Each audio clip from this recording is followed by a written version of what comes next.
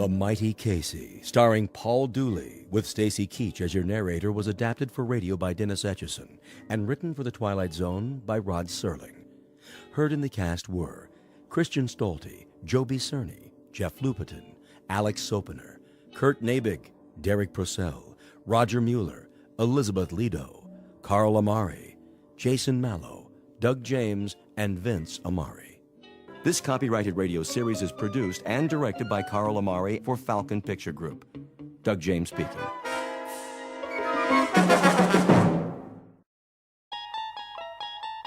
There is a fifth dimension beyond that which is known to man. It is a dimension as vast as space and as timeless as infinity. It is the middle ground between light and shadow, and it lies between the pit of man's fears and the summit of his knowledge. This is the dimension of imagination. It is an area which we call the Twilight Zone.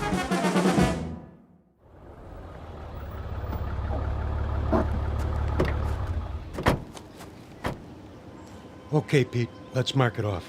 Starting where? The dugout. Run a chalk line in front of the fence all the way to the gate so they can bulldoze it flat. Wait, what's the dugout? Where the team would wait.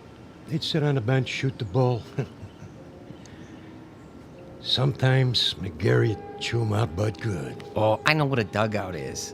But why'd you call it that? I don't see any bench. Not now, you don't. Used to be right over there, under the bleachers, near home plate. Okay, I get it. This place used to be a ballpark. Of course, that was before my time. Yeah, I'll bet it was. I always thought this was a track for motocross and monster trucks. My old man used to take me before it was a swap meet of me. That right.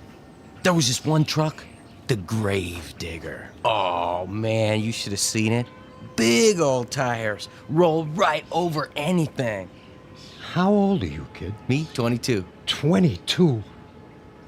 I was out of high school before you were born. You know what? You really missed a lot. Yeah, Pops, back in the day. Hey, you ever see the monster trucks? Afraid I missed that. Ever see the Zephyrs? The what? Only the greatest ball club there ever was. Sure. That's why I never heard of them. Yeah, World Series champs, huh? They could have been. Let me tell you. And they almost did. 1 year in particular. We better get back to work, Corrigan. Wait a while, kid. I want to tell you a story. You bring your lunch?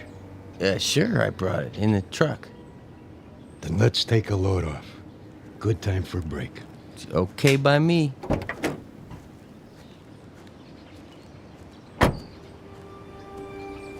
We can sit over there in the pitcher's mound. Of course, you can't see it anymore, but it was there. Fletch was the regular pitcher. He was a nice guy, but he had an arm like an old lady. Then one day out of the blue. Oh, you're not going to believe this. Oh, one day what? Well, it was, must have been July. Yeah, that's it. Middle of the season, everybody was talking about the Giants, how good they look, what a lineup, blah, blah, blah. The Zephyrs were stuck in a toilet. Then one day, McGarry, that was the manager, he called for open tryouts. Why not? Couldn't be any worse than what we had. And that was when he came along. Didn't look like much. But when he wound up, man, what an arm. Who? I'm getting to it. Better start at the beginning. It was a hot one that year. No rain, the sun beating down.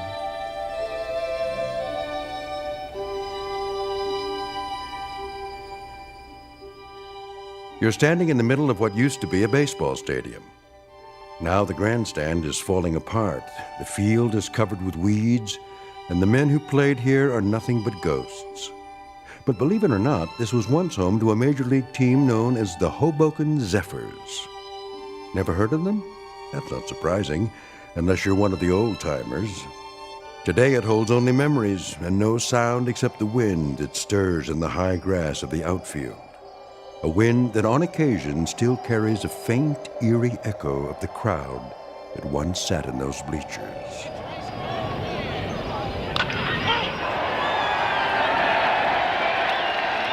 We're about to travel back in time to a day when the Hoboken Zephyrs were still a part of the National League, and this mausoleum of memories was an honest-to-Pete attraction.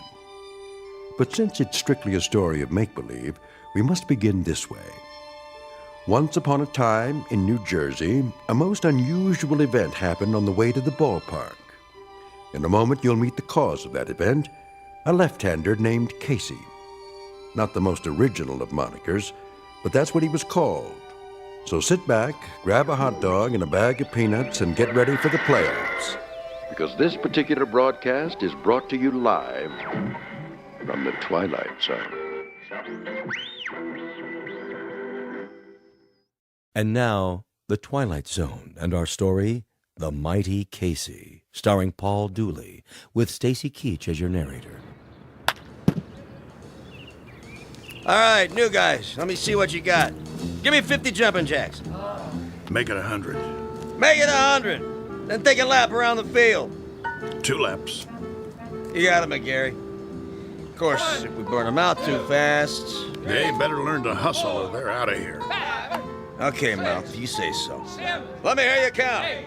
9, 10, 11, 12, 13, 14, 15. Morning, McGarry. Beasley. 4 great-looking boys, huh? The one with the black socks and the Florsheim's brought a note from his mother. Who are you expecting, the All-Stars? Post a sign for open tryouts in a last-place club that happens to be 31 games out of first place, and this is what shows up. You never know, I guess. Might be some talent out there. Yeah, and you might be Yogi Berra. I can't make something out of nothing. You're the owner of the club. You gotta give me some ball players. Think you'd know what to do with them if I did? 20 games out of 4th place, and the only big average we've got is a manager with the widest mouth in the business. When the Zephyrs win 1 game, we gotta call it a streak. Buddy boy, when contract time comes around, you don't have to. Sure, you let me go. Who you gonna get? Now think of something. You can always manage the team yourself. One more time, Fletch. Ugh, trying to get it over the plate. You okay, Monkey? I must have slept funny on my arm last night.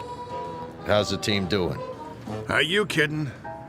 Last week, Fletch pitched 4 innings and only gave up 6 runs. That makes him our most valuable player of the month. Hey! Hey! Okay, let's see some sweat out there. New guys, take a lap. We gotta do it. Jeez, it just goes on forever and ever. I get it. Dugout. What? Who? Just a minute, I'll ask him. McGarry, Yeah? you want to look at a pitcher? You mean someone besides Fletcher? Now, why would I want to do that? Send him down. New boy? Gotta warn you, he's a lefty. Lefty, schmefty. If he's got one arm that works, he's for us. Hey, Monk, Yeah. Fletch can take it easy now. I got a new boy coming in. Catch a few for him? Yeah, sure, Moth. Yeah, okay, Fletch. Go on, shower up. Check.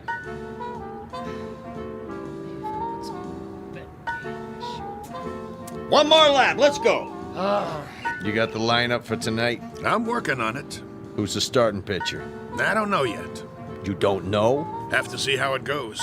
Whoever's hot gets a shot. Make that lukewarm. Oh, my. Chavez, that's enough with the laps. They look like they're gonna pass out. Check. Take 5, boys. All right, McGarry, I've seen enough. Yeah, you and me both. What's that? I said I'll see you on the sports page. I'll stop by later. You do that. Mr. McGarry? Over there. Hey, Mouth! Your new man's here. You gotta be kidding. Mr. McGarry, is it? Okay, what's the gag? I don't know what you... Come clean, Gramps. Did old man Beasley put you up to it? I'm afraid Well, tell him I don't need a water boy. Thanks for coming by. Leave your name at the office. There must be some misunderstanding. I'm here about the pitching position. Right. Hardy har har. Oh, I'm not a pitcher, though I've thrown a few baseballs in my time. Of course, that was before the war. Yeah? Which one? The Civil War? You don't look old enough for Valley Forge, but come to think of it, Was the winter really as cold as they say? I represent Casey. Oh, Casey. Straight from Mudville, I bet. Even got himself an agent. How much do you get? 10% of nothing? Here he is now. Him? What is he? 115 pounds soaking wet? Listen, no offense, but if a wind comes up, those ears will start flapping and he'll take off like Dumbo. Say hello, Casey. Nice one, Miller. Oh, pleased to meet you. Hey, watch out. I said watch out, the ball's coming down. Step aside, Casey. Now, boy. I said... Ooh. Ow! Right on the old bean. That must have hurt. You okay, fella? Oh, Casey's fine. Just fine. How come he's still standing? Must be out on his feet.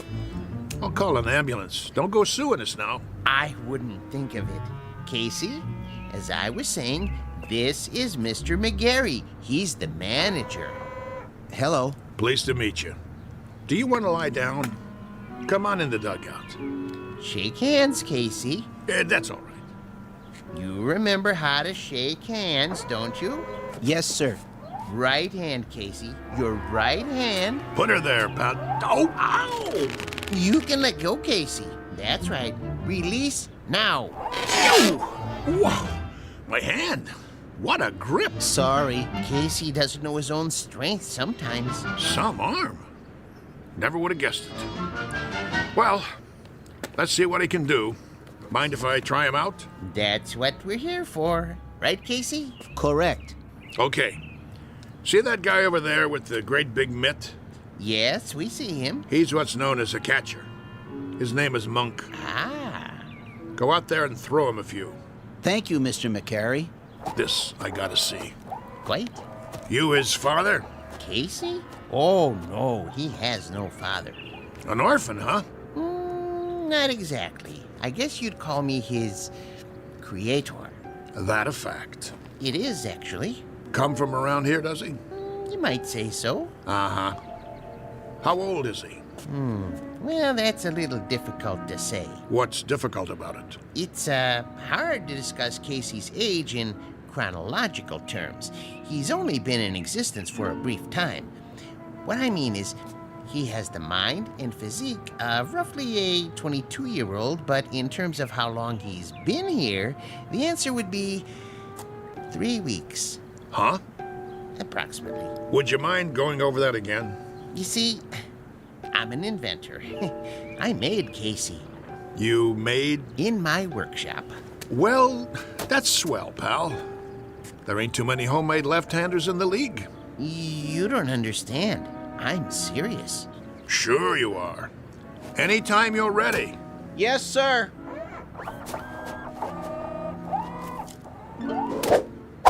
Oh, jeez Louise. That's his fastball. Try a curve now, Casey.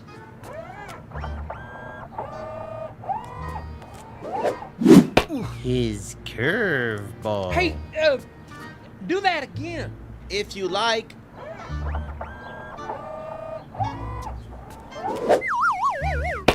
Hey! What was that? We don't have a name for it yet. Go ahead now, Casey. Don't hold back.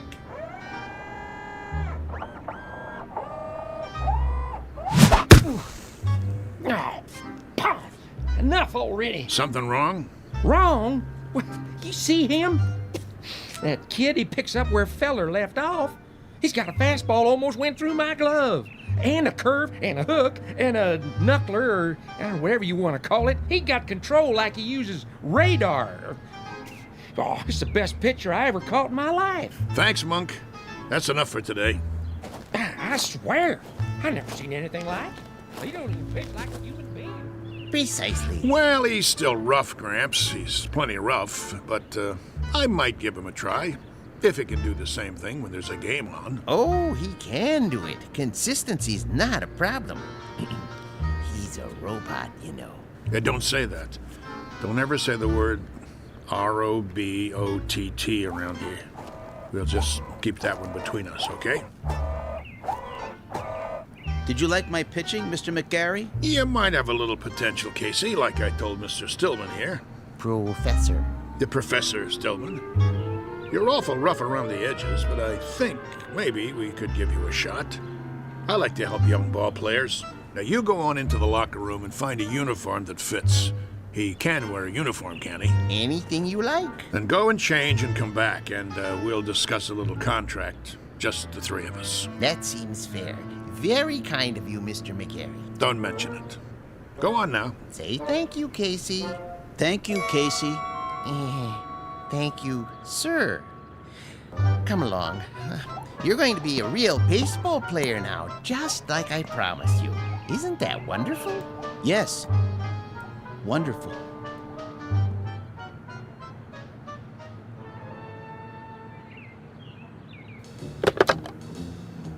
General Manager's office? This is McGarry. Now listen. Draw up a contract. New pitcher, name of Casey. No, I don't know his last name. Leave that part blank. Just do it.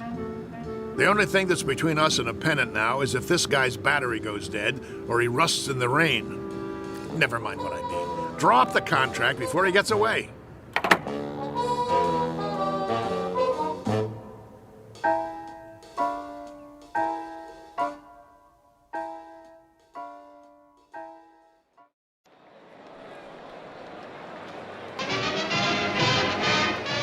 And ready in 3, 2. Good afternoon, sports fans. We're coming to you live for the last in a series of home games for the Hoboken Zephyrs. The Bullets are already on the field, warming up, but there's been a delay. The Zephyrs are still in the locker room. Now, we understand they're getting a last-minute pep talk from their manager, the colorful Mouth McGarry, and knowing him, it's an earful. Peanuts, Red Hots. Well, the Zephyrs are at the bottom of the league this season, which means this is a make-or-break situation. Now, rumor has it there's a new pitcher on the team, but that's unconfirmed. Ah, yes, a beautiful sunny day. Local fans all here, ready to root for the home team. Still, no sign of the boys from Hoboken.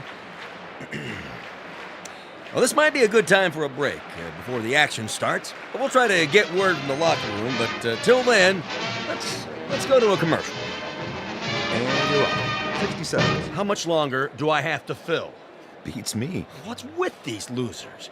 Well, if I was on that team, I guess I wouldn't want to show my face either. 45 seconds. Beer here, get your ice cold beer. Somebody get me a beer. I'm dying out here. What am I supposed to do? Play tiddlywinks? It's going to be another slaughter anyway. Hey, ask him if he's got anything stronger than beer. You can always read him the stats. There are no stats. If this team was any lower, they'd get stuck in the grass. What am I doing here? Get me another gig. Little League.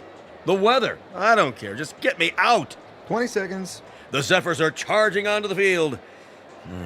No. The Zephyrs look hungry this afternoon.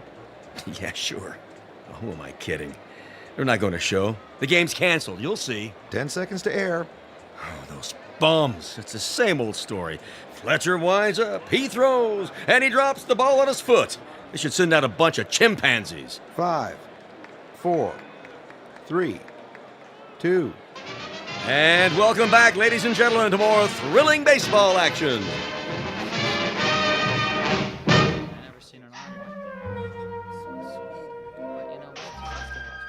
All right, you got the signals down now, kid? Okay, when you're ready to throw, you watch my fingers. See, I'll give you the hand signals, just like we practice. Remember the one for the fastball? This one. Yes. And a curve? Show him the one for a curveball. Yeah, it's right here. Well, what are we waiting for, Mouth? This ain't a training session. This is for real. You're telling me? All right, kid. You got the signals down. Look, the main thing is walk out there like you own the place. But be cool. Nice and steady. Cool? He means don't be nervous. Nervous. Yeah, that's right. Whatever you're feeling, don't let it show. Pull your cap down over your eyes like this. You got nerves of steel. You know what I mean? Not steel, exactly. You know what nerves are, Casey. Oh, yes. Neurons, axons, and dendrites. this case, nerves means ill at ease, as if one of your electrodes were corroded and, Nervous, Casey. Like as if it's 2 out in the ninth and you're 1 up and you're pitching against Joe DiMaggio. He comes up to the plate, looking intent, eyes straight ahead. That wouldn't make me nervous. No? Why not? I don't know anyone named DiMaggio. What? He never heard of it. I know what he said. He's a great kidder, ain't he? I love this guy. All right, fellas, this is it. Let's get going. It's time, Casey. Yes, sir. Mr. McGarry, Yeah? are you coming? Yeah. Yeah, I'm coming. Something the matter? I was just, thinking about the Giants. We're not playing the Giants today, are we? No, but I can't wait to knock them off. For that matter, I'd love to knock off the Phillies and the Cards, too. Or the Braves in Cincinnati. Or even the Hanksville Bullets. Them especially. Those bums beat us 11-0 in spring training. I think that will happen. Casey will come through for you, Mr. McGarry. Most definitely. You never told me. What have you got riding on this? What's your angle? With Casey, my interest is purely scientific. I know he's a Superman of sorts, but I need to have that proven under test conditions. You mean you can't guarantee he'll work? Oh, I have no doubts. Once I built a home economist to run my house. Marvelous cook. I gained 46 pounds before I had to, dismantle her. Now, with a model such as Casey, with his strength and accuracy, I knew he was destined to play baseball. And in order to prove my point, I had to have him pitch in competition. As an acid test, I settled on the absolute worst team I could find. Nothing personal. Nah, of course not. Very nice of you to think of us, Mr. Stillman. Professor Stillman. Professor, I really appreciate it. No kidding.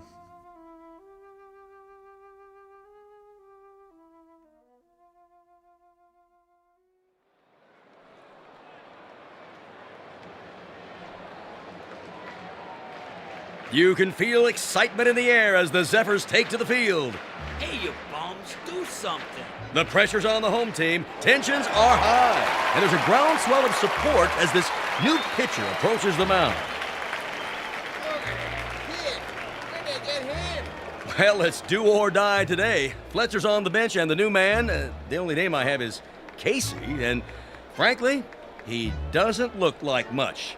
But his metal's about to be tested, to coin a phrase. Go home, kid. Your mother's calling you. The umpire signals for the start of the game. Play ball. The ball is whipped around the infield, and now the second baseman is hand-carrying it over to Casey. He rubs it off on his jersey and hands it to him. The pitcher is, yes, he finally takes it. He turns to face the batter, waiting for a signal. Here's the windup. He throws. The batter swings. Steve right.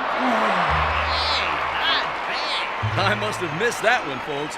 It looks like the batter missed it, too. He went over the plate so fast, he swung a full 360. Good gravy, was that a fastball? Lucky pitch. Let me see you do that again. Take your best shot. Second pitch. Here's the windup. Whoa, Nelly! Halloran tries to take a bite out of it and misses. He's off his feet. Looks like he threw his back out, twisted around like a pretzel. Good golly, Miss Molly, we got ourselves a pitching machine.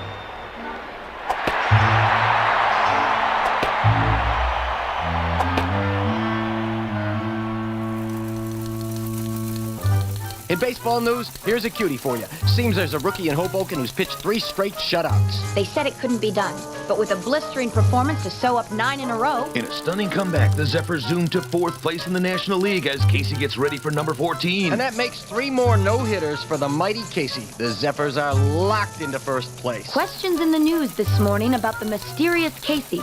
Where does he get his superhuman ability? Playoffs temporarily suspended as the Baseball Commission orders an investigation. Today's headline, the mighty Casey. Is he on steroids? Good day.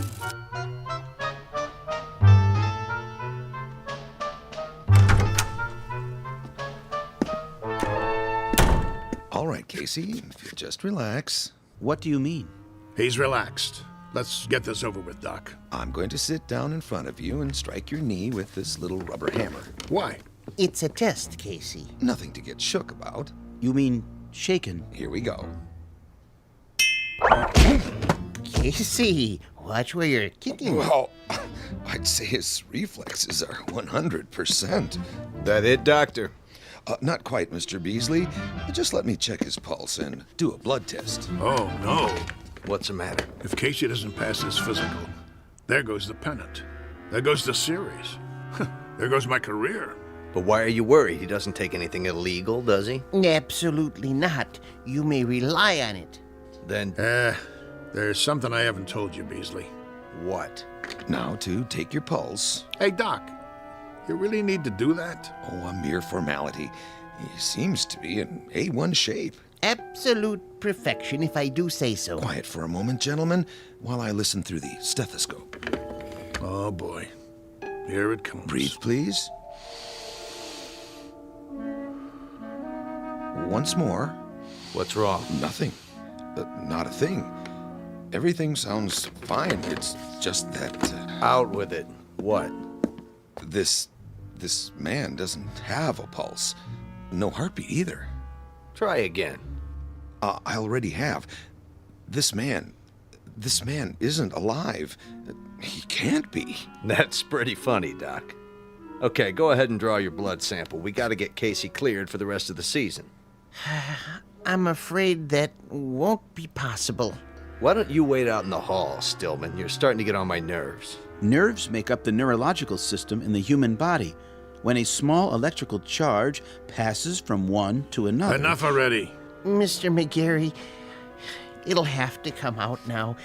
There's no way to avoid it, Doctor. What's this all about, Mouth? Beasley, you ain't gonna like this, but see, I didn't have a choice. It was Casey or nothing. Are you trying to put something over on me? Ah, what a pitcher he was.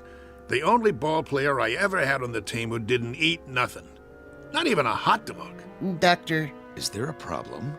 I think you should know something before you go any further. Go ahead. Give it to him. Casey doesn't have any pulse or heartbeat because he doesn't have any heart. How's that? He's a robot. A what? You heard the man. A robot, or if you prefer, an android made from lifelike materials to resemble a human being. Are you sure? Oh, I should be. I built him. And he's been pitching for the Hoboken Zephyrs? Doctor, this is the first I've heard of it. Well, under the circumstances, I have no choice but to notify the baseball commissioner. Move over, Casey. I don't feel so good. Doc, you got anything for a splitting headache?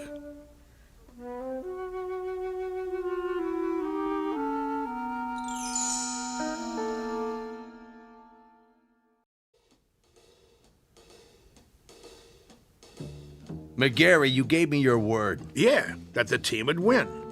I didn't say nothing about... Yes, you did. You brought me Casey and I said I never seen anything like him. Did I lie? Not as such, but you can't run roughshod over the rules. I'm holding you in breach of contract. Me? What did I do? I got you a winner. Know how many tickets we sold? You never had such a season. All right. Knock it off, you two. I'm the commissioner, and I say he's suspended. That's final. On what grounds? He didn't take no illegal substances. He doesn't have to. Everything about him is illegal, from the top of his head to the cleats on his shoes. He's a machine. So? Article 6, Section 2 of the Baseball Code, I quote, "A team should consist of 9 men." End quote. Men, understand? Not robots, or vacuum cleaners, or mix-masters. Commissioner, perhaps there's another way of looking at this.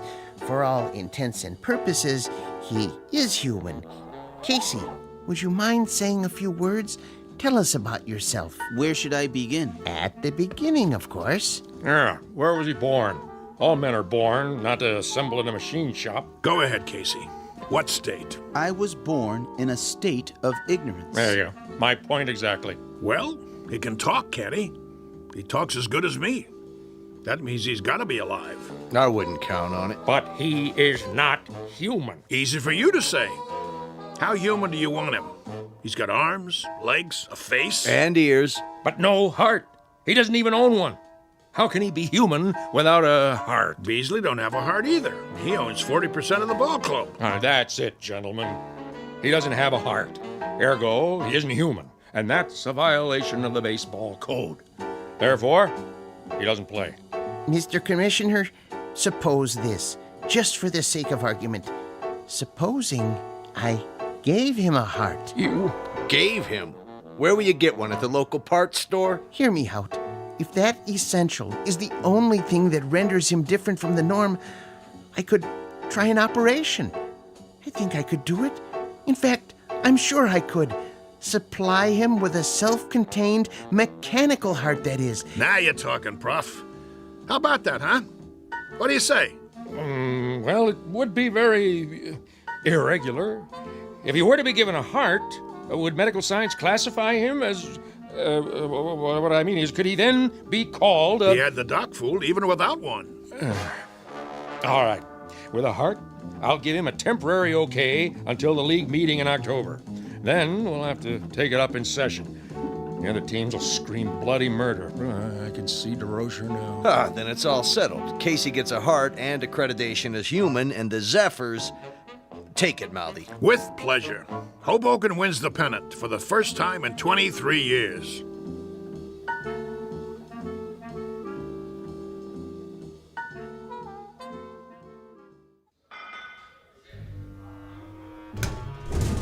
So, where's Casey? Search me. He's supposed to be here. Yeah, well, thank you very much, operator. Well, how's Casey? Is he coming? I don't know. What do you mean you don't know? The operator can't get an answer at Stillman's house. Well, maybe he's in the middle of the operation. So he's in the middle of the operation. What's the matter? He can't use one hand to pick up the phone? We can't wait no longer. I gotta turn in the starting lineup. Corrigan? Yeah, Mouth. You'll pitch tonight. All the rest of you, same as before. Now listen, you guys. That's the enemy out there. That's the New York Giants. And while we're out there playing, a fella named Casey is lying on a table struggling to make it. And I know that the last words out of his mouth before the knife went into his chest were, "Go on out there and win one for me." And I'm going to tell you something else, fellas. From now on, there's going to be a ghost in that dugout.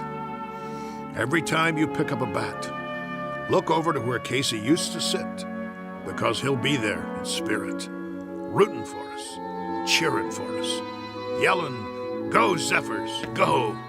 Hello. Oh, hi there, Professor. And I'm going to tell you something else about him. He has heart. Not a real heart, maybe, but that guy who's lying there with a great big hole in his chest, he...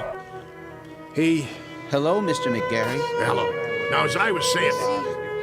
Casey? Hey, how you doing? Hey, welcome back. All right. Knock it off. Quiet in here. Sorry we're late. Well, you got something to tell me? Go ahead, Casey. Listen, Mr. McGarry. I'm listening. He means his chest. Put your ear against it. Go ahead. Okay. Hear it, sir? I hear it. Casey, you got heart. And look at that smile on his face.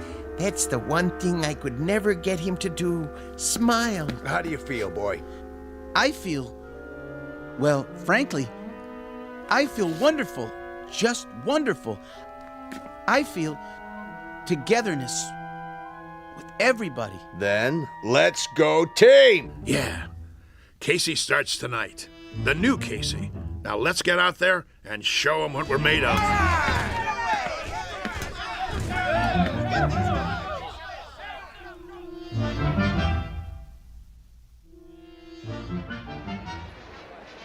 Here, get your red hot. Ladies and gentlemen, boys and girls, this is what we've all been waiting for, the big one. Oh, there's joy in Hoboken tonight, let me tell you. I wouldn't miss this one for the world. One of the greatest comeback streaks in history. Casey takes the pitcher's mound. The umpire signals the start of the game. Casey winds up. He throws. And it's a high fly over the wall and out of the park. That's a home run for the Giants. What a way to start the game. Well, that'll be a big 1 on the scoreboard. What's he doing? Cool it, guys. Casey's just playing with him, making it more exciting. Know what I mean? If you say so, Mouth. Another run for the Giants. Now it's 3-0. What's wrong with the mighty Casey? That's what fans want to know.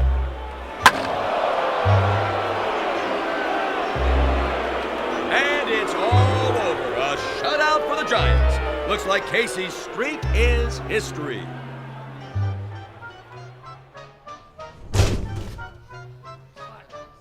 Well, 1 minute he's 3 Bob Fellers rolled into one, and the next minute he's a tanker with nothing. You want to tell me what's going on?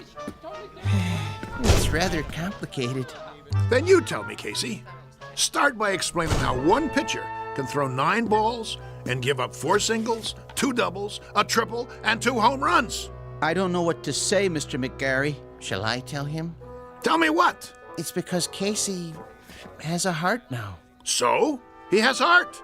Big deal. The thing is, Mr. McGarry, I just couldn't strike out those poor fellows. I didn't have it in me to do that, to hurt their feelings. I felt... He felt compassion. What? That's what he's got now. Compassion. See that smile on his face? Give an individual a heart, Mr. McGarry. Particularly someone like Casey, who hasn't been around long enough to understand things like competitiveness or drive or ego. And it's bound to happen. Oh, my aching back. I'm sorry, Mr. McGarry. I just couldn't hurt their careers. Professor Stillman thinks I should go into social work. I'd like to help people. That's what happens to you. Should I tell you what happens to me? I get shipped off to a baseball farm system that consists of 1 silo and a McCormick Reaper. The only thing we get come spring is a wheat crop. Right now, I'm gonna go have me a drink. Oh, Mr. McGarry. What do you want? I was wondering if I might come with you. What for? Do you mind, Casey? Oh, don't worry about me, sir. You go ahead. Good. Now, Mr. McGarry, I've been doing some thinking. About what? The characteristics necessary to make a great baseball player. I figured out the mechanism for hooks and curves and sliders, and I think Casey is the perfect height. But when it comes to temperament, motivation, attitude, that sort of thing, there may be a better way. Such as? I might be persuaded to build another model, new and improved, who would work out even better. I could have him ready, say, for next year's spring training? Who's gonna pay for it? Oh, I've got the funding, don't worry. But I thought if we could go over the plans together. What do you got in mind? Let me draw you a picture.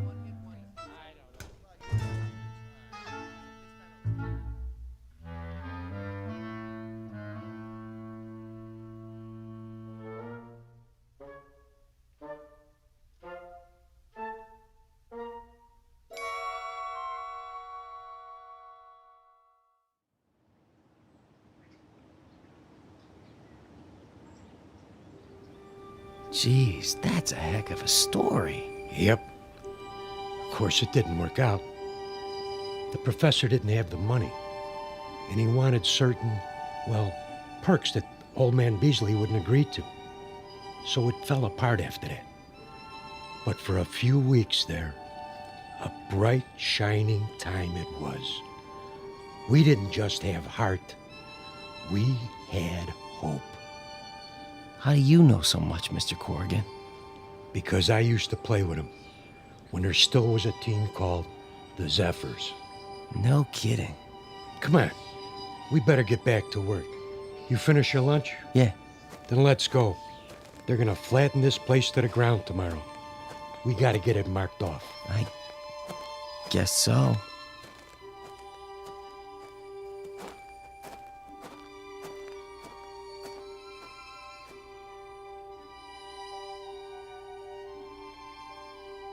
Once upon a time, there was a Major League Baseball team called the Hoboken Zephyrs, who, during the last year of their existence, wound up in last place and shortly thereafter were consigned to oblivion. There is a rumor, unsubstantiated of course, that a manager named McGarry took some of them to the West Coast and wound up with a pennant and a world's championship not long after. This newly revised team had a pretty fair lineup of pitchers with names like Drysdale, Koufax, and Sherry, or so the story goes. So if you're interested in where any of those now famous gentlemen really came from, here's a tip. Just check under B for baseball in the Twilight Zone.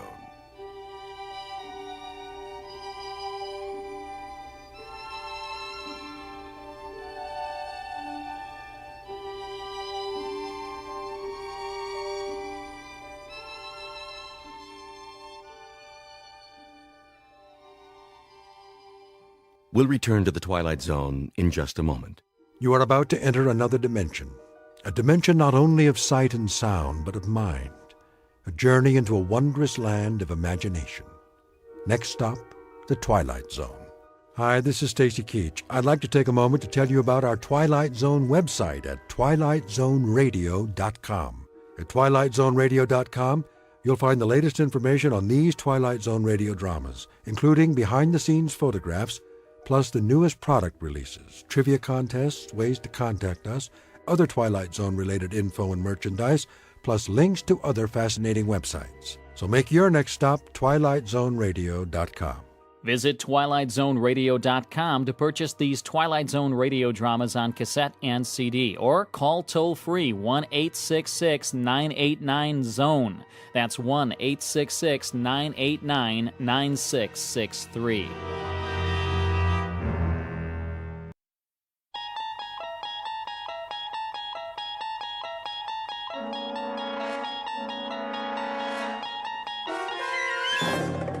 You unlock this door with the key of imagination. Beyond it is another dimension, a dimension of sound, a dimension of sight, a dimension of mind. You're moving into a land of both shadow and substance, of things and ideas. You've just crossed over into the Twilight Zone.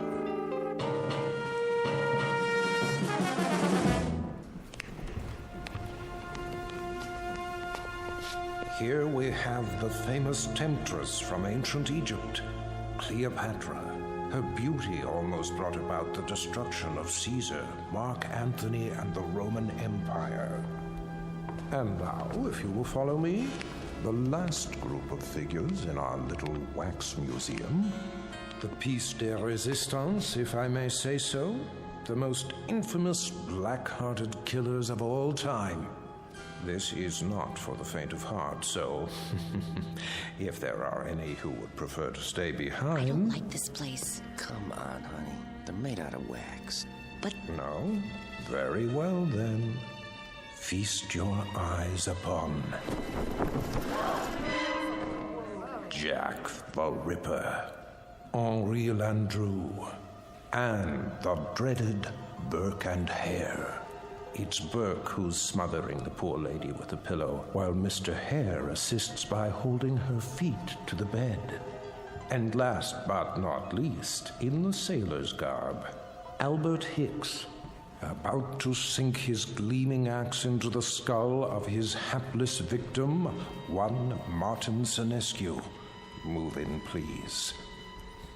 They look so real. Closer. Closer. But not too close. Allow me to introduce Mr. Senescu, the curator of Murderer's Row. Thank you. Thank you. I'm sorry if I startled you. I thought he was one of the dummies. Oh, nothing to be afraid of. Perhaps not, young man. But who can tell what evil lurks in the heart of the man standing next to you? Go ahead, Martin.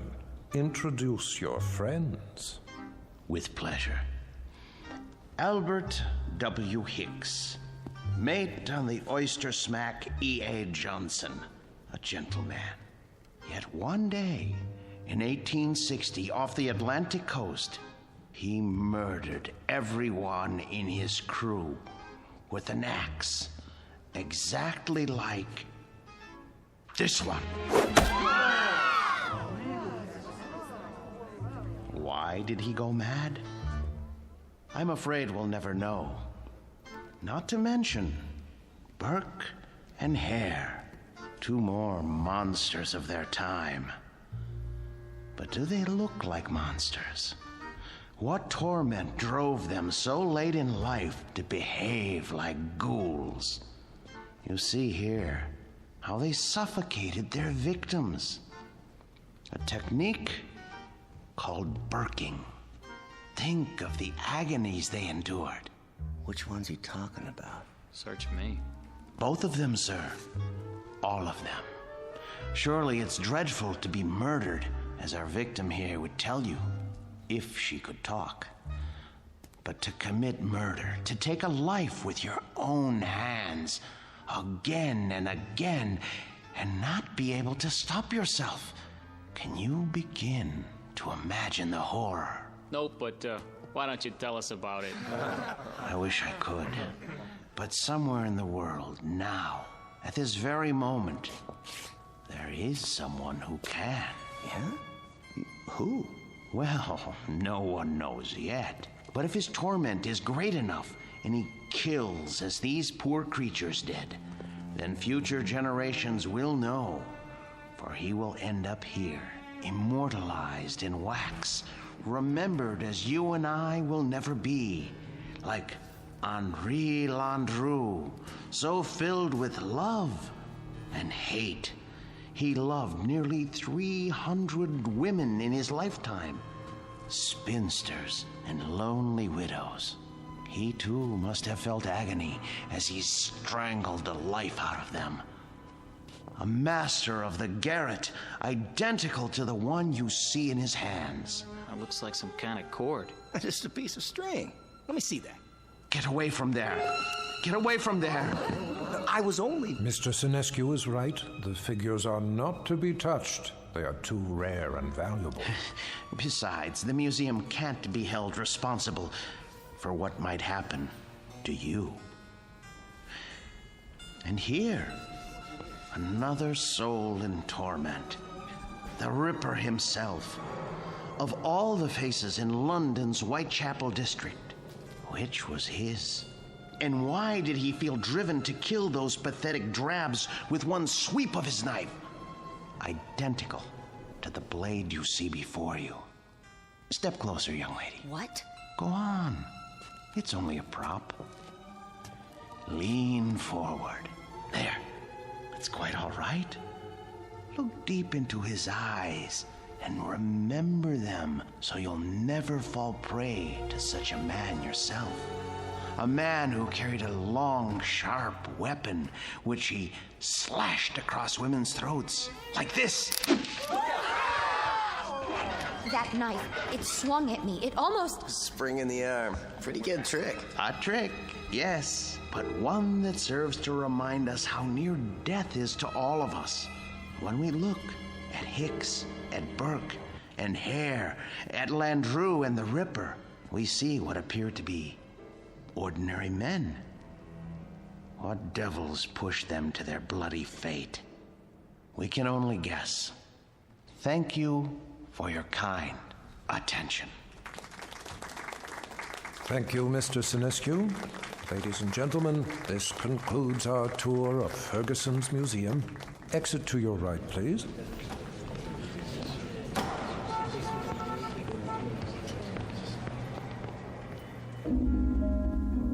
Mr. Martin Sinescu, a gentleman and the curator of Murderer's Row in Ferguson's Wax Museum.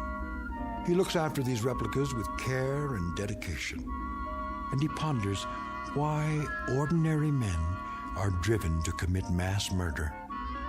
What Mr. Sinescu does not know is that the groundwork has already been laid for a special kind of madness, a torment found only in the Twilight Zone.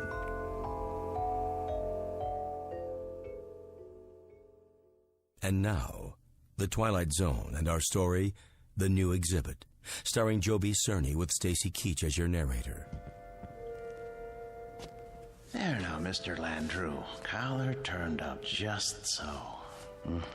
Easy to see why you're a real lady killer. We have to do something about that suit. Martin? Yes, Mr. Ferguson?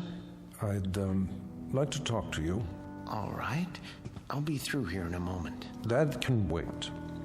What I have to say to you is rather important. You know, sir, I think Landrew needs a new suit. This one is 10 years old and shows it. Something wrong, Mr. Ferguson? Well, yes and no. I think we'd better discuss it in my office. All right, if you like, sir. Is it something I've done or haven't done? No, nothing like that. Sit down. Very well. Martin, I'm abandoning the museum. Abandoning? I'm afraid so. Is this a joke, sir? No. But you can't. You mustn't, sir. I know how you feel, Martin, but there isn't any choice. I don't understand. I've been offered a large sum of money for this property. Some people want to build a supermarket here. A supermarket? When I first opened the museum 30 years ago, I'd never dreamed I'd see this day. But the day is here, Martin, and we will just have to face it. 30 years, sir. No, for heaven's sake, don't make it more difficult than it is. I'm sorry. I hate this, Martin.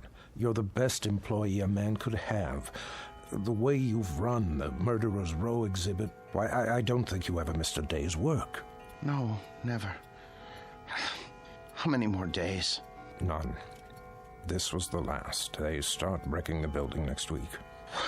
What about the wax figures? I haven't decided yet. Sir, we can open another museum. We'll move everything somewhere else. I'm not as young as I once was. I could use a rest. But, sir, I'll do all the work. You won't have to lift a finger. I appreciate that, Martin, but it would be foolish. Foolish? Foolish? Why? We have become passé. People aren't interested in wax museums anymore. Look at the numbers. It's all here. Our attendance figures, our profits, but mostly our losses. This year has been the poorest of all. There's even a news story about the closing of the Grand Guignol. Surely not. The handwriting's on the wall. Seriously, what do we offer? The great lovers of history? The discovery room? Scientists? That isn't why people came here. That isn't why at all. What they really came to see was your Murderer's Row. We've always known that. But they've been coming in decreasing numbers. And do you know why? Because the evening news offers them fears we could never match. The wars, the atrocities, the perversions, they've all ruined our chamber of horrors. People are blasé. They think they've outgrown the need to be frightened. They already live in fear day in, day out. It's the world, Martin, and the world has changed. No, it would be foolish to open another museum. Maybe it's the location or the exhibits. Remember how people came after we installed the Ripper's arm with the knife and the spring mechanism? That was years ago. They're simply not interested anymore. But what's going to happen to them? Landrew and Hicks and the others. If I could sell them, I would. But there is no market for wax figures. Mr. Ferguson, you're not thinking of destroying them, are you? I mean, they were meant to live forever. Martin, I tell you, I don't know what I'm going to do. You're forgetting something. Come with me. Martin... Look at Landrew. His eyes. Don't you see the shy, frightened little choir boy he once was? The bookkeeper who so longed for freedom. Of course, but... Even the cheek feels real, like flesh with pores, and the mouth. Isn't it about to say something? Oh, Landrew was an elegant man, full of tenderness. It's right here, in the lips. The way... What are you trying to say? Mr. Ferguson, You seem to have forgotten that these figures are the work of the great Henry Guillemond, the only ones he created outside of Europe. I haven't forgotten. There was genius in everything he did. They're not just so much candle wax. It's as though they were alive. I'm afraid it doesn't make any difference now. I don't think I could stand it if these figures were destroyed. It would be like losing 5 close friends. I won't destroy them, Martin. I give you my word. But where would I store them? You know how vulnerable they are to changes in temperature. I could take them. You? Yes. What would you do with them? I wouldn't put them in an ugly warehouse, I'll tell you that. They need constant care. I'll put them in my basement. That's ridiculous. Think about it. What would Emma say to having the figures of 5 famous murderers in her basement? Oh, she wouldn't mind. She rarely goes in the basement. It's my space. She'll understand. I'll put air conditioning down there and a heater for colder days. Oh, you'll see. I'll take care of them, just as I always have.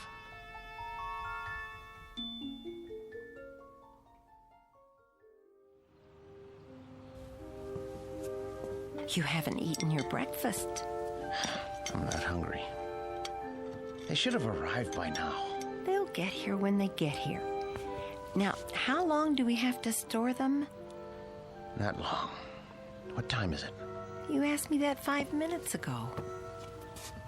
Oh, maybe something happened. It's not like moving furniture, you know. They should have let me ride in the truck. What if they dropped one of the crates? There they are now. Just relax. You Martin Sinescu? Yes, are they all right? The boxes? They okay? They didn't break, right? Nope. No bumps? No bumps. Where do you want them? Look, carry them to the rear of the house and down to the basement. Carefully. Take your time. Wait a minute, how much time will it take? I don't know, an hour maybe. You gotta pay by the hour, you know. Sign here. With pleasure, and please, hurry. You see? All here, safe and sound. Easy! Please, don't jiggle them. Will you stop worrying? It's getting warm. What? I say, it's getting warm outside. They're very delicate. They can't stand more than 80 degrees. I didn't think they were so big. They're not. The boxes are big. The actual figures are not any bigger than you or I. See? Landru's in the first one. The next is Jack the Ripper. Oh, Emma, I'm so sorry I got mad. But it's gonna be like opening Christmas presents. Mr. Sinescu? Yes? Miller's Appliances. Got your air conditioner in the van. Where do you want it? Oh, good. I'm glad you're here. Look, put it there, the basement window. Oh, please hurry. I'll do my best. Thank you. You bought an air conditioner? I had to. They can't stand the heat. How much did it cost? Don't worry about that. Well, I am worried about it. Please. Leave me alone. Just leave me alone with my friends, all right? Now, if you don't mind, I have to go downstairs.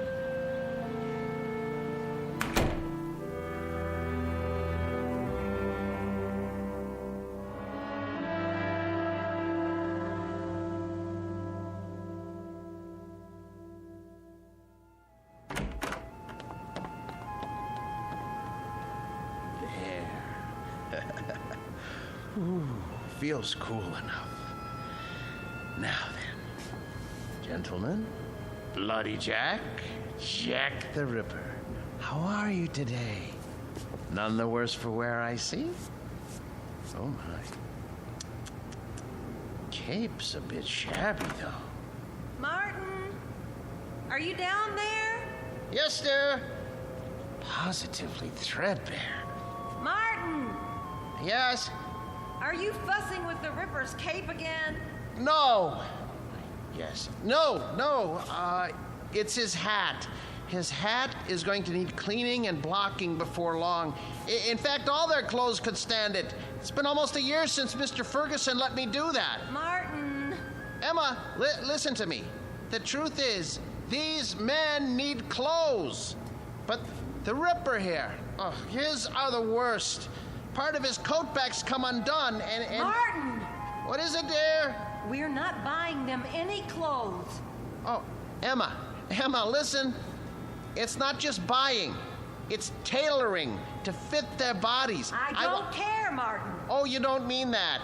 Yes, I do. No, you don't. Honestly, Martin, you pay more attention to those murderers than you ever did to me. Oh, Emma, listen, that's not true. You practically live down there. Emma, they're a trust, a sacred trust. These figures were made by Guy Lamont. They're masterpieces. All right, so they're masterpieces. But you told me it would only be for a few days. Now, they've been here for weeks. I've been nice about it, Martin. You can't say I haven't. How long is this going to go on? I'm sorry, dear. I didn't lie. I thought they'd be here only a little while. I really did. But, well, I can't find anybody to finance the museum. How can you find anyone if you spend all your time down there? Well, I phoned, but everyone I talked to never even has heard of Henry Guy Lamont. Can you imagine that? What's that? The electric bill. You see how much this air conditioner is costing us running around the clock? Well, you know how hot it's been. Oh my. That is high, isn't it? I'd like to know how we can go on paying it. Martin, there's no more money in the bank. I know. But you mustn't worry. I promise you, I'll think of something. There must be somebody somewhere. Mr. Ferguson. No. Why not? You've told me he loves these things as much as you do. Besides, isn't it up to him to take care of them? Emma, I don't know anyone in the world I respect as much as Mr. Ferguson. I would never trust these figures to him. I couldn't be sure they were cared for properly. I don't even think I could sleep if I... So we're stuck with them. Stuck? Emma, it's an honor, a privilege. For you, maybe. But how do you think I feel? I am afraid to go into the basement because of these monstrosities. I mean, I just about get a heart attack, Martin. The way they stand there and stare at me, they're frightening. They're supposed to be frightening. Live with them as long as I have, and you'll come to love them. Love them? One day, they cease to be strangers to you, and you want to say good morning to them and ask them how they passed the night. And when that happens, Emma, I tell you, Emma, where are you going, Emma?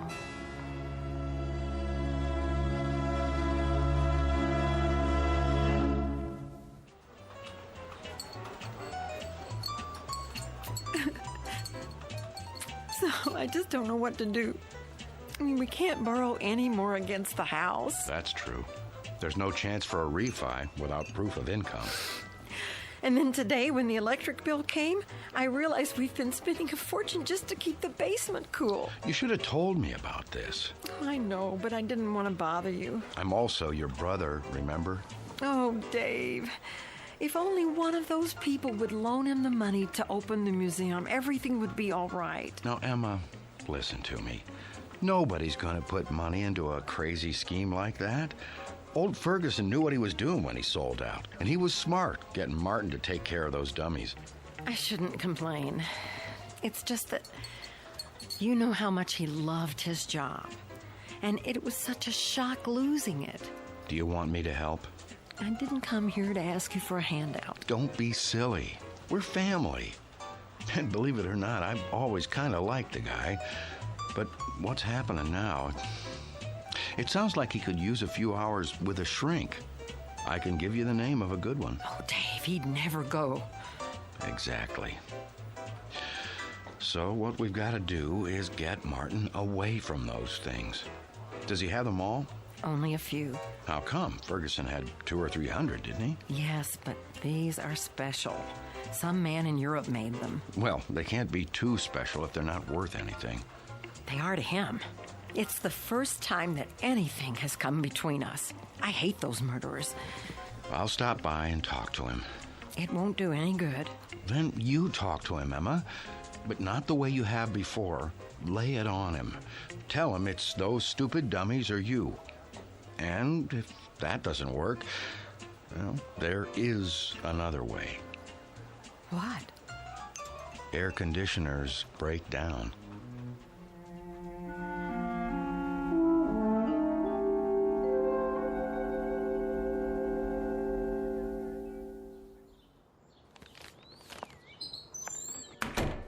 Emma?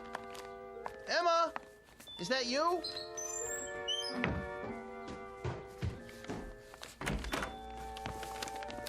Where have you been? Do you care? I know you're angry, but what can I do?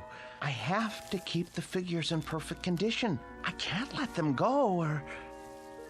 Where did you get those groceries? I thought you said we didn't have any money left. Dave gave me some cash. Oh, no. Oh, my, oh, my, oh, my. You told your brother. Martin, we can't go on living like this. I'll borrow some money from Mr. Ferguson. Borrowing isn't going to solve anything. Now, Martin, I know what those figures mean to you, but... But what, Emma? What? I simply will not have them in this house 1 minute longer. Martin, once they're away from here, you'll be a different man. You'll see. You've lived with wax dummies so long, you've forgotten how to be a human being. No, I haven't. What kind of friend do you think I am? I cannot desert them now, not after all these years. They need me. They'd be lost. Martin, they're not alive. They don't need anybody. I want you to see a doctor. What? A doctor? Yes. Just once. What do I need a doctor for? Because, Martin, there's something the matter with you. You haven't been yourself lately. Oh. Well, who have I been then? Well, I'm not sure. Somebody I've never known. But, Martin, staying down in the basement all day and talking to those things, honey, it's not natural. I know it's not natural, but it's my job. I'm not the only husband who brings his work home with him. This was your brother's idea, wasn't it? Well, you go back and tell him to mind his own business.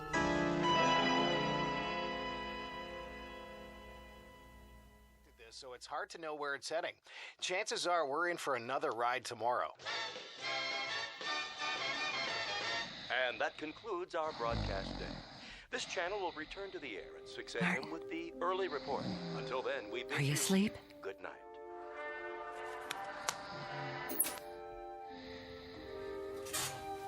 God forgive me. It's time for the air conditioner to break. Oh, it's so dark down here. And cold.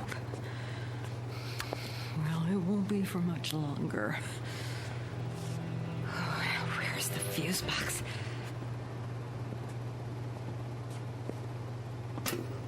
Let's see now. Which one is for the air conditioner? I should have brought a flashlight. I can't see a thing. Here it is. Good.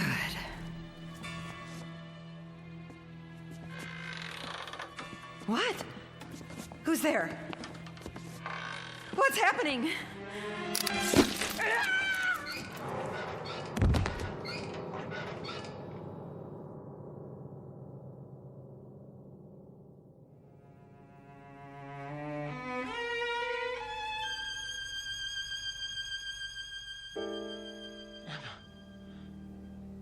are you? Emma? Emma? Are you down in the basement? What are you doing? Emma? I asked you not to go down in the basement alone, Emma. I don't want you touching the figures. You leave them to me. Emma. Oh, where's the light switch? Ah, that's better. Emma! Emma! Emma! Oh, good Lord, what happened? Your throat. For the love of Emma. Who could have? Oh, you. The Ripper's knife? The blood? Oh, so no. No.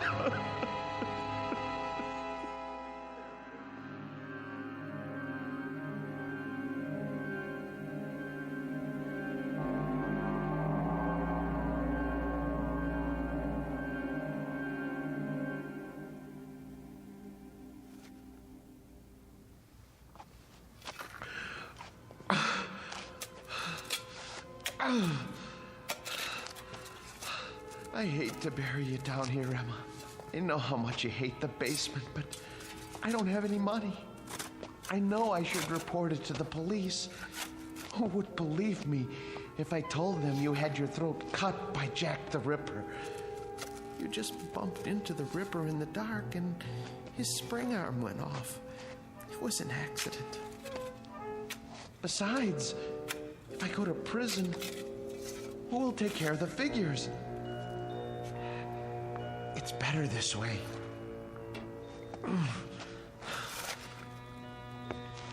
They didn't like you, you know. You said some very unkind things about them, and they heard you. You have to be careful around Jack. He has such a temper. I should have warned you. There. Now for the cement. Oh, poor Emma. But it's too late to tell her anything now.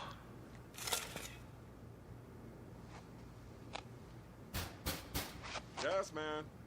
Come back later.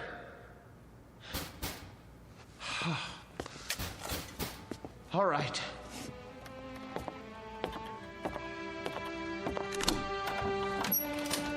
Hi, Mr. Snesku. I gotta read the meter. Hey, careful of the cement, it's wet. Oh, yeah. Doing a little patching, huh? Floor must have been pretty bad. Yes, it was cracking. I had to do the same thing. These old houses, holy mackerel! Something the matter? Woo! For a minute there, I thought they were real. How'd you ever get statues like that? Yes, well, they're wax, actually.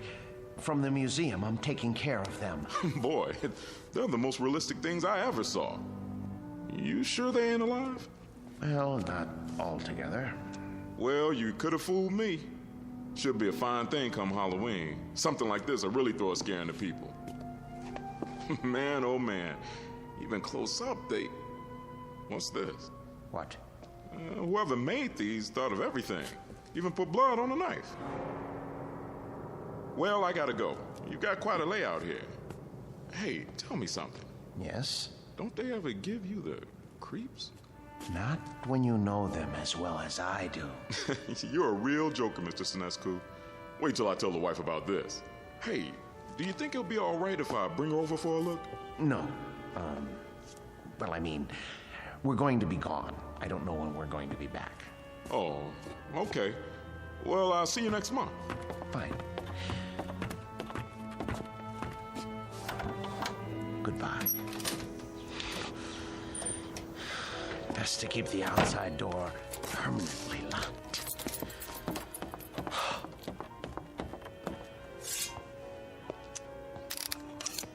Check. surprised at you. I really am. How did you manage all those murders without being caught by Scotland Yard? Any killer knows you can't leave blood on the murder weapon. And I don't mean to make a joke, Mr. Ripper. It's a dead giveaway. There. Knife's good as new. Now behave yourself. Emma? Oh, no. It's her brother. Martin, you in there?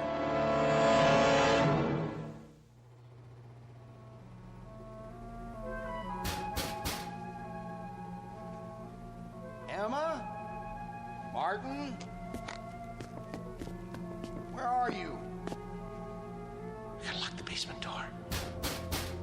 Martin, if you're in there, open up. Now. Martin, are you in the basement? Yes. Yes. Is that you, Dave? I'm down here. Open the door, will you? I can't. Why not? I'm painting the stairs. Look, give me a second. I'll go out the cellar door and come in the kitchen. Okay.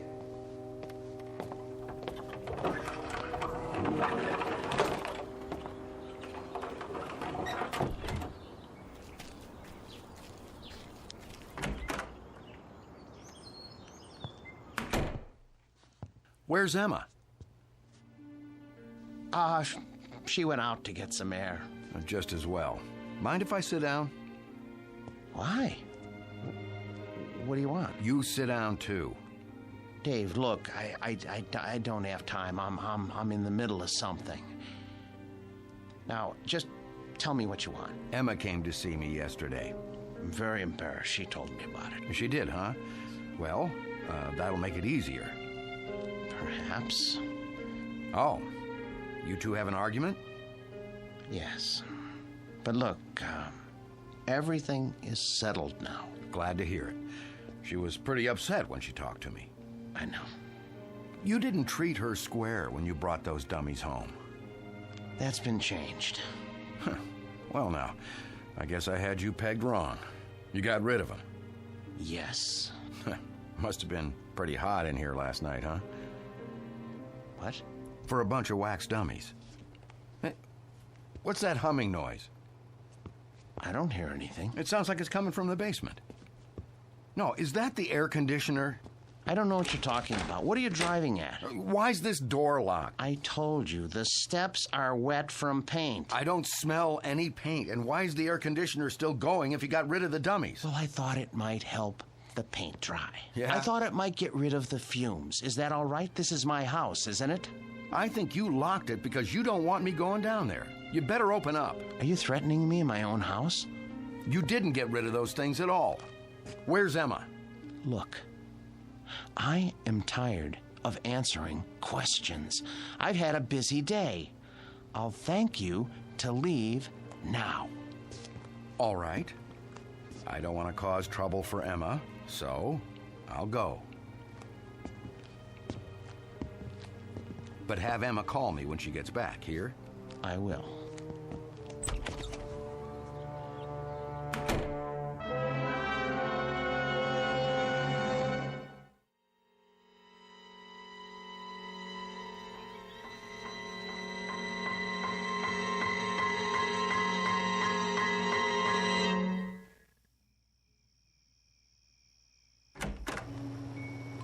Emma? Boys? You can breathe easy. I'm going to bed now. Sweet dreams. Good night.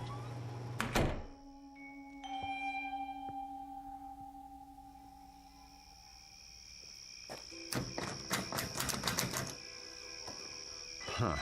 Locked up tight as a drum, huh? Now, what's so important down there he didn't want me to see? Window's too dirty to see in. So, I guess I'll just have to force it open. Whew, air conditioner's on all right. Cold as a tomb down here. It's so dark.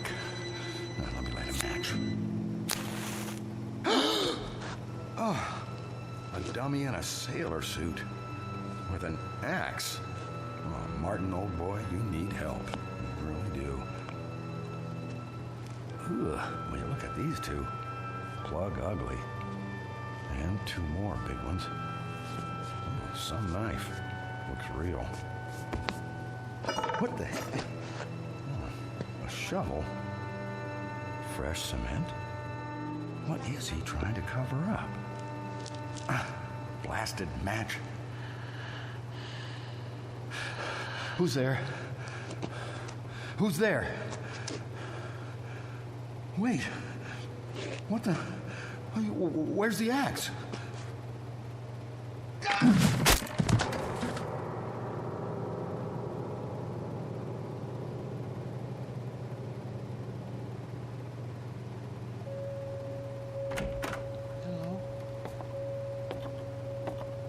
Hello? What's going on? Who's here? Hicks. Where's your axe? Dave. Dave. Oh no. Mr. Hicks. When I took your axe away from you and put it up in the rafters where you couldn't reach it, I tried to make sure that nothing like this could happen. How did you get it down from there? Why did you take it off the rafter?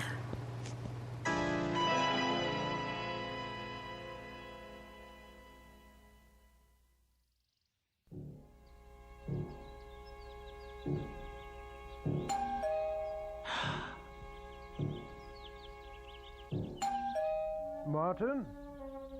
Martin! Mr. Ferguson? Mr. Ferguson! Martin, let me in, would you please? Just a moment. Hello, sir. Hello, Martin. Waking you is like raising Lazarus. Don't you answer your doorbell anymore? I was sleeping. Actually, I overslept. I was, doing a lot of cleanup work in the basement. Well, it's nice and cool down there with the air conditioning anyway, right? Yes, sir. How's Murderer's Row? Oh, fine, in rare form. Good, let's go see. I would have come 2 days ago when you first called, but things hadn't been finalized yet. What things? I must say, you've kept them up well. But I have done my best. We get along so well. You don't know what a relief it is to see you. They've been threatening to cut off the electricity because I haven't paid the bill. Think what would happen to the figures. Well, you won't have to worry about that anymore. Oh, I knew I could count on you, sir. Thank you. But it isn't just the electricity. Look at the Ripper's coat. It needs to be fixed. The threads are falling out. Look at all of their clothes.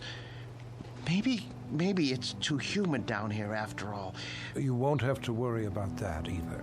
Oh, I was going to have Emma repair this little rip in the sleeve, but... You have a remarkable wife. Thank you. There aren't many women who would have put up with an exhibit like this in their basement. She got used to it. You're looking a bit grubby. Have you been sleeping down here? Yes. I wanted to show you.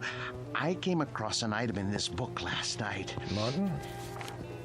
I forgot I even had this. It's got a letter in it written by Landru himself. Martin, listen to me. I'll read it.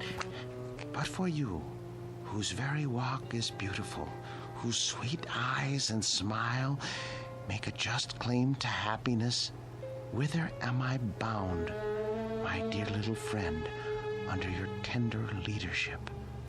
Oh, isn't that touching?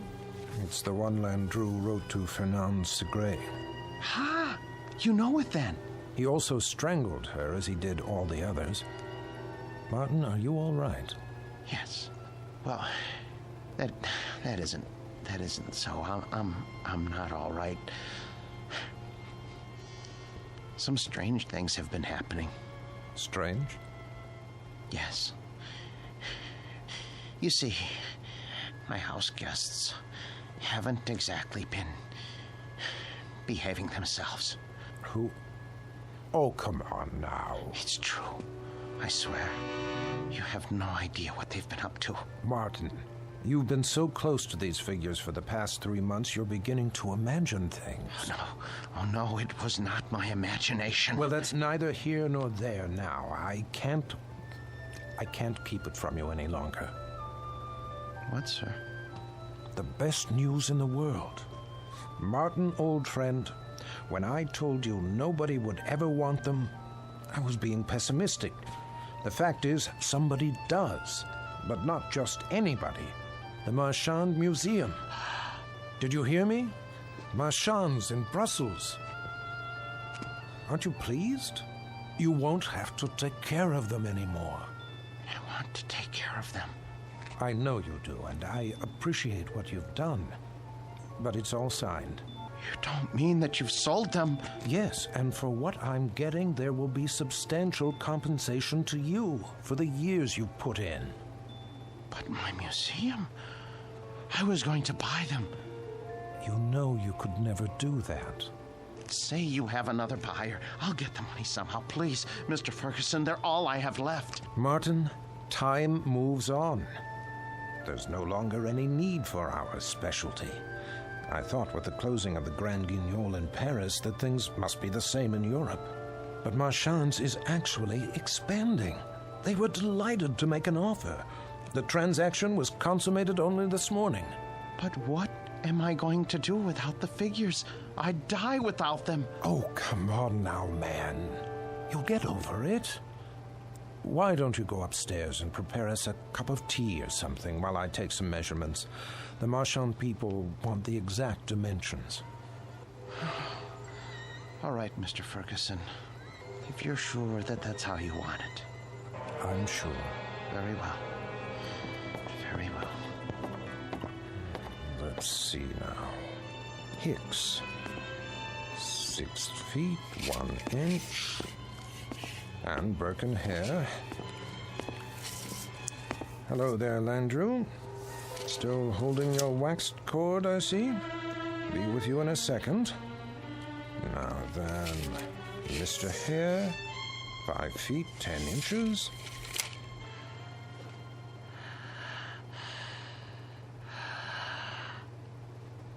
What? What?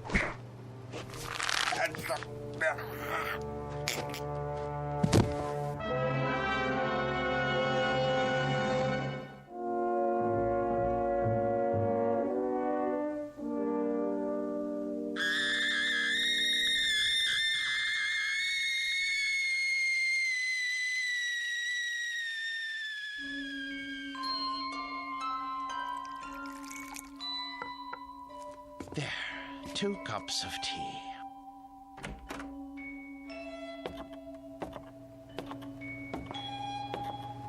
Mr. Ferguson, I don't remember whether you take cream and... Mr. Ferguson? Mr. Ferguson! Your throat. The cord.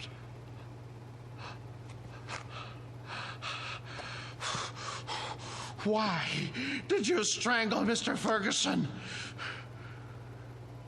And the rest of you? I know you didn't have any part in this, but you didn't stop it either. Landrew, you have gone too far.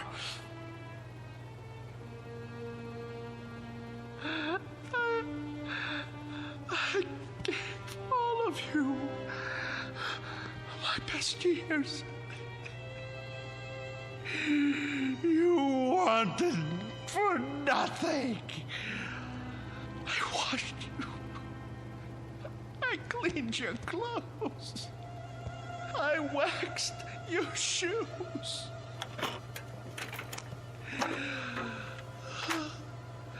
The air was always the right temperature because I made it so. I defended your deeds against the thousands who came to see you. And when Mr. Ferguson sold the museum, who spoke up for you? Who wanted you? And now what have you done to repay me? Murdered Mr. Ferguson? He was a good man. The books were right. You are monsters through and through, and for that, I am going to punish you. Do you know what I'm going to do? Do you know what I'm going to do? I'm going to take my saw, and I am going to cut you into little pieces. Then I'm going to turn up the heat and let you melt into pools of wax. It's no more than you deserve. Who's going to be first? You, Landrew? Because it was you who murdered Mr. Ferguson. It was not I, Martin Senescu, who strangled your friend. It was you. No, it was you. You killed him while I was upstairs making tea. No, maid, it was always you. With my blade, you murdered your wife. You killed her while I was asleep. You used my axe to kill your wife's brother. Get away from me, Hicks. Get away from me. You are the murderer. Perk, stay back. You are the murderer. You killed them all. You lie. You're monsters. Not so, Martin Senescu. No.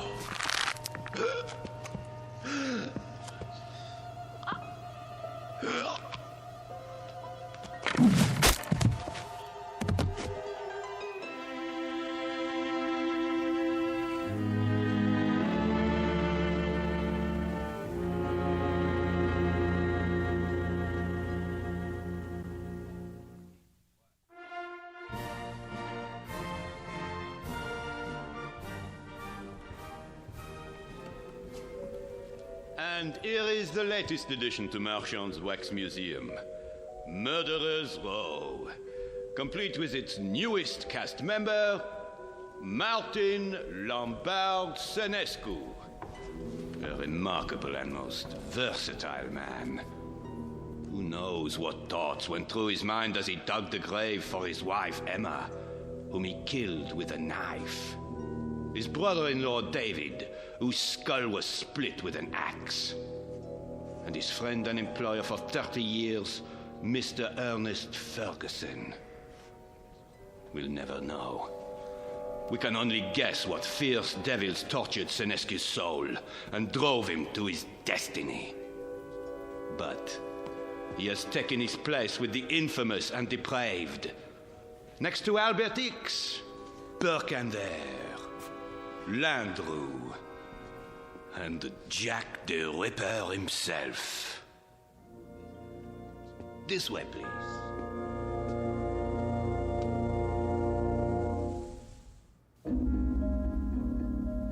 The new exhibit became very popular at Marchand's, an instant hit. But of all the figures modeled so lovingly in wax, none was ever regarded with more dread than an American named Martin Lombard Senescu. There was something about the eyes, people said, dazed, vacant, as if he had seen too much and come to understand it a moment too late. But they shouldn't have been surprised. It's the look one often gets after a quick walk through the Twilight Zone.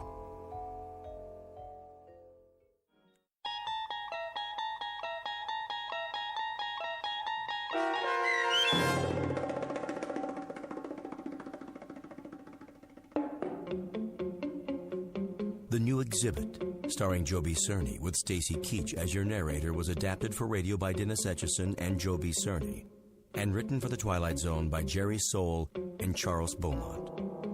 Heard in the cast were Jim McCants, Nancy Baird, Richard Hensel, Nick Sandys, Tom McElroy, Christian Stolte, Damian Arnold, Roderick Peoples, Craig Harris, Martin Aestro. This copyrighted radio series is produced and directed by Carl Amari for Falcon Picture Group. Sound design and custom Foley effects for The Twilight Zone by Cerny American creatives Bob Benson, Craig Lee, Michael Slaybach, and Matt Sorrow.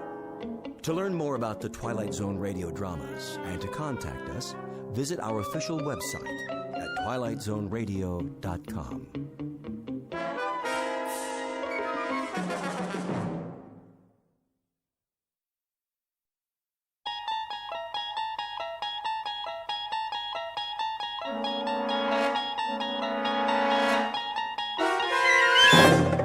You unlock this door with the key of imagination.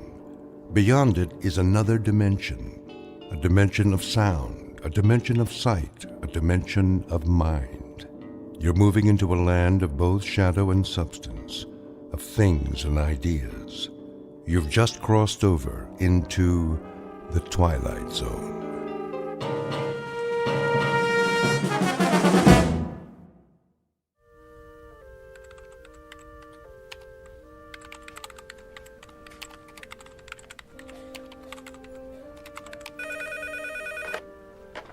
Northwest Medical Clinic, how can I help you?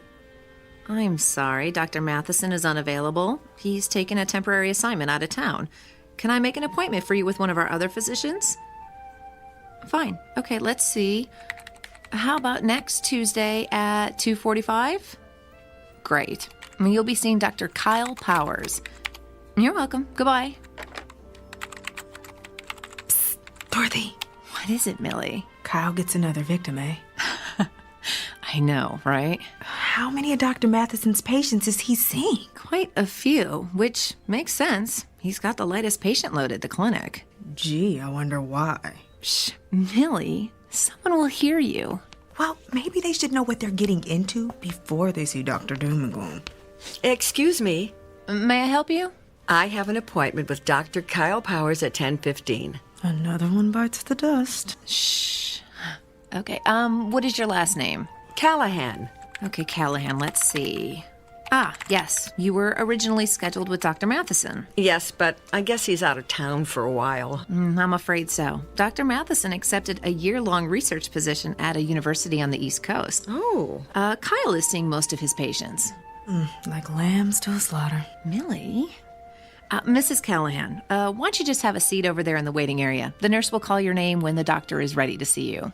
Thank you.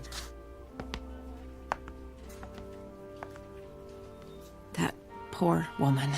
Oh, I feel so sorry for her. If she's used to Dr. Matheson, she's in for a real shock. I know. I don't envy anyone facing their first appointment with Dr. Kyle Powers.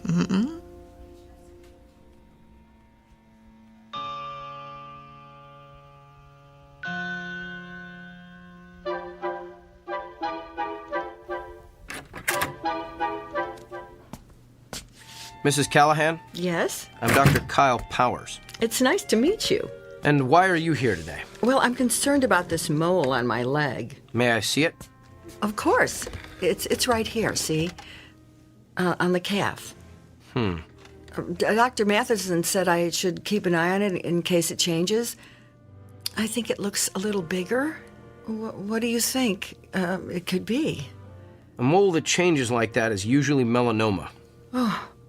Melanoma? That's cancer, isn't it? Yes, it is. I'm going to need to ask you some questions. Oh, well, go ahead. When did you first notice the mole had changed? About a week ago. How much bigger is it? I'm not sure.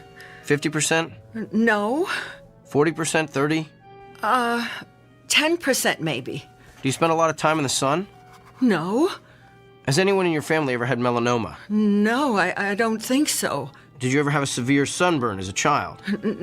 No, not severe, no. Do you have a lot of freckles? No. Are you taking any medication that would weaken your immune system? Oh, I don't think so. What would weaken my immune system? Well, any number of meds. Azathioprine, benzotophine, cortithionate. I don't even know what those are. Doctor, please just tell me if I do have melanoma, what treatment is available? Well, that depends on what stage it's in. Surgery is typically the first treatment for all stages of melanoma. Surgery? And of course, if it spreads to the lymph nodes, those have to be removed. Late-stage melanoma also has to be treated with chemotherapy. Chemotherapy? If it spreads to the organs like the lungs or liver, there's not much that can be done. Nothing. Well, in that case, the focus is on relieving the symptoms and keeping the patient as comfortable as possible. Until what? Well, until the patient expires.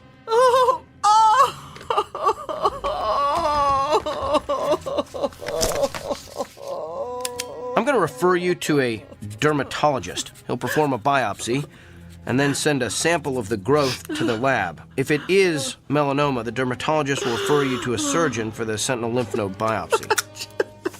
It's all standard procedure. Here's your referral. And Mrs. Callahan? Yes? I know there's something most patients worry about at this point, so let me assure you. Even if the cancer gets to the point where you can't function, your insurance should cover most of the medical bills. Keep in touch.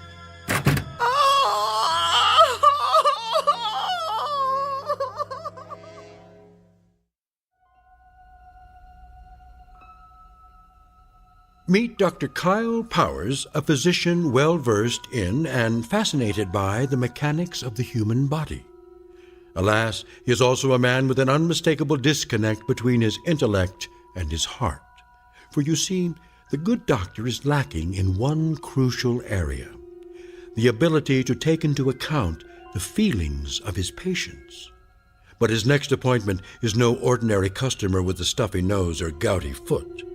Awaiting him in exam room number 6 is a messenger who is prepared to give Dr. Kyle Powers a dose of his own medicine, a prescription that can only be filled in the Twilight Zone.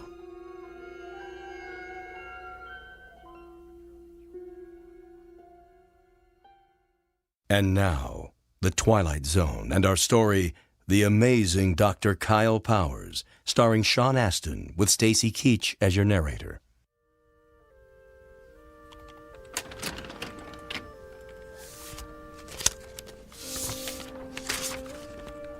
Kyle? Kyle.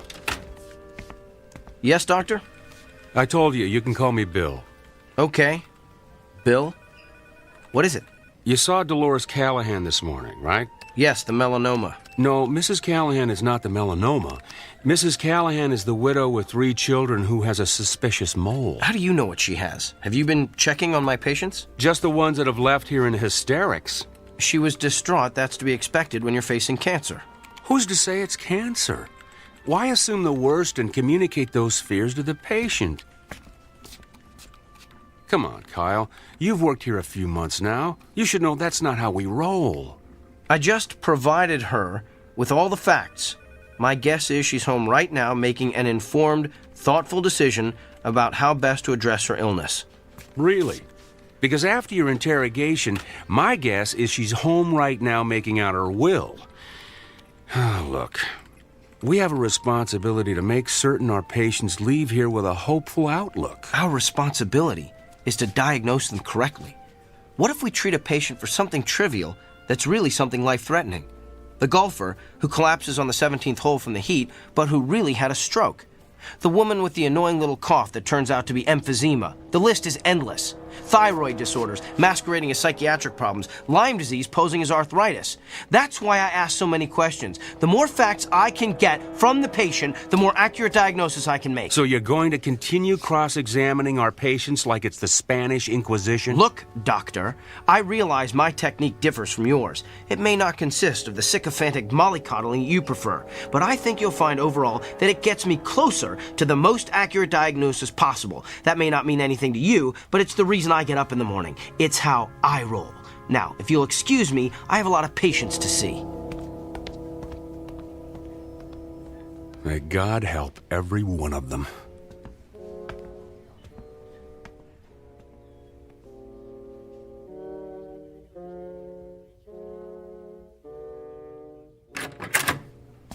Good afternoon. I'm Dr. Kyle Powers. I'll be your physician while Dr. Matheson is... Oh! We are obviously not Eileen Richards. Obviously. The name's Beaumont. I seem to be in the wrong room, Mr. Beaumont. Let me just... You're in the right room, Kyle. You know me? Yes. You're not a quality assurance auditor sent to check up on me, are you? Did Dr. Bill T. Goodwin send you? No, but I am here. As a representative. For who? Whom? I can read you the list if you like. Mrs. Barbara Kennedy, Mr. Emilio Rodriguez, Miss Dolores Delmonico, Mr. and Mrs. Samuel Stone. Those are all patients I've seen. Mr. and Mrs. Emil Saperstein.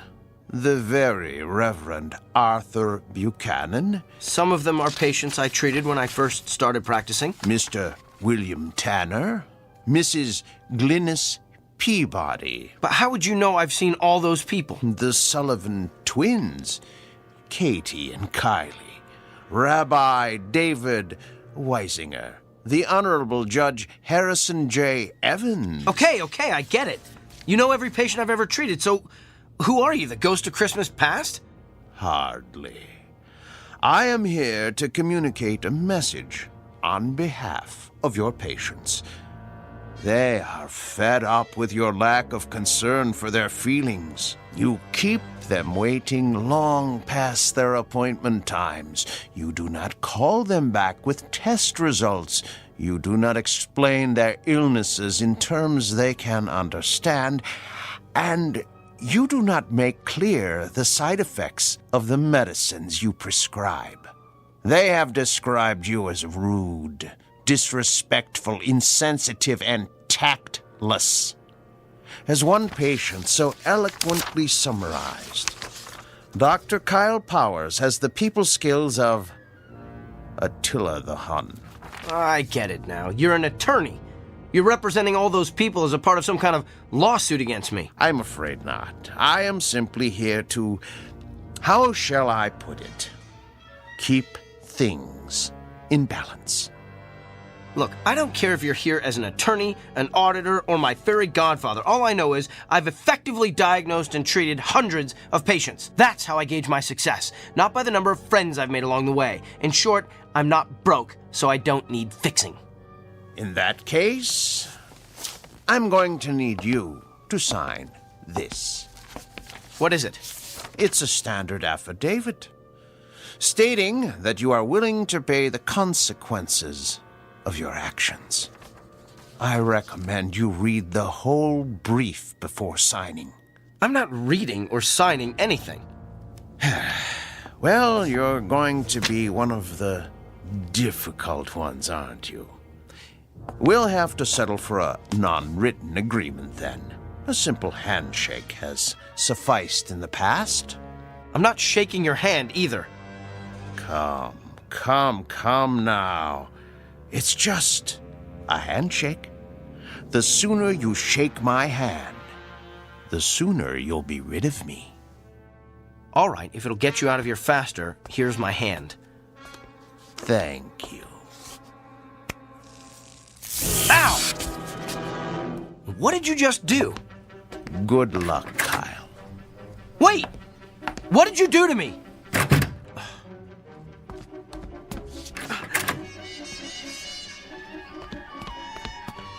Where did he go? Can I help you, Doctor? The man who just left this room. Which way did he go? You're the only one who's left that room in the last 10 minutes. Well, that can't be. I was just talking to him.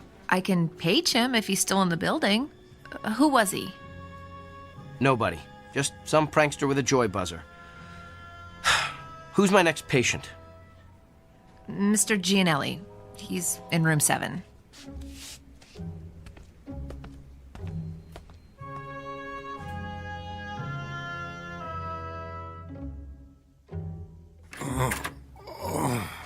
Good afternoon, Mr. Gianelli. I'm Dr. Kyle Powers. I'll be your physician while Dr. Matheson is gone.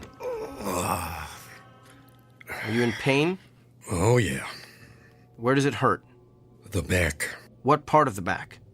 Down low. Did you do anything that might have caused it? Probably. I work on a construction site, see? And I had to move some heavy sheets of plywood by myself. On a scale of 1 to 10, how bad would you say the pain is? About a 7, maybe 8. Seems like it's gotten worse in the last half hour or so. Well, let me take a good look at the area where it hurts. Could you lift your shirt, please? Sure. Lower back, you said? Yeah. All right, I'm going to feel around the area. Hey, you gave me a shock. Oh! Doc, you okay? I don't know.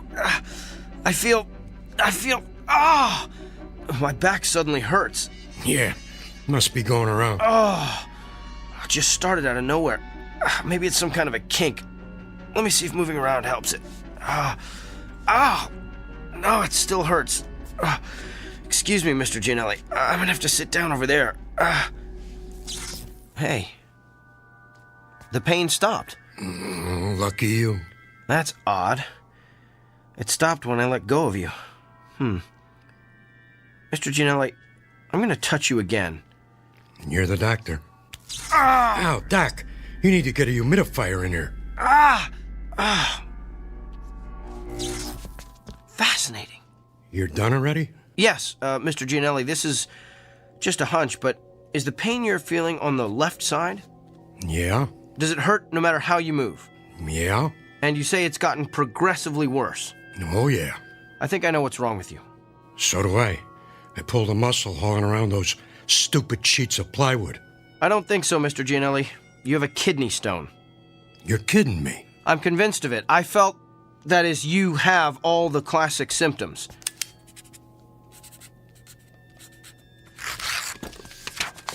Here, this is an order for you to go up to radiology for an x-ray. That'll tell us exactly where the stone is, and we can figure out what to do about it from there. Hey, Doc, can I ask you something? What?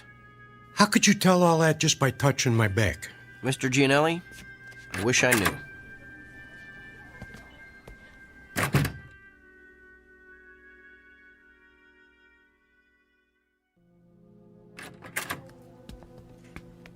So, now that we can talk privately in my office, let me get this straight. You're telling me that you've been able to tell what your patients are feeling simply by touching them, that you can actually experience the pain they're feeling. That's what I'm telling you. Impossible. It can't be done. Then how do you explain the fact that Mr. Gianelli's x-rays came back showing that he had a kidney stone right where I said it was? And what about all my other patients? Everything I diagnosed this morning was confirmed by x-rays or ultrasounds or MRIs. You simply diagnosed them correctly.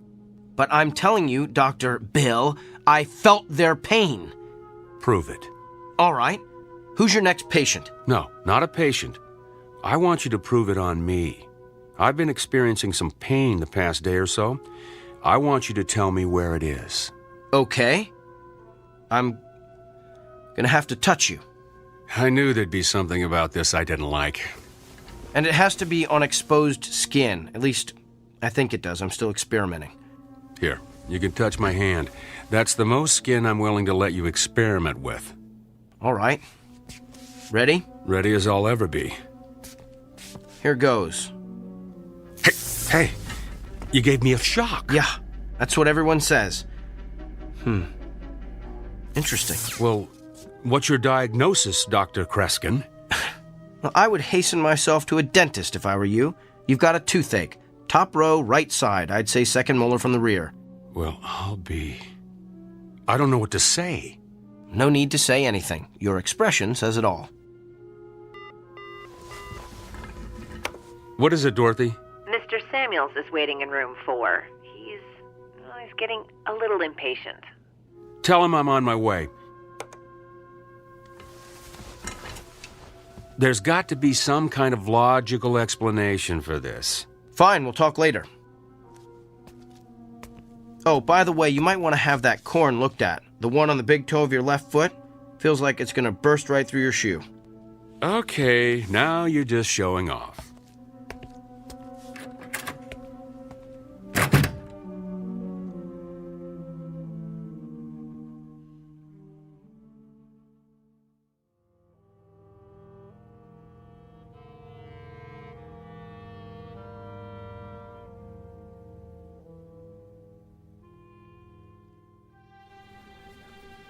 Okay, thank you. Northwest Medical Clinic, may I help you? I'm sorry, he isn't in yet. Can I take a message? I'll let him know. Thank you. Hey, Dorothy. Another reporter for Kyle? Yeah, that's like 25 now. Ever since word got out about his gift, he's become the most popular doctor at the clinic. I know. I can't believe he's going to be on that talk show tomorrow. Yeah, I am dying to see what Dr. Charisma is like on TV. Oh.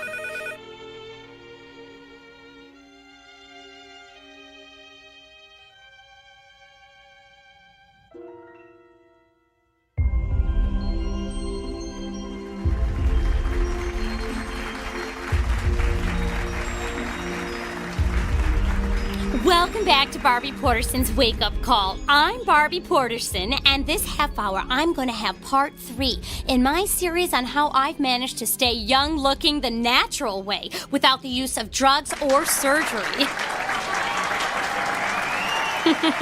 But enough about me. We have a guest with a rather unique gift. His name is Dr. Kyle Powers, and he claims that he can experience the same pain his patients are feeling simply by touching them. Doctor, it's good to have you with us today. Thank you. Now, why don't you tell us exactly what happens when you touch one of your patients? Well, in a nutshell, I experience exactly what the patient is experiencing.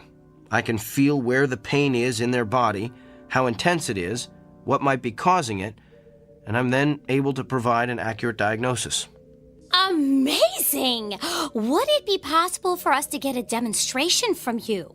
Of course. Do you have any discomfort or pain that's bothering you?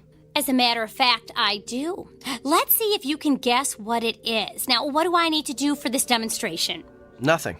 I just need to touch bare skin. Oh my, careful, doctor. We're a family show. You can just give me your hand. All right, here you are. Oh, I think a spark flew between us. Don't tell my husband. Interesting.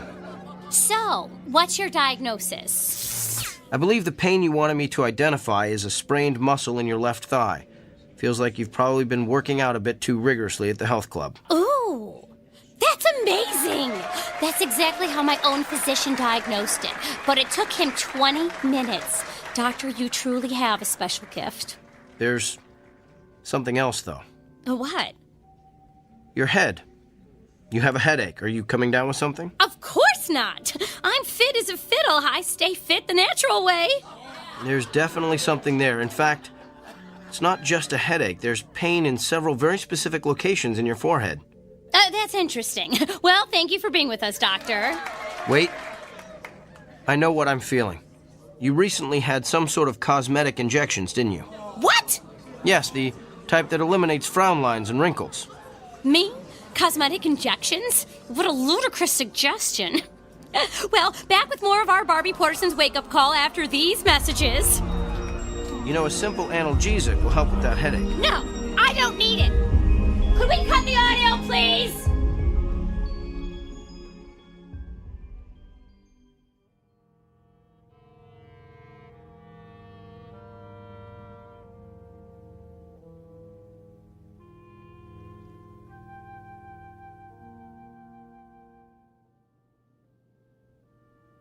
Yes, I think that would be quite agreeable. Well, to be honest, I wouldn't mind having a couple of days to think it over. Could you hold on for a moment? Come in. Kyle. Doctor, I'm on the phone. I need a moment with you. I don't have a moment. Make one. All right. I'm sorry, can I call you back? Thanks. That was extremely rude. And what are you staring at? You look so pale. Do you feel all right? I feel fine. Just a little stressed, and your intrusion doesn't help. So what's so urgent that it can't wait? Well, let's start with the waiting room overflowing with your patients. I had an important phone call. With who? Not that it's any of your business, but I was talking to Nigel Fairwick. Nigel Fairwick? He's the TV producer who creates all those vapid reality shows. Why would you want to talk to him? He wants to produce a television show starring yours truly. You're kidding me. Didn't he see that debacle of a TV interview you did the other morning? Yes, in fact, that's why he wanted to talk to me. Apparently the show's ratings skyrocketed after I outed Barbie Porterson. The interview is all over the internet. And this TV show of yours will allow you to perform additional acts of benevolence for the public good? Sometimes. But mostly will consist of me diagnosing the illnesses of actors, political figures, and even world leaders. Doesn't it bother you to exploit your gift like this? Exploit? You just don't get it, do you? I'm not seeking these people out. Nigel Fairwick, the newspaper's looking for interviews, those patients in the waiting room, they're all coming to me. I'm the solution to their problems. I'm the answer to their prayers. Spoken like a man with a true Messiah complex. There's just something about your gift I've been trying to figure out. If you can feel your patient's pain, then you must be able to feel other things as well. Like what? Like their emotions. You must be able to feel their fear, their anxiety, their despair. Do you feel those things, Kyle? I feel them. Then why don't you ever talk about them? In all the interviews you've given, I've never heard you once mention the patient's emotions. Because it's irrelevant. It's the pain that helps me diagnose the illness. Besides, those feelings only last as long as I touch the patient. So you shove those emotions aside. The way you've done with your own emotions all your life, I guess. Don't you see what you're missing? You could be relating to your patients in a way that no other physician could ever hope to achieve. You could treat your patients on every conceivable level, not just the physical, but the emotional, the spiritual. Kyle, you're the winner of some sort of cosmic lottery. Don't squander it on a mindless television freak show. I'm sharing my gift with my patients. If I go on TV, I can share it with the world. How is that squandering my gift? Because you're doing it to stroke your ego. How do you know why I'm doing this? Can you read my mind? Is that your gift? Oh, wait, I forgot. You don't have one. Hello? Nigel? No, it's all right. I'm glad you called back. I've decided I don't need more time to think. I want to get started on this TV show as soon as possible. This afternoon? Well, that sounds great. I'll see you then. Thanks. You're really going to do this? I have a meeting with Nigel in an hour to sign the contracts. And what about your patients? Tell them to come back tomorrow. What if they don't want to? What if they can't? Oh, they'll be back. That's the part you don't seem to understand, Doctor. Everyone wants to see the amazing Dr. Kyle Powers.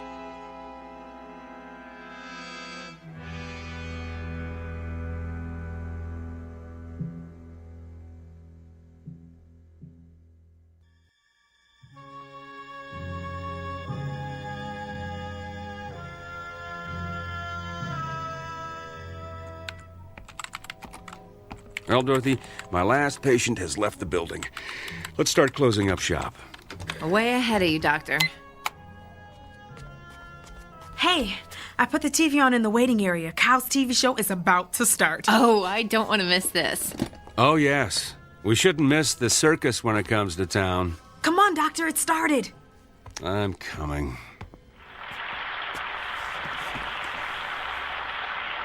Hello, America, and welcome to Doctor in the House, the new show that promises to be the most amazing, the most remarkable, the most astounding television program you've ever seen. I'm Gil Montgomery, and I'll be your master of ceremonies. Master of hyperbole is more like it. And now, let's bring out about the man who's been written about in every newspaper, magazine, and medical journal in the country, nay, the world. Please put your hands together for Dr. Kyle Powers. Wow, a standing ovation. You'd think he was the second coming. He thinks he is anyway. How come he's sweating so much? He's probably just nervous. I don't know. He looks kind of pale, too. Good evening, Doctor. Good evening, Gil. Are you feeling okay, Doctor? I'm not sure. I've been feeling a bit lightheaded today. Well, physician, perhaps we'll give you a chance to heal thyself later in the show. But right now, we're going to bring out your first patient. Are you ready? Yes, I think he fainted. Oh, no. Perhaps we should go to a commercial. What's wrong with him? He's not getting up. Can somebody help me, please? Is there a doctor in the house? I better head down to the studio.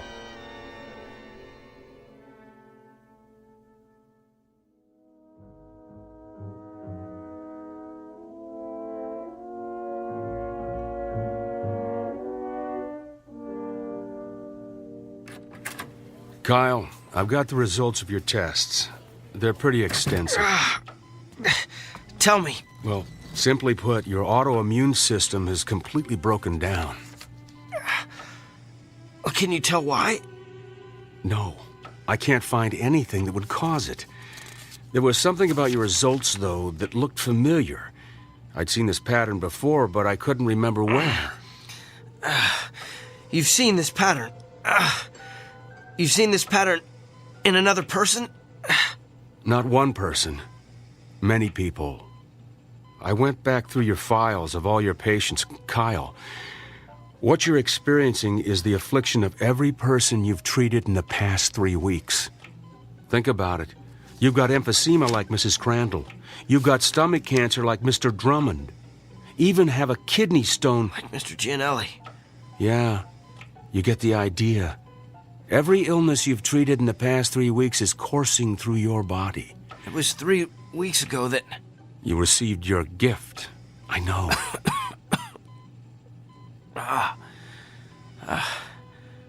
How long do I have? At the rate you're deteriorating, I'd say you've got 24 hours. No. That just can't be. Look, I know you're in a lot of pain. We're going to do what we can to make you comfortable. I want to run some more tests. There's got to be a way to beef up your immune system. Bill, after the way I've insulted you, why are you showing me so much... Compassion? It's part of being a doctor, right? Get some rest, Kyle. I'll be back.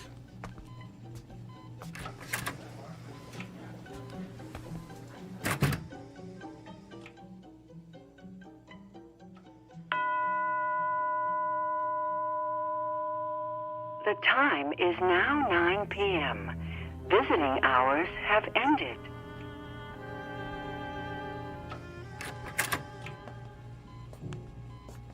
Bill? I'm afraid not. You? What are you doing here? I wanted to see how you're feeling. By the looks of you, I'd say you're knocking at death's door. You did this to me, didn't you? No. You did this to yourself. Remember our agreement? The one we shook hands on. The one you refused to read. You violated, let's see, Section 3, Paragraph 9, which states, the party in question will refrain from using his gift to advance, hasten, or otherwise promote his own personal agenda. You were given a gift intended to help you better understand your patient's feelings. But you managed to use it for your own gain. Quite an extraordinary display of abuse, really. In short, Your discomfort is your own fault. And you are uncomfortable, aren't you? I sense that you're feeling more than pain. Yes. You feel the agony of every patient you ever intimidated or demoralized or humiliated. You feel their despair. Tell me about them, Doctor. Tell me about Mrs. Fitzsimmons. I believe you told her last week she has a spot on her lung. Can you tell me what she's feeling right now? She's afraid she'll die without seeing her grandchildren. And what about Katie Morgan, that college student who's been having dizzy spells?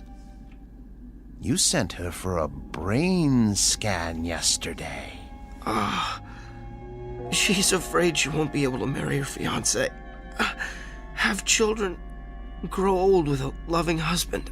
And what about Mr. Hamner? You sent him for chemotherapy 2 weeks ago. He's... Yes? He's filled with the terror of not knowing what lies beyond death. It must be hard to carry the burden of all that despair. And what's worse, you're feeling it all at once, aren't you? It's worse than the pain. I can imagine. It must be unbearable. So tell me, Doctor, on a scale of 1 to 10, how bad is the despair? What? How much worse has the hopelessness become in the past hour? Don't! 40%? 30%? Stop! Is there a history of anguish or misery in your family? Please stop! Have you taken any medication that would cause this kind of acute melancholy? Don't torture me like this!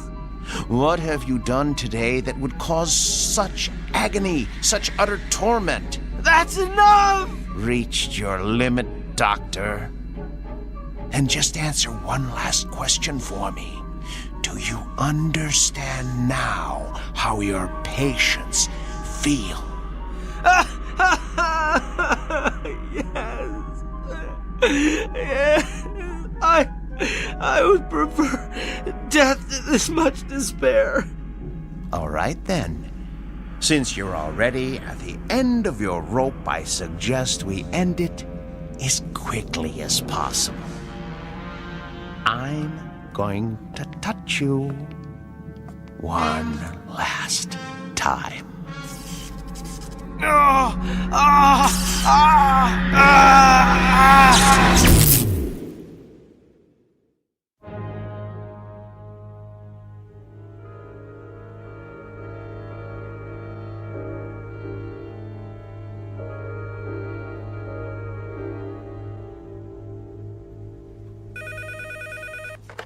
Northwest Medical Clinic, may I help you?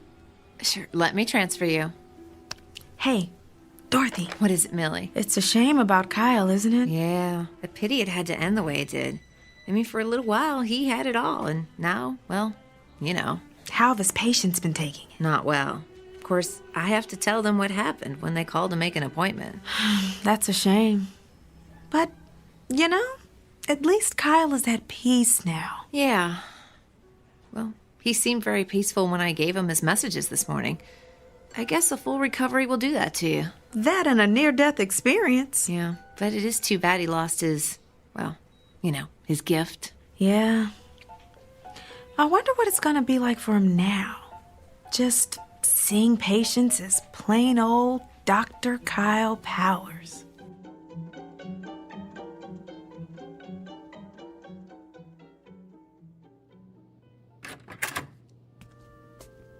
Good morning, Mr. Franklin. Hi, Doctor. I've got your test results here. I know. I have a feeling you don't have good news for me. I'm going to be completely candid with you. And before I tell you anything else, let me say this. What you've got is treatable. And we're going to exhaust every option available to get you well. So why don't we get out of this sterile examination room, go down to my office and have a cup of coffee, and work out the details. Sounds like a plan. You know, I keep thinking about how everything could change. I'm retiring in a couple of months. Margaret and I wanted to take a trip to Germany to see where my mother was born, and my daughter's about to have my first grandchild. I'm just afraid I'm not going to be around to see all that.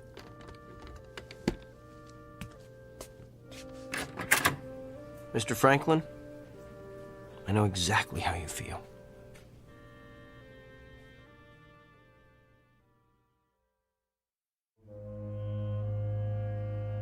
Meet Dr. Kyle Powers. Not the same one we met earlier, but a new and improved version. A person who has perhaps quite literally been to hell and back, and learned along the way that redemption requires no small amount of effort on the part of the recipient. It's a fundamental lesson that's customarily taught in Sunday school or at the feet of a beloved grandparent. But a select few insist on learning it the hard way, while traversing the antiseptic, shadowy corridors of the Twilight Zone.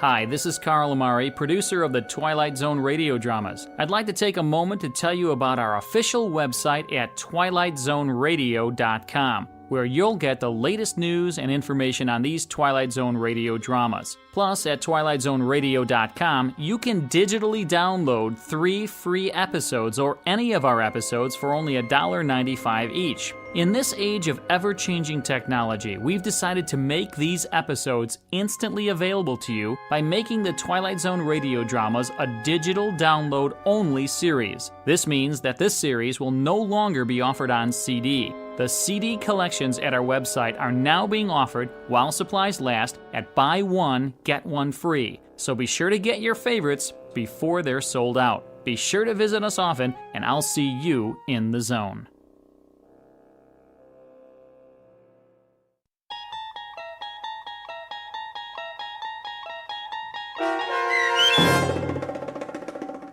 The Amazing Dr. Kyle Powers, starring Sean Astin with Stacy Keach as your narrator, was especially written for The Twilight Zone by Barry Rickard.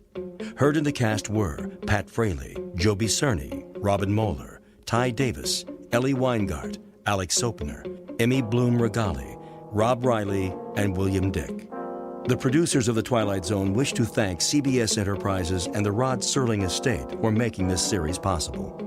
This copyrighted radio series is produced and directed by Carl Amari and Joby Cerny for Falcon Picture Group and Westwood One. Sound design and custom Foley effects for The Twilight Zone were done in the Cerny American Sound to Picture Theater by Todd Beyer, Craig Lee, and Tim Cerny. To learn more about the Twilight Zone radio dramas and to contact us, visit our official website at twilightzoneradio.com. Doug James speaking.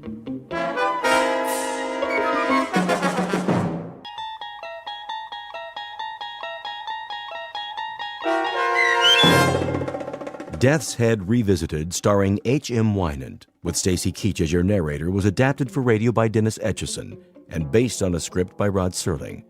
Heard in the cast were Maggie Carney, David Darlow, Richard Shavsden, Peggy Roeder, James Schneider, Carl Amari, Doug James, and Roger Wolski. To learn more about the Twilight Zone radio dramas and to obtain audio cassettes and CDs of these programs, visit our website at twilightzoneradio.com. The producers of The Twilight Zone wish to thank CBS Enterprises, Carol Serling, Dennis Etchison, Dick Brescia Associates, Claire Simon Casting, Terry Jennings, XM Satellite Radio, Sirius Satellite Radio, our sponsors, and our radio affiliates for helping make this series possible. This copyrighted radio series is produced and directed by Carl Amari and Roger Wolski for Falcon Picture Group. Doug James speaking.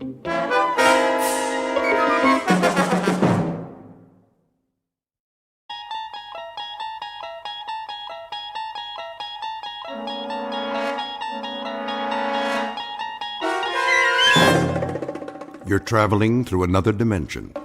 A dimension not only of sight and sound, but of mind. A journey into a wondrous land whose boundaries are those of imagination. Your next stop, the Twilight Zone.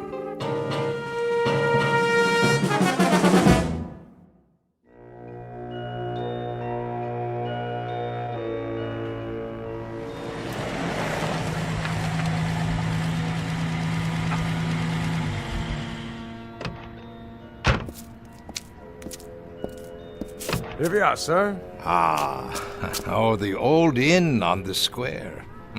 Yes, sir. How perfectly charming. You have been here before? No. It's just as the guidebook said. Let me get your bags. In a moment. First, let me see if they have accommodations. Very good. I'll wait, sir. Hello? May I help you? Good day. I've just arrived in your town. Yes, sir. And I was wondering, do you by any chance have a room available? Let me see. That would be a single? Yes, I'm traveling alone. I can give you a lovely front room overlooking the square. That would be perfect. Would you care to see it? No need. I'm sure it will be quite satisfactory. In that case, welcome. If you would be so kind as to sign the guest book. Of course. Thank you, sir. There was something else? No, sir. Well, then? Yes? The key. Oh, yes, the key. Mr. Schmidt, is it? That's what I've written. Of course. Of course what? I mean, sir, I just wondered... Well, it was just that... You wondered what? It's just that you remind me of someone, Mr. Schmidt. Oh? During the war. The war, so long ago. There are times when it does not seem so. I suppose. There were SS stationed here. You don't say. They used to come to the inn very often. Did they? When they were off duty. Well, that must have been a very busy time. Busy, sir? Eventful. Yes. Well then. Will you be taking your meals with us? Perhaps. I should like to explore the town first, see the sights this afternoon while there is still light. As you wish. Ah, yes. Very, very quaint outside, isn't it? Quaint? Picturesque. Some have said so. You'll be here long? A day or two, perhaps. I'm not sure. You see, I'm on holiday. And you've never been here before? No, never. I'm told the scenery is lovely. I understand there's a wonderful old medieval castle one can visit. Castle? Oh, yes, sir. Very old. And other things? What do you mean? Other sights. What would you recommend for a tourist? Very little else, sir. Very little else of any particular interest. I'm told, though, that the town was quite active during the war. Active? Sir, it was like most places in Germany. Ah, but I'm told that it was not like most places. I'm told that it had some special attractions. What was it? A work camp or something that you had here? Something of the sort, sir. Well, was it a camp or not? A camp, sir. How's that? A camp, Mr. Schmidt. A concentration camp. You mean a relocation camp? Really, now, that's odd. I'm getting old, I guess. For the life of me, I can't seem to recall the name. Sir? The name. Surely I must have read about it. What is the name of this town? Dachau, sir. Dachau.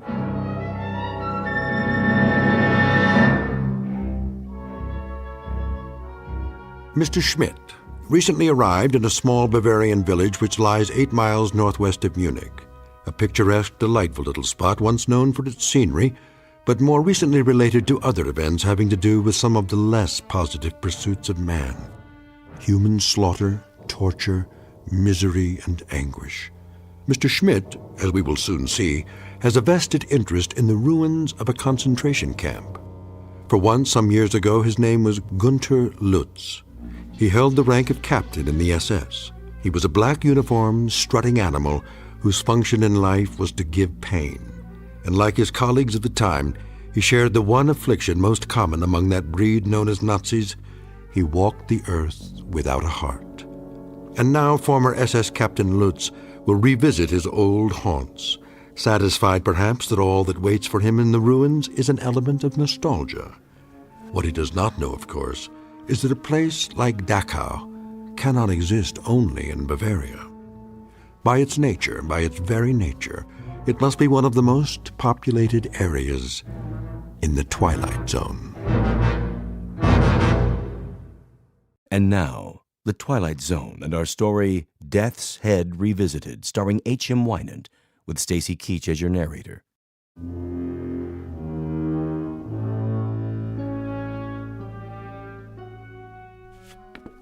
To be sure, Dachau. Once a peaceful place to live, but now? The camp, it's just there on the hill, isn't it? Yes. And that group of buildings, that would be the barracks. For the workers. Workers, sir? And the officers, of course. I wonder if their quarters are still standing. Most of us would like it all burned to the ground. Oh? Such a disgrace. Yes, of course. Or perhaps it could be turned into a shrine. A shrine? For the men who lived there. Officers and workers alike. 1 million people were put to death there. Men and women and children, but not the officers. It is already a shrine. Yes, I see your point.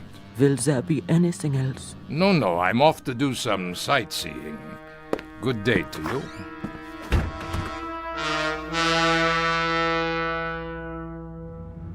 You are on holiday, Herr Schmidt. What did you say, driver? The trip, sir.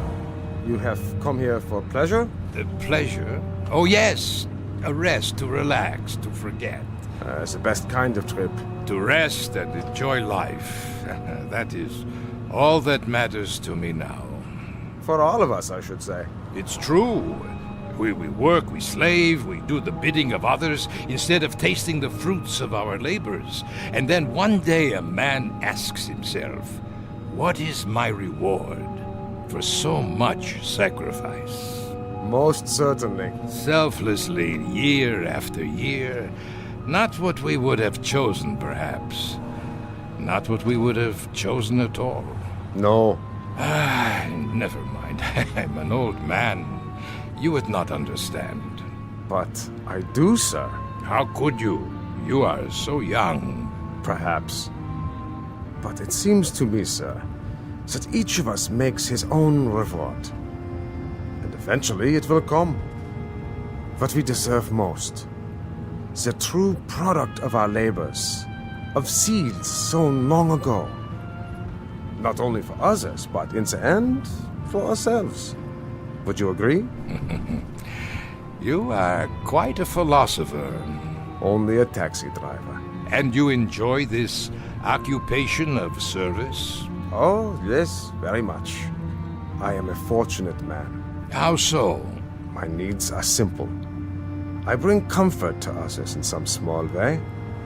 It is the best work anyone can do. Is it? My parents.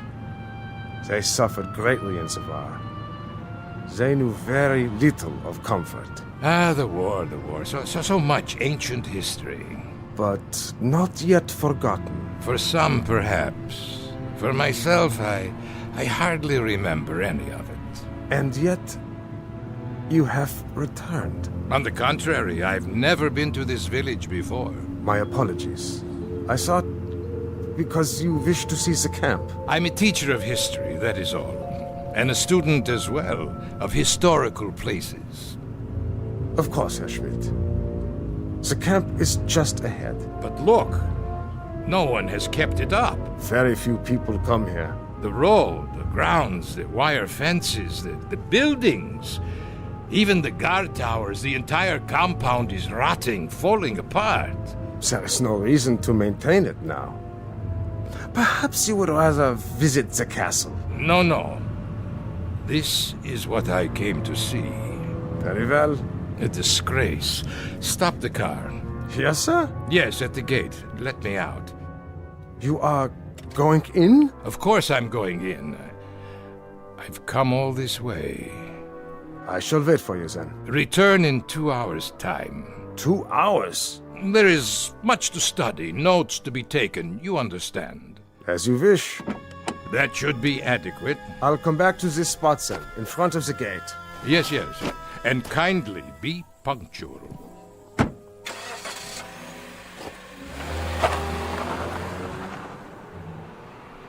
Oh, so cold here. No, wait! I've changed my mind! Well, I can always walk back to the hotel if I must. But first, look around.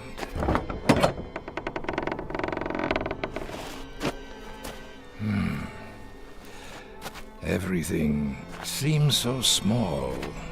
Not as I remember it. There were many more barracks in the compound. And now only a few remain standing, like this one.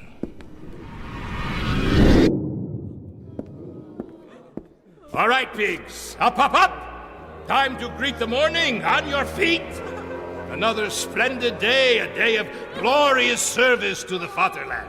Please, Captain. More water. A ration of bread? Anything. I beg you. I'm pleased to bring you news. News? What has happened? The war. It is over. Even better. It snowed during the night, but the temperature's only slightly below zero. So, you will assemble in the yard at once. Do not trouble yourself with clothing for the occasion. First, we do some simple exercises to increase our physical strength. Not now. I have no shoes. We will freeze. My hands, my toes. Frostbite. Sir, I cannot stand. Outside, I say. Yes, outside. Nothing in there but an empty room. The yard. And the towers. I remember. Next to the punishment posts. 1, 2, 3. At least they still stand. What's that? A sign. Still hanging. On that building. It says detention. Ah, yes, I remember you. Oh, we had good times in that building. Oh, such good times. Water. Please. Water. Water, pig? You'd like water? Unfortunately, we have no more water. Not for you. Why should you care? It's been only 5 days since you've been fed. Only 5 days, pig. 5 short, inconsequential days. That is nothing. On your feet, filth. Locked. It doesn't matter. Such a long time ago. But it doesn't seem so. And now there is no one to share those memories. Good afternoon. Where? Over here, at the window. But I thought there was no one inside. Who are you? Did I startle you? Well, I did not expect to see anyone here. Why not, Captain? Wait. Why do you call me that? But you are a captain, aren't you? No, I am Professor Schmidt. So, that is your name now. You have me confused with someone else. Is that right? Or is it you who are confused? I tell you... I never forget a face. I am Professor Schmidt. Are you? Your clothes. But about them, you don't approve? Why are you dressed that way, like... Like what? a prisoner. Very good. You do remember. But there are no more prisoners. No? Not now, surely. Welcome back, Captain. Why do you say that? Because I've been waiting. Waiting? For what? I can't forget a face. Especially yours. I tell you, I don't know you. Are you sure? I must go. Where are you going, Captain? That is none of your concern. Back to the town? To the life you have now? Yes, my life. I shouldn't have come. I am leaving now. I'm afraid that is no longer possible. Don't follow me. Get away! How can it be locked? There was no one near it. No one. Wasn't there? What have you done? I haven't touched the latch. Then who? I saw your own hand on it only a moment ago. Nonsense. As you wish, Captain. Why do you persist in calling me that? As I told you, I've been waiting. For what? For you, Captain. We've been waiting a long time. Such a long time. We? There's no one else in these ruins. Isn't there? Wait. You're... Yes, of course I remember you. And well you should. How well you should, Captain Lutz. Captain Gunther Lutz of the SS.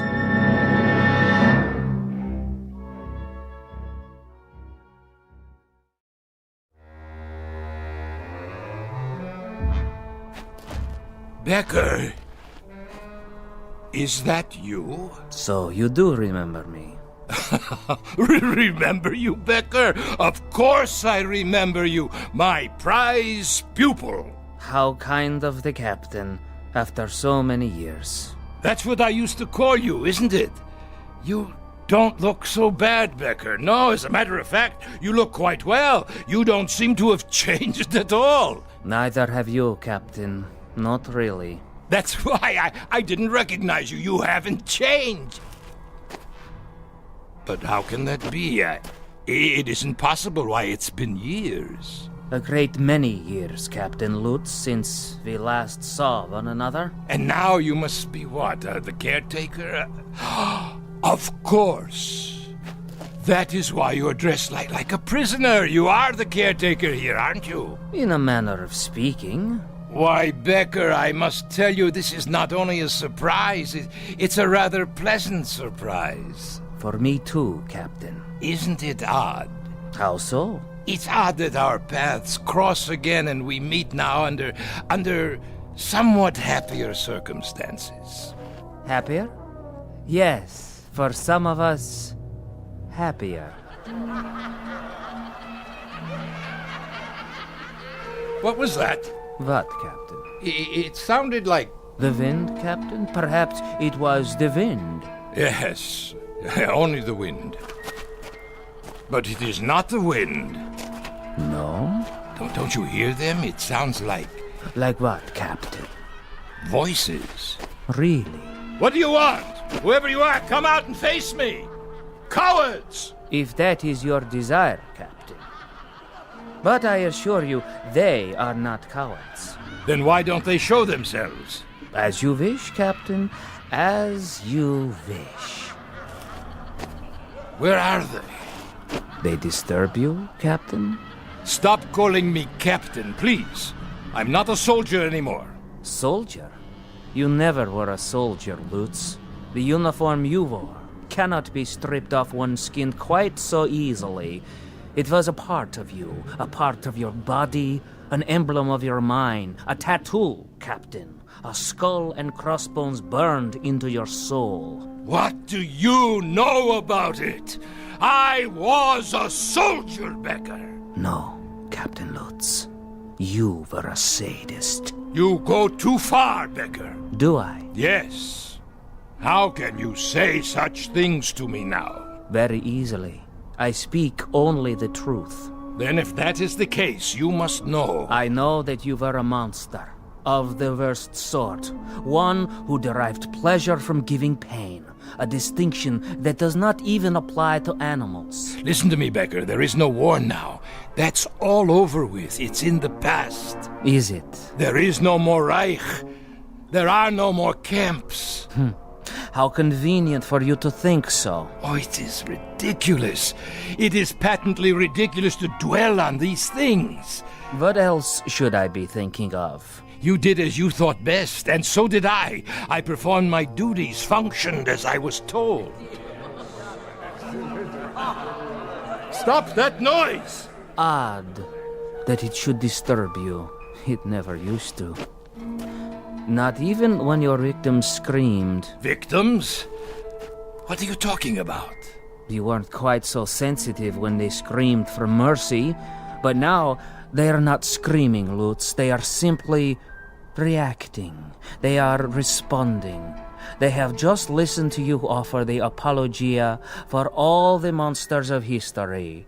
We did as we were told. We functioned as ordered. But that is the truth. We merely obeyed directives from our superiors.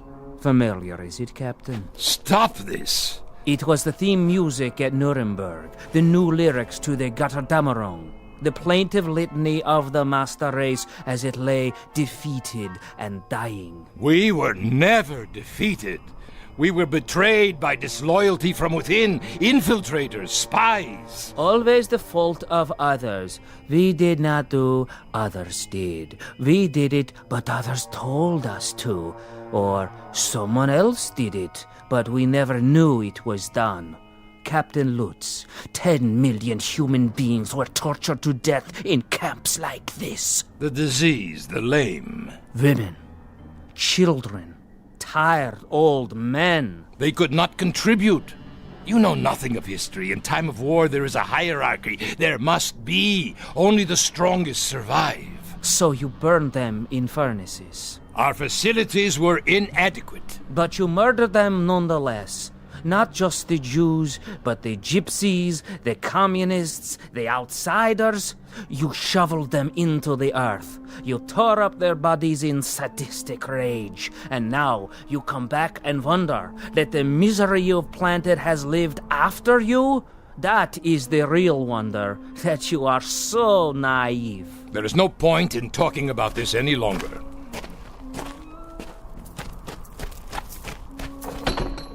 I told you I have to leave, Becker. Why did you come back, Captain Lutz? You changed your name. You are quite safe down in South America. What could possibly have brought you back here? One misses his homeland, Becker, the fatherland. One grows nostalgic for the good old days, when one was young and strong. I had hoped that with the passage of time, sanity would return. People would be willing to forget the little mistakes of the past. They would not succumb to these primitive cries for vengeance. Little mistakes. Little mistakes. You ask too much, Captain Lutz. You ask far too much. Why not ask for the world to stop revolving on its axis, or for gravity to cease? Don't ask the impossible. Don't ask forgiveness from those who you've destroyed to a point past forgiveness. Enough! My driver will be returning soon. Yes, time is short, Captain. We have something of great importance to accomplish here today. And what's that? It's time for the trial. Trial? The court is convening in Compound 6. The court, is it? Well, what is this nonsense? Is this a joke? No joke. Your trial, Captain. Trial? For what? You are to be tried for crimes against humanity. By whom? Who will try me? You're insane, Becker. You were insane when I used to string you up and... That's right. When you used to string me up, Captain, suspended over a hot pipe and feed me salt water until my tongue swelled. Burn me with cigarette butts and laugh at me when I screamed for you to please put an end to it. To have mercy and kill me. Your memory is quite good, Captain. Quite good indeed. Shall we go now? The court is waiting. Let me out! Someone! Let me out of here! There is no escape. There was not then, and there is not now. Nothing has changed. You think the fences are in disrepair? Look again. They are secure, as they were when you were in charge. It is only fitting, wouldn't you say?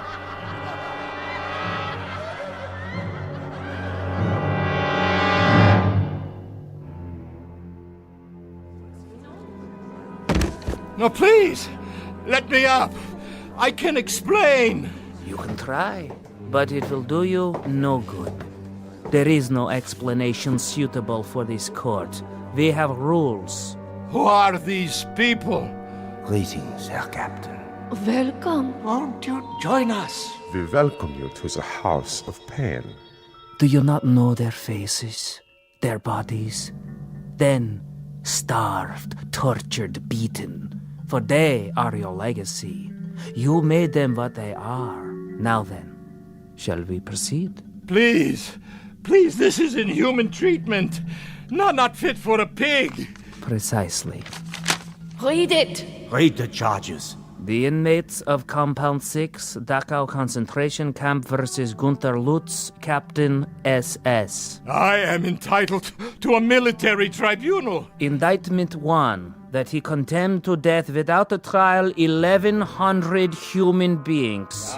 1,100? Where did you get such a number? Indictment 2, that he did maim and torture without provocation.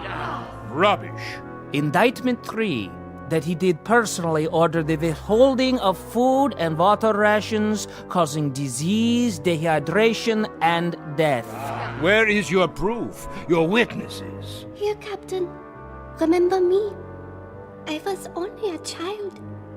You killed me with your own hands. Indictment 4, that he did deny medical treatment for the sick and ailing in violation of all rules of international law and common humanity. We did not have proper supplies. Our resources went to the front. To the officers? For leadership. A military force must have leadership. Indictment 5, that he did order summary executions by firing squad for those too ill and infirm to work. 1, 2, 3, fire! There, that will teach them the penalty for refusing their duties. And desecrated the remains with no proper burial? No, I did not do any of these things. I could not have. Indictment 6. Listen to me, for the love of God, listen.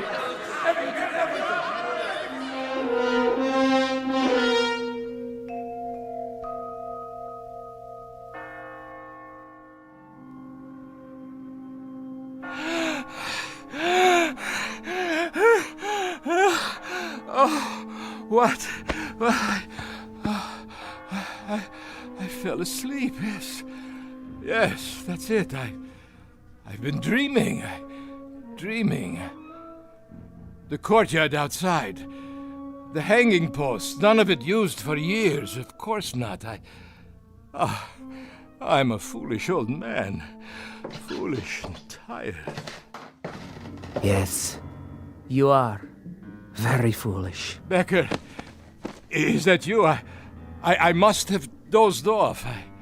You've been unconscious for a while. I had such a dream. You had no dream, Captain. Of course I did. I dreamt there was a kind of trial, a kangaroo court. There were people in this room. Can you believe it? Yes. Ghostly figures. Not ghosts. Then what? They were here. They're still here. They have never left. It's true? They walk these buildings and the courtyard outside. But how? You did not bury them deep enough. You did not cover them with enough earth, or the bullets were too small a caliber, or the flames were not sufficiently hot. Perhaps there was not enough gas. Becker, you must tell me. Who are you? Really? The caretaker. Did you forget? But the trial... The trial is over. You have been found guilty. It's time to pronounce sentence. No! No! Would you care for a last cigarette, Herr Lutz?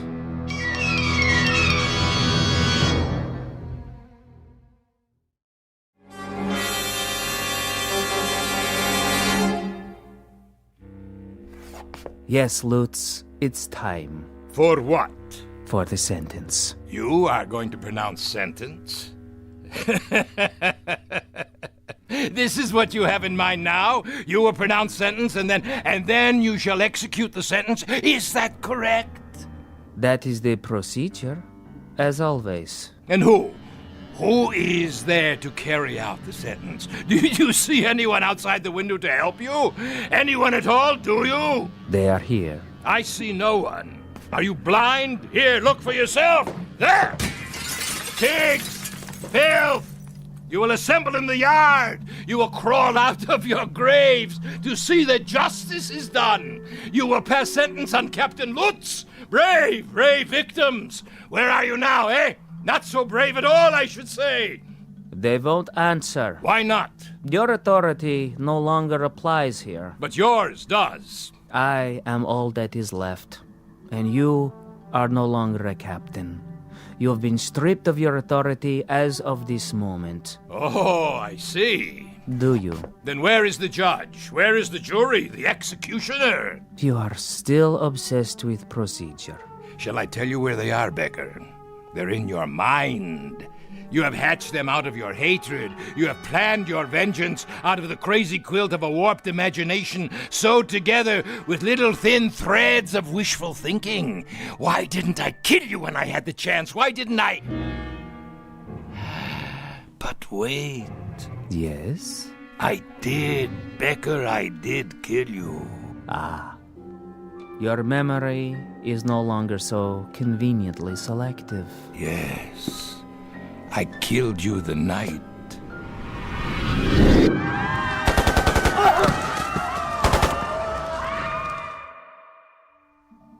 You killed me the night the Americans came close to the camp. You tried to burn it down. Of course I did. I had no choice. They would have commandeered our supplies, our weapons. And what of the prisoners? You've said that they were of no value. They were of no value. They were a burden. And yet you tried to kill everyone who was left. And in my case, you succeeded. So, it was a waste of time, wasn't it? A waste of your precious time with absolutely no practical value. And it would certainly be a waste of what little time you have left now to try to murder me again. But I will. I'll finish it. I still can. Where? You have been tried and found guilty of crimes against humanity. What crimes? It is the unanimous judgment of this court that from this day forward... Where are you? Show yourself! And for the rest of your natural life, you shall be rendered insane. What is this gibberish? This nonsense, this idiocy. Where have you gone now?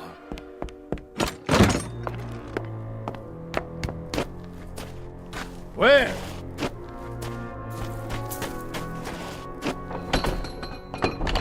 At this gate, this locked gate, you shut down hundreds of people with machine guns. Do you feel it now? I'll finish it once and for all. Where are you hiding? Do you feel the bullets smashing into your body? Do you feel the agony of tearing lead? I'll finish it with you, Becker. Here and now. And on these posts, you hanged human beings to die slowly and painfully. They were criminals. What was their crime? Stealing water? A crust of bread? They would have died anyway. Do you feel their hunger? Do you feel their agony? Silence! And in this place, the detention room as you call it, the things you did to human beings here are unmentionable. How does their torment feel? I refuse to give you satisfaction. If you can still reason, Lutz, if there is any portion of your mind that can still function, Take this thought with you. This is not hatred. This is retribution. This is not revenge. This is justice. No, liar, liar. And this is only the beginning. Your final judgment will come from God. There. If you won't open the gate, I'll crawl under. You can't hold me here. No, it's a violation of my international rights. There. Becker? Becker? Where are you?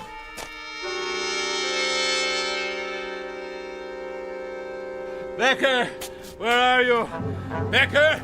I'll finish it, you swine! Ah! That man! What is he? He's crazy! Look out! Herr Schmidt! I didn't see you! Call for a doctor! Quickly! Get away! Get away! Ah!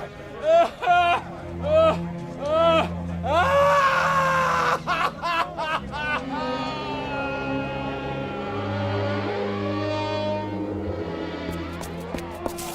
Stand back, please.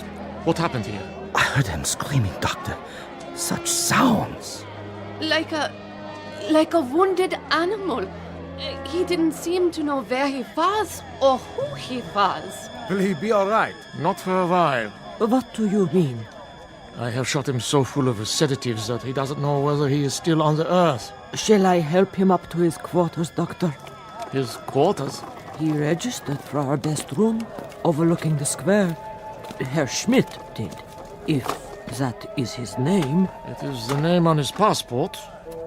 Where should we take him, Doctor? His room is ready. Release it to someone else. He won't be coming back anytime soon. I want him in the hospital, strapped to a bed. Yes, sir. Pity, I could look after him.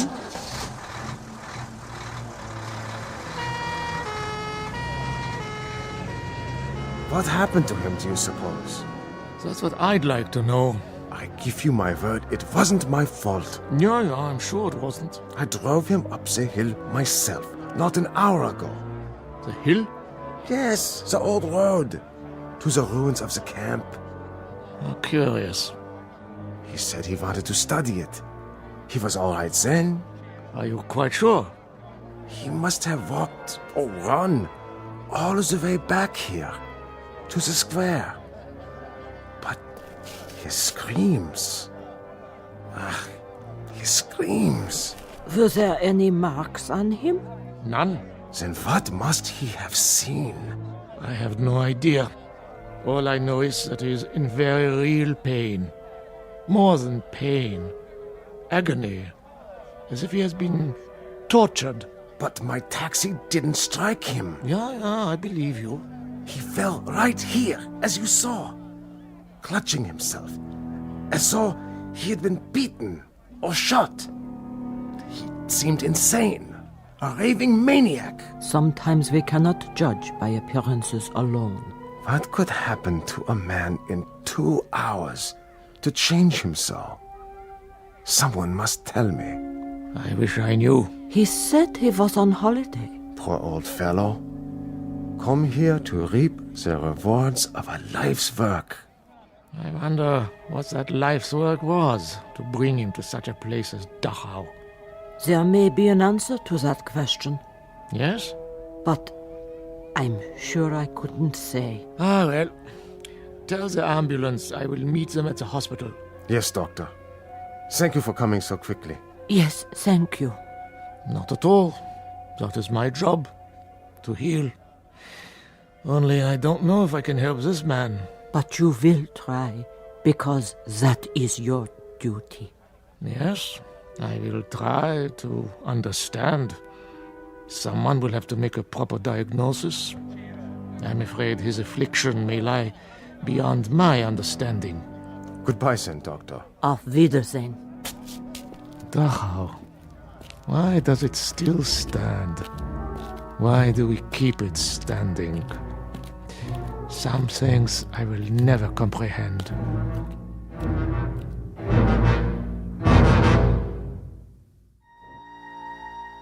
There is an answer to the doctor's question. All the Dachhaus must remain standing. The Dachhaus, the Belsens, the Buchenwalds, the Auschwitzes, all of them. They must remain standing because they are a monument to a moment in time when some men decided to turn the earth into a graveyard. Into it they shoveled all of their reason, their logic, their knowledge, but worst of all, their conscience. And the moment we forget this, the moment we cease to be haunted by its remembrance, then we become the gravediggers. Something to dwell on and to remember, not only in the Twilight Zone, but wherever men walk the earth. More from the Twilight Zone after this. You are about to enter another dimension, a dimension not only of sight and sound, but of mind, a journey into a wondrous land of imagination. Next stop, the Twilight Zone. Hi, this is Stacy Keach. I'd like to take a moment to tell you about our Twilight Zone website at twilightzoneradio.com. At twilightzoneradio.com, you'll find the latest information on these Twilight Zone radio dramas, including behind-the-scenes photographs, plus the newest product releases, trivia contests, ways to contact us, other Twilight Zone-related info and merchandise, plus links to other fascinating websites. So make your next stop twilightzoneradio.com. Visit twilightzoneradio.com to purchase these Twilight Zone radio dramas on cassette and CD, or call toll-free 1-866-989-ZONE. That's 1-866-989-9663.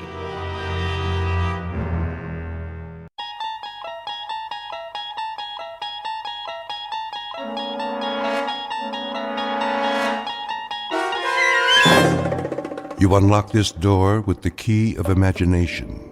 Beyond it is another dimension, a dimension of sound, a dimension of sight, a dimension of mind. You're moving into a land of both shadow and substance, of things and ideas. You've just crossed over into the Twilight Zone.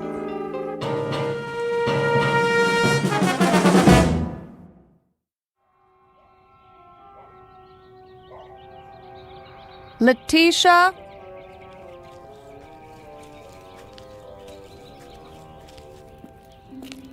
Yes, Miss Winter? Would you get me my sun hat? Right here. I knew you were going to need it, so I brought it from the house special. Thank you, Letitia. What about my dark glasses? And my sun lotion?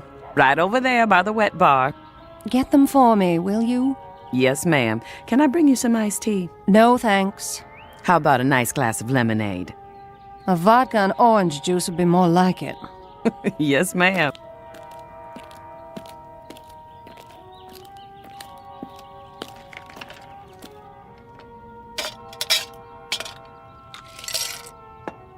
Where are the children? Still in their rooms? Well, now they were. Just changing into their swimsuits after school. They should be down in a minute. That's nice. Is my book over there? Sure is, right where you left it this morning. Bring it to me. Coming right up.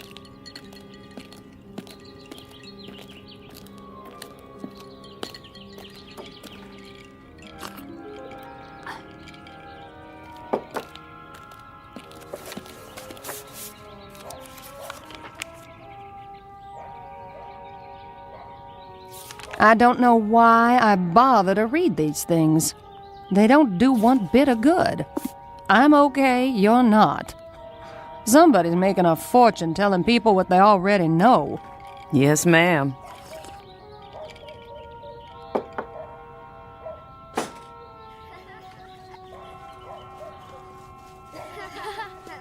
No running now. Whatever you do, children, do it quietly. Mother has a king-size headache. Okay. Sport, where are you off to? Down to the pool. Jeb and me are going swimming. Jeb and I. Don't you two have any homework? Nope. Jeb? Well, just a little, Mama. But we can do it after supper. Promise? We promise. Can we go now? Yes, you may. Be careful. Your brother's not as good a swimmer as you. And two. Come here, young man. Aw, Mom. Kiss your mother hello. All right. That's a good boy. When's Daddy coming home? Don't ask me. That man keeps his own hours. Bye, Mom. Keep an eye on your brother. No diving off the deep end, and no shouting.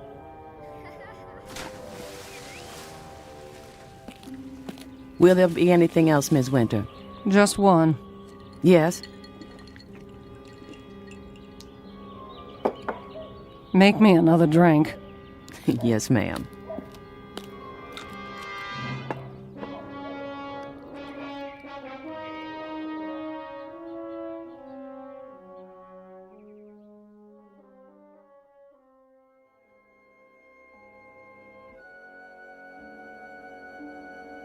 To have children, to love them and watch them grow, is the most precious gift life has to give. But to have children and not love them is a sad mistake, one that's not easily remedied. Because when left to their own devices, children may have no choice but to seek a world of their own. Meet Sport, barely 11, and Jeb, her younger brother. They don't know it yet, but they are about to be cast adrift in a mysterious place called the Twilight Zone.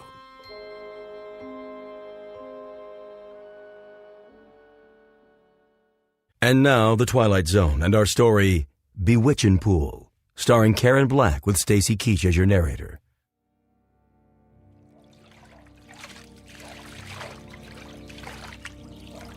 Jeb, what are you doing? Holding your breath? You're gonna suffocate yourself. What are you doing that for, anyway? It's the only way I can keep quiet. Mama didn't mean we couldn't talk. It was the yelling and hollering that made her have a headache. I'm just a natural-born screamer. Can't play unless I holler. I know a quiet game. Yeah? How do you play? Well, look down there, in the water. That's not a game. Jeb, come on. Okay, I'm looking. Now what? What do you see? A swimming pool. What do you think? Do I have to explain everything to you? It's a pretend game. Well, what do you see? A river. You and me floating on a raft, just like Tom Sawyer. No! Now we're coming to an island. What's on the island? It's all full of caves and rattlesnakes and pirates. And witches? Well, I guess you can have one witch. Just one. A fat one! Who ever heard of a fat witch? I don't like skinny ones. They're scary. They don't make fat ones. It's my witch. I can make her fat if I want to. It's my game. You loudmouth kids! Pipe down over there! I better shut up. Mama will get mad at me. No, she won't. She loves you. Then why does she yell like that? It's just the way she acts. 'Cause of her headaches. You know something, Sport? What? I love you. You're the best sister I ever had. You're silly. Come on, let's go swimming. Yeah!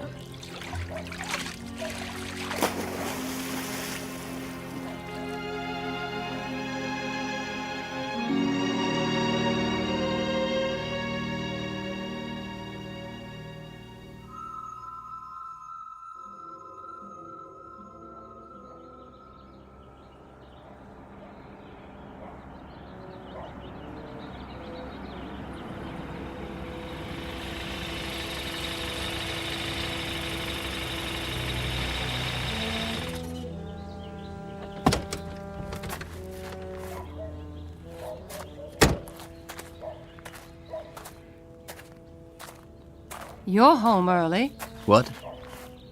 I said, you're home early, darling. Where are the kids? In the pool. Who's watching them?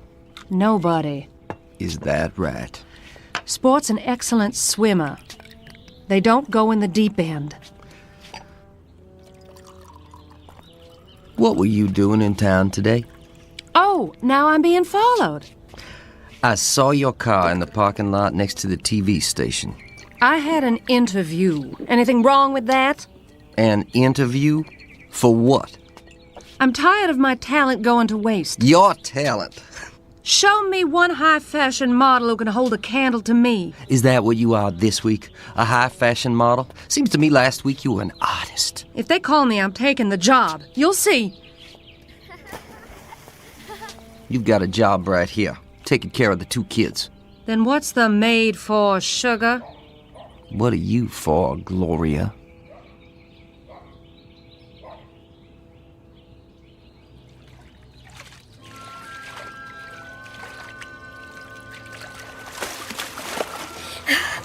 I can see it. Can you? Yeah. In the yard is a big old swing made out of a tire. You're good. Then what happens? Well, the little boy gets tired of swinging and goes in the kitchen. It smells like chocolate cake. There's a lady there. She picks up the little boy and hugs him. The little boy feels happy. The lady gives him a piece of cake and... You might as well know here and now I'm fed up with the whole mess. What mess are you referring to? I'm referring to the fact that I'm tired of footing a bill for your every little whim. Art school, modeling, dance lessons, guitar lessons, acting lessons. You've got time for anything and everything except being a mother. There's old Tom Sawyer again. He's in the cave trying to rescue Becky Thatcher from Injun Joe. See, Jeb? I think so. I got a business to look after. I know what kind of business you're looking after. Now Tom's leading Becky along the cliff. Must be about a 1,000,000-mile drop, but Tom isn't scared. Jeb, are you listening? If that's what you think, why don't you come on down to the office? Come down to the office. That's what you said when I married you. Well, I came down to that stinking factory of yours, and all I could see was pretty little secretaries flirting with everyone in sight. Are they yelling because we've been bad? Heck no. Maybe I was bad and I didn't know it. Don't worry. They'll stop in a while. I don't know why I bother even talking to you. Then don't. Hey! What's that? Hey, yourself. Who are you? Want to have some fun? Where'd you come from? Yeah, how'd you get in our pool? Never mind that. Just dive down. Come on.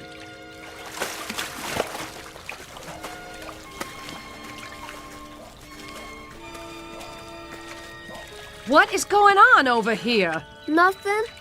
I can't even have a conversation without you brats yelling. We were just talking to this boy. What boy? In the water. He was here and then he was gone. There's nobody else in the pool. But he's gotta come up for air. No, Jeb. We were just playing pretend. Pretend? You fool kids. Where'd Daddy go? He went in the house. Supper will be on the table soon. You'd better be dried off and ready. Don't you go off and play. I mean it. Yes, Mama.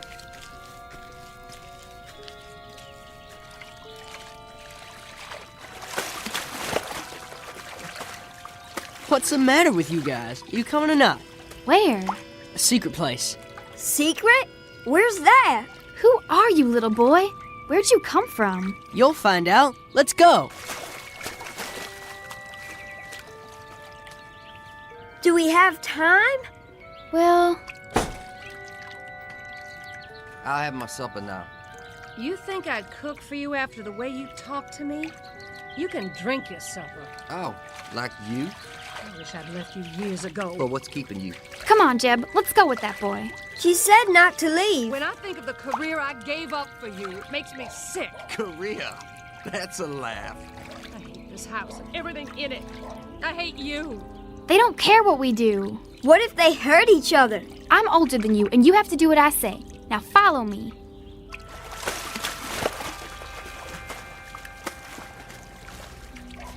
Well, here goes.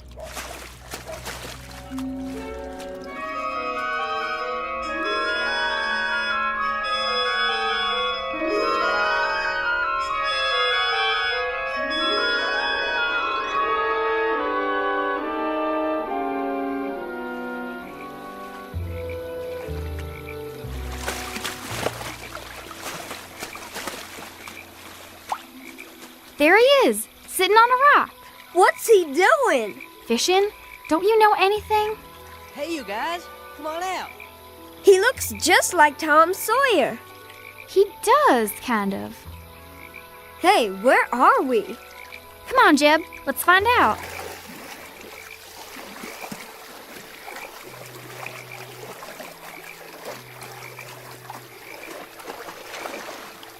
Grab my hand. There you go. Here, take these. One for each of you. Where'd you get these big old towels? Aunt T sent them along just in case. We weren't sure if you were coming or not. Aunt T? Dry yourself off, Jeb. Where are we? Aunt T's, of course. Where's that? A secret place. We sure got here funny. Just dived in our pool and came out here. Want to see a minnow? What's a minnow? A fish. Sure. I keep it in a jar over here.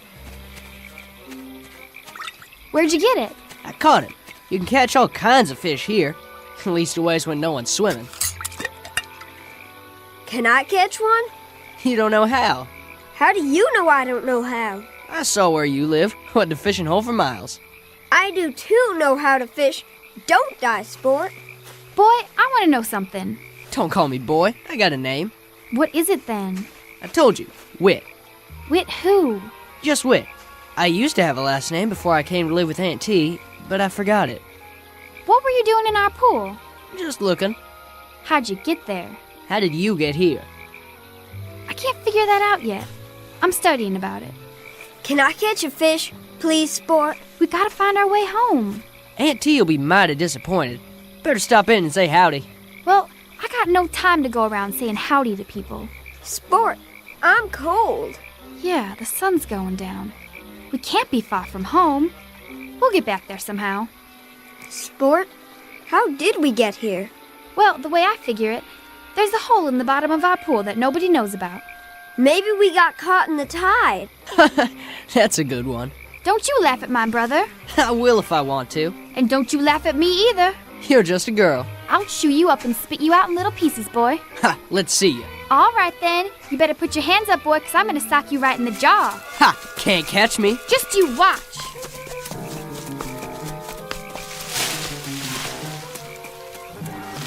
Sport, look! I'm looking. Where did all these kids come from? I don't know, Jeb, but I think this must be Aunt T's place.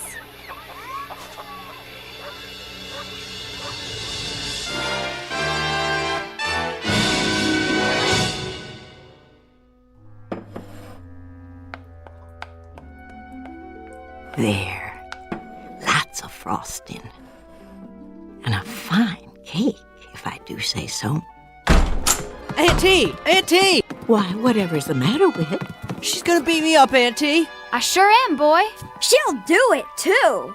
Will you really, child? I aim to. Yes, ma'am. Very well.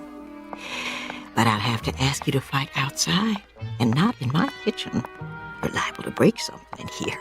Aunt T, it ain't fair. It is if it's a fair fight. Here now, you both take these boxing gloves. I'll keep some put away just in case. And remember, don't hit a man when he's down. No hitting below the belt. You know the rules. I do, but maybe she doesn't. My sister knows everything. Is that right, little man? What's your name? Jeb. Well, Jeb, I'll tell you what. While they're settling their grievances, you can finish icing the cake. Would you like that? Can I? And then, if those two have any teeth left in their heads, they can help us eat it. Go on outside now. Jeb and I have work to do. Is this real chocolate? Why, it sure is. Nothing but the best in my kitchen. Chocolate's my favorite. Mine, too. There you go. Use a knife and smear it right on.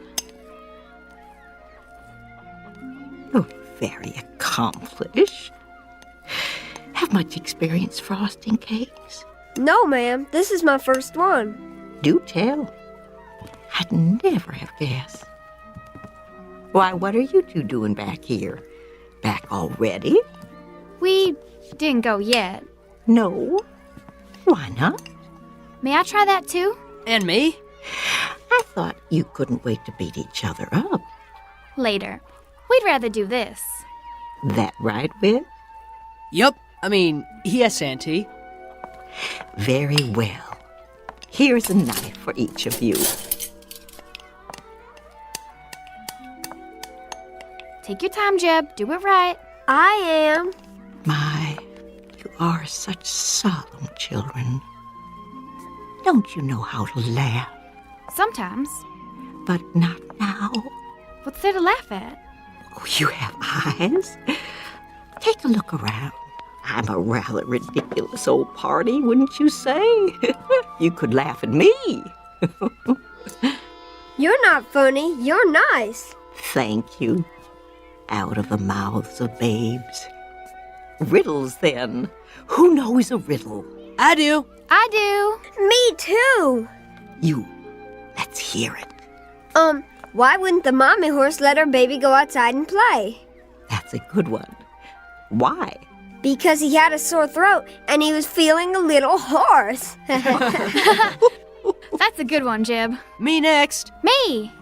Young lady. What is the laziest mountain in the world? The laziest mountain in the world? Who has the answer? Give up? The laziest mountain in the world is Mount Everest. Oh. My turn.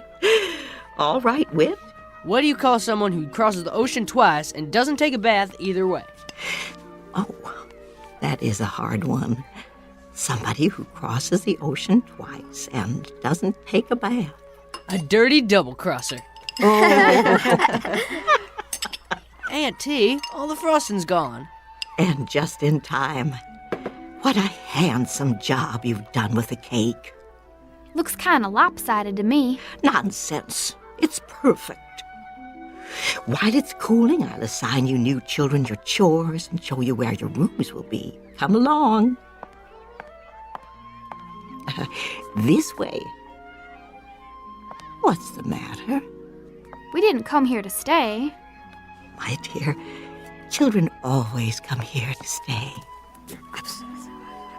What? No. But I want to. Jeb. What are you hugging me for, boy? I want to stay. You come back here. I'm staying with Aunt T. She's a kidnapper. Oh, no, my dear.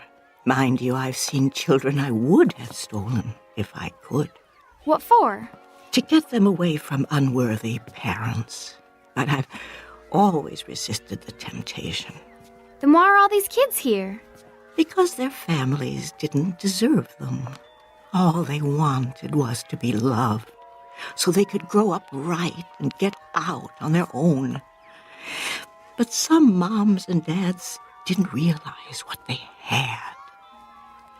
Somebody needed to give these little ones a chance. How about me? Oh, I found you on a doorstep when you were only a few hours old. It was a lucky thing I came along on that cold winter's night. What did I look like? You were as red as a beet. From crying, you know. But you were so cold. Somebody had to do something. Sport! Jeb! They're calling us. Who is? Our mother and father. I don't want to go. You darn kids, where are you? It's that way for a lot of kids. We better go home now. These voices you hear calling. At first they seem quite strong, but they get fainter and fainter, and after a while they fade out. And one day you simply cannot hear them anymore. Sport! I'm calling you, young lady. Don't pretend you can't hear me. We've got to go home. Can you tell me why? I've got everything you need right here. Why, there's the swimming hole down by the creek. And the days are long, with all manner of things to do and see. And then there's always a hot meal and lots of children to play with. Blind Man's Bluff, Ringalivio and the Red Rover, all kinds of games. Some I bet you never heard of. See that little girl out there with the pigtails? When she came here, she never had smiled. Not once. All that changed pretty quick, let me tell you. Now all she does is laugh all the livelong day. Makes my heart glad to see them so happy. That's why I bake a big cake every day, just the way they like it. We've just got to. Because that's where we belong. They're children and they love us. And well, we love them. In that case, you must go No. You true little man. Your sister's reasons are good ones. I cannot argue with. Can you tell us one thing? What's that? How do we get home? Oh, the same way you got here. But I don't know how we got here. I think you do. Try to remember. It isn't far. Come on, Jeb. We'll come see you again real soon, won't we, Sport? No, my darlings, I expect this is our goodbye. Finding your way back here would be difficult, if not impossible, but I want you to know that I consider it an honor to have met you, however briefly. You will always have a place here, in my heart.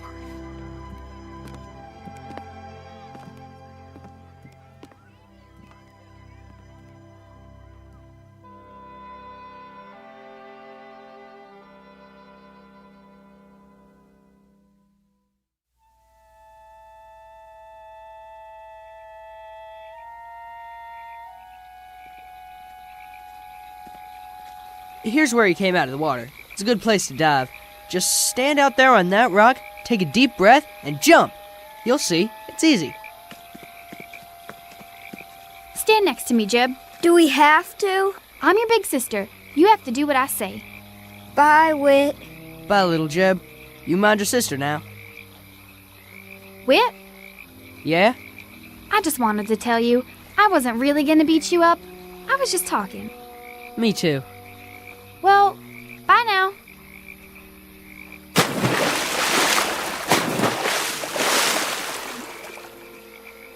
Bye, sport.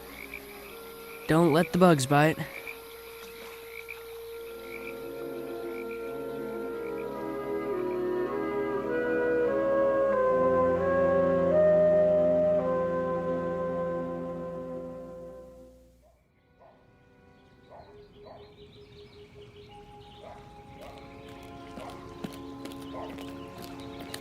Have you found them? Not a sign. I told them not to leave the yard. I told them. Well, that's just it. They have no respect for you. You aren't firm enough with them. What about you? You're never here. Try putting up with their whining and screaming 24 hours a day. Gloria, look! Mama? Sport, where's your brother? Here.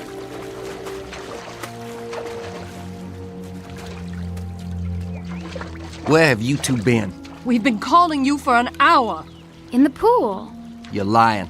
I looked in the pool. We really were, Daddy. And we came up on the other side, and we helped make a cake with Aunt T. What's he talking about? And Whit caught a fish. He's not making things up, Daddy, honest. He's lying to cover up whatever devilment the two of you have been into.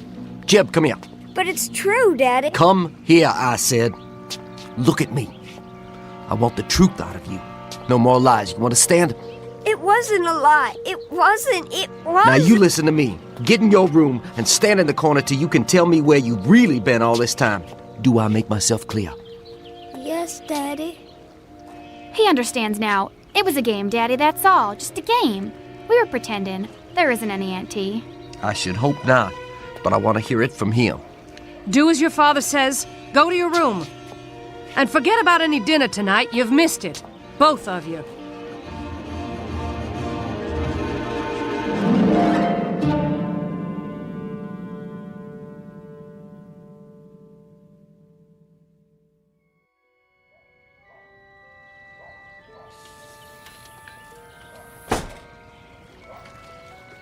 Sport?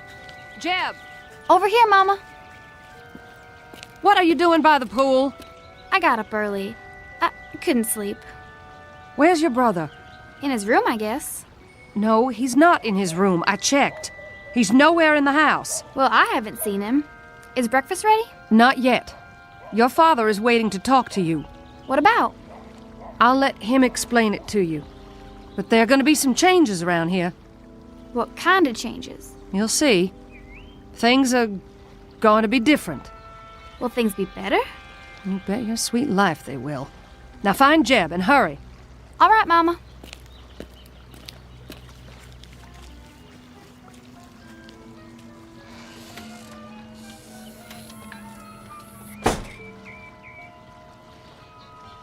Here goes.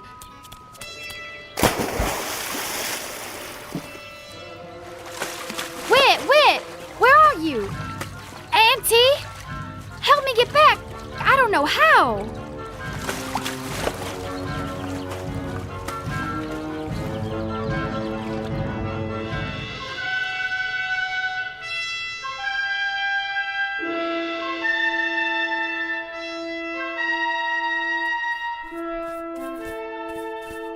Auntie, Yes, Jeb?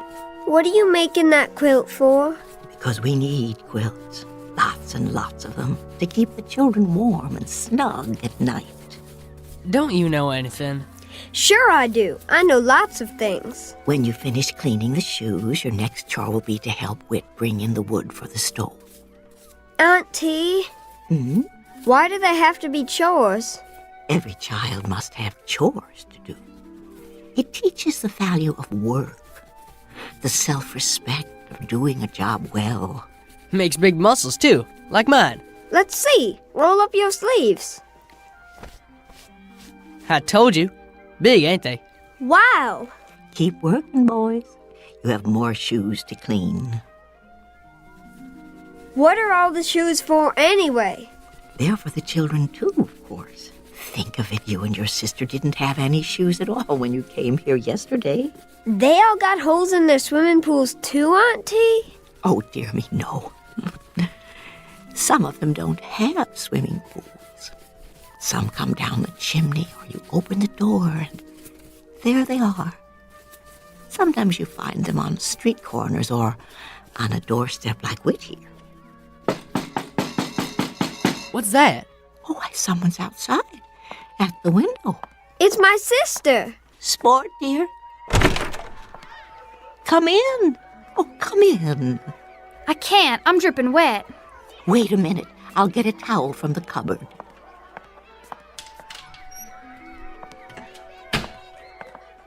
Here you are, my dear. Thanks. I told you she'd come. I'm surprised that either of you made it. It's very rare for anyone to find the way here a second time. I'm sorry to bother you, ma'am. You're not bothering me in the least. As a matter of fact, I'm delighted to have someone here who can help me with the quilting.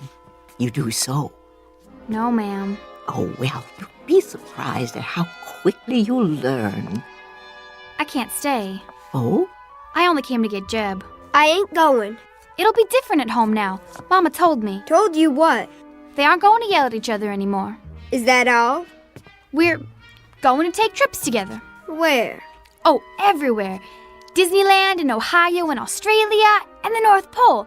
Anywhere we want to go. I don't want to go to those places. Jeb Sherwood, are you coming or do you want me to throw you over my shoulder like a sack of potatoes and carry you home? Have things changed where you live? Yes, ma'am. Everything's going to be better now. In what way? They're going to love us. Really? Mama told me, and she wants to tell Jeb too. You know, Jeb, it would look quite undignified if she threw you over her shoulder like a sack of potatoes. Don't you think so? If I were you, I would go willingly. I'm staying. If we live this time, we won't ever get back here again. Besides, I've got chores to do. If what Sport tells us is true, Jeb, then you're not meant to be here at all. You are meant to be home with your mother and father. Do I have to go? I strongly advise it. You'll see, Jeb. It won't be so bad. Jeb, listen closely. There is only one truly precious thing a person can give, and that is love. If I were a young person on his way to receive such a wondrous gift, I do believe I would go with a smile on my face. Much better. Now, don't dawdle. If love were waiting somewhere for me, I would run to it as swiftly as the wind. You ain't kidding me? I ain't kidding. Then, bye, Whit. Bye. Don't worry about us, Aunt T. Everything's gonna be just fine. I sincerely hope so. I love.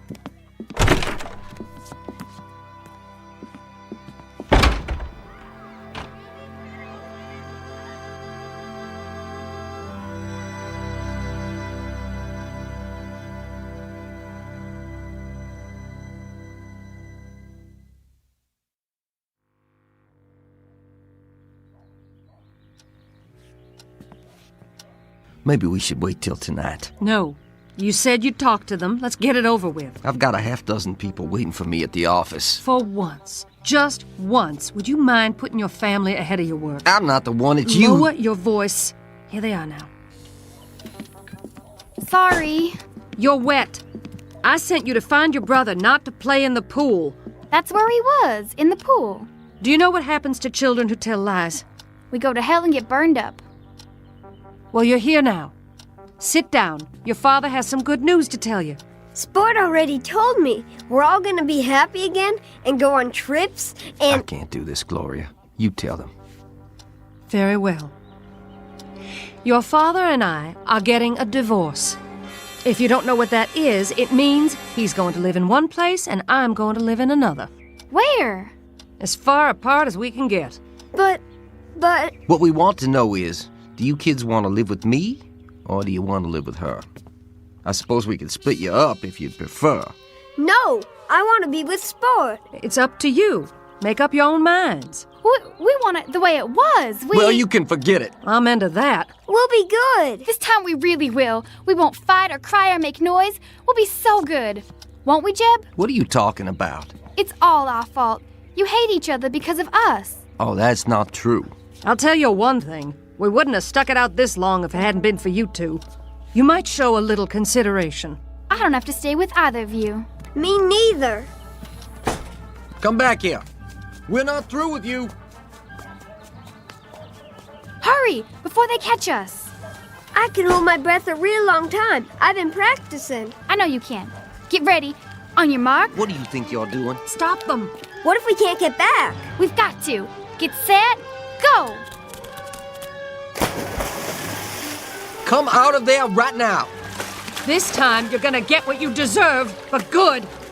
Are you coming out, or do I have to drag you out? Auntie, help us! Help us, please! Auntie, I need you. Take us now. Get out of that pool. I am not gonna tell you again. Do you hear what Daddy said? He means it. Auntie!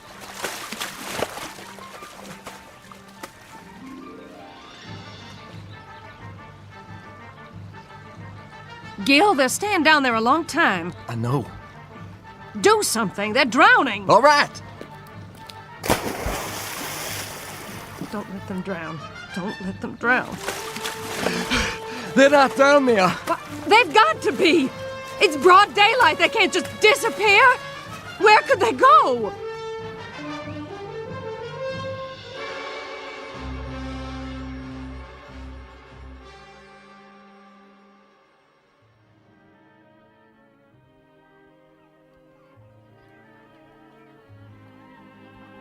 Jeb! Sport! What is it, Sport? You look so far away. Huh? Oh, I thought I heard something. Well, did you? I guess not. Children, where are you? Come back. Please come back. Don't you want any? What, Auntie? Oh, I asked you, child, if you'd like a piece of chocolate cake. Oh, yes. May I, please? Why, you certainly may. Me too.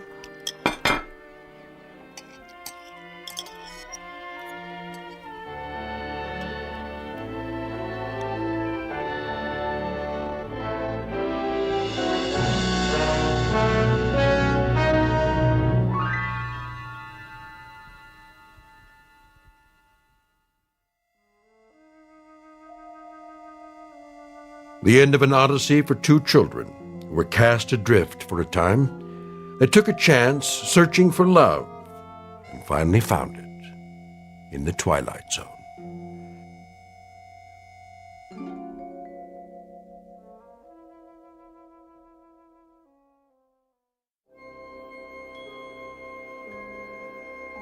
Hi, this is Carl Amari, producer of the Twilight Zone radio dramas. I'd like to take a moment to tell you about our official website at twilightzoneradio.com, where you'll get the latest news and information on these Twilight Zone radio dramas. Plus, at twilightzoneradio.com, you can digitally download 3 free episodes or any of our episodes for only $1.95 each. In this age of ever-changing technology, we've decided to make these episodes instantly available to you by making the Twilight Zone radio dramas a digital download-only series. This means that this series will no longer be offered on CD. The CD collections at our website are now being offered while supplies last at buy one, get one free. So be sure to get your favorites before they're sold out. Be sure to visit us often, and I'll see you in the zone.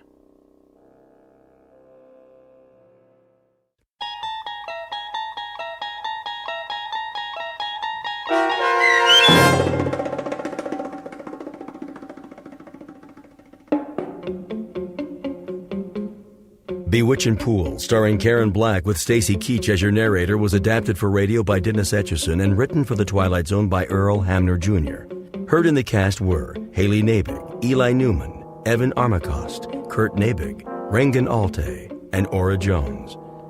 The producers of The Twilight Zone wish to thank CBS Enterprises and the Rod Serling Estate for making this series possible. This copyrighted radio series is produced and directed by Carl Amari and Jeff Lupetin for Falcon Picture Group and Westwood One. Sound design and custom Foley effects for The Twilight Zone by Cerny American Creatives Bob Benson, Craig Lee, Matt Sorrow, Tim Cerny, and Todd Beyer. To learn more about The Twilight Zone radio dramas and to contact us, visit our official website at twilightzoneradio.com. Doug James speaking.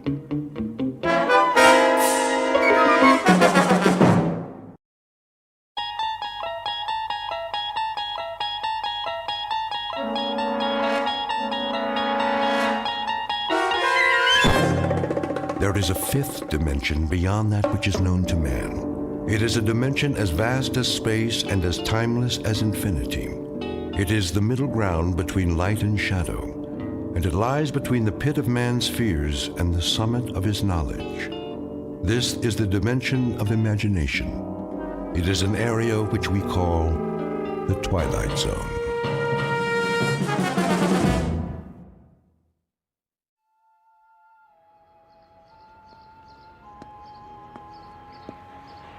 Evening edition. Get your paper here. Late sports. What other papers do you have? The Sentinel and the Times Mirror. Take your pick. Give me all 3 of them. Here you go. Like to read a lot, huh? Say, do I know you? I don't know. Do you? Arch Hammer. Hey, it's me, Sam. Sam Marshak. Oh, yeah. Sam. Let me get a good look. By golly, you haven't changed a bit. That right. Look, just like in the picture here. See? I still got it by the register. You and Andy and Eddie Walsh and Barney. The old gang. Remember? Sure. How you doing? Same as always. Haven't seen Andy in a while, though. Where you staying? Down the street. The Royale? Yeah, the Royale. How much for the papers? 6 bits. Wait a minute. Forget it. Arch, it's on me. We got a lot of catching up to do. Been too long. Right. See you later. Anytime.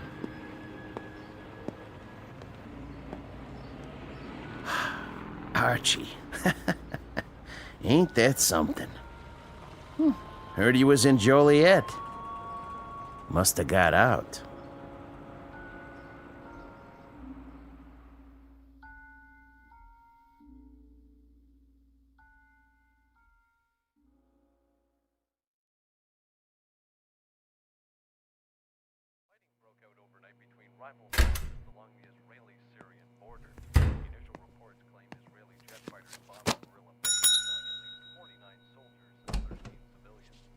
Hold your horses.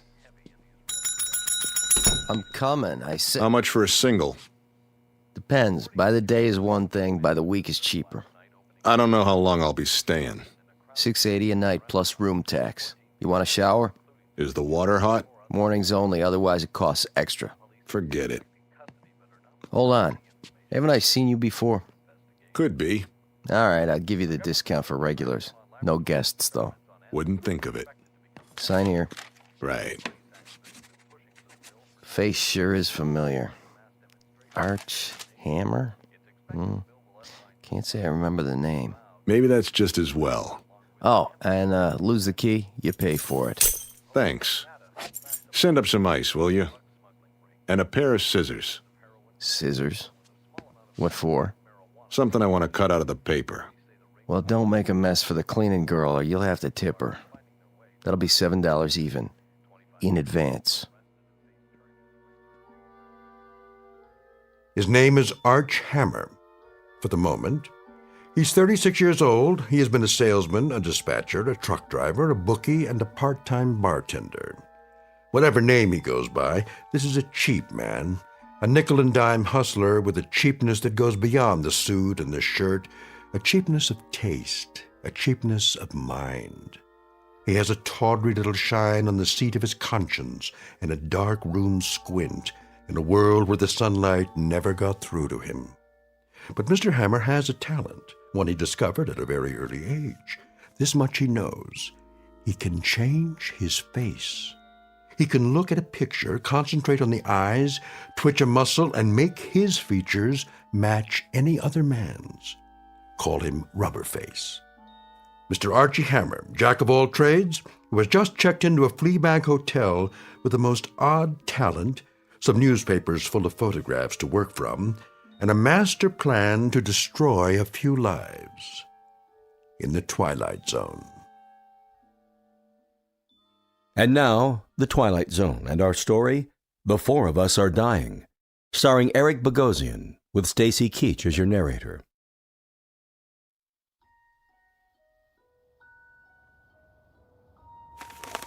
There's a good one. Human interest. Yeah, Room service. just a minute.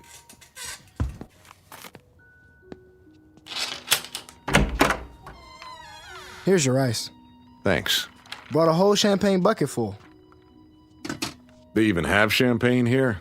Not that I ever saw. I asked for a pair of scissors, too. Oh, yeah, I couldn't find any, but I got this. What's that? My Swiss Army knife. You can use it if you want. Got a scissors, a wood saw, a toothpick, a nail file. The works. I'll leave it downstairs. I was thinking I could sell it to you for $10. No, thanks. 5? Pick it up from the desk man. It's worth a lot more than that. Hey, I don't get a tip? Yeah.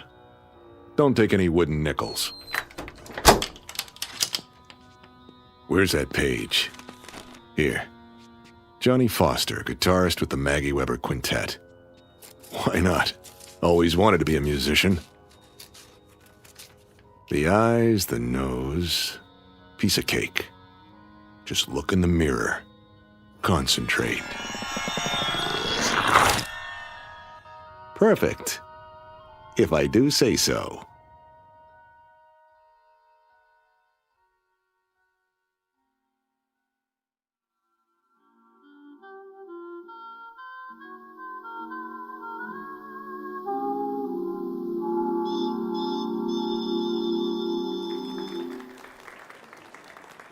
Thank you, ladies and gentlemen.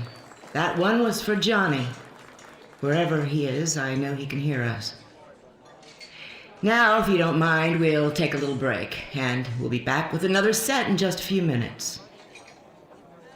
Take 5, boys. Sure thing, Max. Make that 10. You got it. You're playing real pretty tonight, Maggie. Don't I always? Sad, though. I never heard a piano cry before. Then we'll have to try some upbeat tunes, if I've got it in me. Hi, Mag. What'll it be? Ginger ale, straight up. On the wagon again, huh? Off and on. Hey, Maggie. Hey yourself, sport. I got a stool here with your name on it. That right. Come on, sit down and get acquainted. Unravel the flesh. Huh? Hey, pal, keep your hands off the talent. I'm just trying to buy the lady a drink. Don't you want one? Love one. All by my lonesome. Okay. Just trying to be friendly. You can have the booth in the corner, Mag. Strictly solo. Thanks, Red. One ginger ale. Hey, sure you don't want a little something in it? The last show of the night? Why not? Here you go.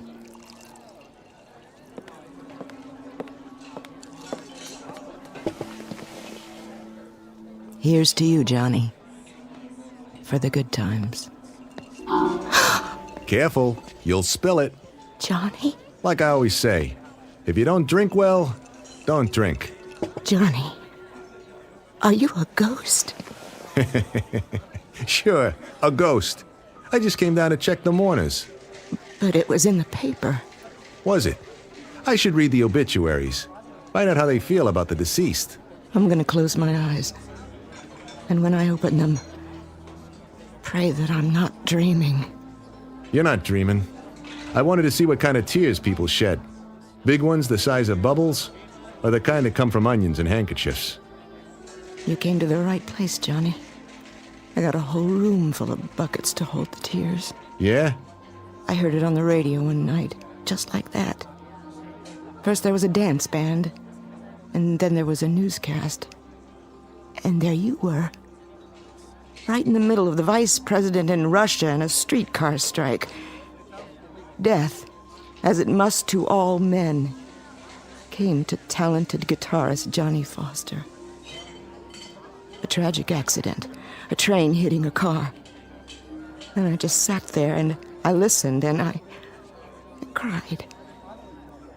And then I washed my face and put on my makeup and went to work. Only it wasn't a quintet anymore. There was a big hole on the bandstand. And nothing could fill it. After that, everything changed. My repertoire was limited to ballads. Blues for piano and bourbon. That's a sad story. Oh, Johnny, let me touch those fingers. I don't care if you are a ghost. You're good to the touch. You've been missed, Johnny Foster. But now there's gonna be music again. Real music. Sure there is. You have to tell me. How did they get it so wrong? It was another guy. My car, my suit. But they said that the dental records... Maybe we had the same dentist, too. Why didn't you tell anyone? It's been... I wanted a vacation from the world. This world. I decided I'd hawk the name, trade it in for something new. Like what? I didn't know. Something different. But I guess I just couldn't stay away. When you left, I thought I'd go crazy. I kept telling myself you'd come back, and when you didn't, I wondered what there was about me that made you leave. It wasn't you. I'd take my clothes off and look at myself in the mirror. Then I wondered if there was another woman. Nobody as good as you. You always were a funny guy, Johnny. Pulling pranks on people. Way out, Johnny Foster. Well, are you satisfied with the reaction? Tears big enough for you? Maybe too big. What really brought you here? I picked up the paper the other day. The Sunday supplement. Full of human interest pictures. You know the type. Little boys with run-over dogs. Sweet old ladies getting evicted on sidewalks. Then there was a shot of a beautiful lady who sang the blues. It reminded me, Maggie. It reminded me that there were little pieces of my past I didn't want to slough off. And I was right. You're looking mighty good to me right now, Mag. Morning becomes you. Me and Electra. So, how long are you with us this time? Or is it just a stop between trains? In a way it is. For me. And it's too late? Not for you. It's get out of town night. What does that mean? You've got time for about 6 courses before you check out. Why? You're coming with me, Mag. We'll go to Chicago or Detroit. We'll go to San Francisco. You sure know the right words. We'll have a ball, Mag. Everything by ear, but great, Maggie. I mean great. The two of us. Oh, I love you, Johnny Foster. That plain enough for you? Tell me I've got to go to Scranton and play piano in a coal mine, and I'm there. As long as it's with you. Just name it, Johnny. You got it. Then let's get out of here. It must be love. When you were gone, they had another ghost here, doing the vocals. I was the shell of a singer and a piano player. The lyrics were just echoes, Johnny, that somebody sang before. I couldn't make them real. That real enough for you? You make me real, Johnny. You bring me back to earth and put me together again. Finish up. Make it a short set. What do I tell the boys? Tell them you're cutting out. I'll meet you at the railroad station, 1206, Maggie, westbound to Chicago. Be there? Oh, I'll be there. Till midnight, then. Pack your bag. We're traveling light. Johnny, Yeah? you have enough cash for the tickets? I'll get it somehow. Here, just in case. What's this? My tips, plus what Red paid me for the gig. You hold it for me. Sure? I've never been surer of anything in my life. Okay, baby. Remember, 12 sharp. With bells on.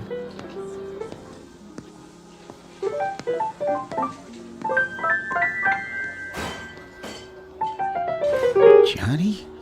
Hey, man. Like you didn't tangle with the Union Pacific? I thought you were out of this world. I don't believe my eyes. Was that Johnny Foster?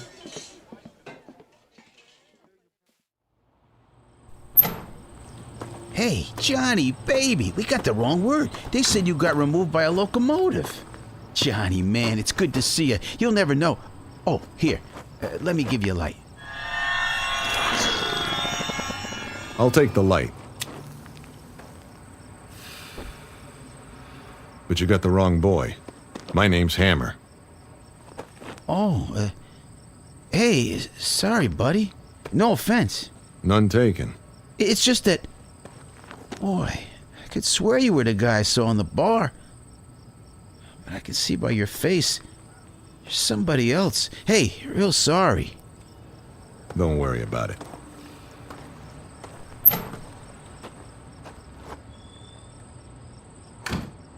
Johnny Foster, guitar player. With a beautiful dame. Well, why not? I never had a dish like that. I never got loved like that. And it feels good. So why shouldn't I? Maggie Weber, huh? Yeah. Why not?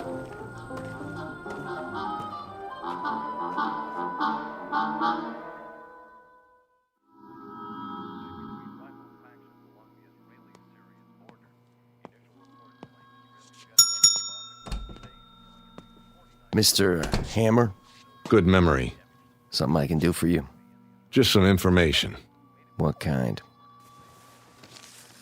This picture from the paper. What about it? Go ahead. Check it out. Local hoodlum found shot in river. So? Looks like he's a real tough guy. Was. Name of Sterig. Virgil Sterig. Funny name. Never heard of him. No? Then maybe you saw him around. Before he went for a swimming lesson. I see a lot of people. See a face like that, you remember it. My memory's not so good lately. This make it better? It's getting there. How about now? Oh, yeah. Virgil. I might have seen him once or twice. He used to carry a satchel. Full of what? It's hard to say. Try. He was the bag man. For who? Same guy all the bookies work for. I need a name. Pennell. East side of town. Armstrong Towers. Only you didn't hear it from me. Right. Oh, hey, bellboy asked me. Something about a fancy knife. Buy him another one. You can afford it.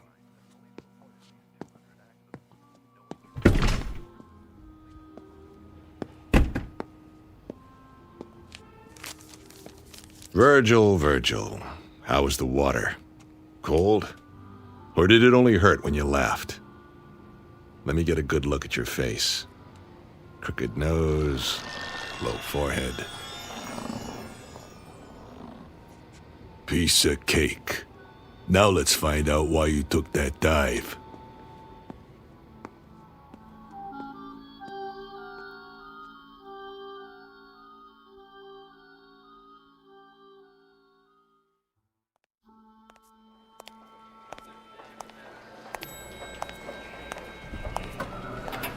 Going up?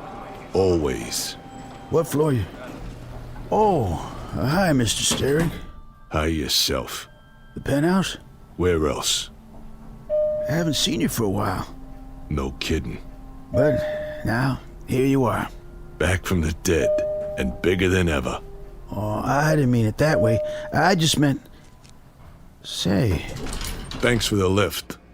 Didn't I see something in the paper about that? Don't believe everything you read.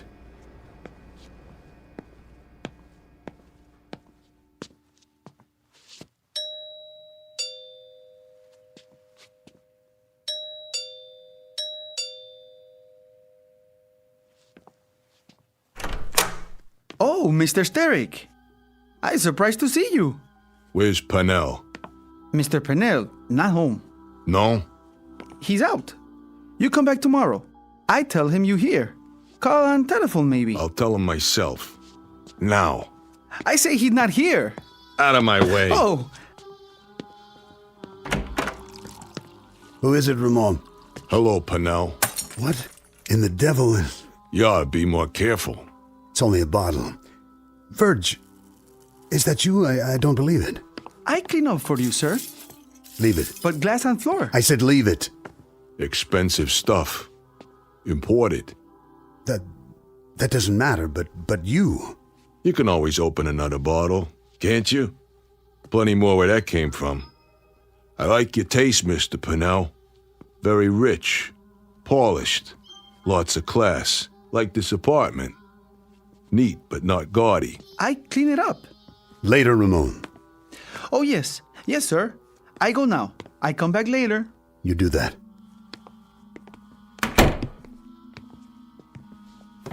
Whatever you got in that drawer, don't. If you like, Verge. I'm just so flabbergasted. I can't believe my eyes. Why don't you sit down there on the couch, Mr. Pennell, so we can talk? We'll have a business meeting, you and me. Verge, I'm speechless. Of all the people I expected to walk in here, this is the happiest day of my life. Oh, I see. This is the happiest day of his life. If you don't believe it, just ask him. Verge, listen to me. But please, Mr. Pennell, you're a rich man, but you're a lousy actor. Very bad. Really. Tell me this. Anything. If it's the happiest day of your life, why do you look like you just sucked a lemon? No, Mr. Pennell, you're not happy. You got no reason to be happy.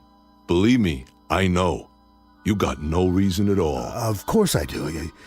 You're not making sense. If you could have kept me in that river, just a cold, clammy little item without a face, then you'd be happy. But this is one double cross that came back to bite you, isn't it? It wasn't what you think. If you let me explain, then I get my end of the bargain, Mr. Pennell. But instead of a payoff, I got the river. And that river was cold. Much colder than you'd think. A tough swim, Mr. Pennell. Real tough. Especially when you're almost out of blood. Verge. I brought you a satchel. Remember, Mr. Pennell? It had a lot of money in it. A real risky job. Now, the way I figure it, my cut is worth more than a long walk off a short pier. Verge, listen to me. Would I do a thing like that? Would I give you the double cross? How could I? You're a friend. We're close. You're family, Verge. That how you treat your family? You got me wrong. Dead wrong. What was your cut, Verge? 20%, wasn't that it? I got it right over there in the desk. Stay where you are. You'll find out what I got in my pocket. I've been holding your cut, Verge. It's waiting. I don't know who got to you and shoved you in the river. That wasn't my doing. No? It's all there, in the desk. Which drawer? The center one. Envelope full of cash.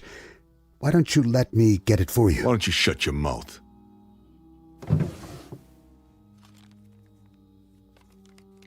Go ahead, count it. This is mine? 20% of it. That's right. Same cut as always. And I always honor my contracts. But there's interest now. Interest? Sure. For floating face down in a river, I charge interest. For taking 3 holes in my belly, I charge more interest. That a problem for you? How much do you want? Well, if we add on the penalty, and then the extra penalty, it comes out to an even 100%. Okay by you? You have me at a disadvantage, Verge. Pleasure doing business with you. One question. Yeah? I have to know. Did somebody fish you out before you... Before I'd had it? Is that the question? Why, no, Mr. Pinnell. That's not the way it happened. That's not the way it happened at all. The truth is, I'm your worst nightmare. I'm a ghost.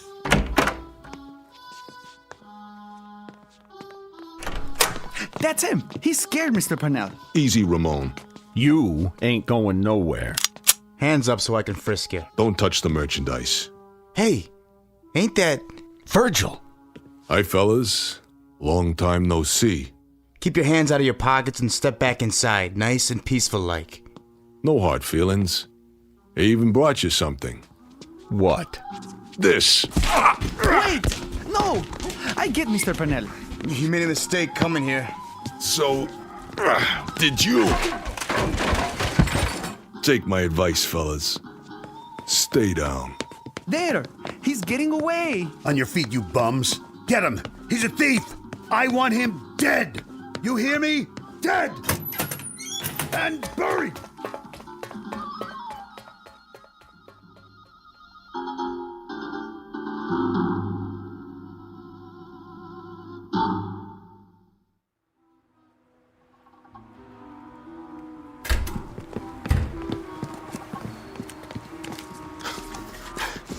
There he is! Get him! I can't get a shot! Where'd he go? This way. Gotta give him the slip. The alley. Dead end. Gotta get out. Gotta make it. But how? Look like somebody else. Fast. Who? Come on. Come on! Face. Any face. Can't think of one. Wait. Something I saw. Yeah. Yeah! Got it. Over there. I see him. Hey, hold it! All right, Virgil. You can make it easy or you can make it hard. Strictly up to you. Let's go for a little walk. Someplace private. Forget that. Turn around like a man or I'll give it to you right here. What do you want? It ain't him. Where did he... You want something with me, huh? What's going on? I didn't do nothing to you guys. Sorry, buddy. We thought you was somebody else. Yeah, sure you did. Go around threatening people, huh? That it? I had to call the cops. I saw him go in there. Me too. So where is he? The alley don't lead nowhere. Hey, fella, you see anybody else come in here? Yeah, you two mugs. Come on. We better find him. Mr. Pennell's waiting. That's right, you goons. Go find him. You go find Virgil Steric. Why don't you try the county morgue?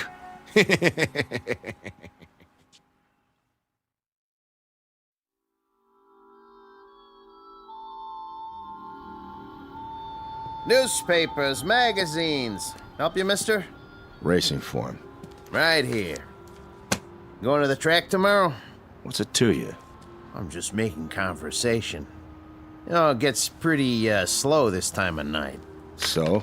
Close up and go home. Well, I couldn't do that. Who'd be here for the morning edition? A lot of people count on me. You want the news? this is where you come. So, thank you, sir. Thank you kindly. Magazines, newspapers, cigarettes, candy. You see a guy come by here, Pop? And, which guy would that be? Black hair, long nose. Crooked at the end. I can't answer that. Hey. Look, a lot of people come by. I don't take their picture. Let's go check the bars. Yeah, good idea. Bye-bye, you dumb clucks. Hey, Pops, got a match? Sure do. Right here. Thanks, Pops. Watch it. You're gonna burn your fingers. Andy, is that you? Who? Andy, what's the matter with you? Andy? Oh, yeah, I get it. What's new, Pops? What's new? Yeah, selling a lot of papers tonight. Are you sick? Is something wrong with your brain? Nothing wrong with my brain. Get off my back, old man. You punchy? That must be it. I'm punchy. Why, am I supposed to recognize you? No. I guess you wouldn't remember. That'd be expecting too much. I say just as well. I'm pulling your leg. We know each other from someplace. I knew that. From someplace? Long time ago, though, huh?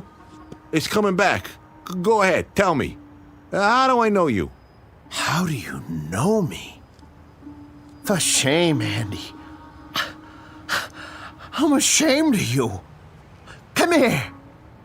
Look at the picture I keep in a frame. There you are. Does it come back now? Picture.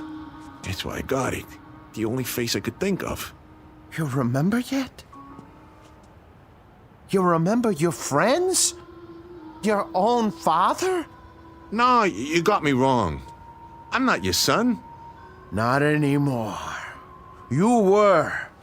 Before you ran out. You were before you broke your mother's heart.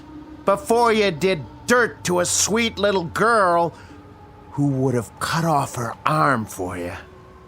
But now... you ain't my son, Andy. Listen, I'm not Andy. I know I look like him, but you don't understand. Oh, I understand. Things get too hard and you walk out. Isn't that right, Andy? People just get in your way. You just step on them. You just kick them away. Listen, I was here tonight. I bought 3 newspapers, but I didn't look like this. Your friend, Archie, from school. He remembered you. He saw the picture with you and Eddie and Barney. And he remembered. No, he didn't. Because he wasn't Archie. I was. You're crazy. Listen, I don't know how it started. When I was 12, I wish I looked like Charlie Bryce, so I wouldn't get in trouble. And it worked. After that, I could look like anybody I wanted. Guys came up and gave me money because they thought I was named Billy, or Keith, or Jack. I could make it in any town. I'd move on and... Why am I telling you this? You're not my father. I don't even know who my father is. I'm not even Archie Hammer. I could be anyone. Or no one. Because you're nothing. Do you hear me? You're nothing to me. Forget it. The real Andy will come around one day. You'll see. Don't ever come around, because I hate you. Do you hear me? I hate your guts. Let go of my arm. Hey, everybody, come here. Look what we got here. A dirty little punk. Leave it be, old man. Spat in his mother's eye, this one. Ruined a girl's life. Hurt people. All the time. Hurt people. You punk. I said take your hands off me. Look at the punk. Look at the monster. Named Andy Marshak. Look at the man. Who used to be my son.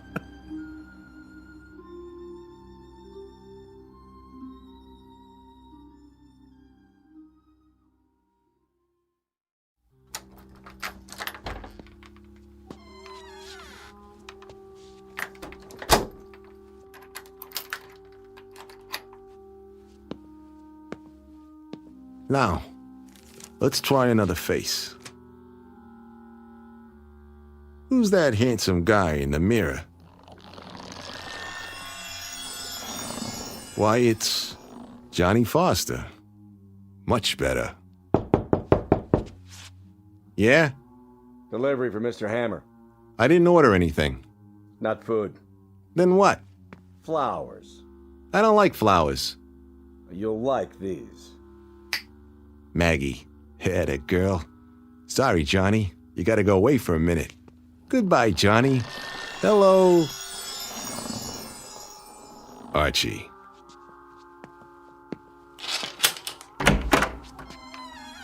Where's the flowers? Archie Hammer of Detroit, Michigan? Never been there. Well, neither was Henry Ford. Let's step inside. You got a badge? Yeah.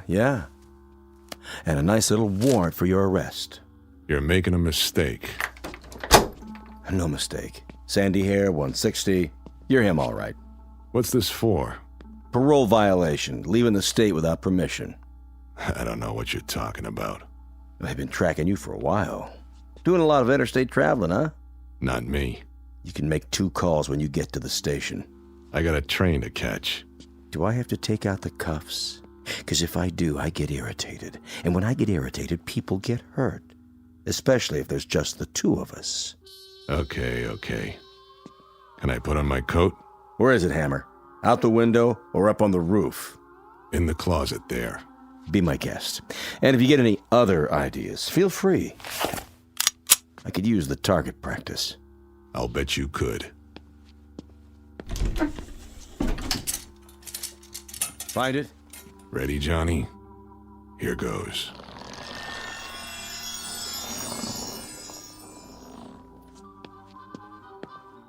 Officer, thank God. Where'd you come from? He shoved me in there when you knocked on the door. He's got a gun. What? He went out through the ventilation duct in the ceiling. Stand back. Come down, Hammer. You'll never make it. I'll have the building surrounded. Hammer! Hammer!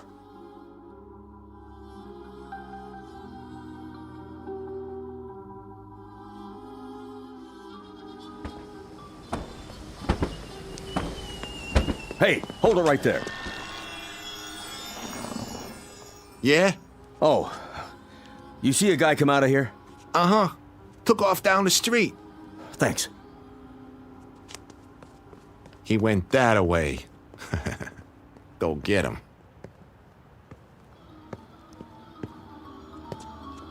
Hello, Andy. You again. I've been waiting for you. I said to leave me alone. I knew where you'd be. The cheapest hotel on the block. What's the 38 for? I have to collect a debt. Careful with that. You got a big debt, Andy. So many years for so many things. And now, you're gonna pay up. Wait a minute. Wait. I already told you, you got the wrong guy. I got the right guy. No, please. Please, listen. Put the gun down, and I'll show you. I'm not who you think. I'm not any of them. I'll show you. But I gotta concentrate. Put the gun down so I can think. I need to get a face in my mind. Any face. I know who you are. Wait. A father knows his own son. No. You don't understand. Nobody does. I'm not him. Or him. Or him. I'm not.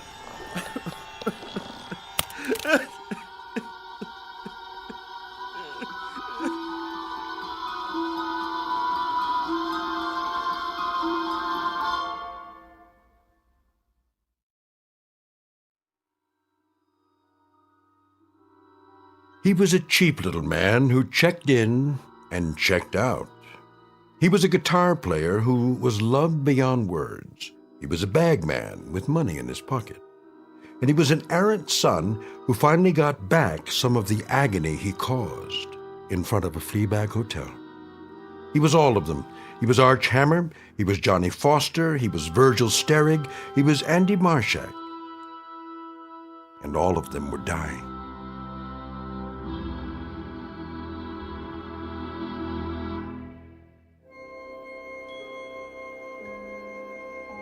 Hi, this is Carl Amari, producer of the Twilight Zone radio dramas. I'd like to take a moment to tell you about our official website at twilightzoneradio.com, where you'll get the latest news and information on these Twilight Zone radio dramas. Plus, at twilightzoneradio.com, you can digitally download 3 free episodes or any of our episodes for only $1.95 each. In this age of ever-changing technology, we've decided to make these episodes instantly available to you by making the Twilight Zone radio dramas a digital download-only series. This means that this series will no longer be offered on CD. The CD collections at our website are now being offered, while supplies last, at buy one, get one free. So be sure to get your favorites before they're sold out. Be sure to visit us often, and I'll see you in the zone.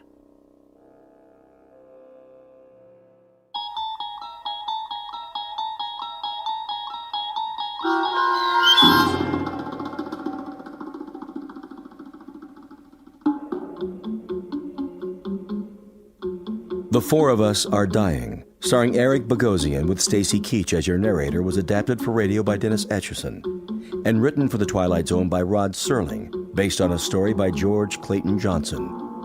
Heard in the cast were Joby Cerny, Kurt Nabig, Damon Williams, Norm Woodell, Tom McElroy, Doug James, Jeff Lupetin, Linda Ryder, Jamie Barron, Rick Vargas, and Vince Amari. This copyrighted radio series is produced and directed by Carl Amari for Falcon Picture Group. Sound design and custom Foley effects for The Twilight Zone by Cerny American creatives Bob Benson, Craig Lee, Michael Slaybach, and Matt Sorrow. To learn more about the Twilight Zone radio dramas and to contact us, visit our official website at twilightzoneradio.com. Doug James speaking.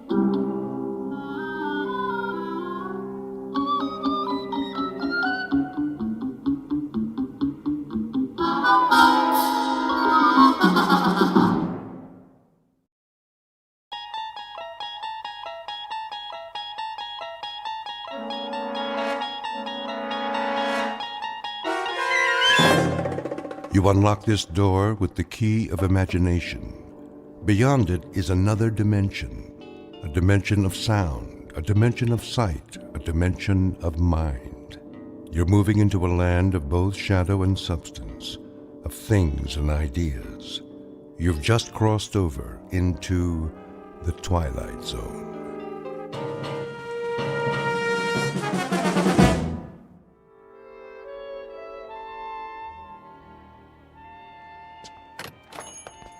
Yes, and will that be all then? No. What time is it? I thought you made an appointment. I did. Oh, come on, honey. You're not in that much of a hurry, are you? Yes. What about mad cow disease? Well, clear the room then. Tell them they're keeping the head of McClellan Enterprises waiting. Tell them that we... All right. You want to forget the whole thing? No, I don't want to forget the whole thing. I just want to get this nonsense over with. Send you a postcard. Oh, that would be wonderful. Bon voyage. Ta-ta.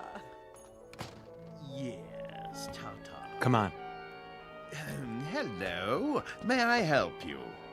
Mr. Spirito? I am he. We're the Ransoms. My wife called for an appointment. Oh, yes. Please be seated. Now, where exactly do we intend to go? We intend to go to London. Splendid. Of course, you've been. Oh, no. Charming place. You have picked a rather bad time of year, though, but... Excuse me, we're kind of rushed today. I wondered if you'd... Certainly. Now, have we decided on an airline? No. Well then, if I may suggest... We're not going by plane. I beg your pardon? I said, we're not going by plane? Ooh, but you must, unless you're planning this for some time in the future. No, it has to be right away. Oh, then I'm afraid a ship would be out of the question. You see, it's the off-season, and the liners have all been booked up, or put on short runs. All of them? All the acceptable ones, yes.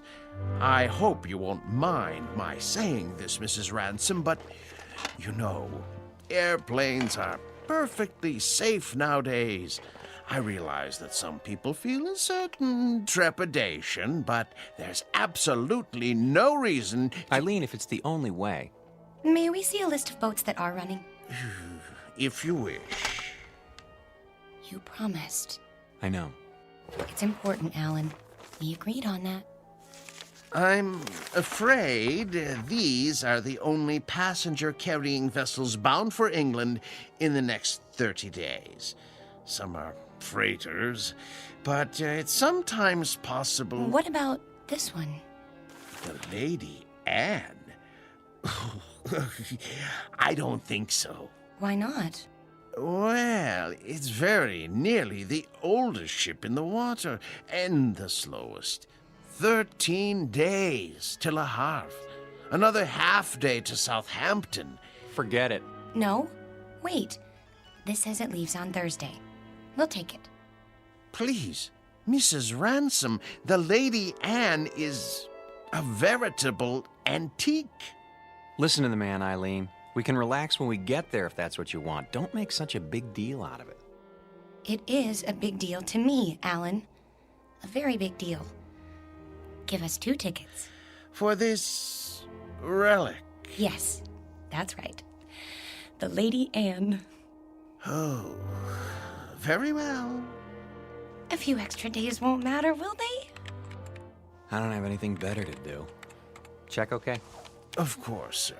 But, Mrs. Ransom, the Caravan Travel Agency takes pride in its service. I beg you not to do this. Well, it isn't going to sink, is it? With a ship that old, you can't tell what might happen. Oh, give me that check. Here. We'll pick up the tickets. Come on, Alan. You can go back to work now.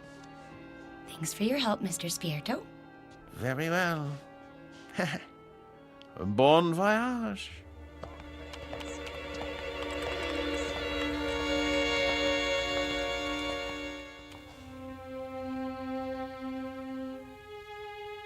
Portrait of a honeymoon couple about to embark on a journey.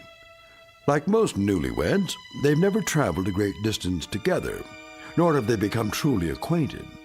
But there is a difference.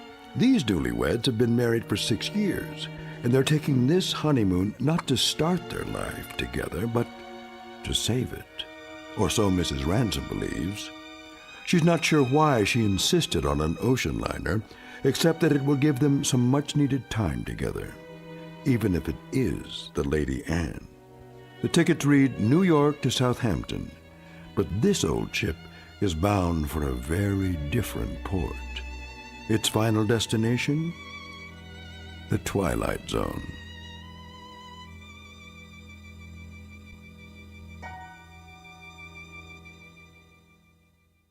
And now, The Twilight Zone and our story, Passage on the Lady Anne, starring Martin Jarvis and Rosalind Ayres with Stacy Keach as your narrator.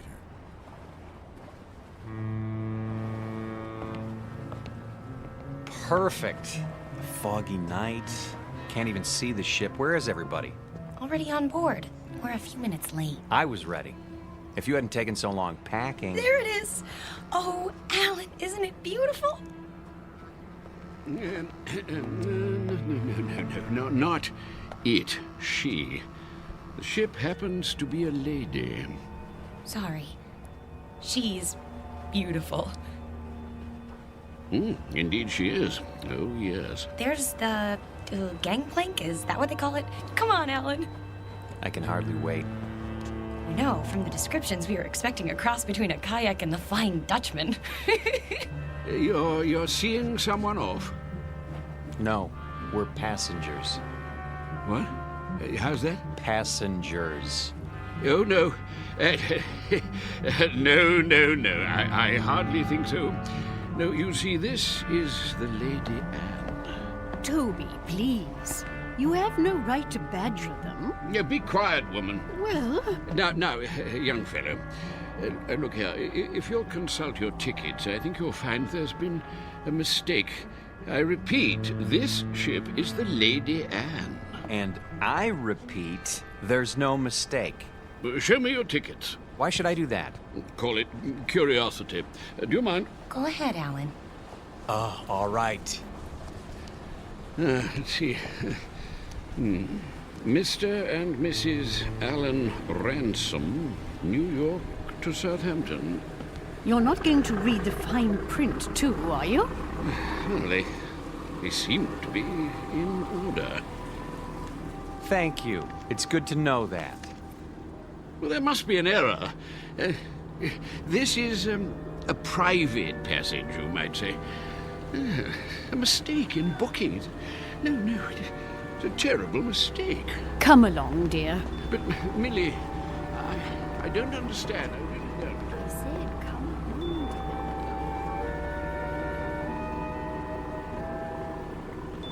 Well, I guess that's how the British say welcome aboard. Oh, don't get your back up. You'll be twice as cranky when you're his age.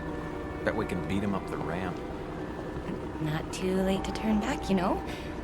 I mean, think of being cooped up with me for 14 days. I made a promise and I'm going to keep it. Isn't that good enough? Sure. Not very steady. Really gives you confidence, doesn't it? At least try to enjoy this. One moment, please. Your names? Ransom? Yes, I see it on the list. Do you want to see our tickets, too? Everything seems to be in order, sir. Stateroom 24 down that flight of stairs. Thank you.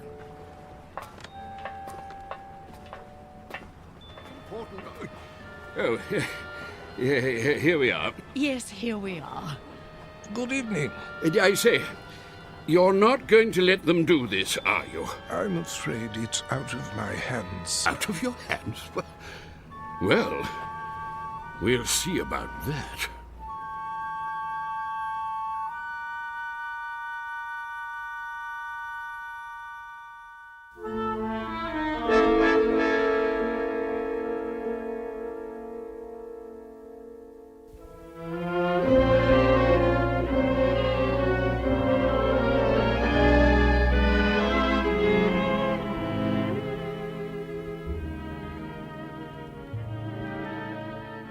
I hope they got the luggage on board. It'll be waiting in our room. You'll see. It better be. We're due to take off in 10 minutes. Take off? Sail. Disimport. I think it's disembark. Alan, you have to admit, it's a real showpiece. Did you notice this carpeting? And the oil paintings? And brass everywhere. Great, where's the bar? I could use a drink. Number 24. This is it. What in the... Alan, look! It's like an old-fashioned drawing room with a tapestry and gold everything. Pigeon's blood vases. I don't believe it. Are those plaster cupids on the ceiling? Oh, it's marvelous! And the canopy bed. Shaped like a swan. It's got a goose feather mattress. Oh, Alan, isn't this fabulous? It's probably the most ridiculous room in the entire world. You realize that? Probably? It is! And you actually like it. Don't you? Look at this chest. It must be 100 years old. A bowl of fresh flowers on top. And even a box of candy, shaped like a heart. At least the luggage is here. No kidding. You think we can take it for 2 weeks? I mean, with all this...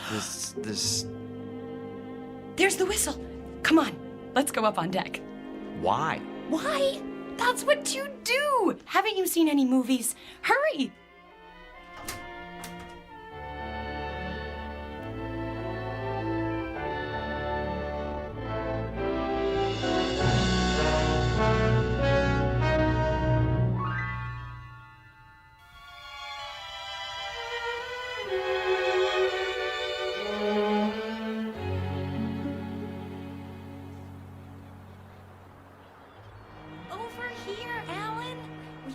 at the railing. Those are the ones I mean, Burgess.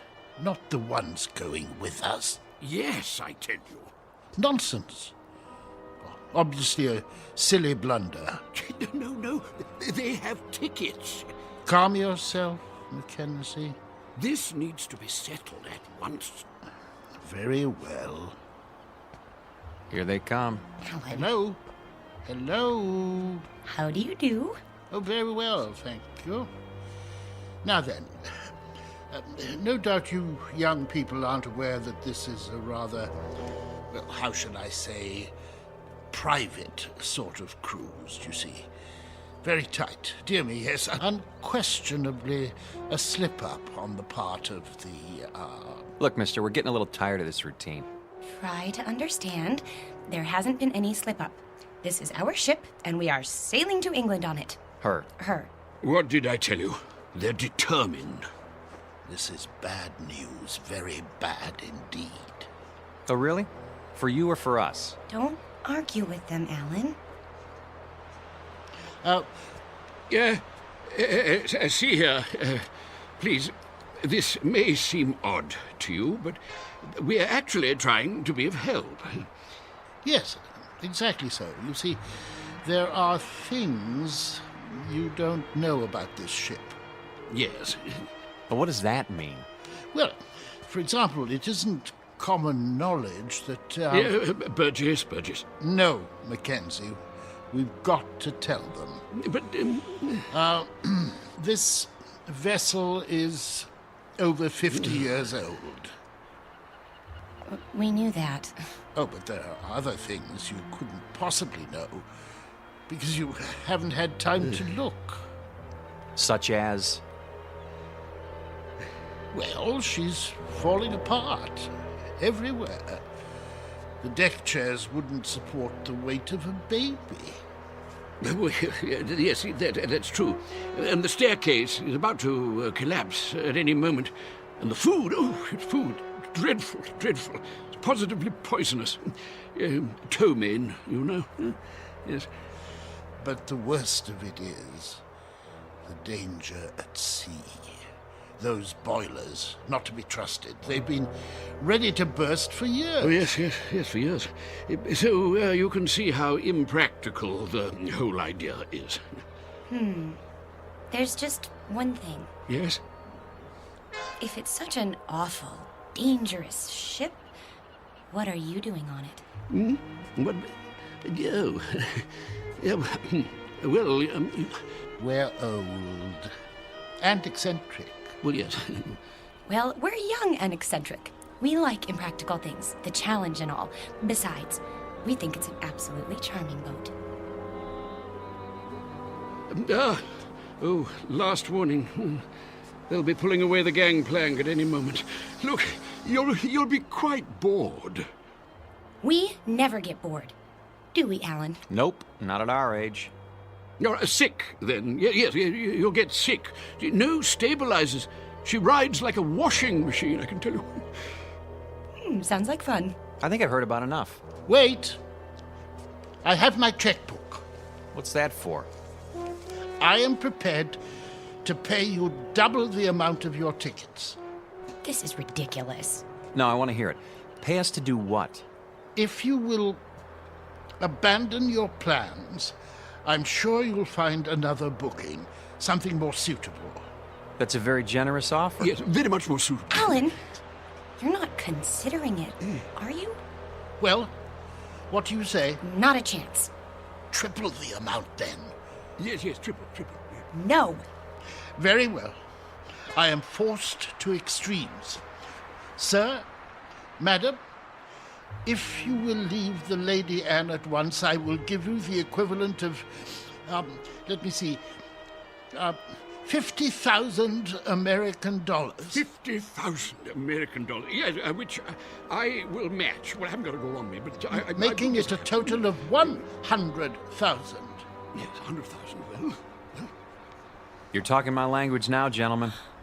Alan! Let's say pounds sterling, shall we? In pounds? Or better yet, an even $250,000 U.S. currency will be fine. No, That amount is completely unreasonable. I'm sorry. No. In that case... But... Sorry. Let's go, honey. You must reconsider. You don't understand the implications. Look, fella. Ever since we picked this tub, people have been doing their best to discourage us. I don't know why, and I don't care. But if you're worried about brash Americans crashing your cozy little tea party... No, it isn't that at all. Forget it. From now on, leave us alone. I'm proud of you. Thought I'd take the money, didn't you? Well, for a minute there, I didn't know. Oh, look! We're moving! Off to a great start. I could use that drink now. Me too.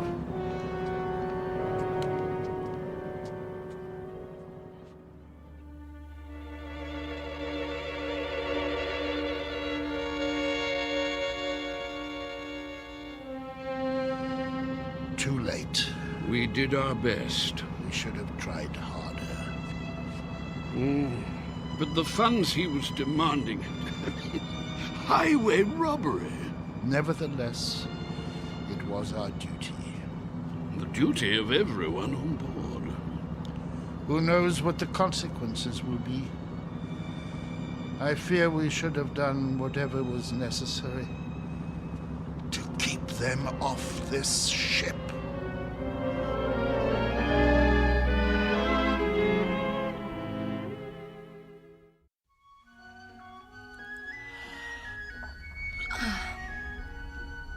Alan? Yes? You're already dressed.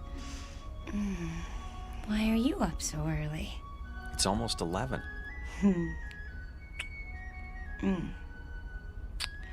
Don't tell me you're nervous.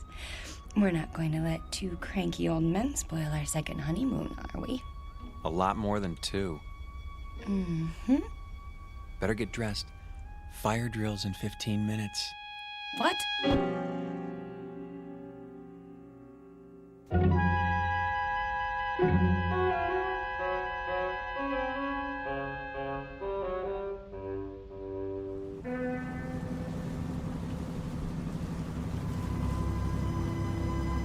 Honestly, you could at least tell me what this is all about.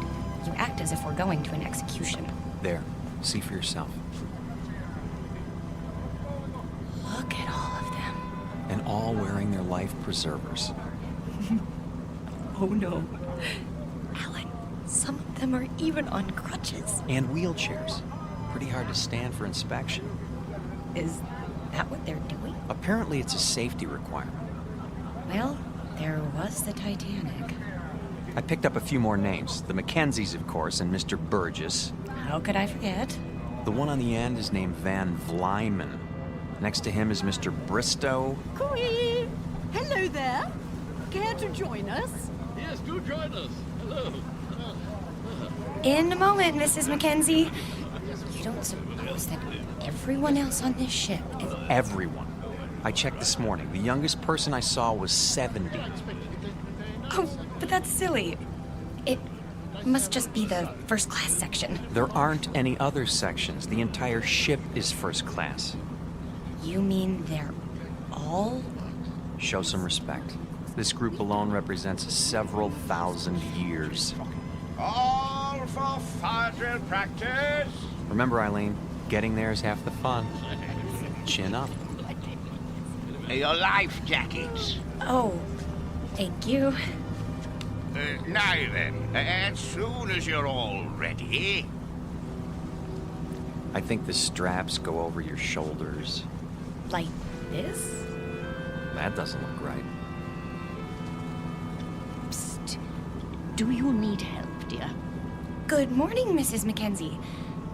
As a matter of fact... You should put your arms through the hole. No. Let them learn for themselves, dear.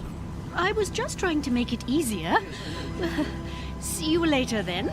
Yes. Do the best you can. We look like a couple of clowns at a funeral. Now then, in the event the balloon should go up, the alarm will sound. Proceed to the Imperial deck in a calm, orderly fashion and await further instructions. The groups will be divided in the following manner. Group A, Mr. and Mrs. Huntley Small, Mr. and Mrs. Mackenzie, and Mrs. Scott Aylesbury.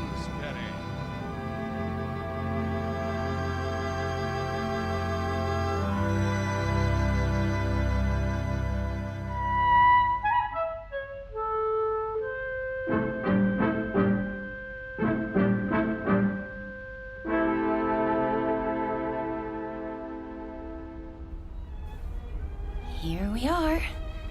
The Imperial Lounge. Looks like we're in time for the noon orgy.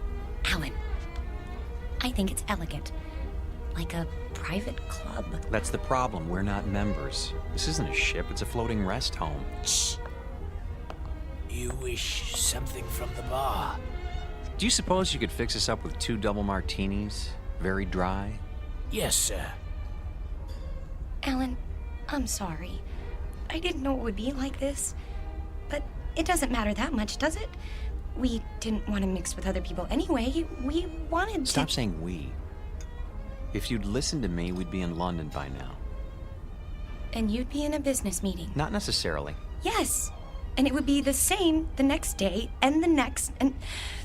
Oh, Alan, that's what this is all about. Don't you see? Your drinks. Thank you. Look, I know you've been unhappy, but do you think I enjoy working 28 hours a day? It comes down to the same thing, doesn't it? We never see each other. We never talk, or... I told you, after I close this deal, I'm going to start taking it easy. Which is what you said 2 years ago. You closed that deal, but it didn't make any difference. There were more deals. There'll always be more deals. Because that's all that matters to you now, isn't it? Bartender, another. Yes, ma'am. Try to control yourself. I have been controlling myself for 6 years, and I'm tired of it. I am tired of begging for little bits of your time.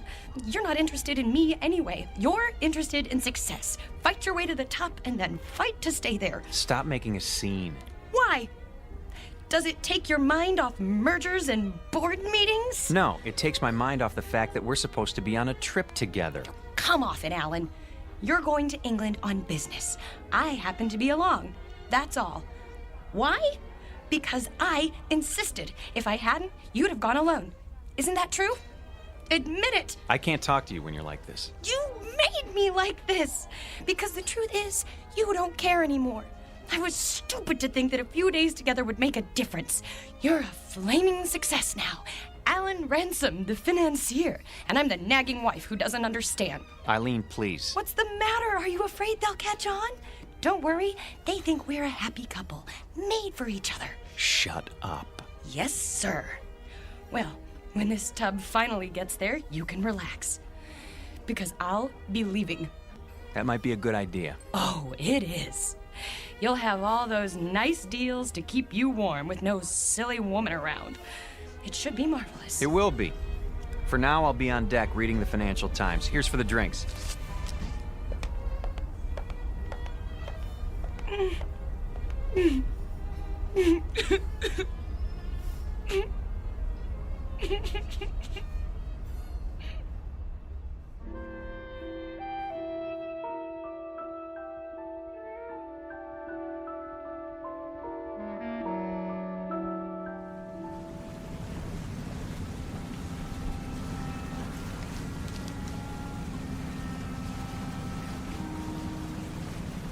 I say, you two, excuse us. Not you again. Well, yes. Not really. How do you do, dear? Nice to see you, Mrs. Mackenzie. If you don't mind, I'm trying to read the paper. My wife, Minnie, yes. I say my wife, I mean we would very much like you to join us for tea, if you'd be so kind. Because I'm wearing my tweed jacket? Huh? Hmm? No. we chat. I think that's a very, yeah, I think we're very British. no, we simply want to chat. Is it a date then? We'd be delighted. In about an hour? Yes, in the Imperial Lounge. We'll see you there. And thank you. Not at all. An hour then. Yes, jolly good. Looking forward. Why did you do that? Because you and I don't have anything more to say to each other. You know it's true. We're finished. But you said it yourself, we're stuck here. So we might as well call a truce for now and make the best of it. Agreed.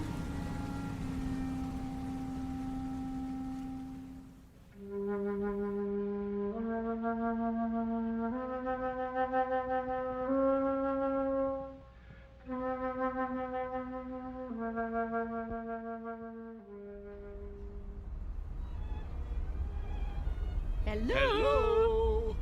Over here. Hello again. My dear. So glad you could make it. Charmed, I'm sure. Do sit down. Do sit down.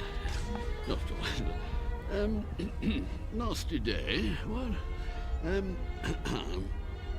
Now look. The reason for this meeting, apart from the pleasure of your company, is Go ahead, Toby. Yes, thank you. Millie, yes, my wife, Millie pointed out that we've all been, something less than hospitable to you, if not rude. And so I expect I ought to apologize. And do you? Oh, yes, most sincerely. But you see, there is something more important. Good news, in fact.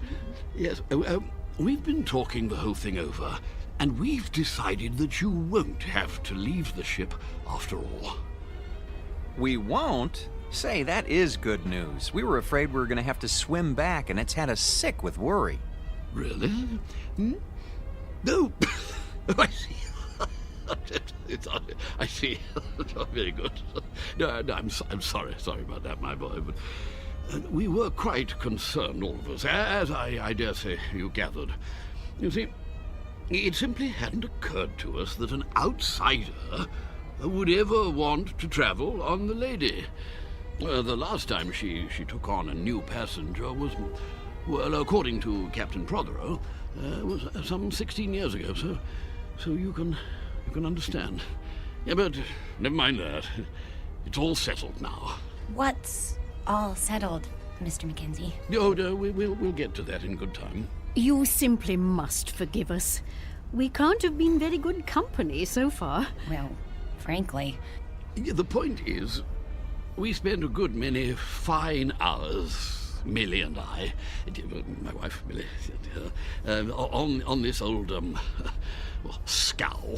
And when we heard they were going to retire her, well, it seemed right somehow that we should join her on her last return voyage. Yeah, absolutely. And the same is true of the others. Well, the other people. And that's what accounts for the number of senior parties aboard. We didn't understand. No. And you still don't, really. More tea? It's quite bracing. Yeah, there you go. Yes, one thing that hasn't changed. Yes, tea is still the best in the world. What about the others, Mr. Mackenzie? What are the others? Oh, yeah, yes, like us, as I said. Sentiment, you know. Of course they know, Toby. Why else would they have chosen the Lady Anne? Yes, that's true. Our story isn't so different, I guess. My husband and I had never really been alone in 6 years. Excuse me. I'm going to get us a drink. Scotch all around? Oh, yeah, well, splendid. Thank you. He's embarrassed, isn't he? I seem to be doing that to him all the time now.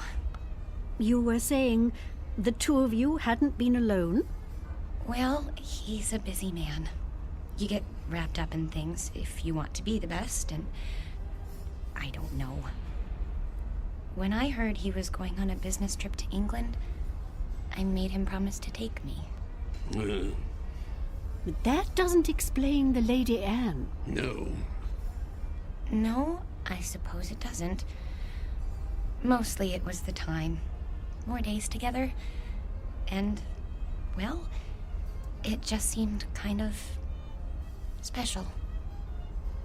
Oh, my dear, the Lady Anne is special. Very special. More special, I should say, than either you or your husband could imagine. You see, this is the ship Toby and I sailed on when we were married, which would be 53 years ago. 52. Yeah, she was a splendid thing then. Yeah, the ship, I mean. No. Oh, Toby, really? I thought you told us it was an old rust bucket. Not it. She, yes. Oh, I should have been struck down by lightning for such a fearful lie. Mrs. Ransom, mark this. The Lady Anne was the finest ship that ever crossed the sea. Queen of the fleet, she was. Oh, yes, indeed. Is, Mackenzie, is. No other ship can touch her. Quite right. Sit down, Burgess. This is an old companion of mine, Ian Burgess, Mrs. Ransom. Ah, yes. Congratulations. I don't follow. I hear there's been a decision made in your favor. Not now. Nonsense. Quite a relief, I must say. What is? Why, what else? My good lady, you are in luck. How so? Haven't you told them? It's about you and your husband. It seems you won't have to die after all. Oh, I'm so sorry.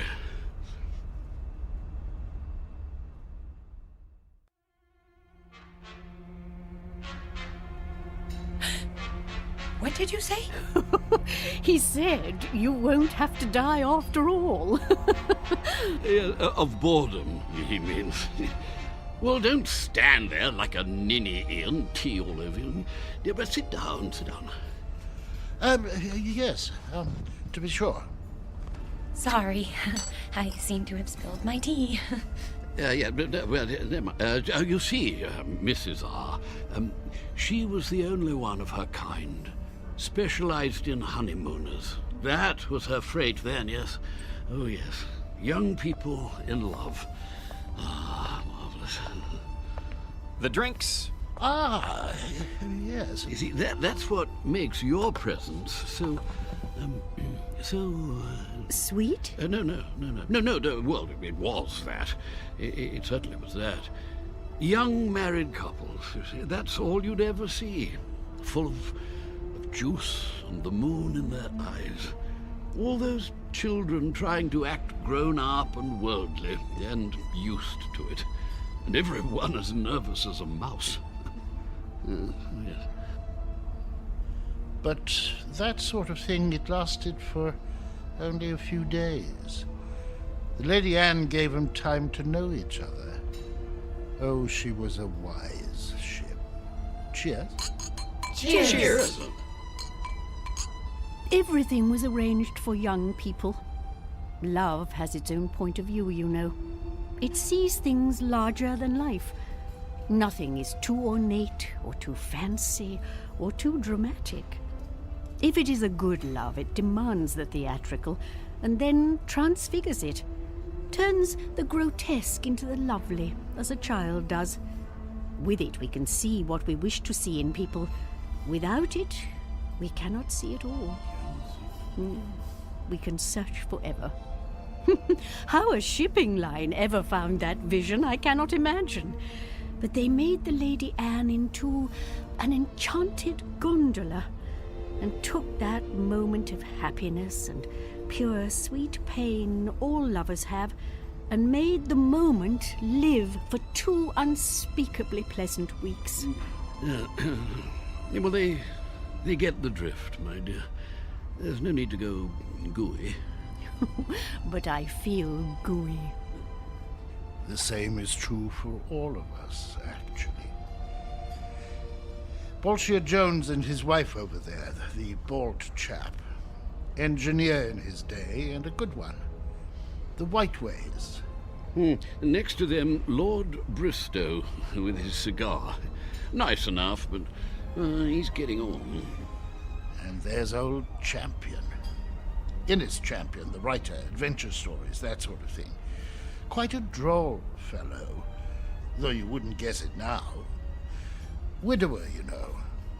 Aye, and his wife. There was a wild thing. She passed on in... Oh, can't be sure of the date. What about you, Mr. Burgess? The same. We'd planned this trip together, but... Have you a picture? In my breast pocket, over my heart. She's very beautiful. Ah. Oh, my dear, please. This is purely temporary. I shall be with her soon. I'm so sorry. Oh, there, dear. It's all right. None of it really matters if you're in love. You are in love, aren't you, Mr. Ransom? Yes, of course. Well, that's the only thing that counts, you know. Everything else perishes. Now you've made her cry. Oh, perfectly all right. I cry all the time, don't I, Toby? All the time? Well, I don't. Why don't you two go out and get some fresh air? Do you good. Fog or no fog. That might be a good idea. Yes. We'll see you later. Of course you will.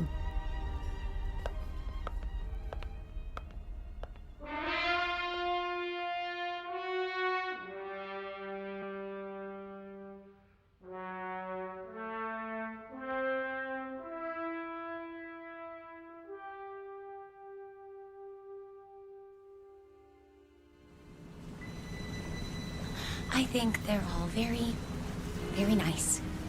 What is going on? The sun. What about it? It's behind us. It was over there, and now it's...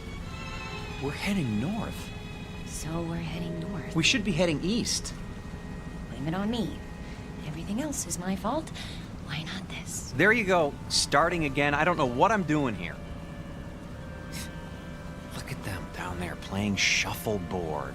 Or sitting, wrapped up in their blankets. Really, Eileen, this whole idea was ridiculous. Eileen? Eileen, where are you? Eileen?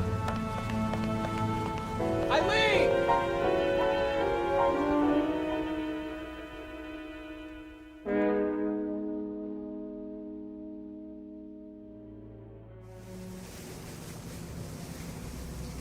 I thought you did get rather gooey there, my dear, but you know, I rather liked it. No! Oh, Mr. Ransom. I say, is something the matter? I can't find my wife. We were standing over there at the rail. She was right behind me. You don't think anything could have happened to her, do you? Oh, no, I doubt that. It's rather difficult to fall overboard. Oh, yes, yes. Eileen! Eileen! Eileen! Eileen! Eileen? Stuart, have you seen my wife? No, sir, but I wouldn't worry. I want this ship searched. I'll take the liberty of alerting the crew. Have you tried the library?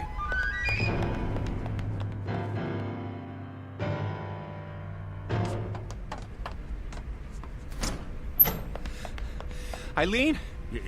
Not here, sir. She's got to be somewhere. Still looking, sir. Haven't you found her yet? Easy, sir. We'll let you know. Eileen? Eileen, where are you?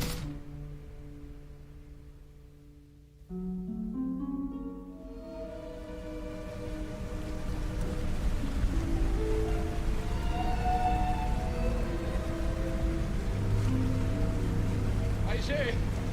Not turned up yet? No, I searched everywhere. She'll turn up. Have a nip with me. Come on, boy. Let's go inside.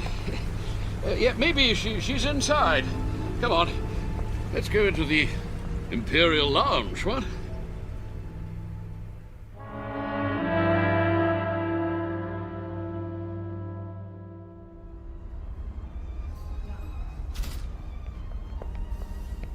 Two whiskeys. Make 'em strong. I can't believe it. She's gone. Well, it does seem that way. But of course it isn't so. You've just missed her. You don't know how much. A toast to the Lady Anne. Here, here. Oh, yes. Here. Lady Anne. Yes. It's a pity. What's going to happen? A crime. An evil, black-hearted crime. Easy, Burgess, easy. Easy? Gad, they want to scrap the lady. Outlived her usefulness. Nonsense. A little slow, perhaps. Speed. That's all that counts now. Why? What's the rush, eh, Ransom? I see your point. Freddie, another gin. That's the state of the world today. It's a plot, doubtless of communist origin. Who wound him up? Burgess, do sit down. Haven't you eyes, man? The Lady Anne was condemned because she represents a better way of life. She's grace and manners and tradition. She's the Empire. I say, somebody turn him off. Silence, Adicott. The beasts are at the gate, and we stand about like statues, with our medals gone to rust and our swords broken. Soon they'll reach up their hairy hands and pull the queen down from her throne. Scrap the lady? They'll scrap the world. Poor chap. He'll feel better later at the party. Another drink, Mr. Ransom. Mr. Ransom?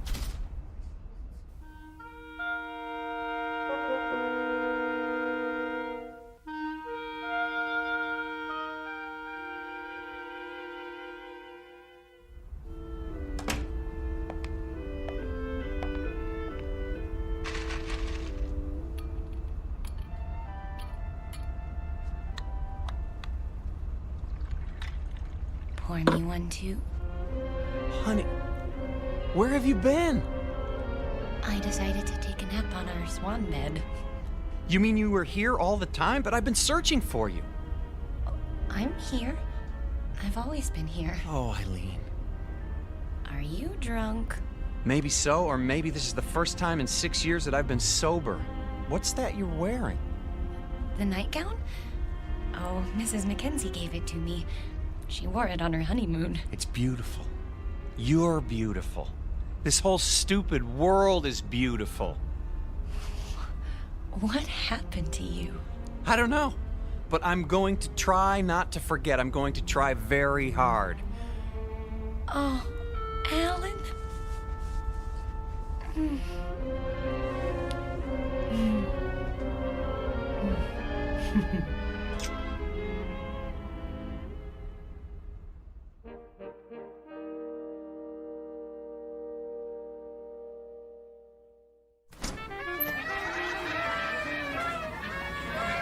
Will you look at all this? Balloons, ribbons.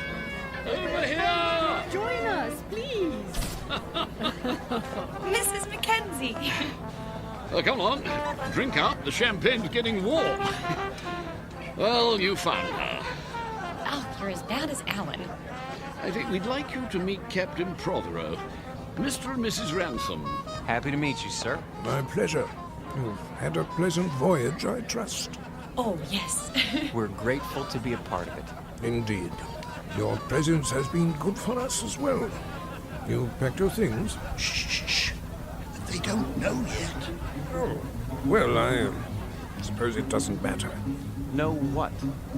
Nothing important. If you'll excuse me, I have to make some preparations. Be back shortly. You look positively radiant, my dear. The Lady Anne has worked her magic on you. She... and you. All of you. I'd forgotten some things. How to relax. I was so busy, I lost sight of what's important. It won't happen again. I say, let's drink to that.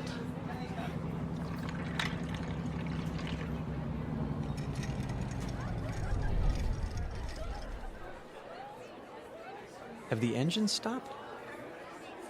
Oh, nothing to worry about. Cheers. Mr. Burgess, why are we having a party now? We're only partway there. You'll understand soon enough. Who needs a reason to party? Mrs. Ransom, may I have this dance? I have been waiting for someone to ask. Mrs. Mackenzie? I'm not very good, but... Oh, delighted, Mr. Ransom. Oh, splendid.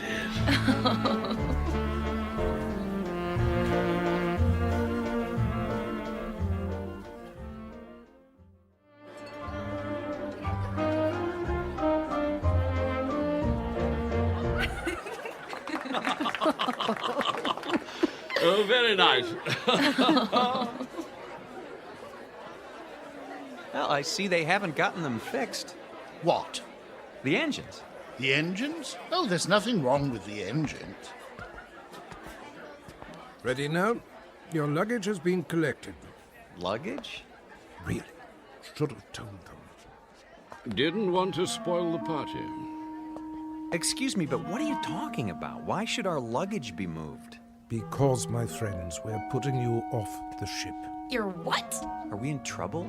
No, nothing like that. They'll come to understand. Maybe so, but we don't understand now, and we're not going anywhere until we do. I'm afraid there isn't any choice. Follow me, please. Alan? Is this some kind of gag? You don't just put passengers off a ship in mid-ocean. Steward. Captain! Draw your pistol. Yes, sir. You're kidding, aren't you? If you'll do as the captain says. This way. I tell you what, we'll all go. Alan, what's going on?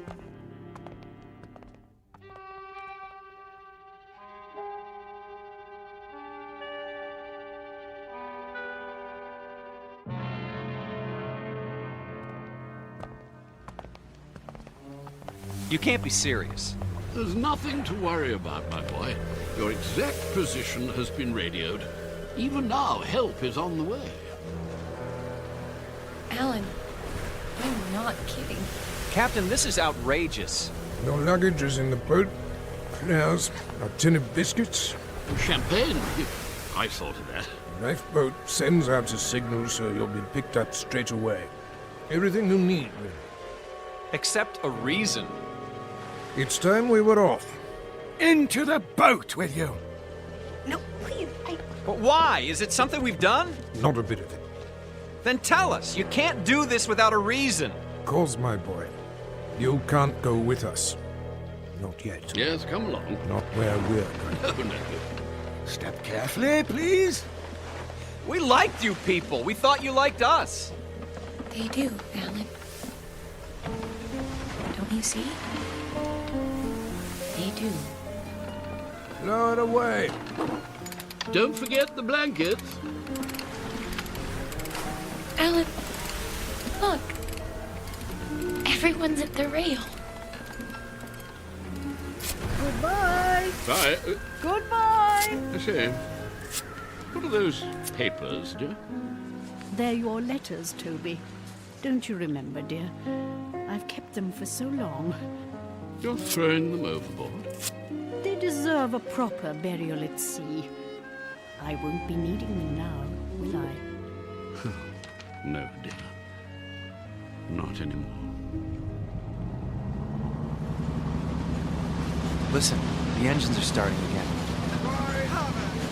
They're moving. So are we.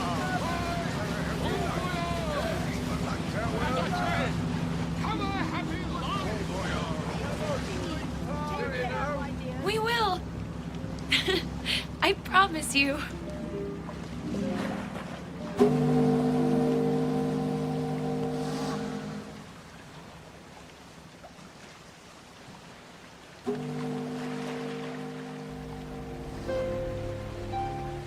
Here's a blanket.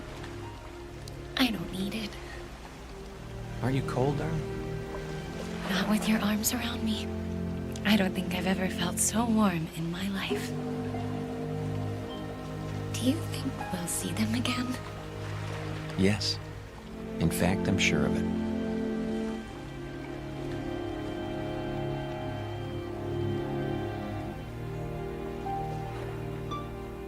Lady Anne never reached port. The ransoms were picked up by a cutter a few hours later, just as the captain promised. They searched the newspapers but found no mention of the Lady Anne. The ship, with all its crew and passengers, went down in the mid-Atlantic, or so it was said. But Alan and Eileen knew better. They knew it had sailed on to a better port, its final destination on a distant shore called the Twilight Zone.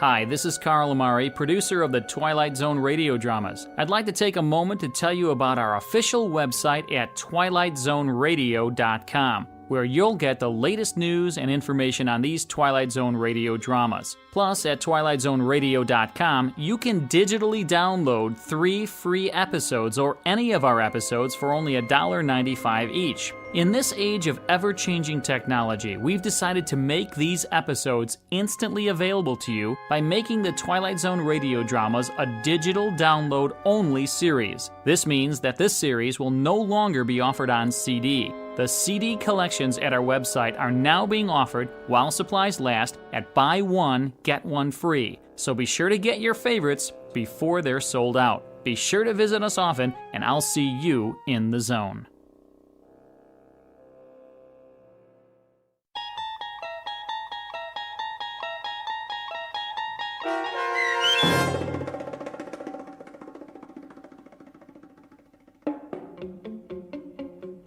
Passage on the Lady Anne, starring Martin Jarvis and Rosalind Ayres, with Stacy Keach as your narrator, was adapted for radio by Dennis Etchison and written for The Twilight Zone by Charles Beaumont. Heard in the cast were David Pasquesi, Anne Somerville, Jim McCants, Joby Cerny, Eleanor Weingart, Martin Astrop, and Nick Ruddle.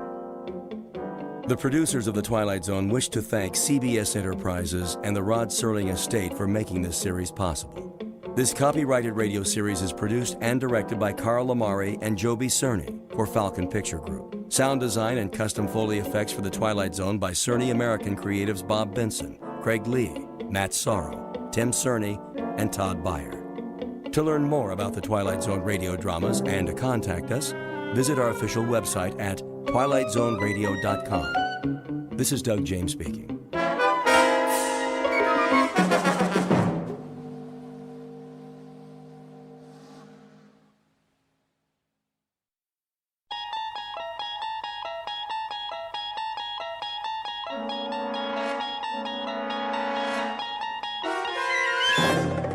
You unlock this door with the key of imagination. Beyond it is another dimension, a dimension of sound, a dimension of sight, a dimension of mind. You're moving into a land of both shadow and substance, of things and ideas. You've just crossed over into the Twilight Zone.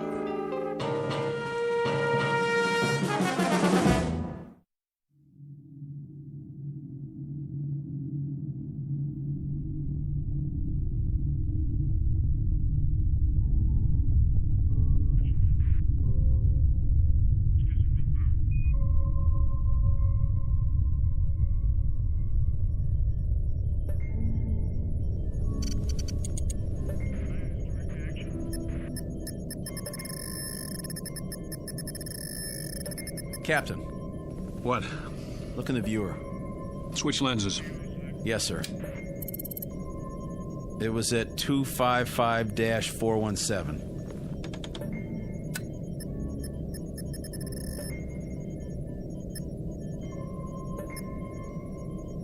I don't see anything.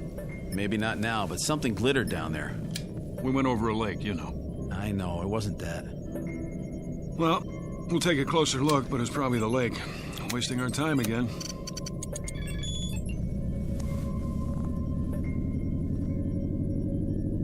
What are we turning for? I saw something. What? Something metallic, Carter. Yeah?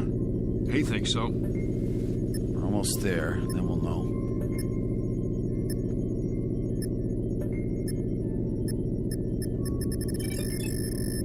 You look at that. Trees, rivers, a regular incubation lab on this planet. I know what you're thinking. Don't. It's gotta happen sometime. Yeah? Who says? Only the astrophysicist, the biologist, and... Mason, you've got aliens on the brain. You're contact happy. Maybe we've been out too long. Do you really think man is the only intelligent... All right. So we're going to meet another race. Great. It would be great. It's going to happen sooner or later. Why not to us? Man, that would be something. Another... Here it is. In the viewer. Looks like it might be a ship. Don't count on it. Well, let me see that. We're passing over. Aren't we going to... Will you please... We should at least stop and take some specimens. Mason's right, Captain. But it's your call. In your flight chairs, we'll set down.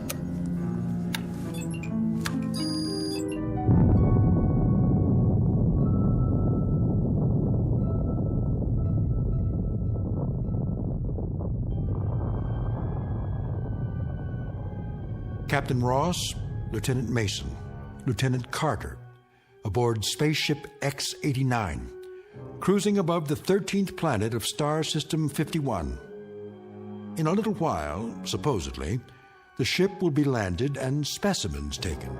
Vegetable, mineral, and, if any, animal. These will be brought back to overpopulated Earth, where technicians will evaluate them. And if everything is satisfactory, stamp their findings with the word inhabitable and open yet another planet for colonization. These are the things that are supposed to happen.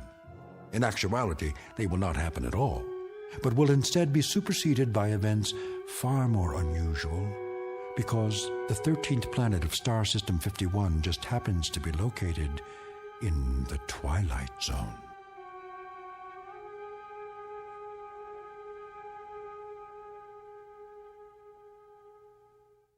And now, The Twilight Zone and our story, Death Ship, starring John Schneider with Stacy Keach as your narrator. You heard the man. Strap in. We're going down. What's the matter with the captain? Beats me. I can hardly talk to him anymore. He has been acting pretty strangely. You said it. As if he's fighting something. Yeah, us. You really think it's a ship? If it is, I don't see how it could be from Earth. We've got this run all to ourselves. They might have gotten off course. Not this far. Setting down. Right, Captain. Retros.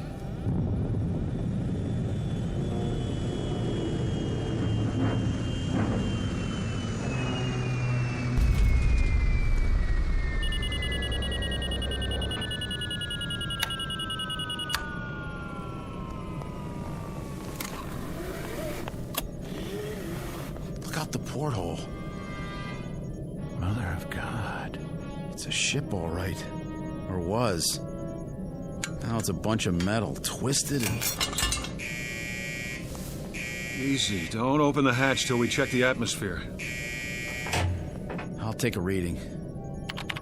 Put your suits on. We won't need helmets. Air's good. Let's go, Mike. Can't get out there fast enough, can you? What does that mean? It means I don't like impulsive behavior. Impulsive? Have I made any mistakes? You're on the verge. Well, then you let me know when I cross the line, won't you? Oh, I will. Don't you worry.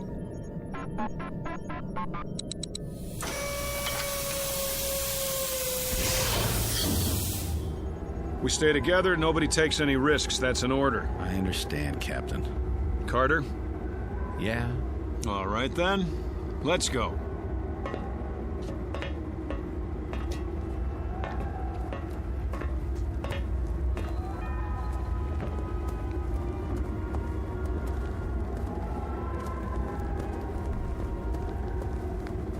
Looks like one of our ships. Don't jump to conclusions. Well, doesn't it? From what I can see of the markings, it does.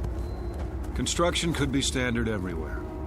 Sounds like you're arguing both sides. You don't mean it could be from another species, do you? I don't mean anything yet. It is one of ours. How could it get so far off course? Go aboard, Captain? I don't like it. We have to find out who they are, don't we? How will we know if we don't... All right, but stay together. Let's put our gloves on. Sure thing.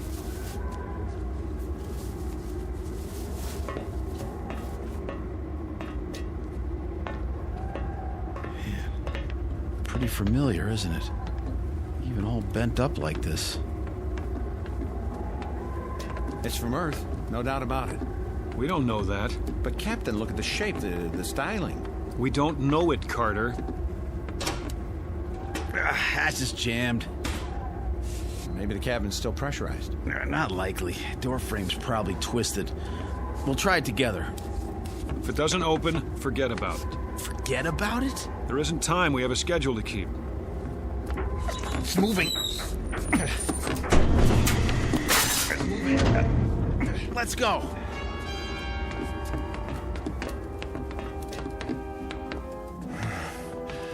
Well, this must be the main cabin. Looks like our ship. Use your flashlights. Over here. What? It's a body. Turn him over. Don't. Give me a hand. Dear God. Wait a minute. Do you see what I think I see? There's another one against the wall. Help me lift him. Don't, I said. What is going on here? That one has a face like... Nothing's going on. And the third one, he... Carter, try the auxiliary lights. But Captain, is it just me, or are we standing here looking at three bodies with three faces that look exactly like our faces? Auxiliary lights. I don't understand. It's not what it seems. Not what it's... Just hang on. Here come the lights. All right, then. First things first. Here's an ID wallet in this one's breast pocket. And here's his government card, picture and all. It says, Lieutenant Robert Mason. See it? That's my name, isn't it? That's my face, just like the one in my pocket right here. Well, isn't it? Put it back. Everybody see it? The same as mine, identical. Put it back. I don't get it. The same with the second one. What is this? You're letting it get to you. Get to me? This is my picture. Me. Hang on, lay them out and get something to cover them with, both of you. Captain, look at the third one and tell me it's not... I see it. Cover them now. No, I'm not touching them again. Carter. Nobody else touched them. I don't know about you fellas, but I need an explanation for this. We're leaving this wreck now. I said now. Everybody out.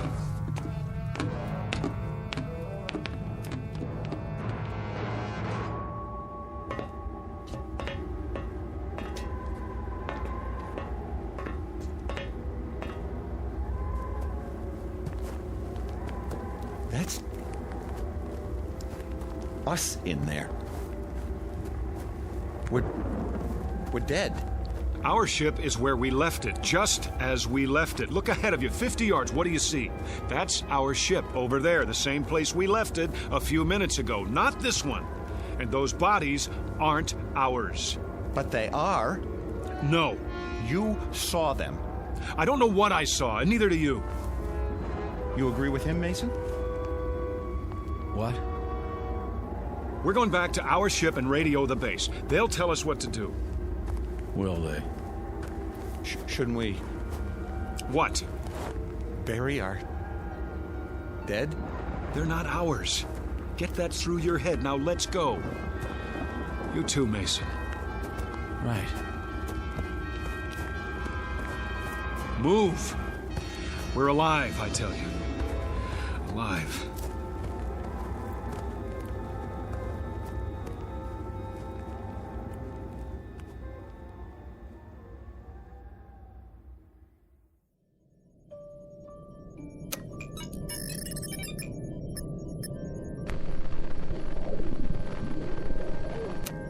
Nothing. Try again. I've been trying it for... Again.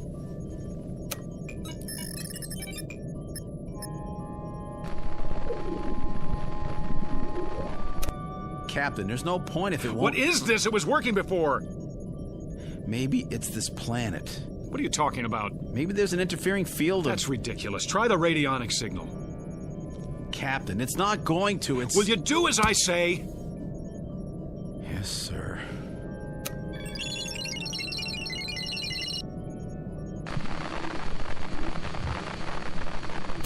Again.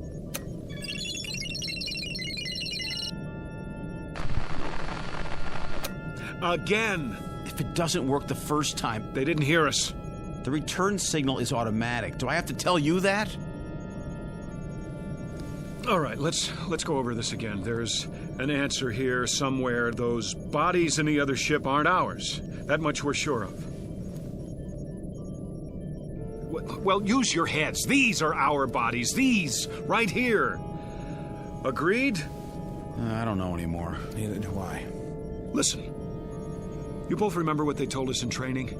About the theory of circumnavigating time. They said it might be possible for us to leave Earth in 1 year, and when we got back, even though we thought it was the same year, it might be the year before. Or the year after. Remember that? It was only a theory, Captain. It's more than a theory. It's what happened to us. We went through some kind of a time warp right into the future. And that ship over there is in the future. Is that what you're saying? Only the probable future. And what does that mean? It means that we're not dead. It also means that we're going to be dead. Not if we don't take off. If we don't go up, we can't crash. But our orders... They don't say to kill ourselves. We're alive now, and the only way to be certain we stay alive is not to go up. Then we can't possibly crash. We avoid it, prevent it. I've made up my mind. We stay. It's easy enough for you to decide. Meaning? You have no one waiting for you back on Earth. So I have no reason to go back, and I'll be just as happy here as I would be on Earth? Is that it? I think we should vote on it. Oh, you do? You're not the only one, Captain. I'm the only one who gives the orders. Even when our lives are concerned, huh? Especially where your lives are concerned. We stay. For how long? I'm not setting any time limit, Carter. A month? 2 months? I'm not setting any limit. We have enough food left for 3 weeks, Captain. I've no doubt there's edible food outside. You saw the landscape, trees, vegetation.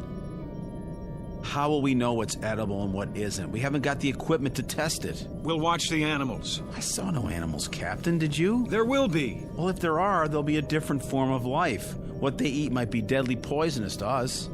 We'll worry about that when the time comes. Right now, there's only one thing to worry about: preserving our lives. It may not even be necessary to stay here permanently. We may figure something out, but for now, the decision is to stay. Not our decision, Captain. Have you a better solution, then? Working at minimum capacity, the ship's electrical reserve can hold out for months. It won't be working at minimum capacity. Why? We're going to need heat. Lots of it. But it's only twilight, and already the temperature outside is minus 13 degrees. Would you rather lift off?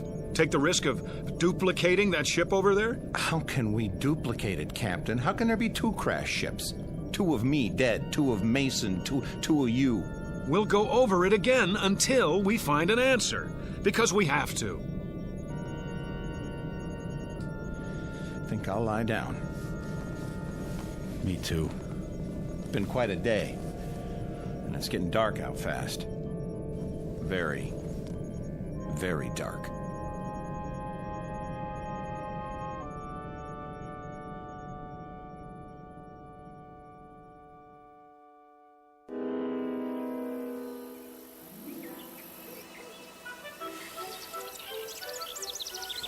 Where am I?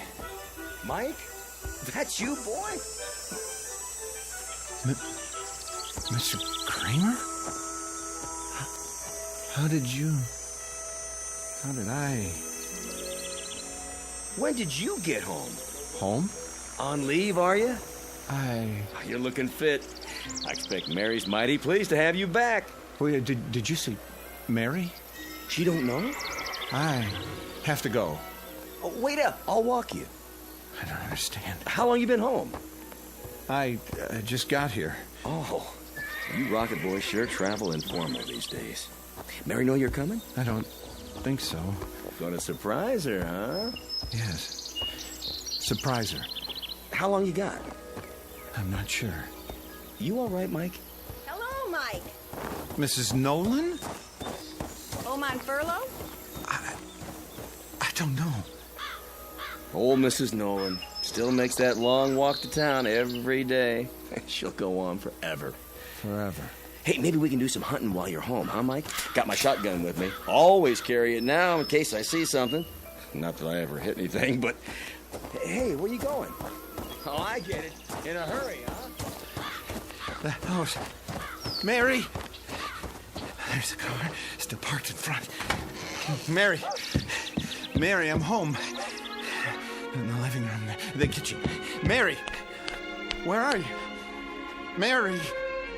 Mary! Are you upstairs?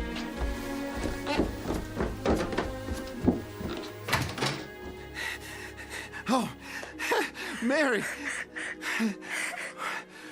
Why are you lying there on the bed like that? Is something... I'm here. Can't you hear me? What's this? Telegram. To Mrs. Michael Carter, we regret to inform... Carter. Regret to inform... Carter. What is this? I'm talking to you. What are you... What's the matter? Captain? What's the matter with you? I was home. Where? Home. My home. You were here. You are here. No, I swear it. I saw Mary. She was there with a telegram. It said that I'd been killed. You're alive. Those people I know. Kramer, Mrs. Nolan. I just remembered they're dead. Stop it, Carter. Kramer was killed in a hunting accident. Mrs. Nolan was... It never happened. There's an explanation for this. What explanation? I don't know what, but we'll find it. We'll find it, Carter. We'll go over it again and again until we do. You, me, Mason. Where's Mason? He was in his bunk. Well, he's not there now, is he? I've been here the whole time. The hatch is still locked. Mason! Mason! Where is he? Well, where'd he go? You tell me. There's nothing but his blanket.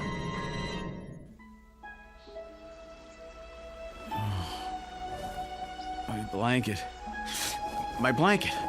What's it doing on the grass?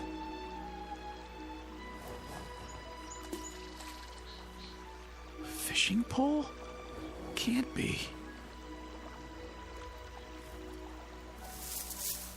Oh, there you are. I thought I'd never find you. Jeannie. I looked and looked. I found him. Can't be. Lunch is ready, Daddy. And mine's hungry. It's all your fault. Jeannie, Is it really you? What's the matter, Daddy? Come here. Oh, come here. Oh, Jeannie. What is it, Daddy? Oh, it is you. What's wrong with you? Oh, nothing. I'm just glad to see you, that's all. Oh. That wasn't your mother you were just calling just now, was it? You're acting weird. Jeannie, was it? Yes, Daddy. You know that. Where is she? Over by the table. Where? Where?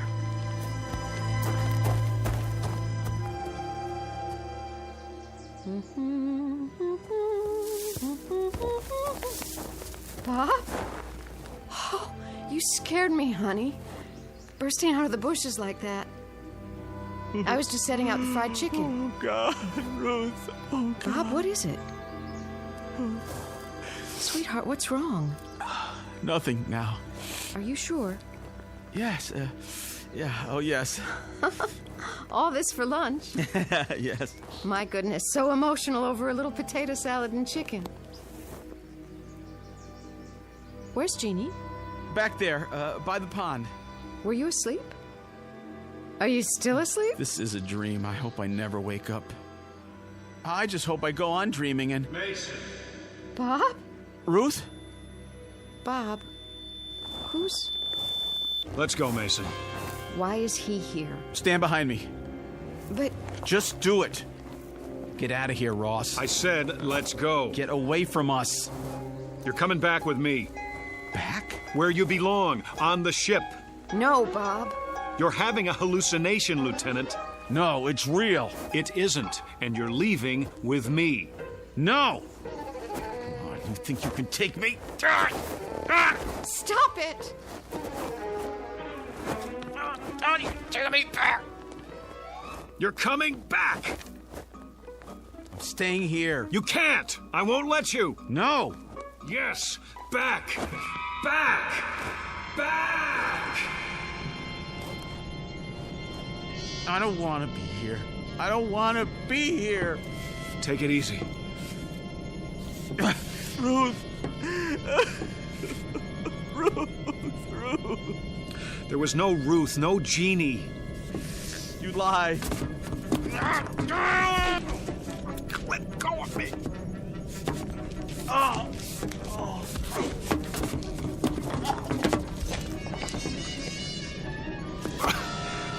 Look in your billfold. Look. What does the clipping say? Read it. Leave me alone. I'll read it for you. Space pilot's family dies in car crash. The wife and 7-year-old daughter of astronaut Robert Mason died early this morning when the car they were in... It's not true. Now do you still insist you were with them? You alive? They dead? I was with them. I was, and you took me away. It's not true, Mason. You took me away from my wife, my home, You were here all the time. You and Carter. He was gone. No.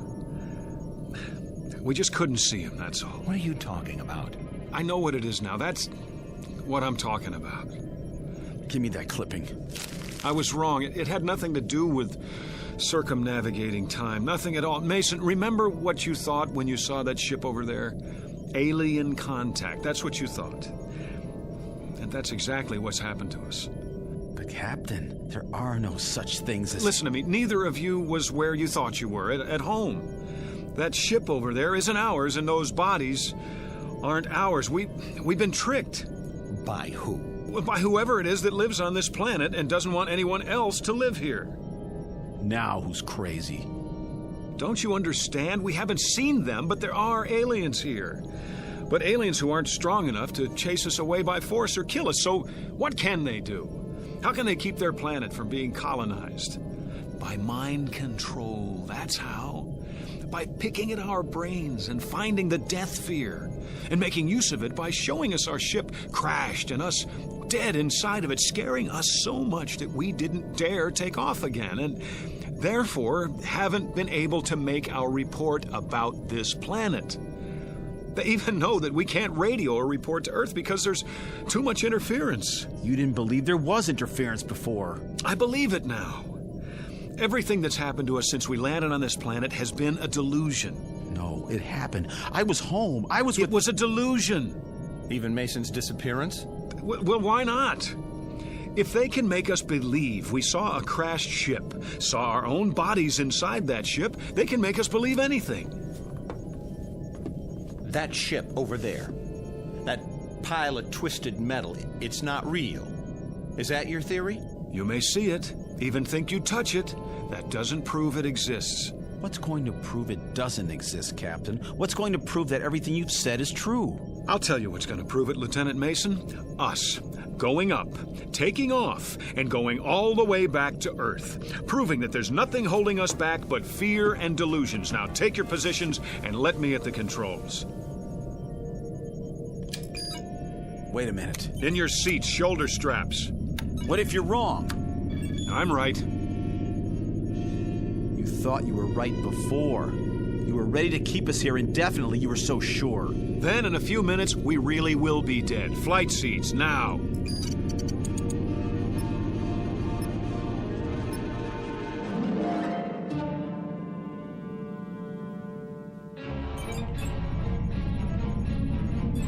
No.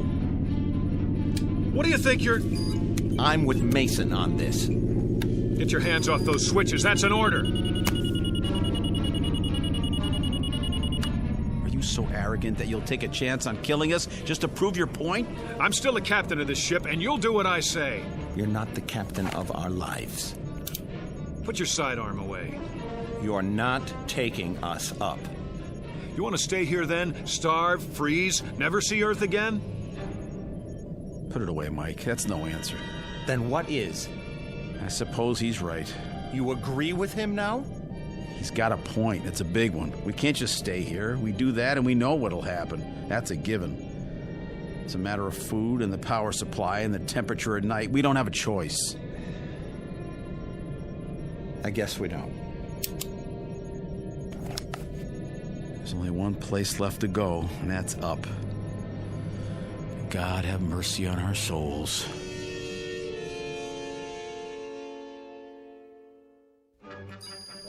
Pressure. Rising. Drive reactor. Check. Coordinates. Check. Gyro stabilizer. Active. Vertical thrust.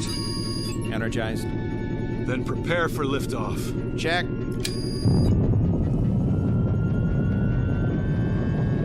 $200, $300, $500. Here we go. 1,000, 1,250, 1,500, Captain. Look at that. 2,250, 2,750, 3,000, 4, 5, 6,000. We're out. Release shoulder straps. We did it, boys. Check the viewer. Checking.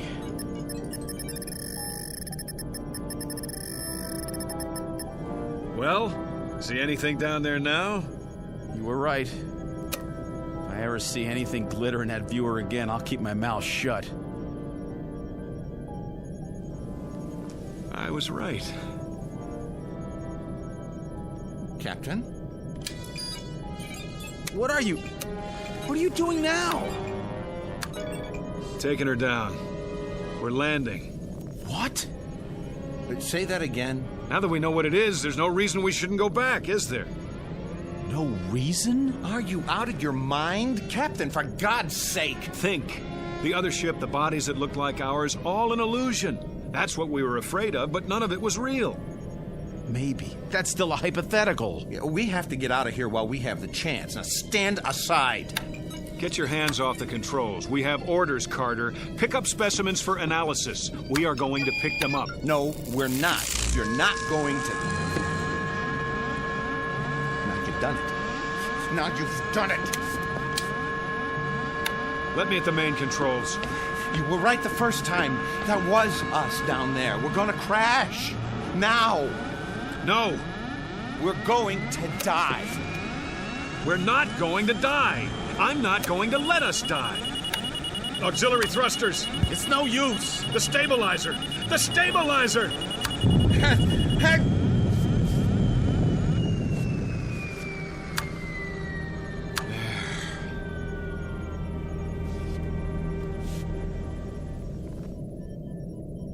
I don't understand. Shut up. You're a coward, Carter. You don't even have the guts to fight for your own life. We're still going to land? You bet we're going to land. And when we do, you're going to see that the other ship is gone. Vanished. Because it was never there in the first place. Retros. Slow airspeed. I've got it. Now get in your places. We're not going to crash. He's been right all along, hasn't he? I don't know. Prepare for touchdown.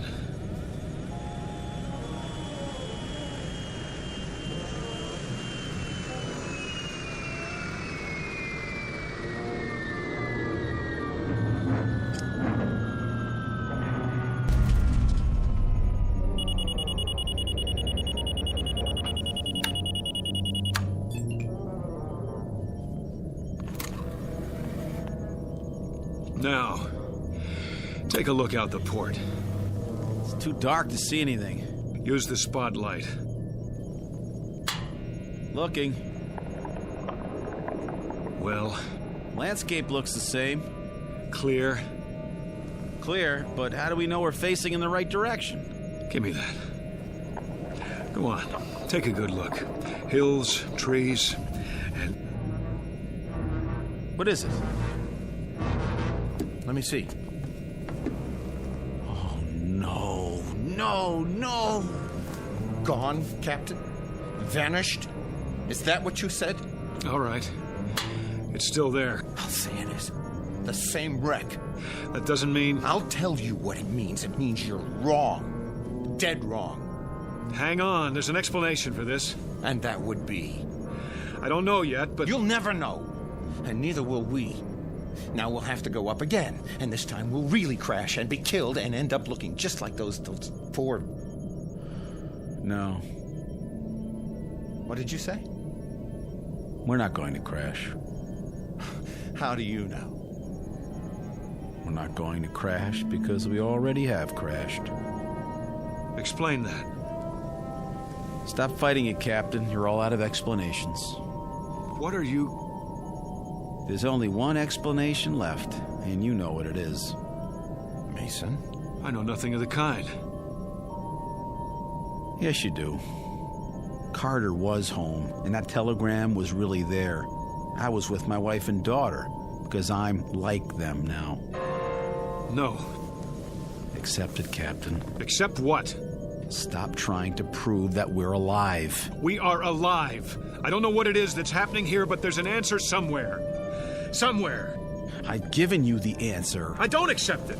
We're going over this again. We're going to find the real answer. Maybe you should listen to him. Can't you see that's what we've been doing? Going over it again and again? Then we'll just have to keep going on until... What happened to the lights?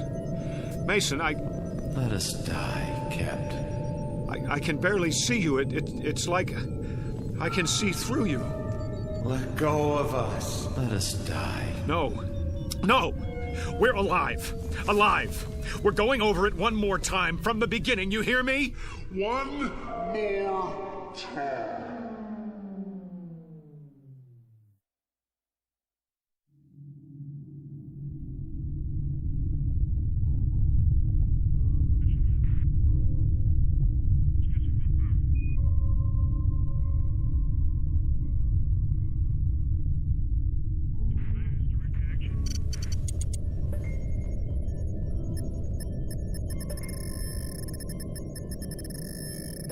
Captain. What? Look in the viewer. Switch lenses. Yes, sir. It was at 255-417. I don't see anything. Maybe not now, but something glittered down there. We went over a lake, you know. I know, it wasn't that.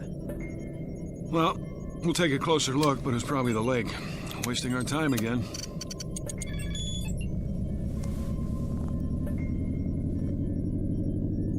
What are we turning for? I saw something. What? Something metallic, Carter. Yeah? He thinks so. Almost there, then we'll know.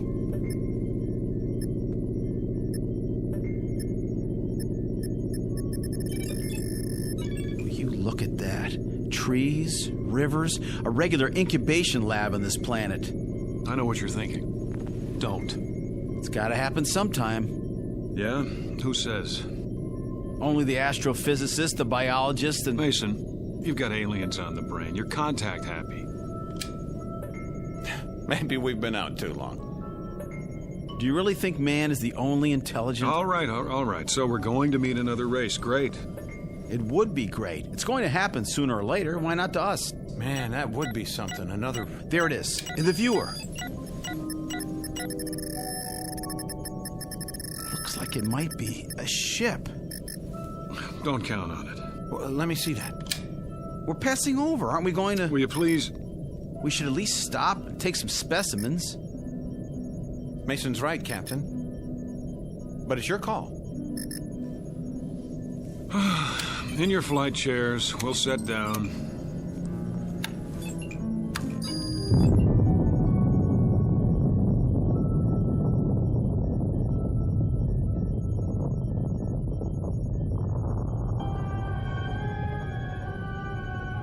Captain Ross, Lieutenant Mason, Lieutenant Carter, aboard spaceship X-89, cruising above the 13th planet of Star System 51. In a little while, supposedly, the ship will be land. Picture of a man who will not see anything he does not choose to see, including his own death. A man of such indomitable will that even the two men under his command are not allowed by him to see the truth. Which truth is that they are no longer among the living, that the movements they are now about to make, the words they are now about to speak, have all been made and spoken countless times before, and will be made and spoken countless times again, perhaps even unto eternity. Picture of a latter-day Flying Dutchman sailing into the Twilight Zone.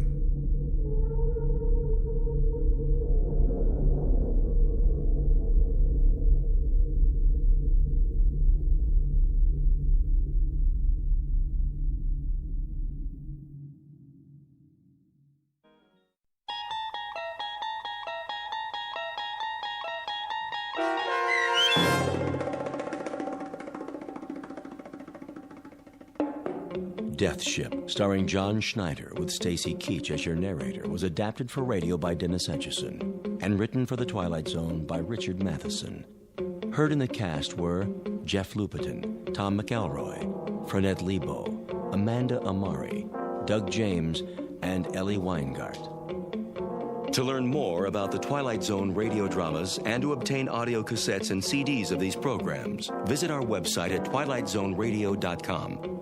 The producers of The Twilight Zone wish to thank CBS Enterprises, Carol Serling, Dennis Etchison, Dick Brescia Associates, Claire Simon Casting, Terry Jennings, XM Satellite Radio, Sirius Satellite Radio, our sponsors, and our radio affiliates for helping make this series possible. This copyrighted radio series is produced and directed by Carl Amari for Falcon Picture Group. Audio editing, sound design, Foley effects, and mix for the Twilight Zone radio dramas are by Cerny American creatives Craig Lee, Michael Slaybach, Bob Benson, and Jason Rizzo. To learn more about the Twilight Zone radio dramas and to contact us, visit our official website at twilightzoneradio.com. Doug James speaking.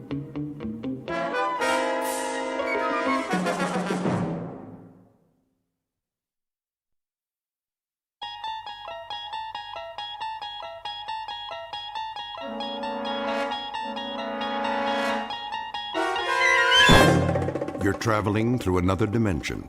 A dimension not only of sight and sound, but of mind. A journey into a wondrous land whose boundaries are those of imagination. Your next stop, the Twilight Zone.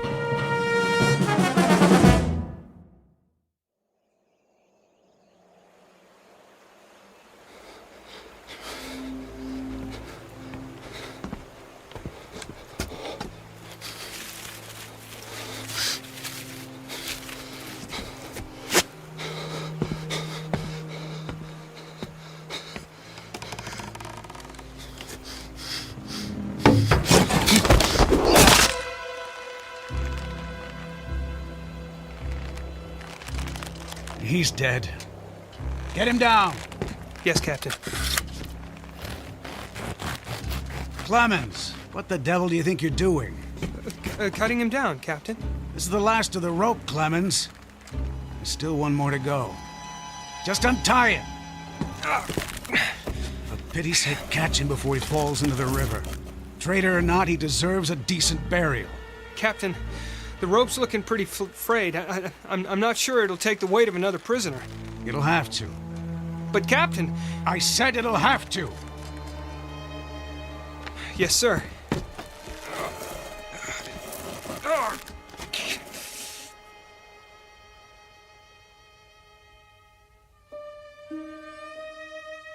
You have just witnessed a military execution. Death is a dignitary who, when he comes announced, is to be received with formal manifestations of respect, even by those most familiar with him. This particular execution occurred on Owl Creek Bridge in northern Alabama during the war between the states. You might find it in the works of that past master of the incredible Ambrose Bierce, but its proper home is in the Twilight Zone.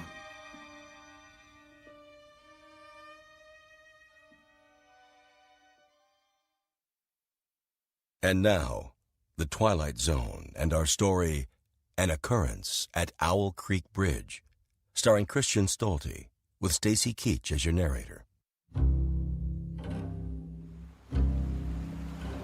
Hurry up, Clemens. I want to get this last one hanged while it's still daylight. Almost got him, Captain.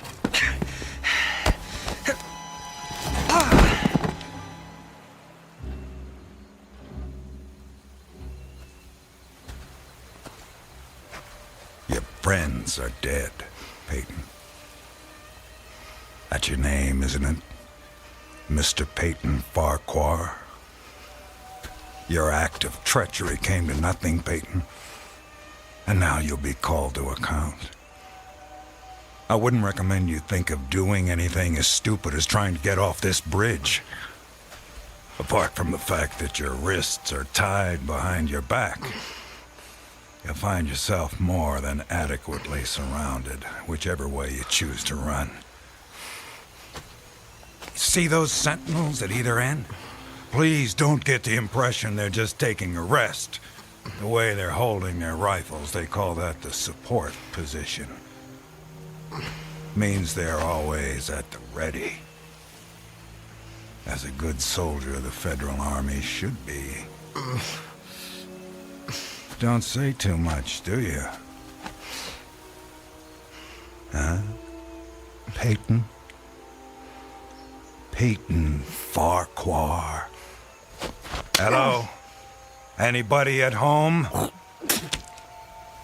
And here I thought you were a true Southern gentleman. I know what you're thinking, Peyton. That maybe you could make that 20-foot drop into the water.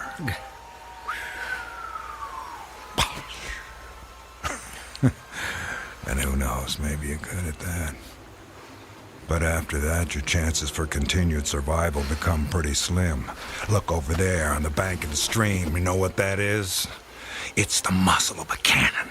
You see, there's an outpost near here. If you really squint, you can see a company of infantry at parade rest. Think of them as spectators if you want. But if you sincerely want to swim for it, you might just as well be giving them target practice, which, believe me, they don't really need. You want to leave your wife a pretty-looking corpse, don't you? Still not in the mood for talking, huh? Well, I can understand that, time like this. A man needs to get his thoughts in order, ready himself for, you know. Perhaps I can help you with that. From a purely practical standpoint, I mean. I'm not a priest or anything like that. Truth to tell, my knowledge of matters theological doesn't amount to very much at all. But I can tell you a little bit about how it'll happen. Me and Clemens will escort you out to the center of the bridge, then introduce you to Captain Newman. He's a nice man. You'll like him. Me and Clemens salute the captain, then we stand behind him, leaving you face to face with the sergeant. Now, he's not such a nice man, sorry to say, but... Oh, I forgot. You two have already met. Well, when the moment comes, you'll both be standing on opposite ends of the same plank. He stands on the safe end, but you probably already guessed that. And you probably guessed that it's his job to hold the plank in place. Then, when the captain feels the time is right for him, not for you, he gives a signal to the sergeant. The sergeant steps aside, the plank tilts, and down you go. Nah, never having been hanged myself, I can't give you any information on what your final moments on this earth might feel like. But I can tell you, I've seen more than a few of these. And I'm sorry to have to tell you, it doesn't look any too pleasant. Anything to say about that? Well...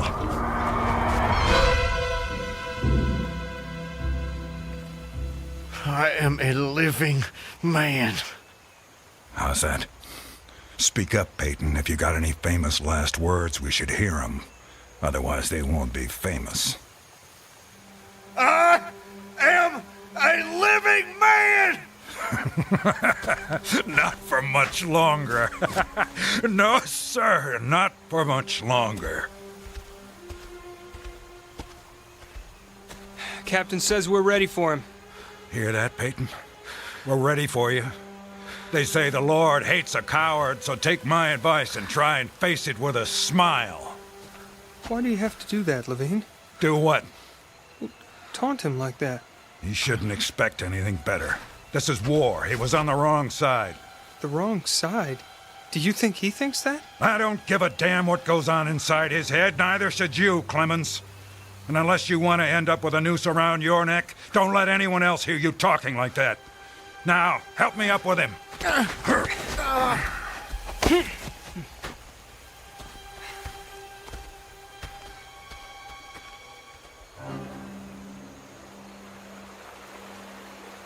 Oh, Elizabeth.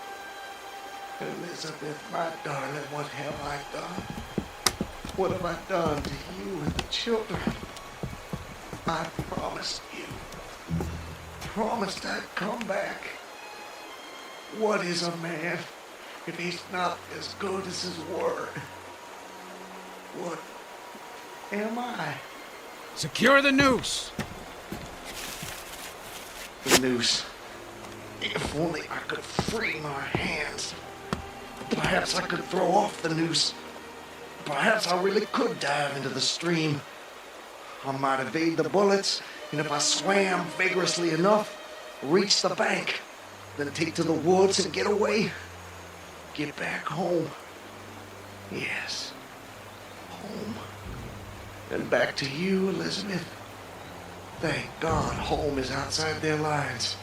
My wife and little ones are still beyond the invaders' farthest advance. That pounding. What is causing that pounding? It's like the stroke of a blacksmith's hammer on the anvil. Is it distant, nearby, or both? Perhaps it's my death knell. Feels like a knife being thrust into my ear.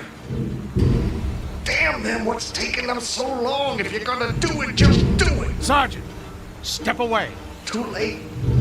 My God, it's too late. Oh, Elizabeth.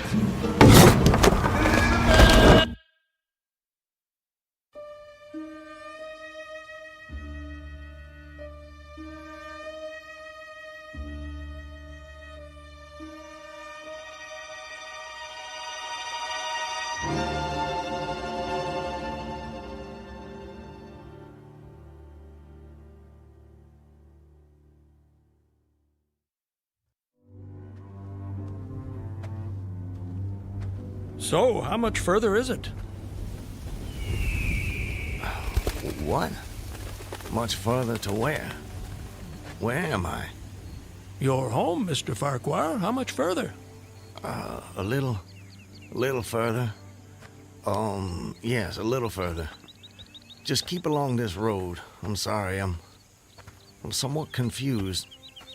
Hardly surprising. You've just woken up. It usually takes me a good half hour and a stiff drink before I know my own name. Say, you wouldn't happen to have a stiff drink on you, would you? I'm afraid not. Too bad. No, wait. I can't have been sleeping. Why not? Look at me, I'm walking. How could I fall asleep walking? Horses fall asleep standing up. But not walking. Well, I don't know about you, but I've got to the end of plenty of days without the faintest idea what I've done. Of course, as I explained to you, Mr. Farquhar, I drink a bit. You know my name? Mm-hmm. You're Mr. Peyton Farquhar. How do you know my name? You told me. I did. Sure you did. Right after I found you on the bank of the river. The bank? The southern bank. When I discovered you, you were digging your fingers into the sand, throwing it over yourself in handfuls, and almost blessing it.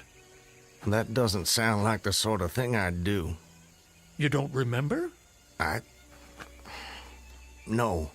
Well, it's what you did. You said it reminded you of diamonds, rubies, emeralds.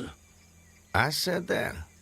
I got the impression there was nothing beautiful you didn't think it resembled. Naturally, I was quite convinced at that moment that you were insane. No offense, sir. Sounds like a very natural reaction. I would have come to the same conclusion. And then you said something that captured my attention. And what was that? Still don't remember? Please, refresh my memory. You said, now let me think. This was all good stuff. I don't want to get it wrong. Oh, yes. You noted a definite order in the arrangement of the trees.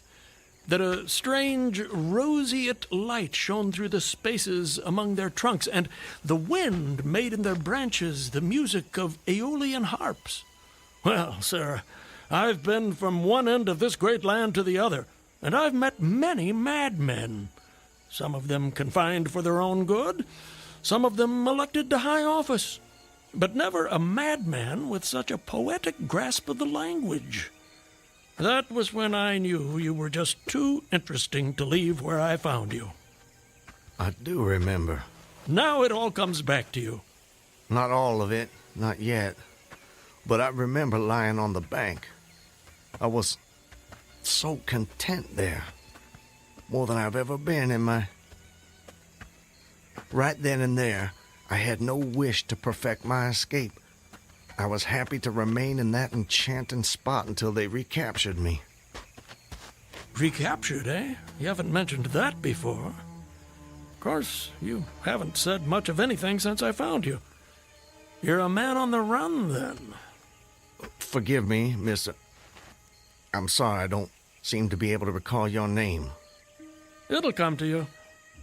Well, no offense, sir, but I'm not sure it would be wise to tell you the details. You're not a trusting man. Of late, I've become somewhat disappointed in human nature. I'm not sure why. This is a new world, Mr. Farquhar. It's understandable that you'd be cautious. But rest assured, I'm not what you might call political. But I do love a good story if you have one to tell. My story? I have no story. I have a life. A life that's become considerably more interesting of late, I'd venture to say. But beyond your name, I know nothing about you. What manner of man is Peyton Farquhar? Why do you want to know? The road I travel is long and lonely. I'm starved of intelligent conversation, and the only voice I ever hear is my own. Talking to oneself leads inevitably to madness. With you here as my temporary companion, I can stave off that unfortunate condition for at least another day. I see.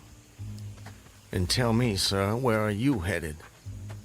Anywhere I'm welcome and nowhere I'm not. In short, nowhere in particular. So, you were telling me about yourself. Very well. My name is Peyton Farquhar. Peyton Farquhar. I'm a planter in these parts. A planter, eh? Good to have land. It is. So, I guess you have slaves. Naturally. No need to adopt that tone, Mr. Farquhar. I told you I'm not a political, just asking. Well, as it happens, I am what you would call a political. The Farquhars are an old and highly respected Alabama family. I'm naturally an original secessionist and ardently devoted to the Southern cause. Oh, your memory is reliable when it comes to the matter of who you are, if not where. I suppose so. And yet, if you'll forgive my temerity, for all your patriotic fervor, you clearly didn't take service with the gallant Army of the South. May I ask why that was? Circumstances of an imperious nature prevented me from doing so, but I assure you I chafed under the inglorious restraint, longing for the release of my energies, the larger life of the soldier, the opportunity for distinction. And in good faith and without too much qualification, you assent to at least part of the dictum that all's fair in love and war. Are you mocking me by any chance? I would never, ever risk a fellow traveler's friendship for such a trivial gain. Please, continue, I beg of you. I imagine that the opportunity to serve your birthplace came at last, as it comes to all men in wartime. It did. It was one evening, as I was sitting under the magnolia trees near the entrance to my grounds. I was with my wife, Elizabeth. The children were playing nearby.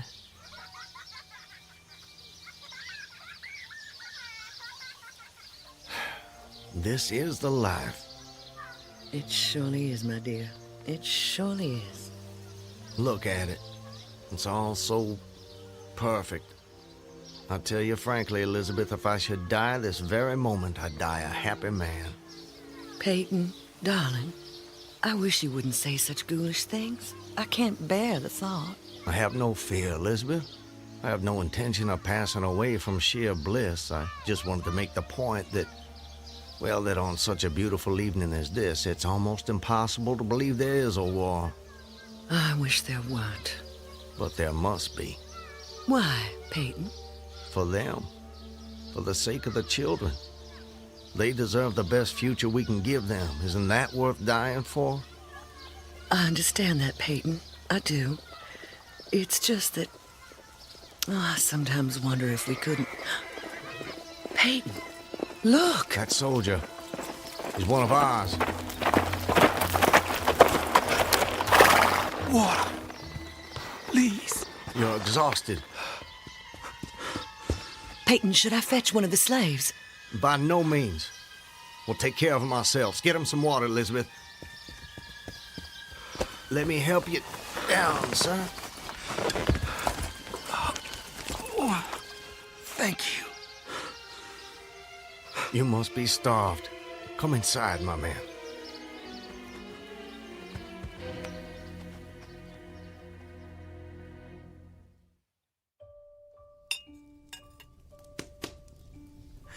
Oh, this is a splendid meal. Thank you. Some more? Alice, more cornbread. No, please. This hospitality is far more than I deserve. Nonsense. Nothing is too good for our brave boys. Tell me, Corporal, whose command are you with? Colonel Tolliver, 13th North Carolina. How are things at the front? We hear so little down here. I'm sorry to say things are not going so well. Not so well at all.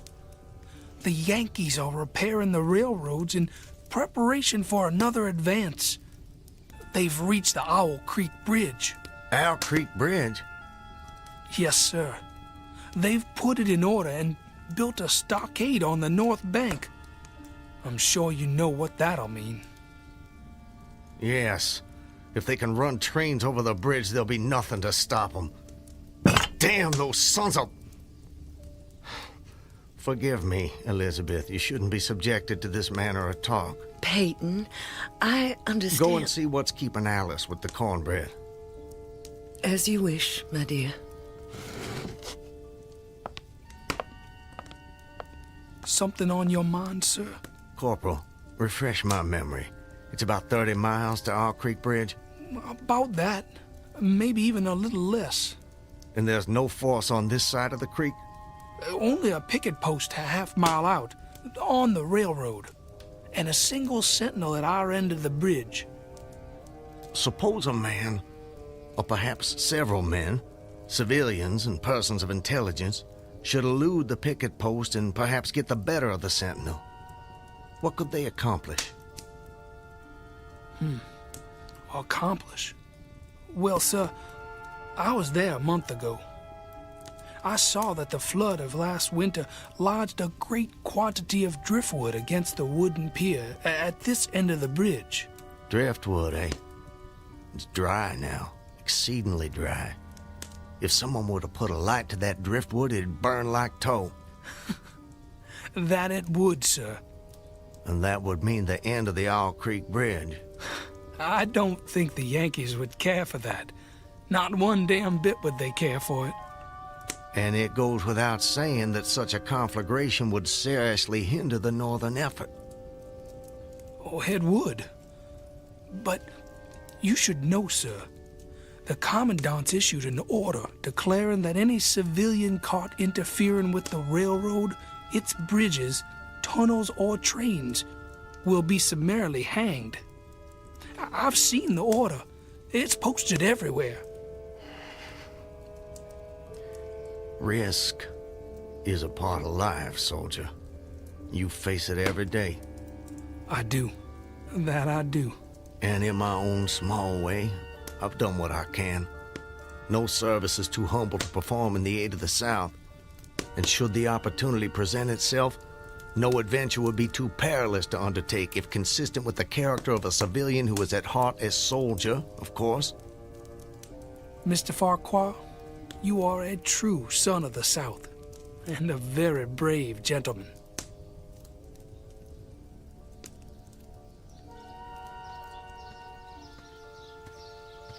Elizabeth, I have to go away. Away? For how long, Peyton? Probably just a couple of days. Why? Business. Larson will be going with me, maybe Zeller too. I don't know. I'll have to ask him. Peyton, don't go. I don't want you to. The children need you. It's for the sake of the children that I'm doing this, Elizabeth. Why can't you understand that? I do understand. I really do, but I'm afraid... terrified of losing you. If a man doesn't stand up for what he believes in, then we lose everything. Just promise me one thing. Promise you'll come back to me. I promise. And I'm a man who keeps his promises, my love. Setting fire to the Owl Creek Bridge. Sounds like a most audacious plan. It was. I must confess, Mr. Farquhar, I'm a little confused. How so? You strike me as a competent and determined gentleman. I imagine whatever you want out of life, you get it. That's fair to say. What of it? Simply that I'm surprised your endeavor came to nothing. And what makes you imagine that? Your present predicament. The absence of your co-conspirators, those marks upon your neck. And if someone had set the Owl Creek Bridge alight, I'm sure I would have noticed it in some way. Let me check. Where there's smoke, there's fire, and... Nope, no smoke. You're a very thorough fellow. For a moment I thought you might know more of my situation than you let on. From the way you talk, do I take it someone in your party betrayed you? Not in my party. But you recall the corporal who appeared at my plantation? Of course. He was a federal scout. Then you were deliberately entrapped. It seems they wanted to weed out the civilians who might cause them some trouble. If I'd only stayed out a little longer that night, I'd probably have seen that same rider repass my plantation, going northward in the direction from which he'd come. From the Owl Creek Bridge. Precisely. And when you and your co-conspirators... Patriots. ...made your assault on the bridge, the military were waiting for you. They made me watch as they hanged my friends for an act of treachery. The sergeant who put them to death was the same man who lured us there. Is there no honor in conflict? I've never been accused of having much imagination, but I might have guessed it would be something like that. I would say, sir, that you have too kindly an expression for one whose neck is in the hemp. It isn't. Isn't what? In the hemp. Of course, of course. What I mean, Mr. Farquhar, is that you are clearly no vulgar assassin. Fortunately, the liberal military code makes provision for hanging many kinds of persons. And gentlemen are not excluded. As they fastened the noose around my neck, I tried to fix my thoughts on my family. But there were so many trivial distractions. The water, touched to gold by the early sun. A piece of dancing driftwood caught in the sluggish current. The brooding mists under the banks some distance down the stream. Then there was a sharp pressure around my throat, followed by a sense of suffocation. Agony shot from my neck downward through every fiber of my body and limbs like streams of pulsating fire, heating me to an intolerable temperature.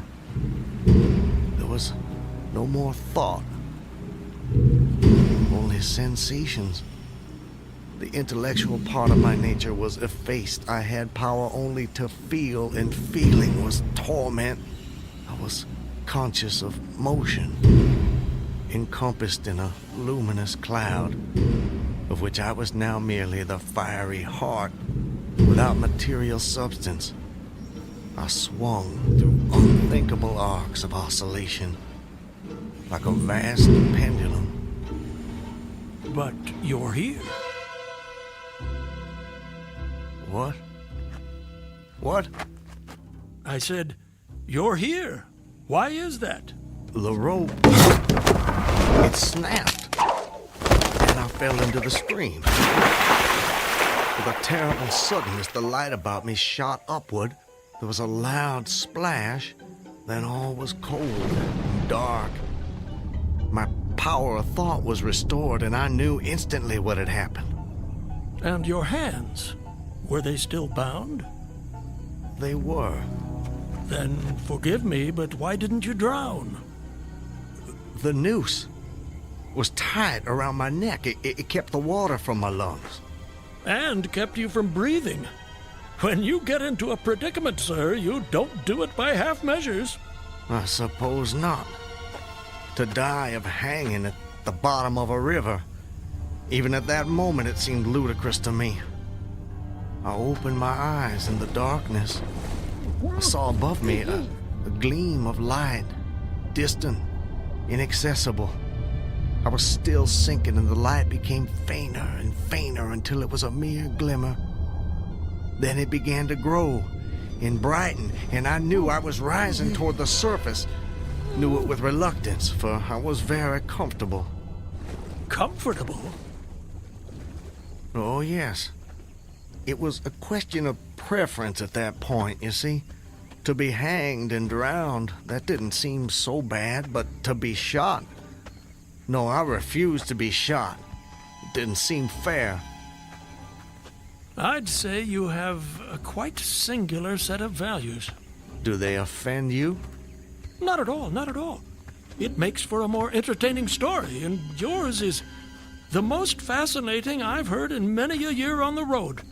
Please, continue.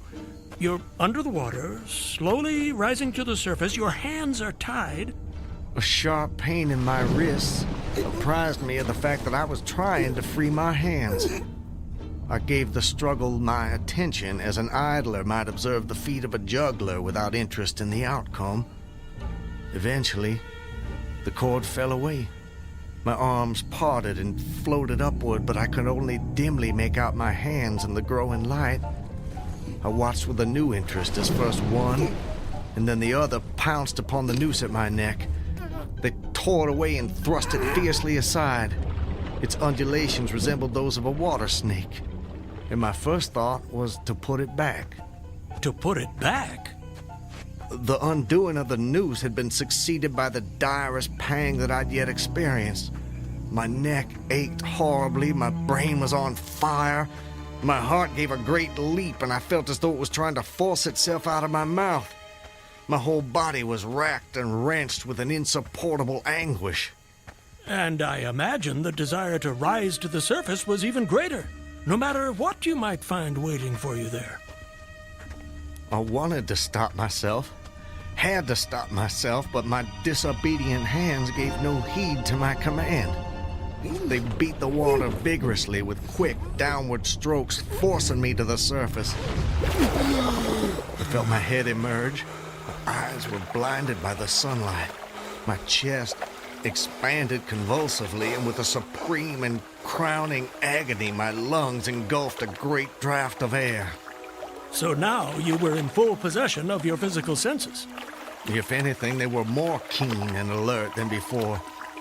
I felt the ripples on my face, heard their separate sounds as they struck. I looked at the forest on the bank of the stream, saw the individual trees, the leaves, and the veining of each leaf, saw the very insects upon them, the locusts, the brilliant-bodied flies, the spiders stretching their webs from twig to twig, the prismatic colors in all the dewdrops on a million blades of grass, the humming of the gnats that danced above the eddies of the stream, the beating of the dragonflies' wings. They all made audible music. Remarkable. If you'll forgive my saying so, you missed your life's calling. You have quite a turn for descriptive language. I'm surprised you had the time to note your surroundings in such detail. It may only have been a few seconds, I'm not really sure. I seem to have lost the ability to judge the passage of time accurately. Or perhaps you've gained a greater appreciation of time. There's a whole world in every second. You have a singular turn of phrase yourself, Mr. I'll get it in a minute. No doubt. Did you acquire this philosophical outlook during your travels? Hard to say. See, it often seems like I've been traveling my whole life. But enough about me. I long to hear your story. You've painted a beautiful background for me, but it strikes me there are more pressing issues in this particular picture. For example, your executioners. My would-be executioners? That goes without saying, surely. Very well. I saw them, silhouetted against the blue sky. They shouted, they gesticulated. Their movements were grotesque and horrible, their forms gigantic. Suddenly, I heard a sharp report as something struck the water smartly within a few inches of my head, spattering my face with spray. One of the officers had his rifle. At his shoulder, there was a light cloud of blue smoke rising from the muzzle. I was surprised he missed. I read somewhere that marksmen with gray eyes are the keenest shots. This fellow was the exception to the rule, it seems. The marksman had gray eyes? Mm-hmm. How could you see that? I'm sorry? He was on the Owl Creek Bridge. You were in the water. And you must have drifted some distance. So, how did you know the marksman had gray eyes? I don't know how I know. I must have noticed it on the bridge. Just before your execution? My intended execution. As you say. Doubtless the detail was burned into my mind. Doubtless. I told you how much more alive my senses had become at that moment. Alive. Yes, indeed. That you did. At that moment, a counter-swirl turned me half around. I was looking into the forest on the bank opposite the fort. A clear, high voice rang out and came across the water with a distinctness that pierced and subdued all other sounds, even the beating of the ripples. The voice, what did it say? It said, Attention, company! Ready! Aim! How did you do that? Run! Fire!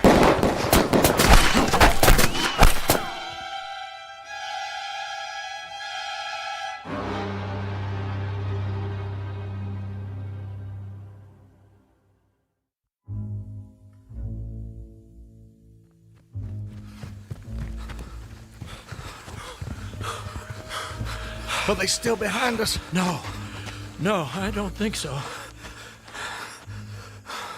All right, that's enough for now. No more running for my life. Your what?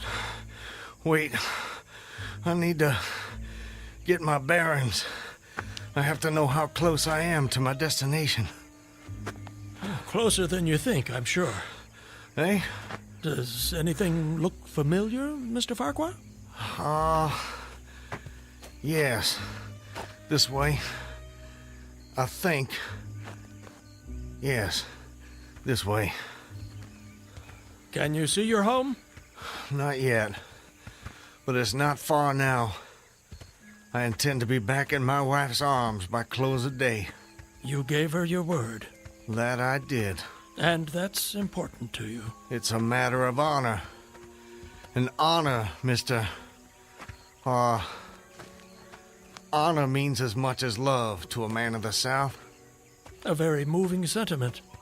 Now, where were we? Where were we with what? Your story.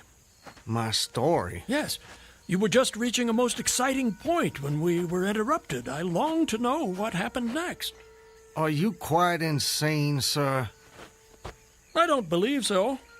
But I thought the same of you when I first met you, so I suppose it's a fair question. I am in full possession of all my faculties, Mr. Everything except the memory, eh? Don't try my patience, sir. I wouldn't dream of it. You asked me an important question, and I'm doing my best to answer it. But you'll appreciate it's difficult to judge these things when one spends so much time alone. If I had a constant companion, someone to tell me if and when I appeared to be losing my senses, that might be helpful, but that's not what fate has in store for me. And as I say, I try to avoid talking to myself because that seems to me the fastest route to madness. But mad or sane, I know a good tale when I hear it, and yours is the most entertaining I have heard in all my years. Yes, sir, I shall cherish the memory of your experiences when I have long since ceased my wanderings. Please, go on. You'd escaped the noose by a most improbable stroke of good fortune, and then you found yourself in the stream and under fire. What was that like? Surely you can imagine that for yourself. We were just under fire a few minutes ago. But not in the water. Well, does it matter? Does to me. It's the setting that makes the crucial difference. Please. Very well. I suppose it might make the journey shorter, at least. Not mine. I dived to avoid the shots, dived as deeply as I could. Water roared in my ears like the voice of Niagara, yet still I heard the dulled thunder of the volley. Those heightened senses of yours. I rose again towards the surface and was met again by more shining Yankee lead. One shot nicked my cheek, do you see it? I see it. Well, the next time I dove, I was a long time underwater, and I made damn certain I swam farther downstream and nearer to safety. Just as well, since the soldiers had almost finished reloading. The two sentinels positioned at either end of the bridge fired again, independently and ineffectually. I saw all this over my shoulder. I was now swimming vigorously with the current. My brain was as energetic as my arms and legs. I thought with the rapidity of lightning. I reasoned, you see, that the captain had probably already given the command to fire at will. And you surely couldn't dodge all the shots.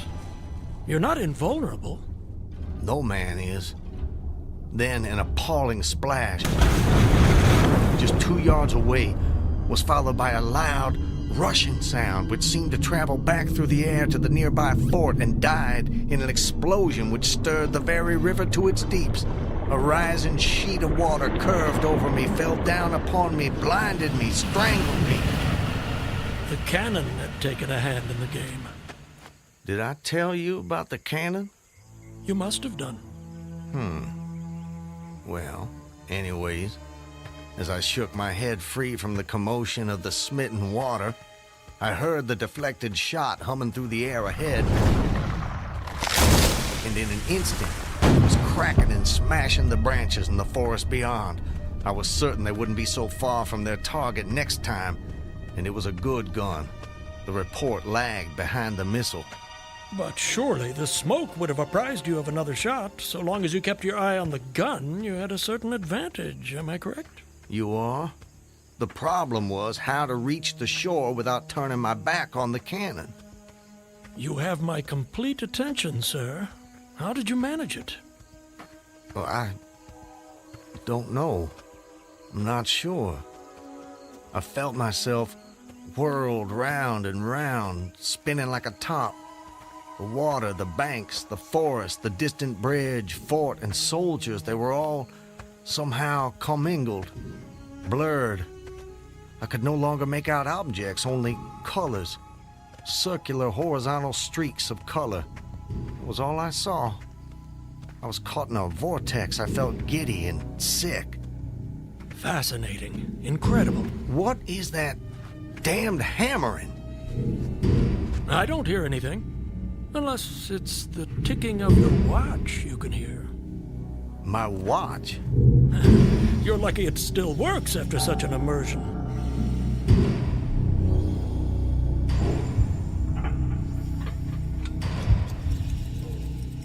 It is my watch.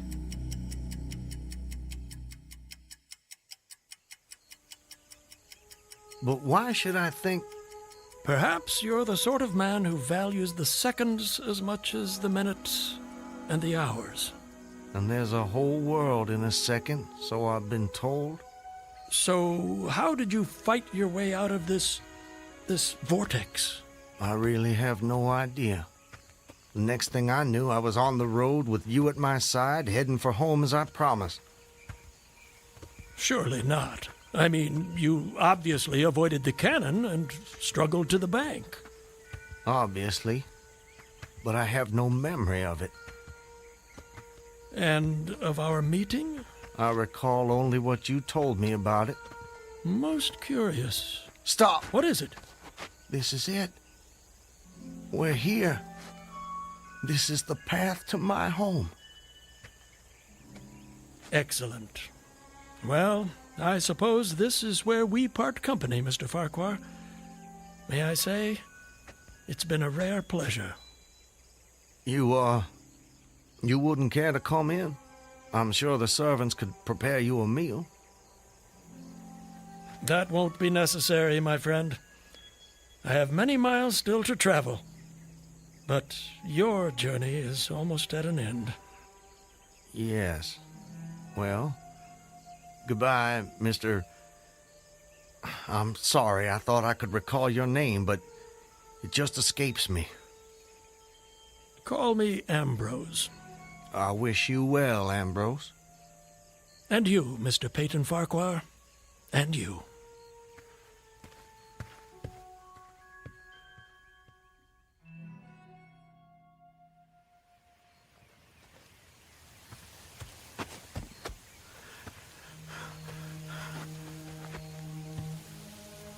Home.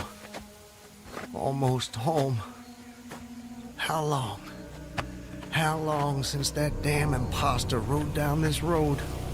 How long since I was drawn to the Owl Creek Bridge? I would say, sir, that you have too kindly an expression for one whose neck is in the hem. Seriously. It is. Isn't what? In the hem. Of course, of course. I promised I'd return, Elizabeth. All so perfect. They couldn't keep me from Just you. before your execution. My intended execution. As you say. Not even a noose around my neck could stop me from coming back to you, to the family. Yes, indeed. I told you how much more alive my senses had become at that moment. Alive. Yes. Saw them. John, don't tease your sister. I want you both on your best behavior when your father returns. Elizabeth! Elizabeth! You're not invulnerable. No man is. Elizabeth! Elizabeth! I swore I'd come back to you. I promised. Peyton! Elizabeth! Peyton! Elizabeth! Peyton! Oh, Peyton. Peyton, my love. Elizabeth, let me hold you. Let me take you in my There's a whole world in every second.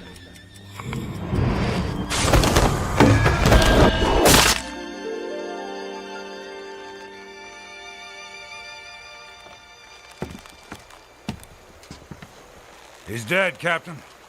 Good work. That's the last execution for today. Get him down! You know, Levine, for a moment there, I thought that rope wasn't gonna hold. It's strong enough. It did its job. Do you ever wonder what goes on inside a man's head in those last seconds before death? Like I said before, Clemens, I don't give a damn. And neither should you.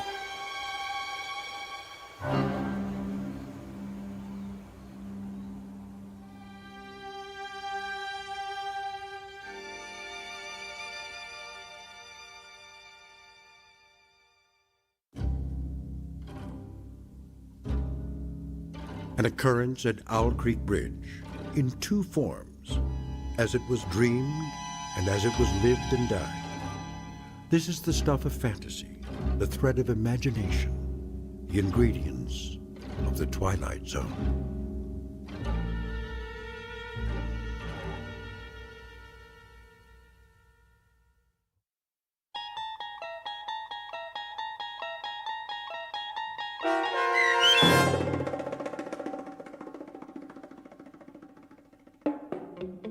An Occurrence at Owl Creek Bridge, starring Christian Stolte with Stacy Keach as your narrator, was adapted for radio by M.J. Elliott and based on the short story by Ambrose Bierce. Heard in the cast were Rob Riley, Danny Goldring, William Dick, Susan Hart, Gonzo Schexnader, and John Hogenacker. The producers of The Twilight Zone wish to thank CBS Enterprises and the Rod Serling Estate for making this series possible. This copyrighted radio series is produced by Carl Amari and directed by Joe B. Cerny for Falcon Picture Group. Sound design, custom Foley effects, recording, and editing are done in the Cerny American Sound to Picture Theater by sound designers Craig Lee, Todd Beyer, and Tim Cerny. To learn more about the Twilight Zone radio dramas and to contact us, visit our official website at twilightzoneradio.com. Doug James speaking.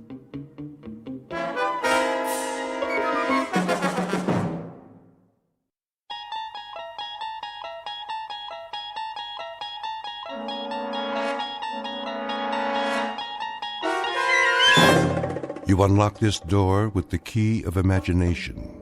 Beyond it is another dimension, a dimension of sound, a dimension of sight, a dimension of mind. You're moving into a land of both shadow and substance, of things and ideas.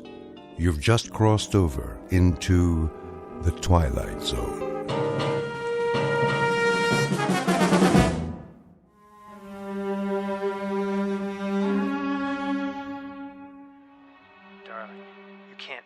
But I do. Even after so long? What is time? The ebb and flow of a river as we drift along, bobbing and sinking, but floating to the surface again and again and again. My love. From this day forward, we shall never be apart. This, I promise you.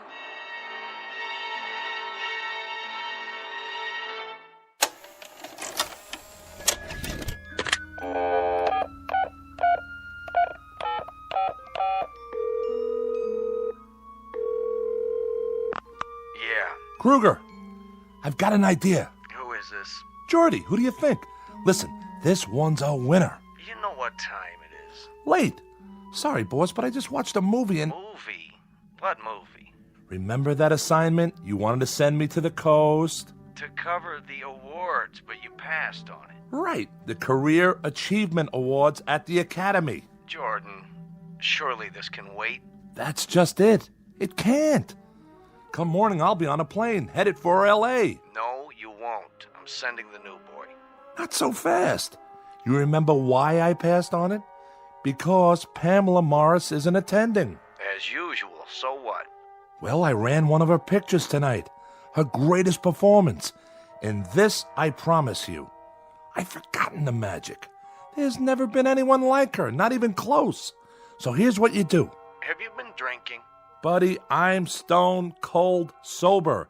Get me a ticket for the red eye out of O'Hare.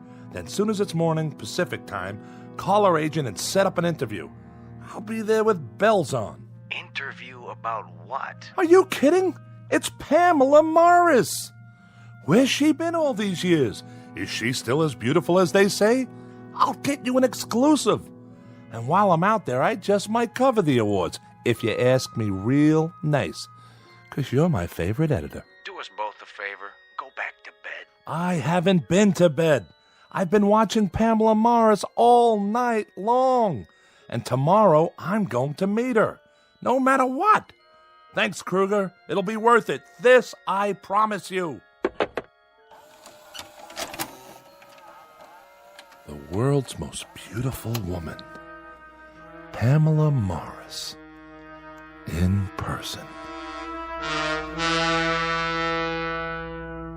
Introducing Jordan Herrick, syndicated columnist, whose work appears in more than 100 newspapers. By nature a cynic, a disbeliever, and a jaded commentator on the movie business, caught up for the moment in a lovely vision. He's not sure whether that vision is merely a dream, but he'll soon find out.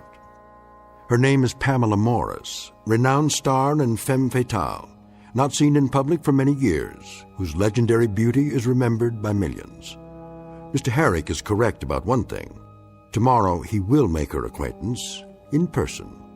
But what he does not know is that the face he gazes upon may actually be a reflection, beamed his way directly from the Twilight Zone. And now, The Twilight Zone and our story, Queen of the Nile, starring Kate Jackson, with Stacy Keach as your narrator.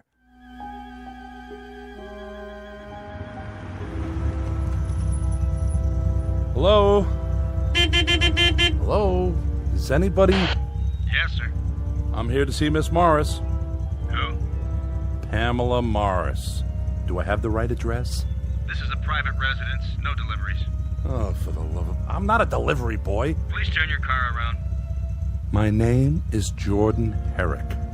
Well, you still need an appointment. I have an appointment. Check the list. H-E-R-R-I. Oh, yeah. Mr. Herrick from Chicago. Thank you. I'll open the gate. Park in the circular driveway by the main house.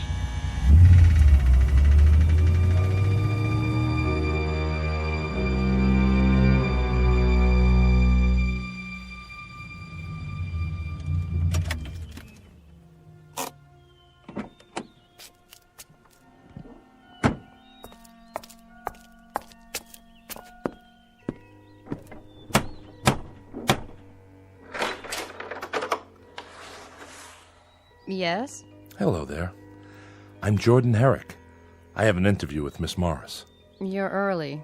Am I? Well, if she's not ready, I can wait. This way. Well, well. This is impressive. Take your coat, sir. That portrait on the wall. Your coat? Here. Who painted it, may I ask? I'll tell Miss Morris you're here. Yes, you do that. What's the signature on the canvas? No. Can't be.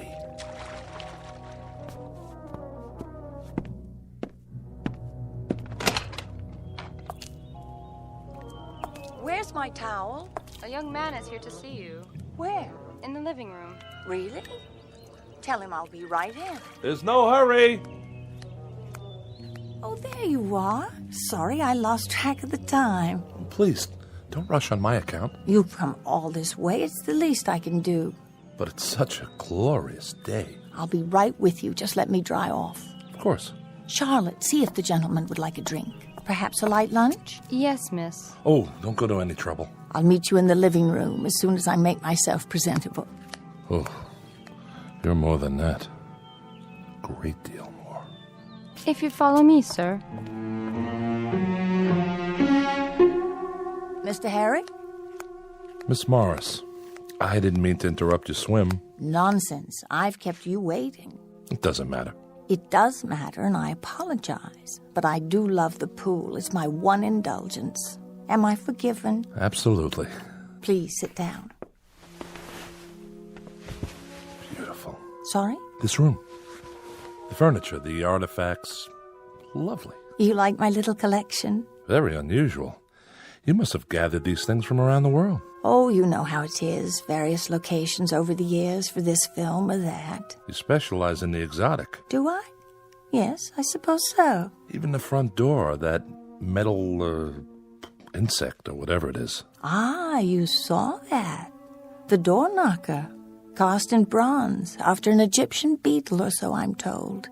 Do you think it's too much? No. It's quite remarkable. I've never seen another like it. Nor have I. Must be very old. Yes, it must be. I confess I've forgotten exactly where it's from. Now then, I believe you have some questions for me? Well, if you don't mind. Not if you're the one who asked them. I'll do the best I can. I'm sure you always do. To begin at the beginning. As two people always must. Huh. You were born in... I must say, Mr. Herrick, you are very direct. Oh, don't get me wrong. I meant geographically. No, you didn't. You meant the year. That's what the public always wants to know. You're not offended? Should I be? I have my producers, my directors. You have your editors. They are all very demanding. Besides, a woman in my position must have no secrets. I'm relieved to hear you say that. I was afraid. Afraid? You have nothing to fear here. No? Why, Mr. Herrick, I'm only a woman, and a rather small one at that. Surely you've known many women. Never one like you. Ha! Then I'll try to make this as painless as possible. Suppose you tell me how old you think I am. That's hardly fair. Oh, come now. Especially after you saw me in my bathing attire. Unfortunately, it conceals very little. I wouldn't say unfortunately. Mr. Herrick, you make me blush. I shouldn't have wandered out onto the terrace like that. I did say no secrets. And I overstepped the bounds with that question. No, not at all. Please, be honest. Really, Here, take a good look. I'm sorry about the shirtwaist and sandals, but I didn't want to keep you waiting a moment longer. Time is so precious. You're not wearing any makeup, are you? Can you tell? There simply wasn't time. You're very beautiful. That wasn't the question. We were talking about my age. I'd appreciate your candor. In that case, you look no older than you do in the painting. Oh, everyone asks about that. I was only a child when I posed for it. Is that so? Come and see for yourself, close up. All right. Well? Oh, surely I'm misreading the signature. Why do you say that? This can't be a Berthold. Berthold? I was so frightened of him. The world was bright and new to me, and he was so wildly creative. Was he? I'd never met anyone like him. It was his genius that enabled him to project the flowering of a fragile blossom, as he put it. He must have been a genius to capture you so perfectly. What a lovely thing to say.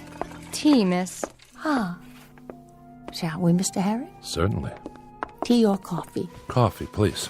Would you like something in it? Cognac? Whiskey? No, thank you. I'll take it black. I thought newspapermen were heavy drinkers. That's a myth. At least during working hours. And are you working now? I am. Though it doesn't feel like work. I want you to feel entirely at ease. It's to my advantage, you know. lest you think badly of me. Very little chance of that. Is it time for tea, Charlotte? Yes, Mrs. Draper. Hello. My name's... This is Mr. Herrick. How do you do? Mrs. Draper.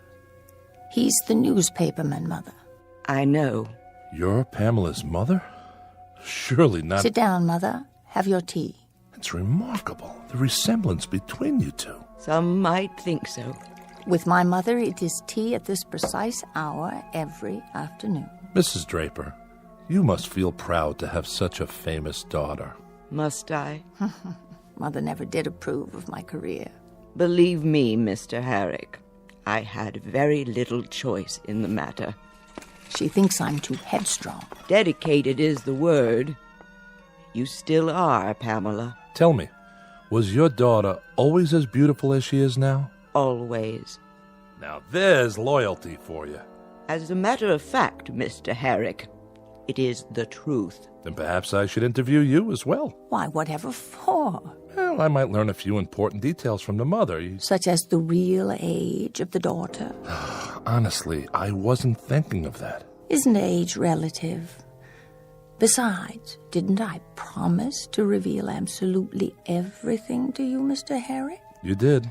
All in good time. Then I'll just have to be patient. Not for much longer. This I promise you. Pamela, I must have a word with you. Later, in your room. I am not going to stand by and watch it happen again. You will if I say you will. I can't bear it. Mother, would you mind seeing if Charlotte has things under control in the kitchen? Not this time. Sorry if I'm intruding. She was just leaving. Pamela. Weren't you? A pleasure to have met you, young man. My pleasure, Mrs. Draper. Perhaps we'll talk another time. I hope so. Until then, goodbye. Take care of yourself. Take very good care. I'll try. Forgive her. What for? She's getting old. Still, she might remember a few details I can use for my story. No, her mind wanders. Her memories become distorted. Shall we finish our coffee on the terrace? If you prefer. There should be a breeze outside. I'll bring the cups. Mr. Herrick. Mrs. Draper, I thought you'd gone. I must speak with you. Why, of course. Leave. What? You must leave at once. Quickly, before she hears. You are in danger. I am? Very grave danger. All is not as it appears. She is not as she appears. Mr. Herrick, are you coming? Be right there. What's this about? If there's something I should know, you... She is running out of time. Save yourself, young man, before it's too late. I implore you. Save yourself.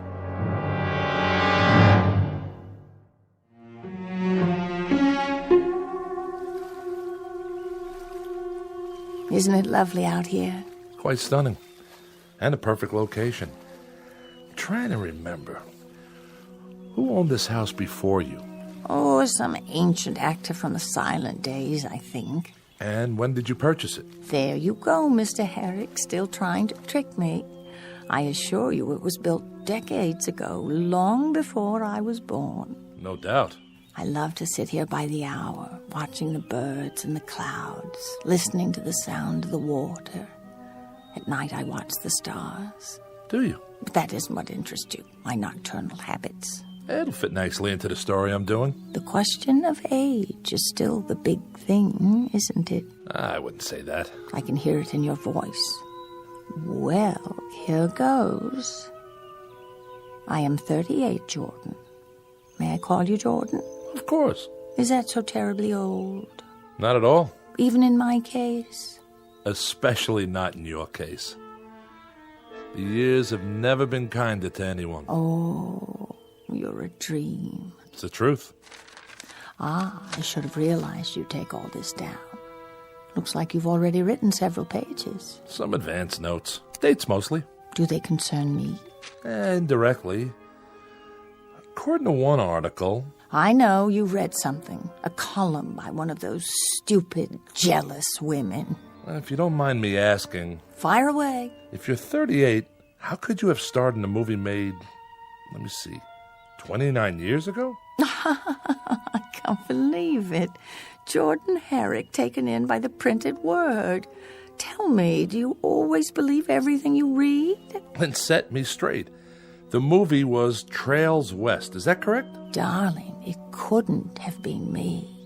I would have had to be 9 years old, don't you see? It's an old mistake. I've run across it before. Once something like that gets into the books, it's hard to erase. Well, according to our files, your co-star was John Bradley. Was it? You were in love with him. I never even met him. Your files are in error. That's possible. Almost 30 years ago. Why, I don't believe I'd even seen a movie yet. I wasn't allowed. My parents were very strict. Oh? We were poor. We lived in Iowa. My father's business was failing. It was a few years later that I set out for Hollywood, a star-struck girl in her teens, following the same trail blazed by so many hopefuls. I was extremely lucky. You must have been. You made Queen of the Nile with Charles Danforth. When you were 14? Juliet was 12. It's such an important production. Is that so much harder to believe than my true age today? You see, no one knew I was only 14. If they had, I would have been taken off the picture. I matured early. Indeed you did. I've seen the film. Have you? Shot on location, wasn't it? Oh, yes. No studio backlots then. A fabulous experience. I learned so much. And that was when you began collecting? What?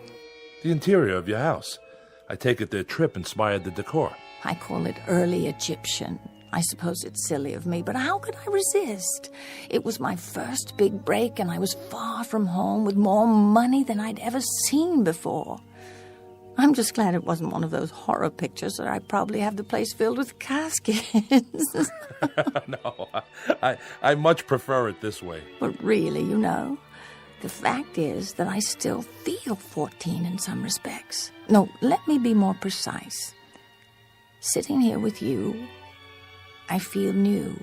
I know it sounds foolish, but I want to live, Jordan. I want to savor all there is in this life. Is that so wrong? No. Come here and look at the view. You can see practically the entire city from here. The canyons, the pools. They look so blue from here. Don't they? Such a perfect color. Reminds me of something.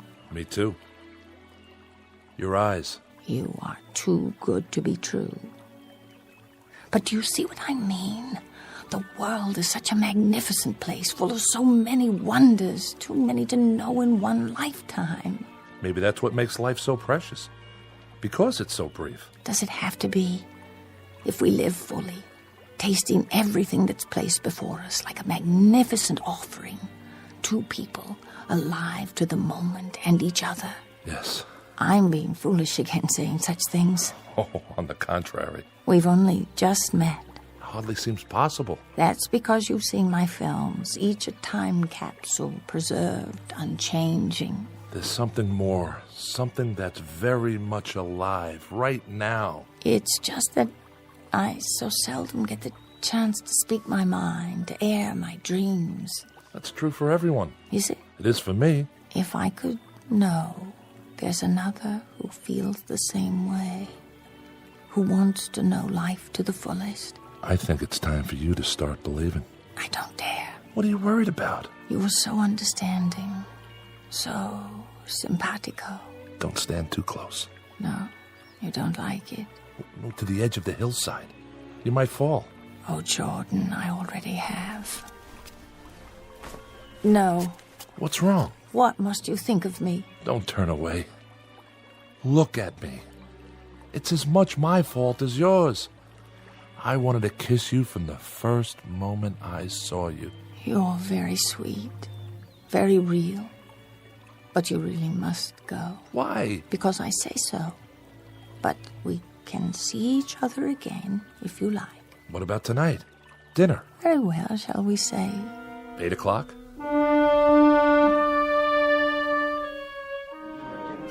Herrick? Party of two? Not for an hour, at the very least. I have a reservation. I'm sure you do. If you'd care to wait on the bar. Hello, Armand. Miss Morris. It's been a while, hasn't it? I should say so. We've missed you. How about that reservation? The old table, I presume? That would be divine. Claude? Yes, Armand.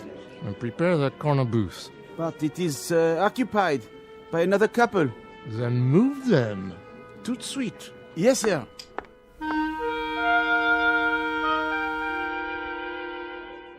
And that's our show. Ladies and gentlemen, we now invite you to dance.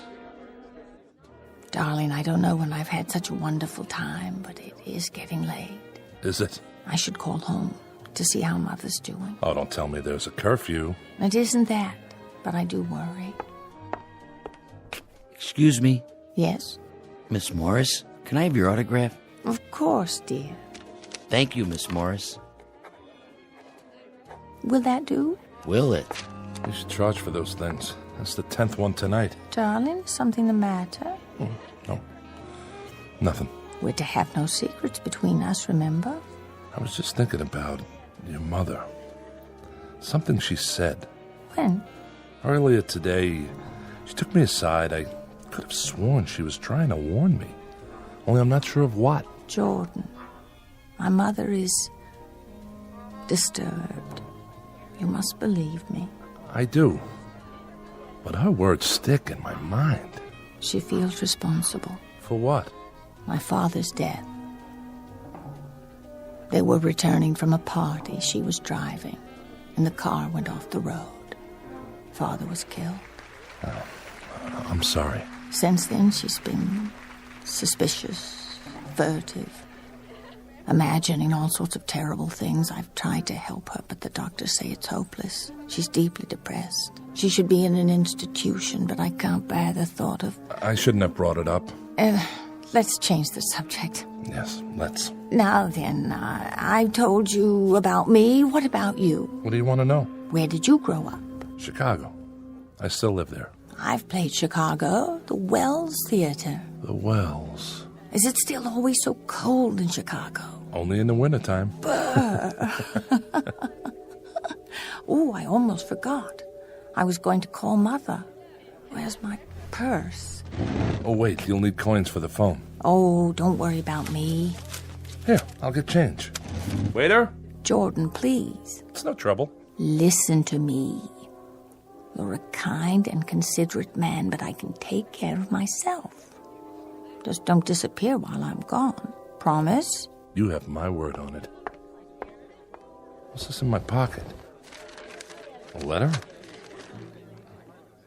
Someone must have put it in my jacket. But who? Dear Mr. Herrick, you are a fine young man. I know you want to see my daughter. See my daughter, but you must not. Under no circumstances are you to come to this house again. You will not believe what I am about to tell you, but I swear on all I hold sacred that she is not as she appears. The ravishing woman you know as Pamela Morris is far older than you think. She has told you her age, but she is much more than 38. I know. For you see, I am not her mother. I am her daughter.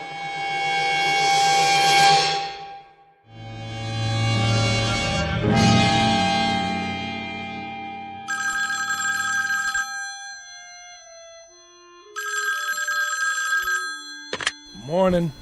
Jordan? Oh, I was just about to phone you. Were you? I overslept after last night. I was afraid you wouldn't call. I wasn't sure you wanted me to. Oh, now you're teasing me. I had the most wonderful evening. So did I. It was heavenly, Jordan. Every minute of it. Will I see you today? Wild horses wouldn't keep me away. You don't have to fly back? Not just yet. I'll tell Kruger I'm onto something here. Something that could be very big. Kruger? My editor. Don't worry, he'll go for it. Oh, I hope so. If I were to lose you now, you don't know how long it's been since I've felt this way. Stay right where you are. I'll be right over. I won't move from this spot. I'll tell Charlotte to make lunch for us on the veranda. I have a better idea. I'll take you to Musso and Frank's for brunch. Perhaps your mother could join us. What for? I thought it might be nice for her. To get her out of the house for a change. Mother's not feeling well this morning. Oh, nothing serious, I hope. Only the usual complaints. Her mind seems worse, though. I wouldn't want to subject you to that. As you wish. You seem awfully interested in my mother. I do? Yeah. Just a reporter's curiosity. Enough about her. How soon will you be here? As soon as I shower and dress. Till then, darling. Till then. Front desk. This is Mr. Herrick. I'd like to place a collect call to Chicago. I'll connect you with the hotel operator.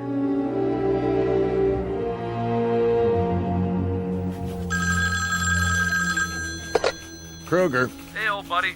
Jordy, glad you called. Where are you? Still in Hollywood. Listen. Good. I got another job for you, if you're through playing around with that little movie queen. Almost. Do something for me, will you? Get out the file on one of our pictures. Which one? Queen of the Nile.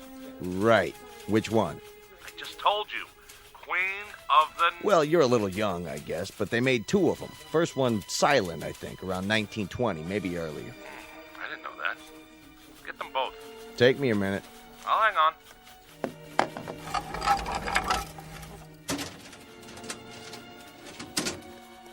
Here it is. You there? Yeah. I got it. What's the name of the girl who starred in the original? Let me see. Constance Taylor. Never heard of her. Anyway, she starred in most of it. What do you mean? It says there was some kind of accident during filming. A cave-in at a tomb in Egypt. Real tragic. They never found her. Got a photo of this Constance Taylor? There's a clipping from the obit. Compare it. With what? A picture of Pamela Morris in the remake. If you say so. Well? They look alike, but they would. They played the same part with the same makeup, same type of costume. The old Wells Theater. When did they tear it down? The Wells? Here in Chicago? Oh, it must have been sometime in the 30s. Why? I want to be sure first. In the meantime, I need you to do a little more research. Find out about the men who were involved with Pamela Morris. Send me every press release, every clipping you have on her. Then fax them to me at the hotel. Can you do that? This better be worth it. Ooh, it will be. Sounds like you're on to something. Kruger, you wouldn't believe it if I told you. But it's something, all right. Something fantastic.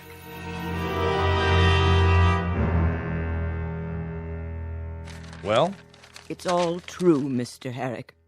Every bit of it. But don't show it to her. Leave here at once. This picture. Is it Pamela? Yes. Yes. Please, Mr. Herrick. You don't know how it is. January 12th, 1933. Gladys Gregory and Kester Roberts at the Wells Theater. On roadshow tour, fresh from their Broadway success in Honeymoon Deferred. She had many different names. But she herself hasn't changed in what? 50, 60 years? At least 80. The sum total of my life. You can't imagine what it was like to see her always so fresh and beautiful, while my mirror image grew seared and yellowed with age. How I longed to see a wrinkle, just one, in that baby skin face. But she stayed young, and it was I who grew bent and gnarled, withered by the weight of the years. Is it any wonder that I hate her so? Hard to imagine hating her. Take one last look, Mr. Herrick, and then go. How old is she, really? She is ageless. Perhaps eternal. That's true. What is her secret? What woman would not sell her soul to know? Surely you have some idea. It has to do with the motif of this room. The artifacts? The scarabs. The scarabide beetle, to be exact. the Egyptian symbol for everlasting life, from the banks of the Nile. Mrs. Draper, if you hate her so... Why do I stay? What else could I do? After Pamela and my husband. Go on. Tell me the rest. Charlotte? I cannot. You must go. What about those other men? John Bradley, Charles Danforth, Wesley Harrington. Don't ask about them. Charlotte, was that Mr. Herrick's car in the driveway? I thought I heard... Oh, Jordan. I knew it was you. I could hardly wait. Hello, Pamela. What's she doing here? Pamela. How nice of you to drop in, Mr. Herrick. Has my mother been entertaining you? Yes, she has. Tea, Miss Morris. Thank you, Charlotte. What wild tales have you been spinning, Mother? I'm beginning to think they're not wild tales at all. Oh? For one thing, the Wells Theater where you played was torn down years ago. Many, many years. And the artist, Berthold, who painted that picture of you, do you know when he died? You may leave us, Mother. Charlotte will serve your tea in your room. Pamela, please. I want to speak to Mr. Herrick alone. Yes, I'm sure you do. That will be all, Charlotte. I'll pour for Mr. Herrick. Yes, Miss Morris. Your coffee, black, as I recall? Yes, Pamela. Drink up. Pamela, Now then, you were saying? Please understand, Oh, I do. I'm a reporter. It's my job to gather facts. And last night, that was part of your research? Last night was special. Believe me. My, look at all these newspaper clippings. Let me explain. You've compiled quite a dossier on me. What is it you want? Money? You think I'm a blackmailer? Well, if that's not it, what do you want? The truth. It comes down to this. I told you it isn't about money. I understand. Then why are you opening the wall safe? You want the truth, Mr. Herrick, and you shall have it. Come here. What have you done? Just a little white pill in your coffee. You drugged me.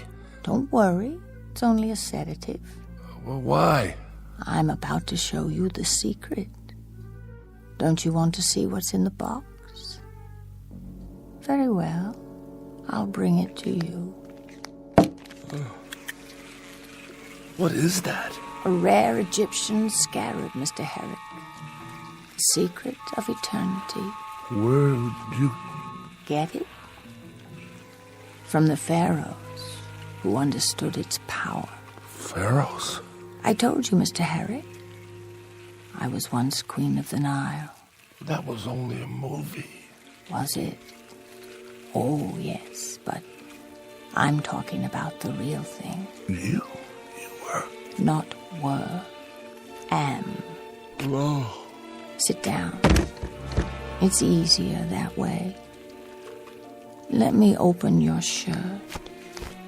You'll feel a slight sting as it penetrates your flesh. Then when it's fed, when it's filled itself with your life force. Please. Please. There. Now I simply remove it and place it on my skin so that it can reverse the process. Let me see. This leg should do nicely. Do you think I have nice legs, Mr. Harry? Oh, but you can't speak. You can't do anything, can you? A pity the art of mummification no longer exists, because in a few more seconds, there will simply be nothing left to hold your body together anymore.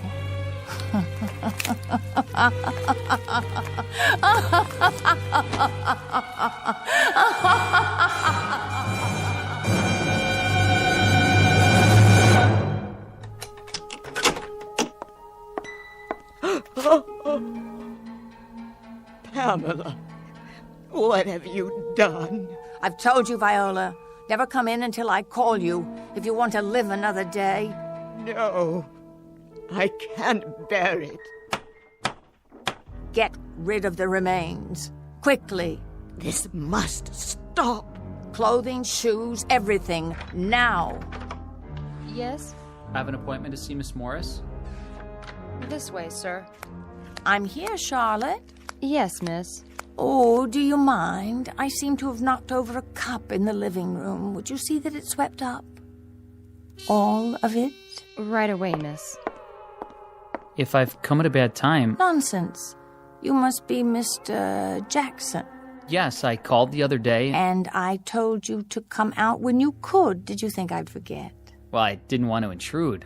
I must say, you look spectacular. Do I? Radiant, if you don't mind me saying. It's the weather. I so love the sun and the pool. I'm constantly refreshed. It reminds me of the location for one of my films. We shot it on the banks of the Nile River, the ancient source of life, or so I'm told. Queen of the Nile. I've seen it. Have you? But you're so young. Come. We'll have coffee on the veranda.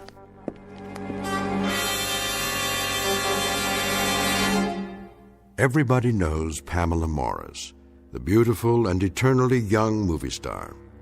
Or does she have another name even more famous? An Egyptian one from centuries past. A word to the wise. It's best not to be too curious, lest you end up like Jordan Herrick, a pile of dust and old clothing discarded in the endless eternity of the Twilight Zone.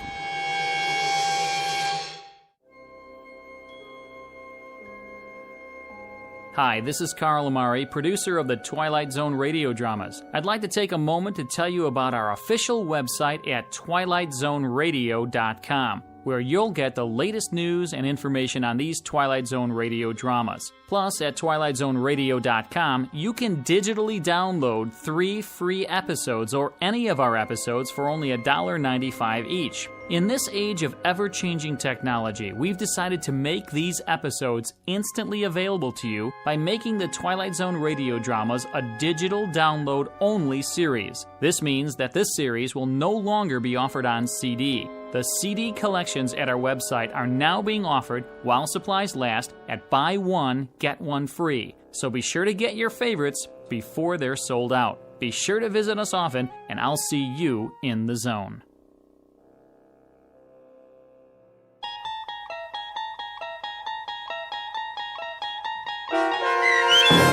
Queen of the Nile, starring Kate Jackson with Stacy Keach as your narrator, was adapted for radio by Dennis Etchison and based on a script by Jerry Saul. Heard in the cast were Mike Starr, Doug James, Jeff Lupetin, Linda Reiter, David Darlow, Sarah Marks, Christian Stolte, Bob Dunsworth, Carl Amari, Vince Amari, and Roger Wolski. To learn more about the Twilight Zone radio dramas and to obtain audio cassettes and CDs of these programs, visit our website at twilightzoneradio.com. The producers of The Twilight Zone wish to thank CBS Enterprises, Carol Serling, Dennis Etchison, Dick Brescia Associates, Claire Simon Casting, Terry Jennings, XM Satellite Radio, Sirius Satellite Radio, our sponsors, and our radio affiliates for helping make this series possible.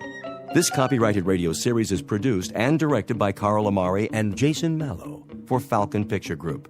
Doug James speaking.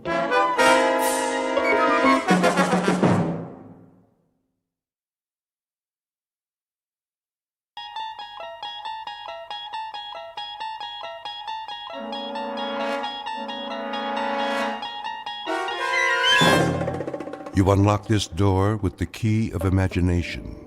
Beyond it is another dimension, a dimension of sound, a dimension of sight, a dimension of mind. You're moving into a land of both shadow and substance, of things and ideas. You've just crossed over into the Twilight Zone.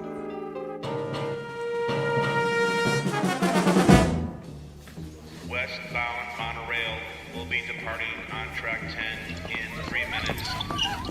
Hurry. We can't miss the monorail. Make way! Coming through!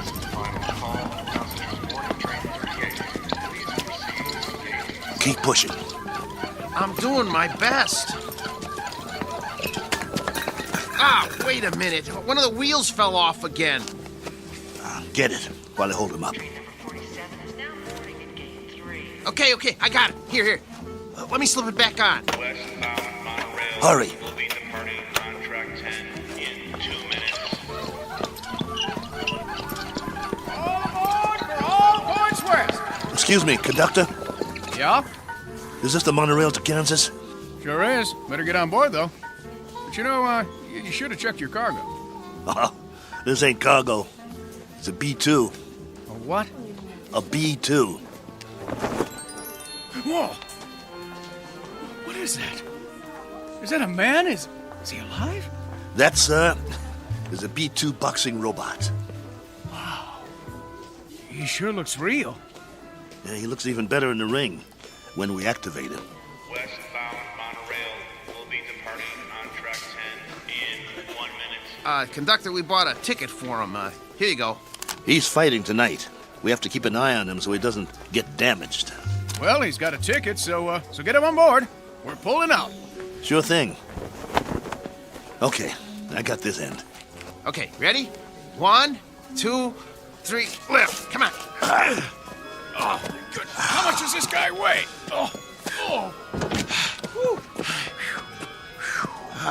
Next time, let's get a lightweight instead of a light heavyweight.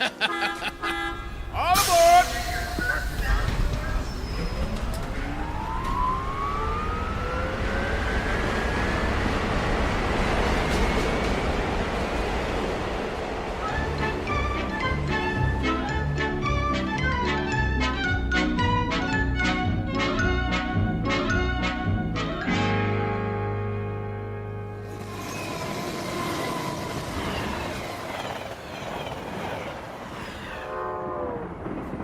Ladies and gentlemen, kindly observe the no smoking sign and ensure that your seatbelts are securely fastened. Thank Well, you. here's our seats. C11 through 13. Let's sit him down in the window seat. He gets the window seat? Get him seated. Hey, you hear him squeaking? Not only is he saying he doesn't want the window seat, he's saying he doesn't want to sit down, period. He needs his silicone Teflonic joint lubricant changed. We'll pick up some as soon as we get paid. Well, first we gotta find some. Shouldn't be no problem. Come on, I told you. They don't make it anymore. Well, that's crazy. Still plenty of B-2s in the business. Name one. This one. We'll find some. All right. Wow. Sure is hot. It'll be hotter where we're going. Wish I had a beer. Well, it wouldn't do you any good. I already had 3 and I'm still thirsty. Not Nexo. He don't need a thing. Never complains. Then, why does he squeak so much? You think he'll be all right? Yeah, if he doesn't get hit. Can it, Pole? Hey, come on. No use glaring at me, Steele. You know he's shot. That ain't true. A little overhaul is all he needs. Well, yeah, a little 10 grand overhaul with parts they don't make anymore. When you talk, you think he was ready for the scrap heap. Ain't he? No, he ain't. Just because he's a little old? Well, try ancient. Plenty of fight left in him. Well, you think he's okay or not? Steele, I don't know. And that's a fact. He needs work. Like what? Well, for starters, the trigger in his left arm. It's been rewired so many times it's just about had it. He's got no protection left on that side. Plus, his eye lens is cracked. Leg cables are worn out, no tension left in him. Even his gyro's off, not to mention he needs silicone Teflonic joint lubricant. We'll get him some. Where? I'll find it. Yeah, after the fight. What about during? He'll be creaking around that ring like an antique steam shovel. This ain't 1940. It's 2040. Be a miracle if he goes 2 rounds. It ain't that bad, Pole. Actually, it's worse. Wait till the promoter gets a load of battling Maxo from Philadelphia. We'll be lucky to get monorail fare back home. The contract is signed. You can't back out. Well, the contract is for battling Maxo in fighting shape, not this bucket of antique hardware. Just you wait. Maxo's gonna do all right. Against the B7? It's just an experimental B7. It ain't got the bugs worked out yet. That's why they took a bout with us. Well, after tonight, battling Maxo's new nickname will be One Round Maxo. That's enough. He's been doing okay for 5 years, and he'll keep doing okay. So what if he needs a little work? So what? If he wins some money, we can get him all the silicone Teflonic lubricant he needs, and a new trigger for his left arm, and new leg cables, and everything. He's gonna do all right. You'll see. Maxwell's gonna do just fine.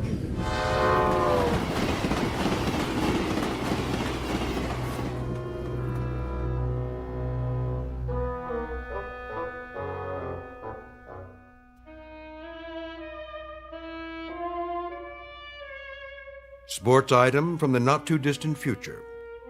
Battling Maxo, B2, light heavyweight, accompanied by his manager and handler on his way to Maynard, Kansas for a scheduled 10-round bout. Battling Maxo is a robot, or to be exact, an android, resembling a human being. Only androids have been permitted in the ring since prize fighting was legally abolished. This is the story of that 10-round bout. More specifically, the story of two men shortly to face the remorseless truth that no law can be passed to abolish cruelty or desperate need, or, for that matter, blind animal courage. Location for the facing of said truth? A small, smoke-filled arena just this side of the Twilight Zone. And now the Twilight Zone and our story, Steel, starring Lou Gossett Jr. with Stacy Keach as your narrator. You were right. It is hotter here. Told you. Hey, taxi! What are you doing? It's 6 o'clock already. We better get a move on. Well, we got no money for a taxi. We can't push him through the streets. We don't even know where the stadium is. What are we supposed to eat with then? We'll be loaded after the fight. I'll buy you a steak 3 inches thick. Hey, fellas, need a taxi? Thanks, pal, but no thanks. Oh, come on, where are you headed? Stadium. The stadium? That's 6 miles away. You can't push that thing that far. He's right. I told you, we ain't got the dough. Ooh-wee, what is that thing? A boxing robot. Oh, man. He is something. I've never seen one up close. Come on, I'll drive you to the stadium for free. It's on my way. You want a hand with it? Careful. He's got a bum wheel on the bottom. He's real heavy.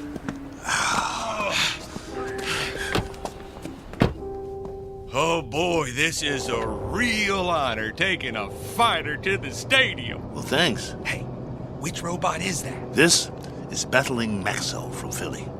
Maybe you heard of him? No, but, you know, I'm no expert. He was almost light heavyweight champ once. No kid. Yes, sir. You ever heard of Dimsy the Rock? Don't think so. Why don't you give it a rest? Dimsy was number 3 in the light heavy ranks, on his way to the top. Well, my boy took him out in the 4th round. Left cross, bang! Almost put Dimsy to the ropes. It was beautiful. No kid. Yeah. Used to be in the game myself. Light heavy. Before they passed the law. Called me Steel Kelly because I never got knocked down. Not once. I was number 9 in the ranks before they outlawed human boxers. Wow.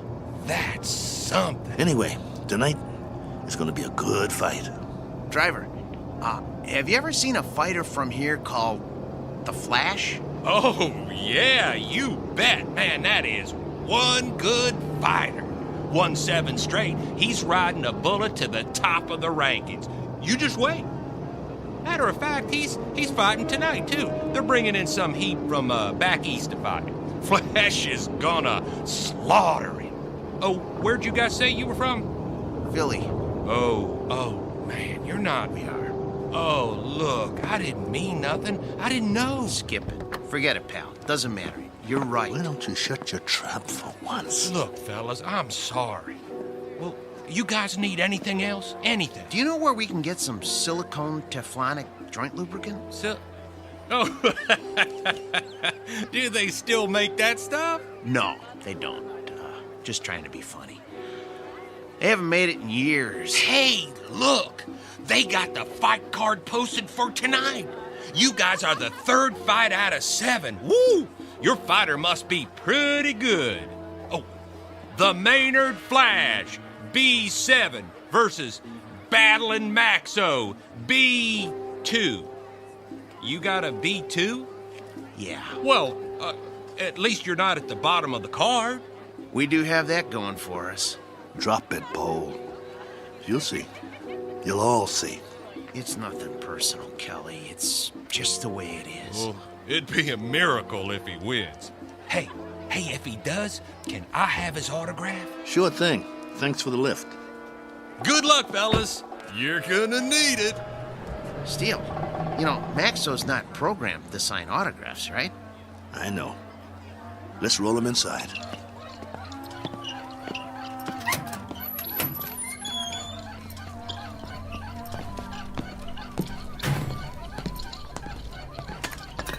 The wheel fell off again. I got it. I got it. Keep pushing. Put it back on. Well, what's the point? Put it back on. The office is just down the hall. I want Maxo to make a good first impression. Well, let's just hope his head don't fall off next. Keep quiet and let me do all the talking. What's wrong with you anyway? After 7 months, we finally get about, and all you can do is complain? Some bout. We're in Maynard, Kansas. What's this, the prize-fighting center of the nation? It's a start, ain't it? It's our first step on the comeback trail. The purse will give us enough to get Maxo back in shape. And if we win, it would mean we get fights all over the place. Oh, spare me. We don't have a chance. I don't get you. He's our fighter, and we stick behind him no matter what. Why are you writing him off before he even gets in the ring? Don't you want him to win? I'm a Class A mechanic, Steele. I'm not some daydreaming kid. I know machinery. We got a piece of dead iron here. Technology always moves forward. We got a B2, not a B7. No way he's gonna win this fight.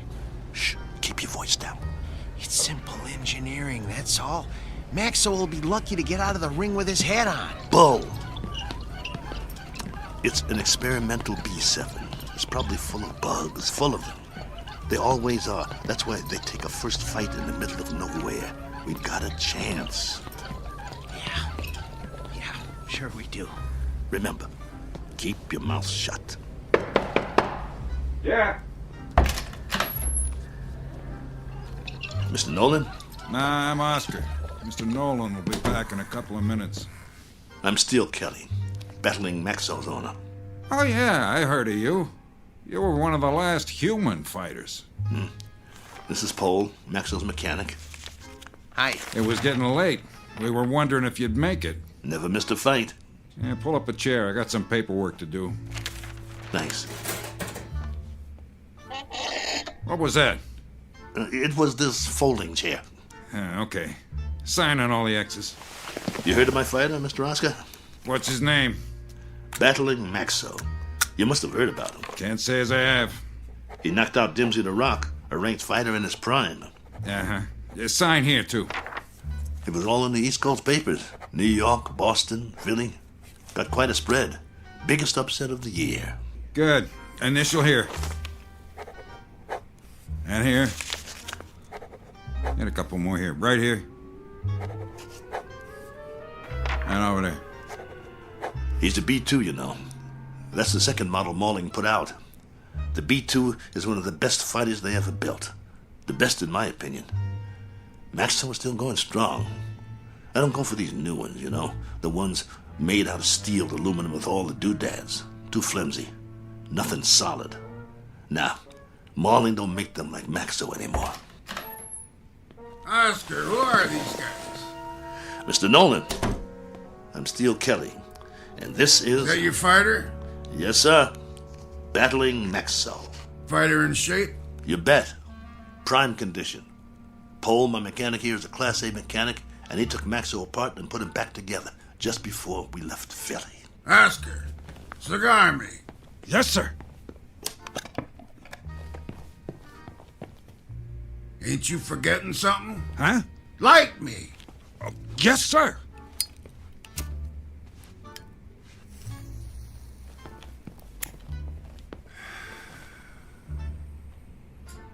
You know, Steele, you were lucky to get this bout. We ain't staged a bout with nothing less than a B4 in must be 2 years now. The fighter we had scheduled got run over by a truck in a loading dock at a stadium in Detroit. I needed somebody on short notice. So that's the only reason you're here. You got nothing to worry about, Mr. Nolan. My fighter's in shape. He's the one that knocked out Dimsey the Rock in Madison Square Garden a few years ago. Maybe I just want a good fight. And you'll get it. Maxo's in top shape. No first-round knockout. No, nothing like that. People pay to see action. Do you have a prep room we could use? We want to check him over and make sure he's perfect. Down the hall, third door on the right, next to the janitor's closet. Thanks. Your bout is at 9. Got it.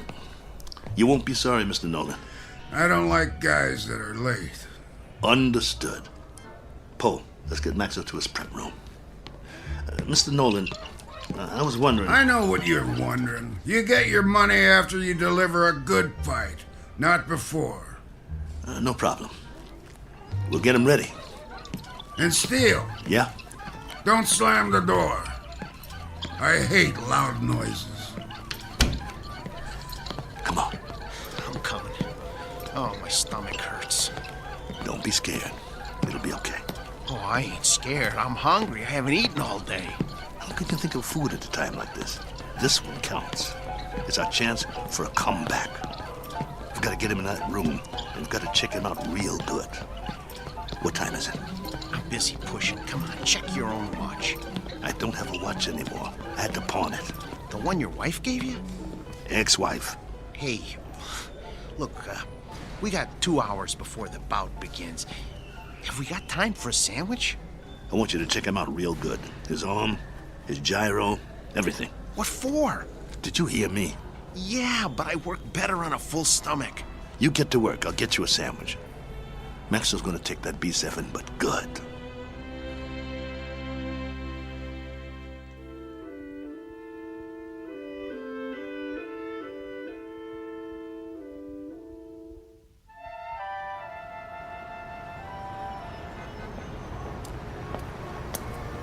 Excuse me, sir. Do you know where I can get a Philly cheesesteak? Try Philadelphia. Just kidding you. Oh, there's a nice little place around the corner, but I doubt they'll have something like that there. You new in town? Yeah. Where you from? Philly. Well, that figures. What brings you to town? I got a fighter in a third fight tonight. Really? Well, you must have one good fighter if you brought him halfway around the country for a fight. He's a great fighter. He's fighting an experimental B7. A B7 fighting a B6 could be interesting. He's not a B6. A 5 might stand a chance. He's better than a 5. He's a classic B2. A B2? Oh, well, I've never seen one of those, but I hear they're great bleeders. Good luck. Oh, by the way, at the diner, I recommend the roast beef on rye. Bloody rare.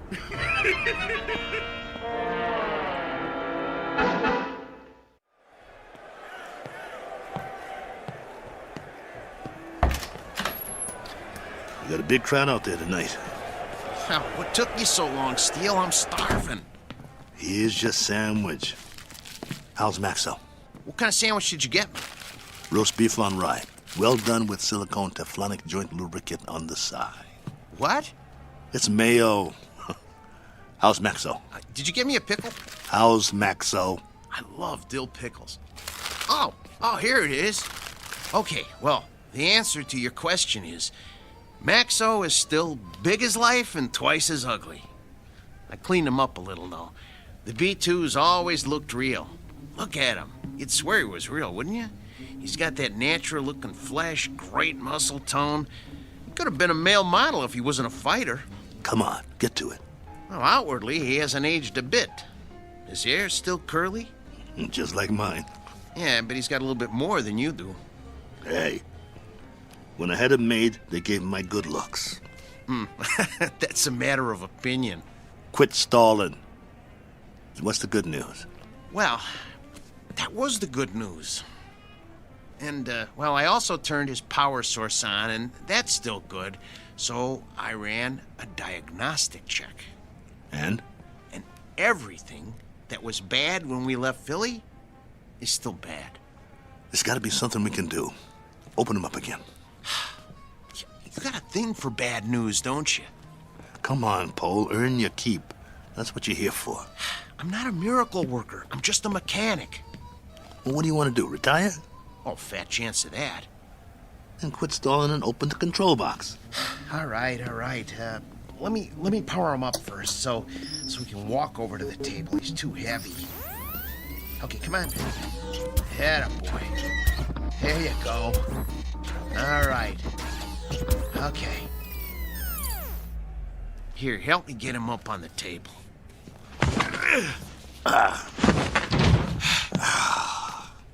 That's my boy. The doctor will see you now. Lift his arm.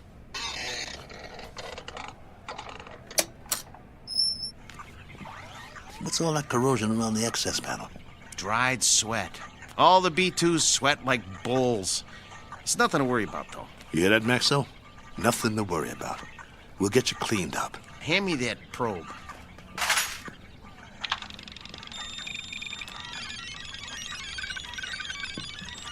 Well? Well, all electronic systems are functional. Well, I hope the circuit board doesn't blow. Why should it? Well, if you recall, he got knocked out of the ring in the last fight 8 months ago. It jarred all his electronic systems. The connections are all still operational, but, boy, I wish I had more time to manually double-check the connections. Well, you don't have time. Sometimes you just have to suck it up and have some faith in your fighter. All right, then. Okay.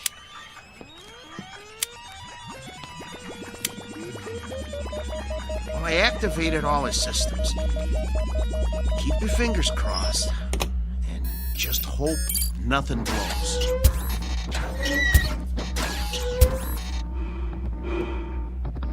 See, his breathing sounds good. His arms are creaky, but they'll quiet down when he warms up. Look, beads of sweat are forming on his forehead. I told you these were good sweaters. Can you hear me, Max? Relax, boy. Let him warm up good, Paul. I'll tell you, the mechanical part is what worries me. I need to check his reflexes. Look, Steele, go put on the gloves, will you? Let's see if he can zero in on you, okay? Maxo, get your legs loosened up. Move around a little. Loosen up your jab, big boy. Don't rush him. If it don't work now, it won't work in the ring. All right, but just enough to check the jab. Set his controls so he doesn't counter punch. Good idea. Okay, hold still, Maxo. This won't hurt a bit. Okay, that's as low as it'll go. I don't think his systems like it, though. You know, if that cracked eye quits, he'll be very vulnerable. Look, Steele, start circling him and see if he can follow you. Come on, Nexo. Look at me. I'm moving in. Want to get you? Block my punch. Oh, man, they're gonna hear that in the back row. That's good enough for now. We know it works. Oh, Steele, he's gonna get more than one punch thrown at his head. He'll outdance him to keep clear. Give him more power to his legs. Those cables are bandy. I don't like doing this. There's not much tension left in him. He seems to be moving all right. Yeah, but, boy, a heavy wind might knock him over. Put him on automatic. Oh, no. Come on. Let's not push our luck. Do it. All right. Here goes nothing. Maxo, gloves up. That's it. Beautiful. Now, let's see if he can move in for the kill. Kelly, Steele, no. Leave his systems on defense. He might have a couple of rounds if we leave him on defense. It takes less energy. You know, he's gonna get beat to pieces if we let him move in. No, do it. Will you use your head? He's a B2. He's gonna get slaughtered anyway. Look, if we let him go on defense, we might be able to salvage him for pieces. Nolan paid to see him on offense. It's in the contract. Activate his jab. Come on, it doesn't have any lubricant in it. Do as I say. All right. Activating the jab. Shut him down. Shut him down.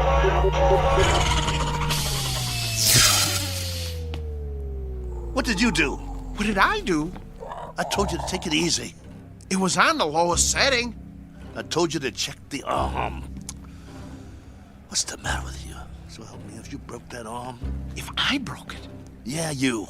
Look, Steele, I kept this heap running on borrowed time for 3 years now.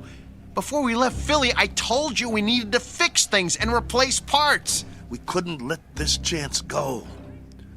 Please, open him up and see what you can do. Steele, you know, try finding another mechanic that could have kept this antique working as long as I have. I dare you to. Please, see what you can do. Hold the arm up. Oh, man. Oh, no. Ugh. Come here. Take a look.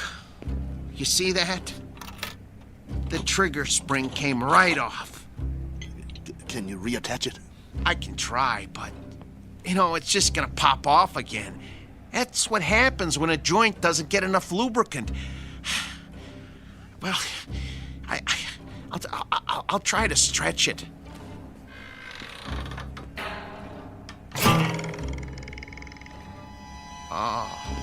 Oh, nuts.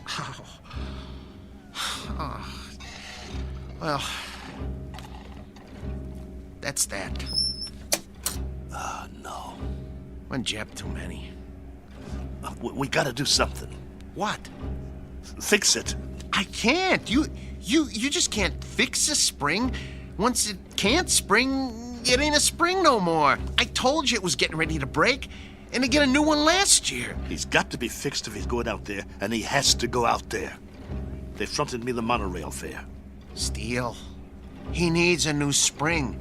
Nothing else will work. Well, can't you get another spring? Where? They don't make them anymore. It's a special spring. I can't just take one off a washing machine or something. Quiet. Yeah? 10 minutes.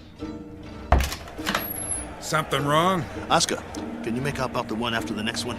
Mr. Nolan does not make changes.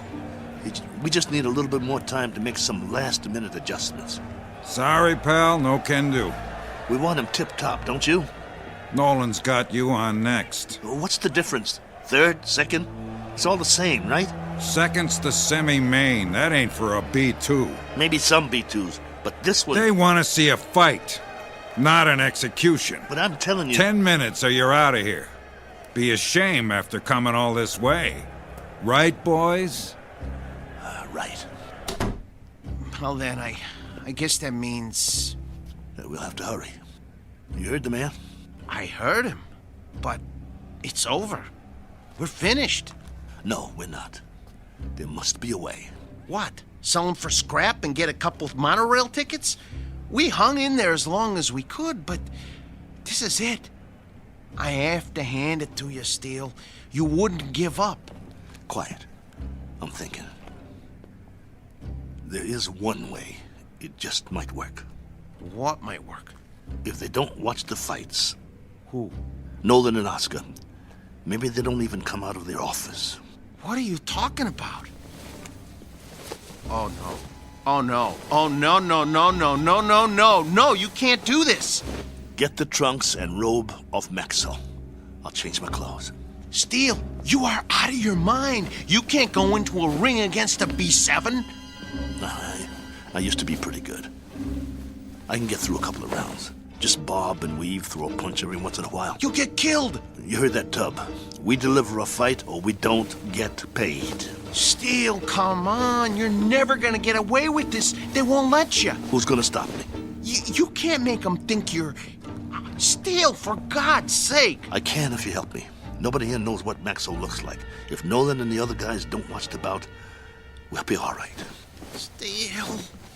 The crowd won't have a clue. B2 sweat, bleed, and bruise just like the new ones. Give me the boots. Look, I got an idea. You know what I can do? I can wire my sister. She'll send us the dough to get us back east. Tape up my hands. Steel? Steel. I got another idea. Wait. Look, hold still. I know a guy in Philly wants to sell a B5 cheap. We could hustle up the cash and, Concentrate on wrapping my hands. If you don't tape them right, I could break them on the first punch. Steel, this is suicide. It's a B7 out there. Don't you get it? It's a B7. You're gonna get mangled. Quit talking. I gotta do this. Hurry up. There's no more time, Paul. Put the gloves on me. Oh, I don't want to do this. Please don't do this.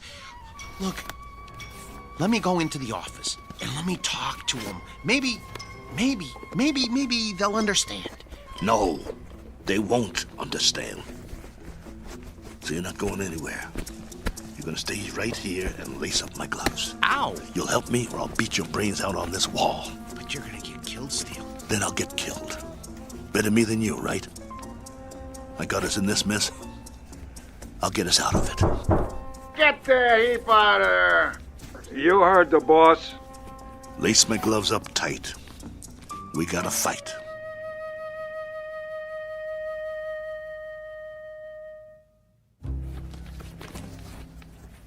That's it, Paul. Tie him off tight. Oh, you really want to go through with this? Yes. Let's go. How do I look? Like a broken down old fighter. So I'll pass for a B2? That's what I said. You look like a broken down old fighter. Here. Let me put a towel around your neck. Pull up the hood on my robe, too. I'll keep my head down so they can't see my face. You better do that in the ring, too. Let's go.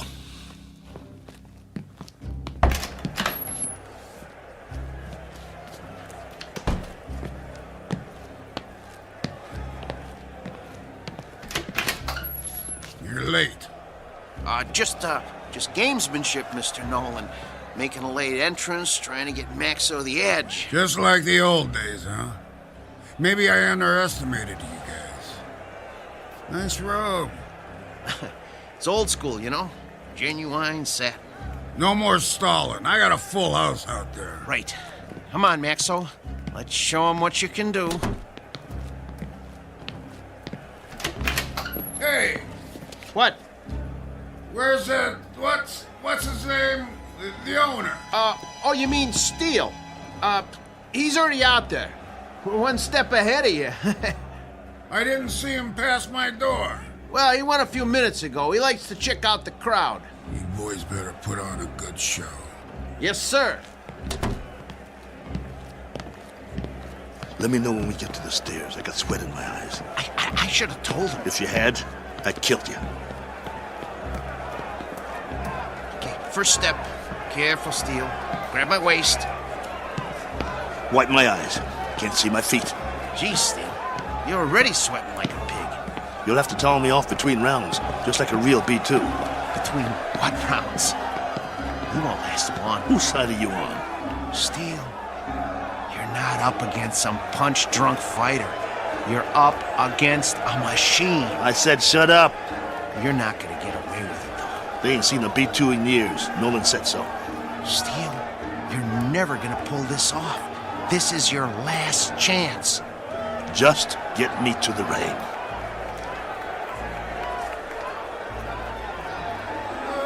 Hey, if it ain't battling Maxo! Go back to Philly, you bum! Rattling Maxo's more like it. You're terrible! What is it, a book and a roll? Okay, Steel, here's the ring. 2 steps to the apron. I can see them.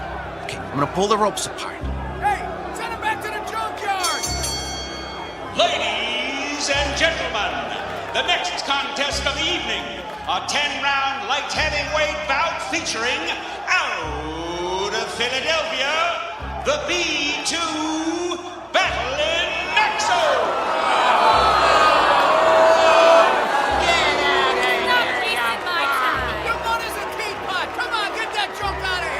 I'm gonna take your rope off now.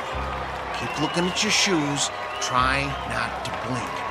Stay in my corner. Of course I will. Breathe through your mouth. Come on. Little breaths. Come on. Breathe. Not too fast. I need a drink. Sorry. The water bottle is filled with B7 hydraulic fluid. And now, entering the ring, his opponent, our own B7, the pride of Kansas, the Maynard Flash!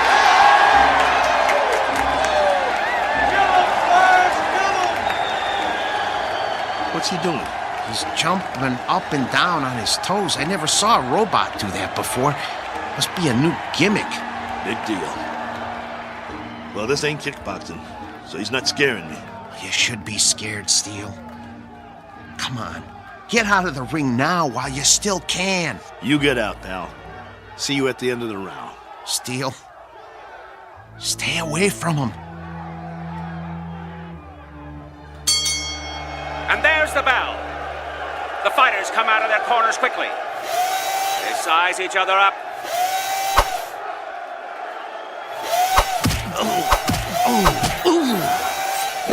Oh, the Flash landed a vicious right. And another. And another. Come on, get away from him. Get away from him. Maxo backs away. Come on, I got money on this fight. Come on, I can take it. The Flash is the aggressor. He backs Maxo into the ropes. Hey, no holding. Get your B2 off the ropes. See how you like this? Bring it, you bum. I can take it. There's thunder in those punches. Your mother's scrap metal. Maxo backpedals. The Flash swings wildly. If he lands one of those, he'll take Maxo's head off. The Flash is coming in for the kill. That one was lethal. Stop the fight. Come on, somebody stop it. Stop it. Maxo is down. It's over. It's over. It's over. Come on, stay down. It's over. Just get me up. I've never been knocked down. I'm Steele Kelly. In the time of 1 minute and 22 seconds of the first round, your winner, the Maynard Flash! Yeah, that's it. Haul him out of here. Move it! Is he broken or what? No, he's okay. Just a second, okay? Steele, can you stand? Come on. Talk to me. Are you bleeding? Put the towel over my face. Yeah, sure. Get the robe. The what? The robe. I want to walk out of here like a man. Come on, before they start throwing things.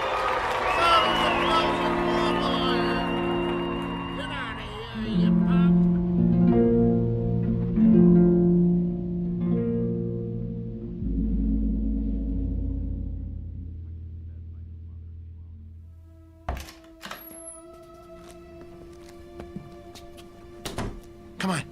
I'm gonna help you. Let me help you up on the table. Come on. Here we go. Sit. Come on. Steele, I'm gonna try and get you some ice. Forget it. But your eye. It'll be all right. I think right now you need a good stick man instead of a mechanic. That eye looks terrible. Actually, I think you need a doctor. Oh, man, you are really a mess. I don't have nothing with me. No needle, no thread, no iodine. That's not what I need. All I got is a couple of Maxo shop rags. Well, maybe we can stop the bleeding with them. Go. What? Where? Go get the money. But I can't leave you now. All right. Look, but just lie down. I don't even try to move, okay? I'll be right back.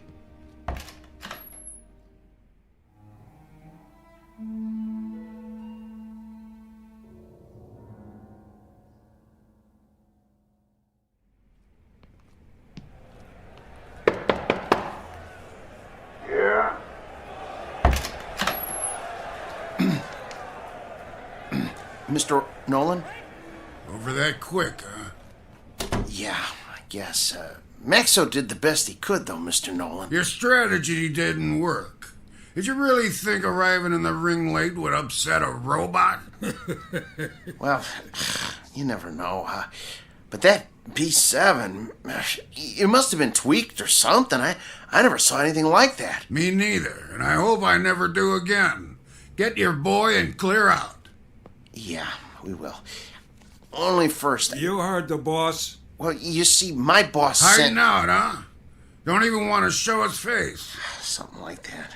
Come here. What? Mr. Nolan says you should come over to the desk. Okay. I want you to deliver something to your boss. Yeah? Piece of advice. Can you handle that? Yes. Now listen real close.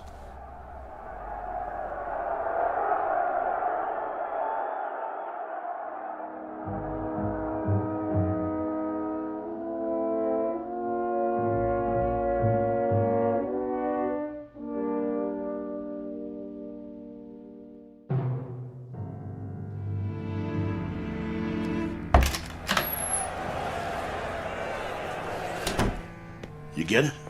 Steele. Well? Here. This all he gave you? Where's the rest? Well, that's what he gave me. This is just enough for monorail fare back to Philly. Well, he said he wouldn't pay for a one-rounder. What do you mean? Come on, take it easy. No.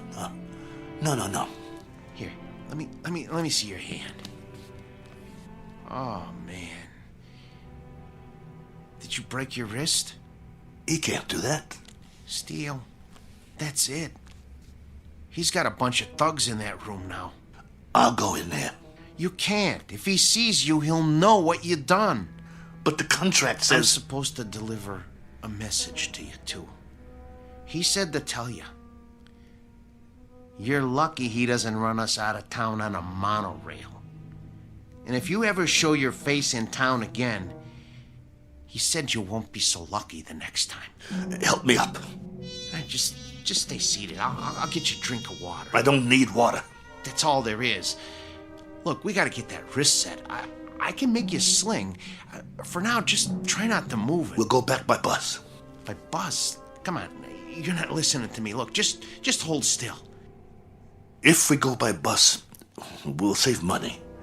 We'd have enough to get Maxo a new trigger spring and a lens for his eye and some silicone Teflonic joint lubricant. He'll be good as new again. All right, Steele. Anything you say. Then we'll be all set. Maxo will be in shape again, and we can get us some decent bouts. That's all he needs. A little work, huh? That'll shape him up. We'll show him what a top B2 can do. Old Maxo will show him. He'll show everybody. Right? Right? Sure, Steele. Sure. Now let's get out of here. Take it slow. I can walk. I know you can. You're a tough guy. But put your hand on my shoulder. That's it. Don't worry about Max. I can pull.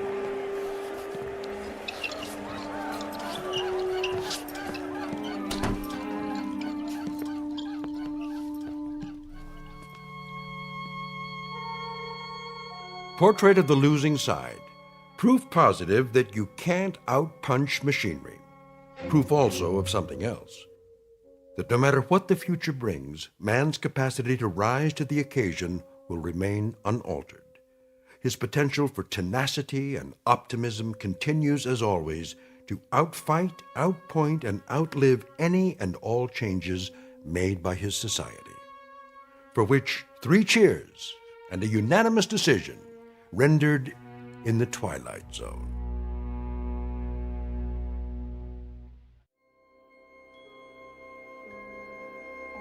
Hi, this is Carl Amari, producer of the Twilight Zone radio dramas. I'd like to take a moment to tell you about our official website at twilightzoneradio.com, where you'll get the latest news and information on these Twilight Zone radio dramas. Plus, at twilightzoneradio.com, you can digitally download 3 free episodes or any of our episodes for only $1.95 each. In this age of ever-changing technology, we've decided to make these episodes instantly available to you by making the Twilight Zone radio dramas a digital download-only series. This means that this series will no longer be offered on CD. The CD collections at our website are now being offered, while supplies last, at buy one, get one free. So be sure to get your favorites before they're sold out. Be sure to visit us often, and I'll see you in the zone.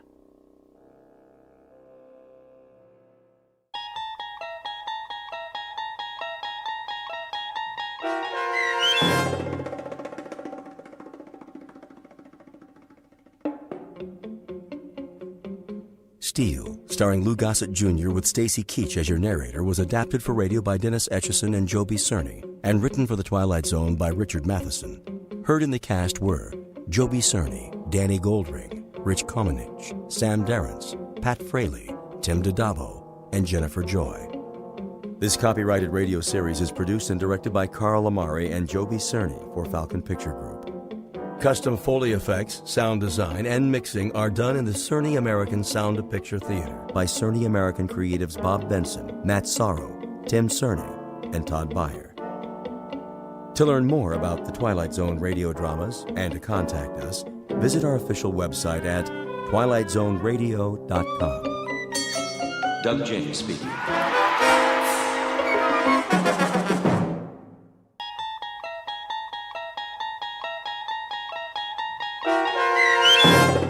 The Jeopardy Room with Stacy Keach as your narrator was adapted for radio by Dennis Etchison and written for The Twilight Zone by Rod Serling.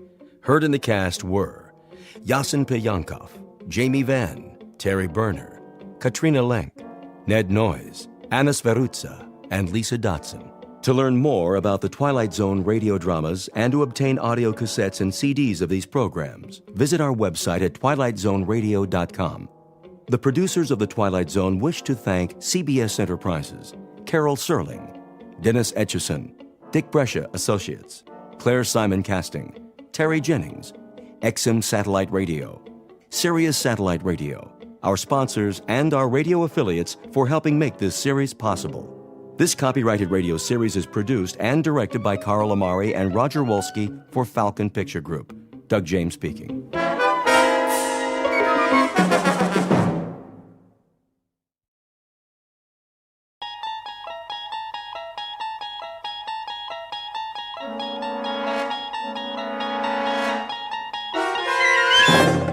You unlock this door with the key of imagination. Beyond it is another dimension, a dimension of sound, a dimension of sight, a dimension of mind. You're moving into a land of both shadow and substance, of things and ideas. You've just crossed over into the Twilight Zone.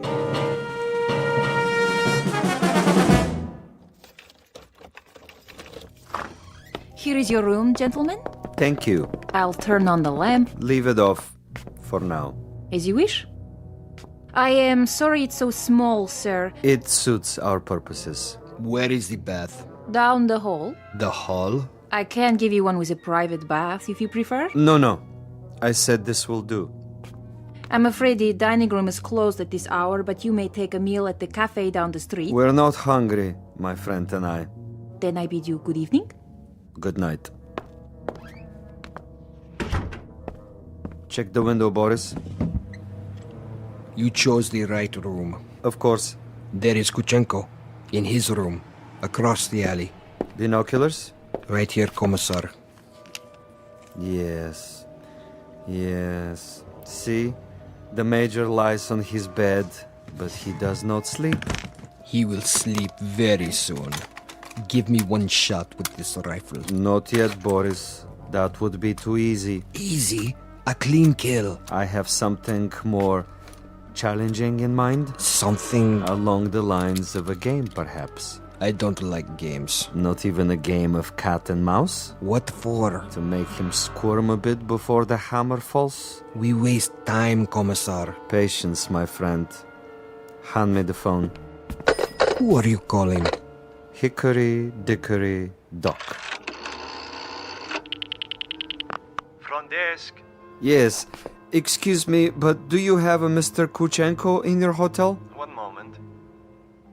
Sorry, no one by that name. Ah, but I happen to know that my friend is staying there. Perhaps he's registered under another name? Andreev? I'll check. Yes, Mr. Andreev, room 963. Very good. Will you connect me, please? Yes, sir. Look, he hears it. Of course he does. He rises from the bed to answer.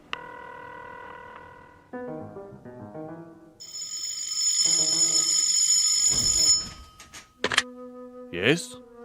This is Major Kuchenko? Hello? Major? Are you there? Major?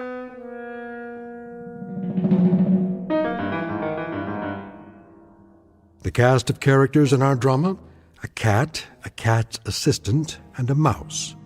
This is the latter, the intended victim, who does not know but may have already guessed that he is to die. His name is Major Ivan Kuchenko, and he was lately an officer in the former Soviet Union. At this point, he has, if events go according to certain predetermined plans, perhaps 3 or 4 more hours of living.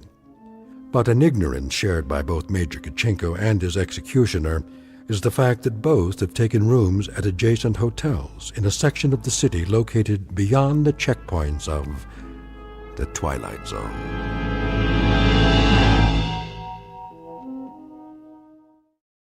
And now, The Twilight Zone and our story, The Jeopardy Room, with Stacy Keach as your narrator. This is Major Kuchenko? Who is calling? Major Kuchenko, you don't know me. Who is this? But I have heard of your recent arrival here. You have the wrong number. And I wanted you to know that you have friends in this city. Friends, you say? And they would be... Good friends, Major. Staunch friends. I know no one in this city. May I impose upon you to remain in your room for a little bit? Your friends will make themselves known. And who is this speaking? Is this a friend also? A good friend, Major. Not known to you yet, perhaps, but soon to become acquainted. And why must I stay in my room? We'll be making contact with you very shortly. For what purpose? Your welfare. Your well-being is our deepest concern, Major. Now, Commissar. Not yet, Boris. May I count on you to show some sense, Major? For your own safety, I urge you to remain in your room. You'll be seeing your friends before long. The mouse is in the trap. He stands at the window. Now, Commissar? Patience. But I have him in the crosshairs. I could make his head leave his shoulders at this range. That would give you pleasure, wouldn't it? A great deal of pleasure, Commissar. Just say the word. Even when he lies down, I can still see his head. I believe it, Boris. I know of your prowess, but put the gun away. Put it away? Lay it aside. For a bit. We're not going to kill him? Ah, the eagerness of the young. They do not sip wine. They gulp it down like a soft drink. They do not fondle women. They devour them. They do not sniff at the essence of a perfume. They try to jam it into their nostrils. But now, consider the window across the way. The gentleman will die without question. But I want him to die, Boris, with finesse, with subtlety, with a degree of thought and care. A killing is a killing. And if a man is to die, what does it matter how he dies? Ever been to a bullfight, Boris? A bullfight? No, Commissar. I've never had that pleasure. A bullfight might serve to make the distinction. In such a contest, if the matador kills with grace, that is considered a good death. So, there are good deaths and bad deaths, are there? Precisely. There is death with art, and there is the death of the butcher. You, Boris, are a butcher. Now, that is an honorable profession of great usefulness, but I'm an artist. Oh, you will have a death tonight, within a few hours, but when it is over, we will have killed with artistry, Boris, not with a meat cleaver or an explosive bullet or any other of the butcher's tools. This death will be like a ballet.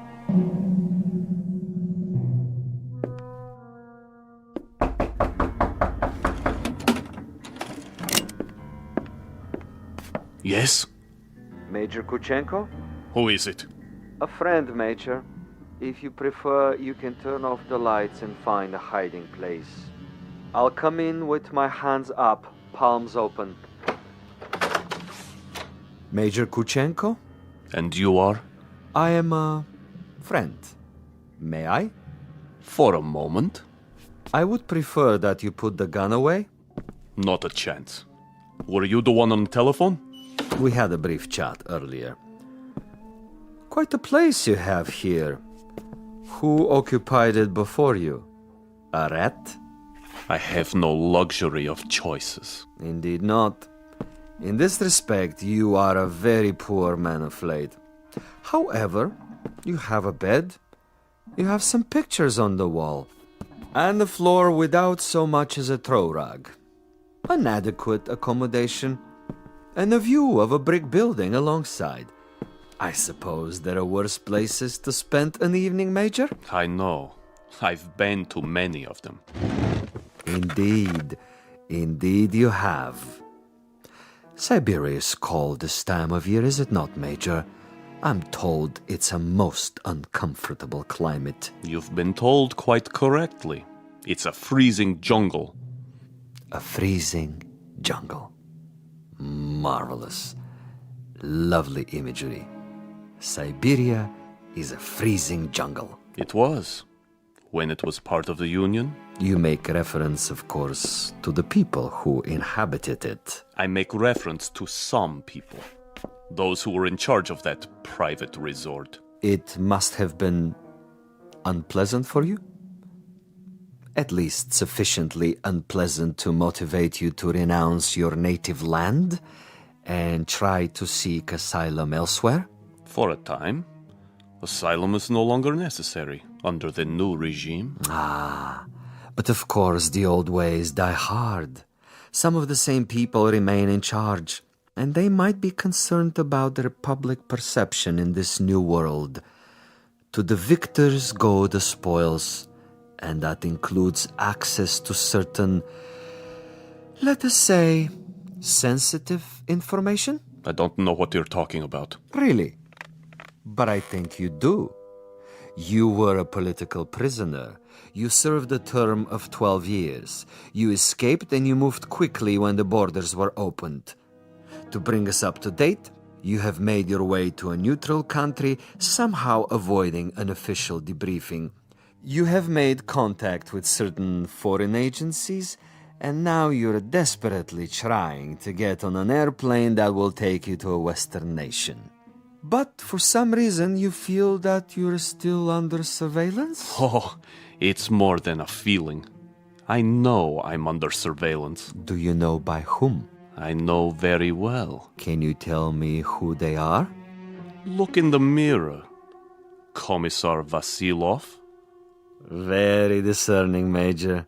You remember faces? I remember pain. I remember some interrogations that went on for many weeks. I had no calendar, but I made marks on the wall of my cell. How resourceful. I remember one particular man who smoked Balkan cigarettes in a long holder and stood in the corner of the room, smiling and nodding, making jokes, while I went from agony to agony. So, Major, now we may dispense with the amenities. The masquerade, the little give and take of two strangers feeling each other out. Agreed. Now we get to the point. Do you honestly think that we would permit you to book passage on an aircraft out of here? That would be quite impossible. As a former member of the military, even as far back as 12 years ago, you have information that we would find embarrassing were it to be released elsewhere. Why, if the government we worked for no longer exists? Because the new government contains many of the same players reshuffled into different positions, and they have their new careers to consider. Consequently, Major, it is not to our advantage that you leave. It would, of course, be simpler and more convenient if you accompany me back to our embassy. I am sick, tired, and torn, Vasilov. But I am not insane. I would sooner cut my wrists over a sink and bleed to death. That would be my choice in the matter.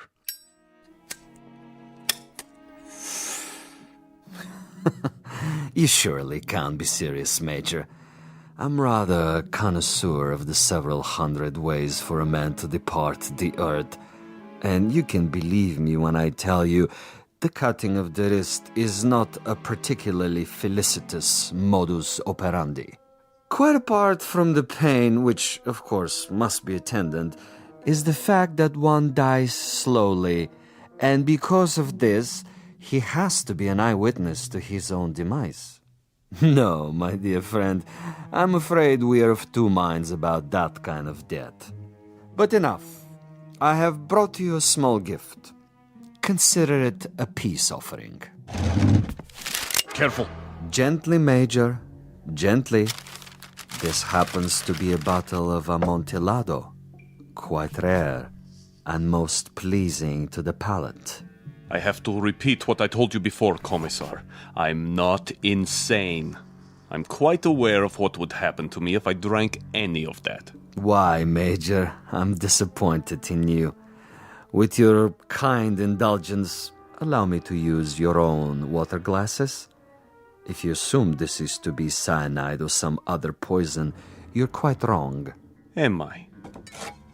Undoubtedly. You see, I don't share your death wish. I'm a healthy man with excellent expectations as to my longevity. No, indeed, Major. I was about to propose a social drink. The two of us. I'll drink first, and then you. Satisfactory? Such ritual, Commissar. Such tribal rites. Yet you have only one purpose with me. Why don't you get it over with? If you're trying to disarm me and make me get rid of this pistol, it'll take more than a social wine.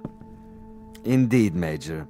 Now, as to my business with you, we both know what that is. Go ahead and say it. Very well.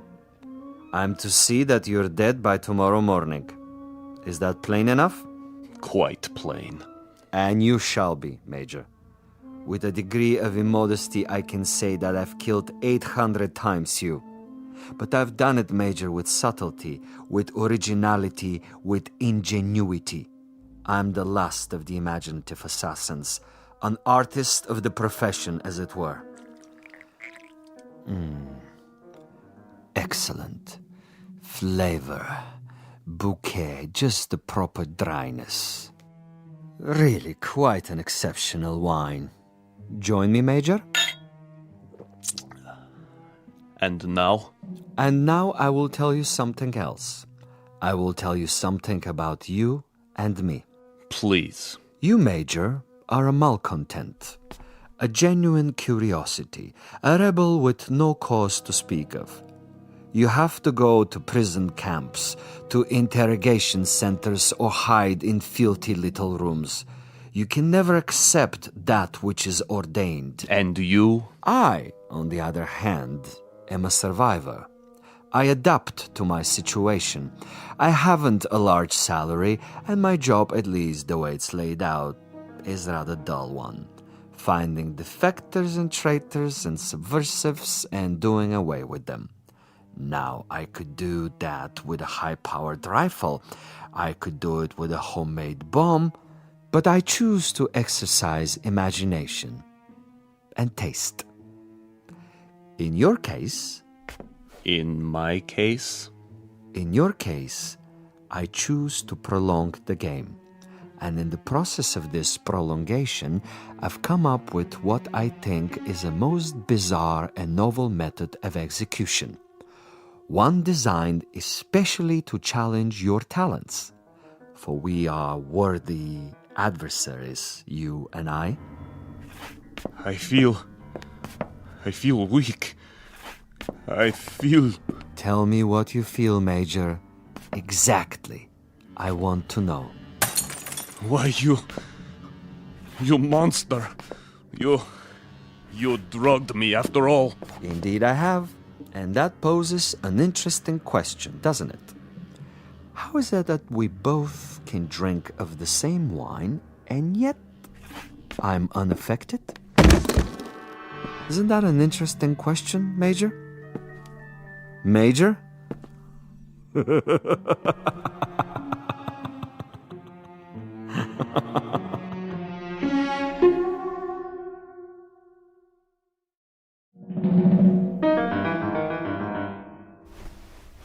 My head. He's gone. But I'm still alive. So he wants to play a game. And he has left something behind. What is this? Greetings, Major Kuchenko. I'm an exceptionally good judge of men. Are you? And in my judgment of you, I made an assumption that you are sufficiently observant to see the tape recorder on top of your dresser and curious enough to play it. How could you resist? This will also suggest to what complicated ends I'm willing to go to make a simple execution different and imaginative. First of all, to clear up one point. You may remember our discussion. Before I left you, I proposed a question. Isn't it odd that we both drank of the same wine, and how different the effect? Isn't it odd? Really quite incredible and bizarre. How can it be? In all honesty, Major, how do you explain it? Go ahead. I'm listening. You... Perhaps you have figured it out already. The truth is, I have been imbibing this particular drug for many years, a sort of experiment with myself as the subject. I have now reached a point where my physical tolerance has risen so that I can drink it by the gallon and remain quite unaffected. This in itself is a rather common and uninspired trick, a phenomenon well known to the scientific community. But you will also note, and I hope with a degree of pleasure, that you have not been poisoned. You're very much alive. Where are you? As you've probably perceived, I'm rather a gamesman when it comes to killing. I adhere to my own rules and ethics. Hence, Major Kuchenko, I have taken the liberty of removing your pistol so that you won't hurt yourself. Now listen to the following quite carefully. This is the game, and these are the rules. You have been asleep for roughly 3 hours. During that time, in addition to dictating this on the recorder, I have done the following. I have placed a booby trap in your room. It is not visible, but it is attached to a very common object that is in the room. If you trigger this object, it will detonate and you will immediately be blown up. Why not get it over with now, sadist? Now, for a proposition. If, during the next 3 hours, you are able to find this booby trap and cut the wire, you will be permitted to leave the room alive and unharmed. This is a guarantee. You have my word on it. Your word? But the following conditions are of the essence, Major. You must actively search for this booby trap, and you must find it and render it inactive. It goes without saying that, as of this moment, you are being observed. How? Attempt to turn out the lights, and you will be shot. The moment you stop an active search, should you refuse to play the game, you will also be shot.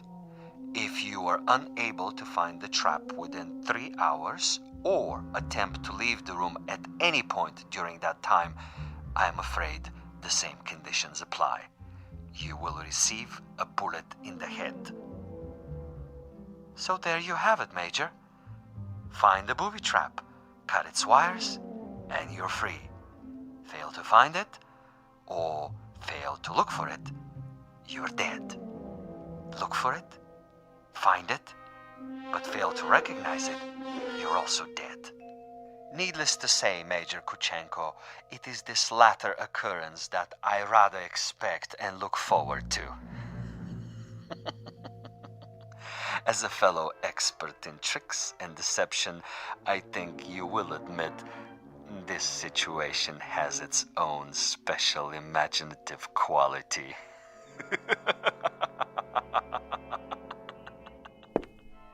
Where are you? Where are you?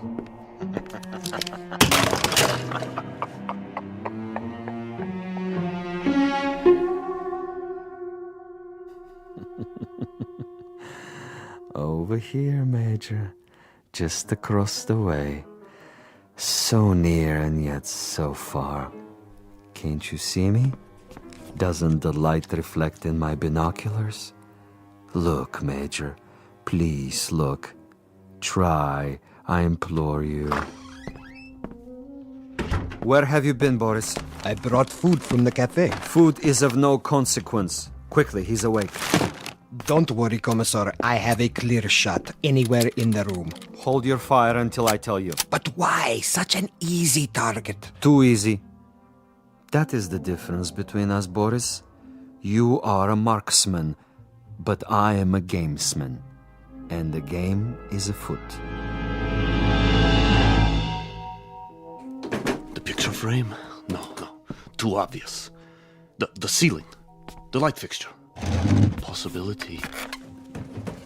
Nothing.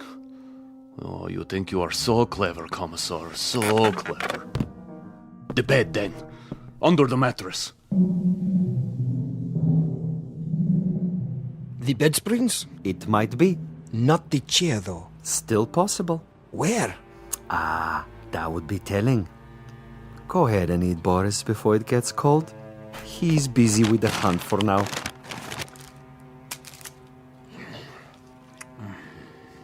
What did you bring? Sandwiches. Have one, Commissar. I never eat while I'm working. I'm like an athlete, Boris. Food is a distraction. Food is good. It makes one sluggish, affects the concentration. The morning will come soon enough. Over here, Kuchenko, just across the alley. Don't you see? He sees nothing. But surely a fragment of light, a stray reflection. Perhaps he has seen us. Yes, he must know, but he refuses to acknowledge. He is too proud. He knows he must do this on his own and will not give me the satisfaction. The bookshelf. Or the books themselves. Which one? An atlas? A novel? The Bible, of course. It's already been moved an inch, 2 inches. But the wire? Where? One way to find out. The bookcase itself, then. Behind the books. In the wood, the nails. Or under the floorboards. Wait, think. Where would I put it? You want a real battle of wits, Vasilov? You've got it. Think. 4 walls. Ceiling. Light fixture. Floor. A picture. Bed with frame. Box springs. Mattress. Headboard. A night table. Bookshelf. Dresser. Window. Desk. First the drawers. The top one. Slowly.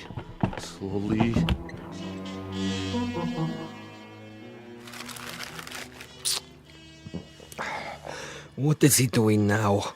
The desk.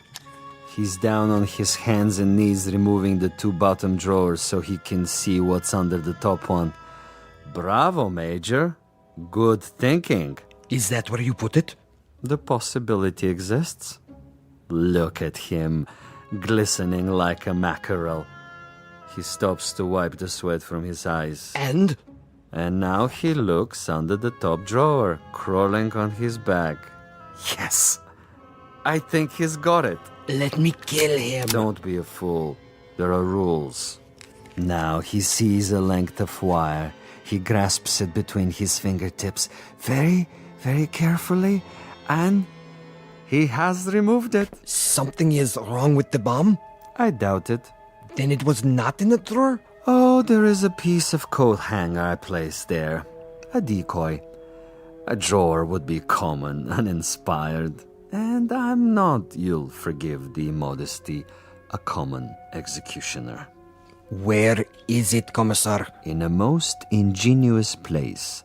Really, quite an ingenious place. Not in the books, the desk, the mattress. Think of another common object in that room, Boris. I have it. Yes? The doorknob. Interesting idea. Then where? I'd rather not tell you at the moment, Boris. I think you'll enjoy the next few minutes more if you share the Major's ignorance. You seem very sure. Sure? That he'll find the trap. You take a risk. Not at all. That's not what I'm sure of. That is to say, I'm reasonably sure he'll find it, given his mental capacity, but he'll find it too late. He's looking toward us. But he can't see us. It's quite dark in here. And it wouldn't matter if he did see us. Now he's returning to the table. You're getting warm, my young friend. The ashtray. Extremely warm, but not hot. Where then? Please, Commissar, please tell me. Take the glasses. What do you see? He stands over the telephone. He is reaching out. Hot now, Boris. Extremely hot. Oh, he has picked it up. I thought for a minute there... You thought what? The telephone. Precisely. The telephone.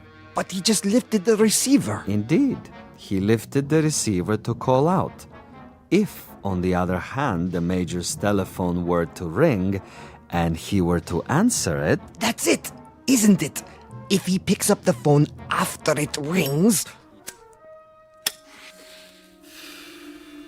You have it now, my friend. When the Major's phone rings and he answers it, I have placed a tiny bottle of nitroglycerin inside the mechanism. The explosion will only occur after the ring and the lifting of the receiver, at which point the electrical contact will be made, and Major Kuchenko will not even have time to say hello. But what if no one calls? Oh, someone will. I promise you, someone will.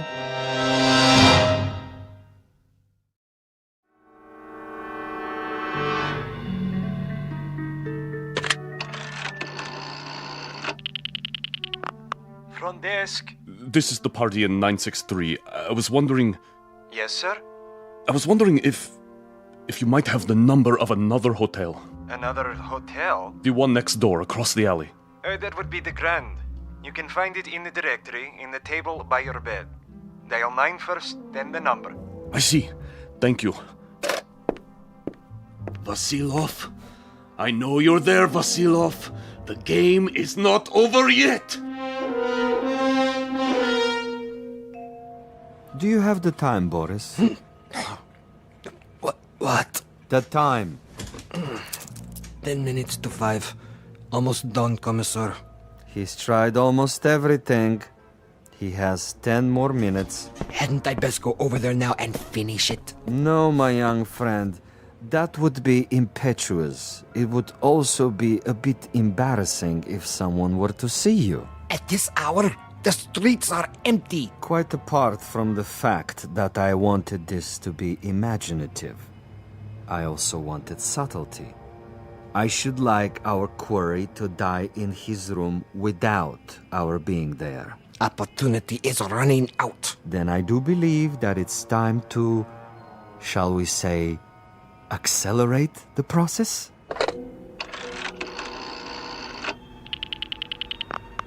Hotel Mont Blanc? Would you dial room 963, please? Thank you. I'll wait. There it goes. He's walking toward it. What's the fool doing? Why doesn't he answer it? I can't tell. He has his back to the window. Turn around so I can see. Now, Commissar. No. Would you dial 963 one more time, please? Yes, I know it didn't answer. Ring it again. What's he doing, Boris? His back is still to me. It can't be busy. I don't know. What's he doing? Use the glasses. He's turning around, lighting a cigarette. He's mocking me. Now, he suddenly dropped from sight. Kill him. I can only see the top of his head. He's moving across the room. Do it! You missed, you fool. He's at the door. Again. He's gone out of the room. And you missed him. You missed, you idiot. Flight 17 to Rome, Paris, and New York, now pre-boarding. Ticket, sir. Ticket? Oh, yes. Mr. Andreev. Passport? Right here. I see. Is anything wrong? No, sir. Everything seems to be in order. How many bags? No luggage. Not even a carry-on? I'm traveling light. Then here's your seat assignment. Please go to gate 17. How much time do I have? Boarding for coach class begins in 5 minutes. Good. Sir? Thank you. I'll be there.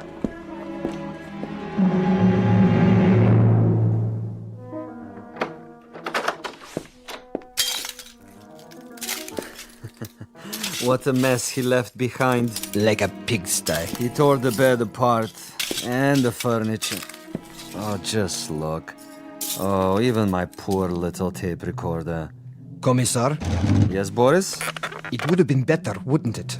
What would? If I had taken his head off in the first place. You mean if we had slaughtered him like an animal? I love your style, Boris.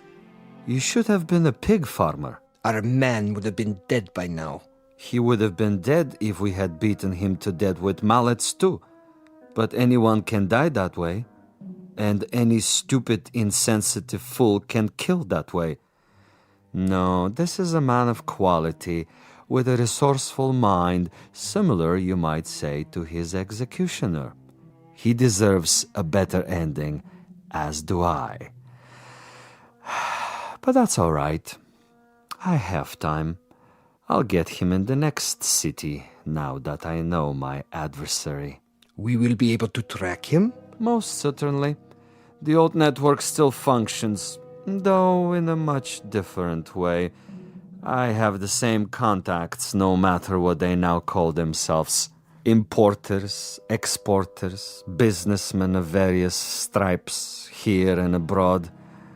It's marvelous, you know? Really marvelous. Think of the possibilities. Other, even more ingenious methods of doing away with Kuchenko and his kind. I still think we should have chased him. Not at all. He would have gotten away. And even if he hadn't, it would mean that a thick-headed clod like you is more efficient than I. And this I reject, Boris. This I reject in toto. Look at this. A bottle of wine. I can only find one glass. Throw it away. One drink, Commissar. I said no. But there is more than half left. This is not for you. But why? Do you know much about Amontillado? I know about vodka. Of course, you and all the other potato growers. Give me the glass. Here. Believe me, it wouldn't agree with you. It's an acquired taste. Yes, Commissar. If you say so. I say so. There are some secrets that you're not ready to learn. But in time, Boris. In time. For now, I need you awake and alert. That's right. I do what you say, as always. But so far, your methods are not very effective. The men who pay us, they will not be impressed. And you will make a report? Only I can do that. I am the one they listen to. I can request another assignment. You're free to do so. Until then, I take no further orders from you.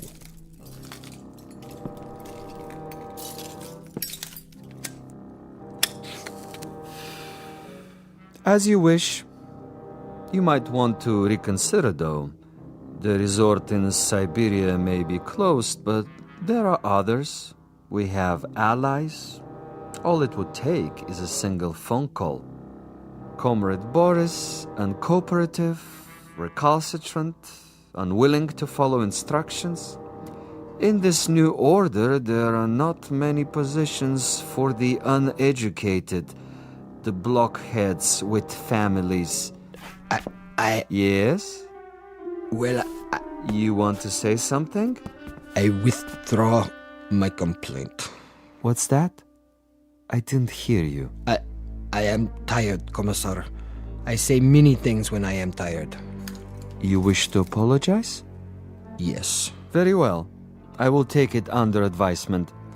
In the meanwhile, see if Major Kuchenko left anything behind. Check the closet, the drawers. Yes, Commissar. And life goes on.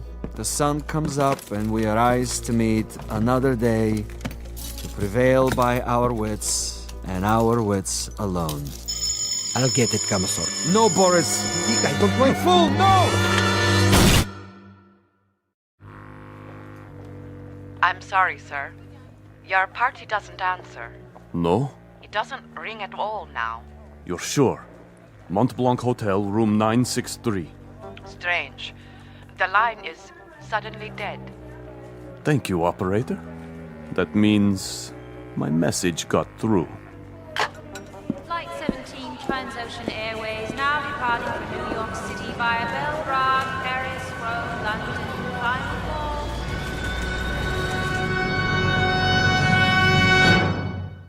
Major Ivan Kuchenko on his way west, on his way to freedom. A freedom bought and paid for by a most stunning ingenuity. Exit a gunman named Boris and one Commissar Vasilov, who forgot that there are two sides to an argument and two parties on every line.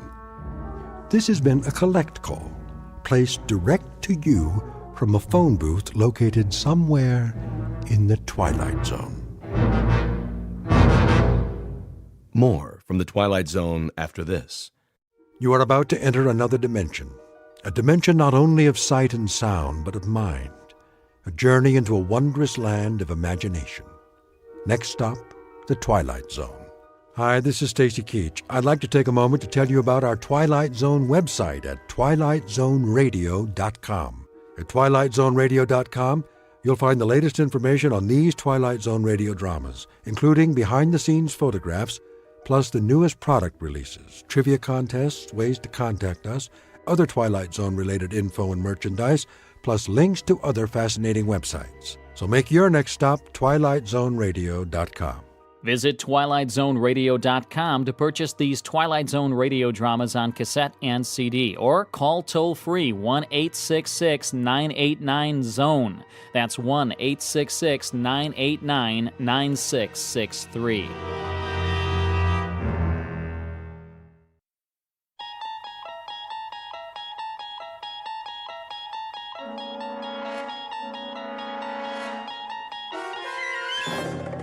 You unlock this door with the key of imagination. Beyond it is another dimension, a dimension of sound, a dimension of sight, a dimension of mind. You're moving into a land of both shadow and substance, of things and ideas. You've just crossed over into the Twilight Zone.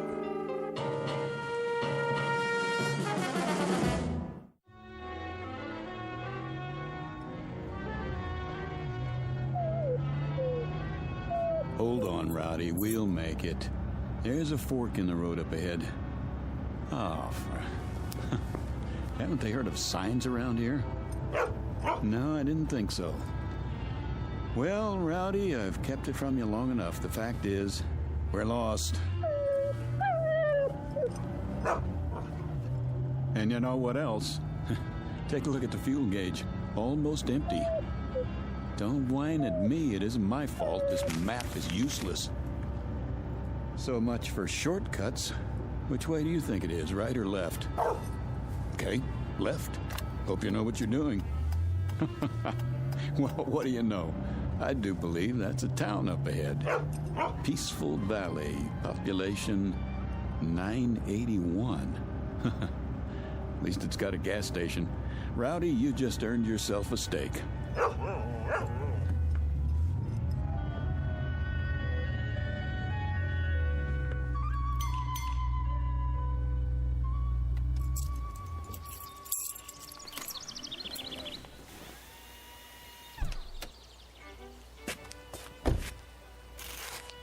Hey, anybody here?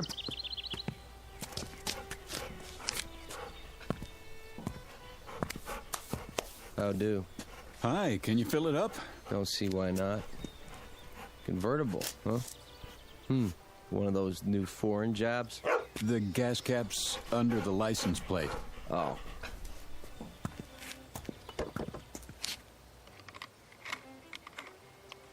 Oh, I'll check the oil and water. Sure enough.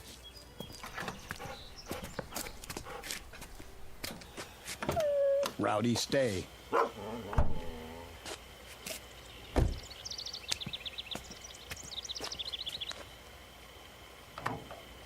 Pretty empty, huh? She's running on fumes. How'd you let that happen? Oh, I listened to a friend. Told me I could cut 4 hours off the trip if I took the back road. No traffic, nice scenery. If I'd gone the way I know, I'd be in Albuquerque already. Ah, you mean you're lost? That's what I mean.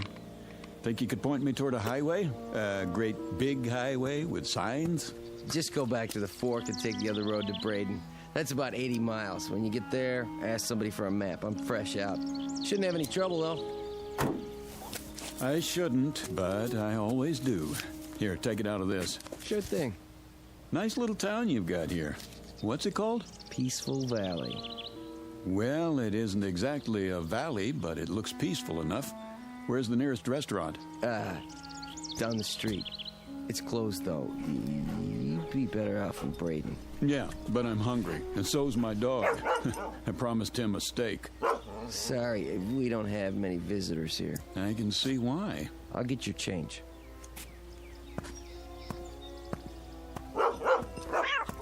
Kitty, stop it. Rowdy, you take it easy. Rowdy! 1850 out of 20. Rowdy, come back here. Leave my kitty alone, you bad dog. Rowdy! He's just playing. No, he's not. I'll fix him. What's that?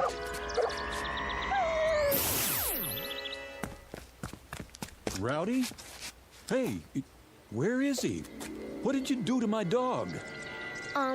What dog, mister?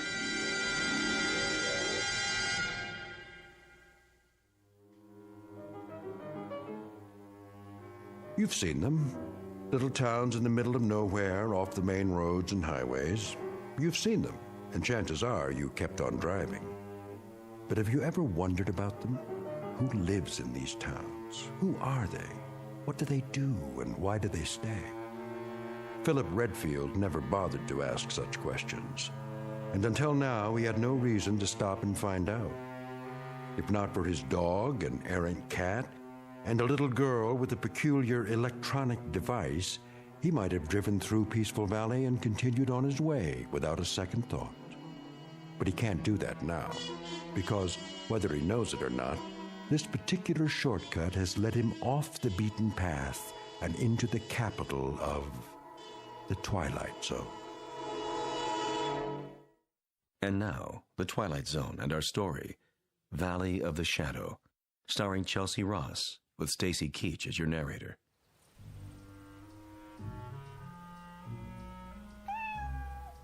Come on, Kitty. Let's go in the house. No, little girl, wait. Huh?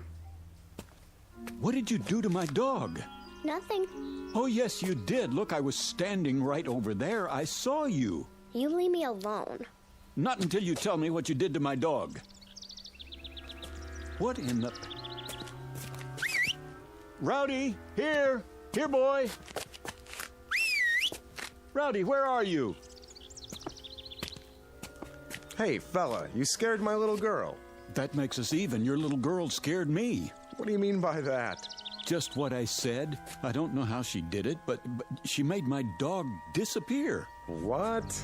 She pointed something at him about the size of a remote control. She took it out of her pocket, and he vanished into thin air. Are you feeling all right? No, I never feel all right when I see a miracle happen. It raises my blood pressure. Easy now, mister. What kind of dog is he? A golden retriever. Let's look around the yard. He's bound to be here somewhere. What's his name? Rowdy. Here, Rowdy.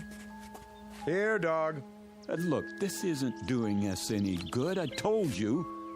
You try over the hedge. I'll go around back. Don't worry. We'll find him. He couldn't just disappear. That's what I'm trying to tell you he did. Here, Rowdy. Rowdy? Rowdy! Here he is. Wait, there you are, boy. Good dog. Where were you? In the back. I guess he must have found another cat to chase. Yeah, I guess so. Yeah, I'm sorry I popped off at you. I could have sworn. It's all right. The way Sissy disappears sometimes? Well, I know how you must have felt. How you doing, boy? Sissy's your daughter? Yep. What was that thing she had, anyway? What thing? In her hand, some sort of electronic device. Now, I know I didn't imagine that. Oh, it must have been her transistor radio. Yeah. Well, I'm sorry I bothered you. Come on, boy.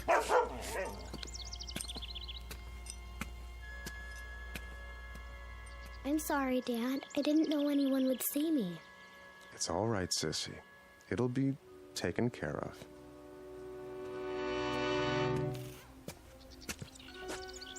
You see all that? All what? Never mind. Okay, Rowdy, back in the front seat. Let's get going.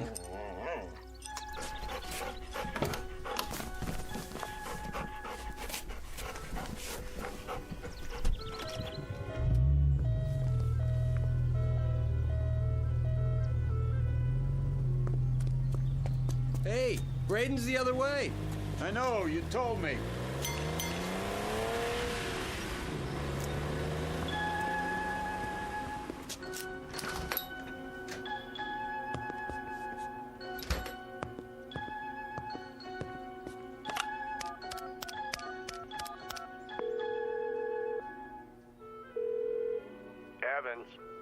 I want to talk to Dorn. He's not here. Then you better find him. It's important. What's happened? We've got an outsider, and he saw something.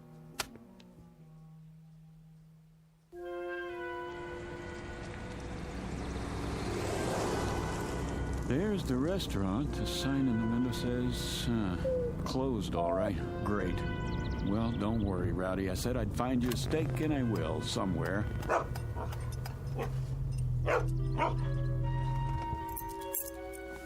Wait here. I'm hooking your leash to the steering wheel.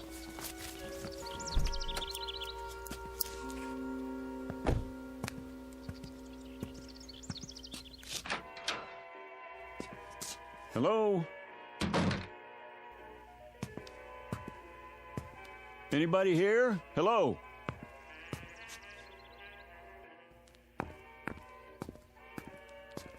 I'm sorry. I didn't hear you come in. Hi. Is the hotel open? Open? Oh, yes. But we don't have any vacancies. No? Why is that? Well, the rooms are all taken. But all the keys are still hanging on the wall. Everybody's out. Is that right? Well, the fact is, I don't want a room. I just wanted a restaurant. Maybe you could make a suggestion. I'm afraid it's closed. You mean there's only one restaurant in Peaceful Valley? Yes, sir. Then where do you eat? At home. And what about your guests? They do eat, don't they? If you'll excuse me, I have some work to do. Just a second, miss. Look, my name's Philip Redfield. I'm a newspaper reporter, and if I sound nosy, I guess that's because it's part of my job. Oh, I see. You don't mind, do you? No. Good. Then just answer one question for me. Look, ever since I pulled into town, people have been trying to get rid of me. They have? At least that's the feeling I get. I was just wondering why. Well, we don't get many outsiders. So I've heard. Enough to fill the hotel, though. I really have to go. I think you should too, Mr. Redfield. All right, I get the hint. Oh, miss. Yes? Mind if I take one of your newspapers? What? Oh, not at all. Please. Hey, you better get your subscription renewed. This paper's 9 years old.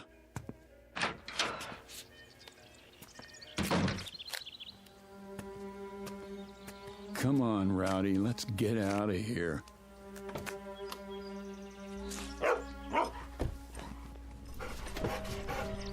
So long, Peaceful Valley. Thanks for the memories.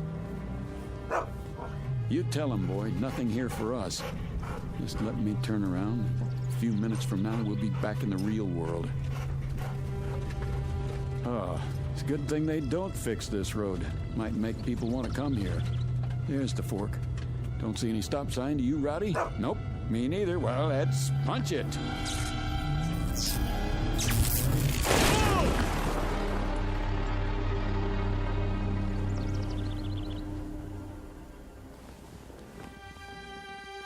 What was that? Rowdy, are you okay? Rowdy? Rowdy? Rowdy?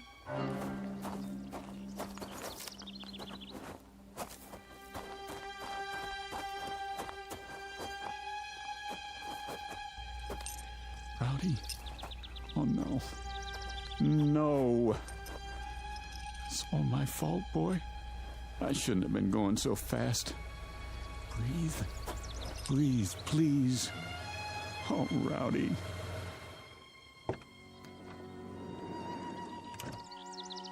Rowdy. Had an accident, did you? No, an accident had me. I had the top down. He was thrown out of the front seat. There's no heartbeat. Let me check. Nope. I don't believe it. He's dead. Front end's pretty smashed up. Radiator shot, too. Doesn't make sense. The road was clear. There wasn't another car for miles. Maybe it was a rock. There are no rocks around here. Can't be too sure. Yeah, must have been. Rain washes some big ones into the road every now and then. If there were, it would still be here. Could have knocked it off the road. Come along, Mr. Redfield. Come where? We'd better get you to a doctor. What about my dog? You have nothing to worry about. Can you walk okay? Here, lean on me.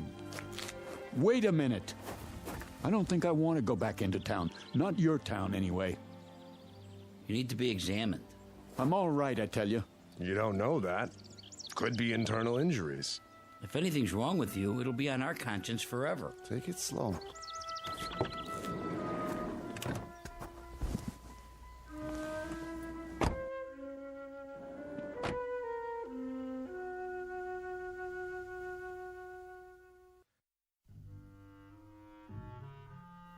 In here, Mr. Redfield.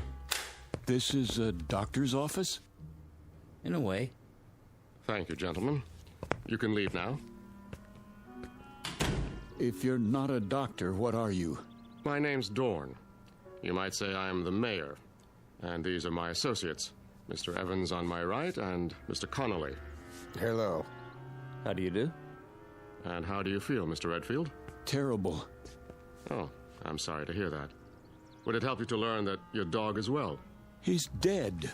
Oh, no, not at all. Merely stunned. I assure you, he's quite happy. How do you know?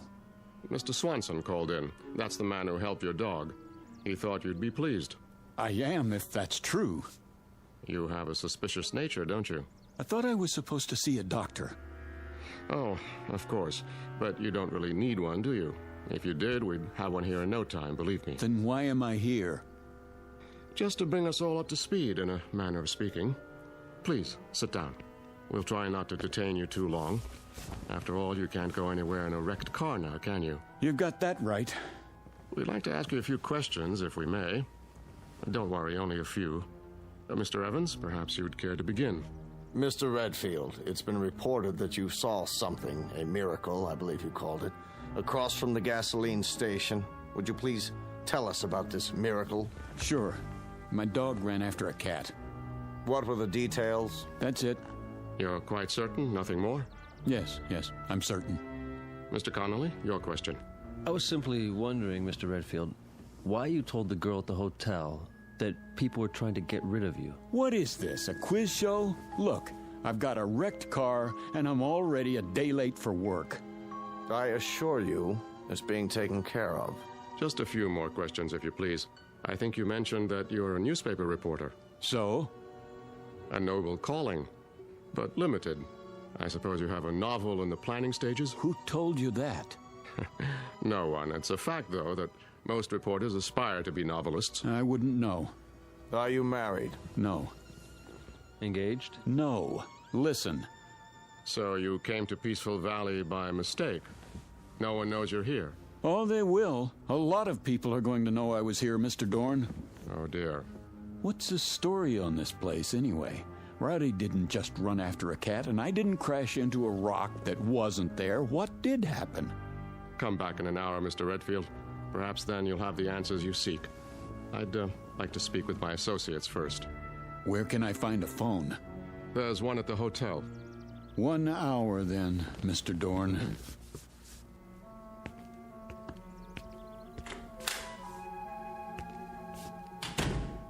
Do you think it's wise letting him go like that? He'll be watched. Well, gentlemen, it's happened. It had to, eventually. No, it didn't have to. And it wouldn't have if we'd kept our wits about us. But we didn't. We were complacent, so infernally sure of ourselves. Dorn. It's true, Mr. Evans. Would you explain the point of keeping the hotel open and the restaurant closed?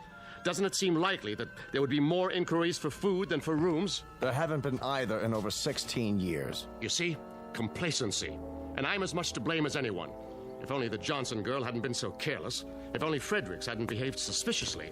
If only I hadn't panicked and activated the barrier. You had to. There wasn't any choice by then. So now an innocent young man who's done no one any harm must suffer for our mistakes.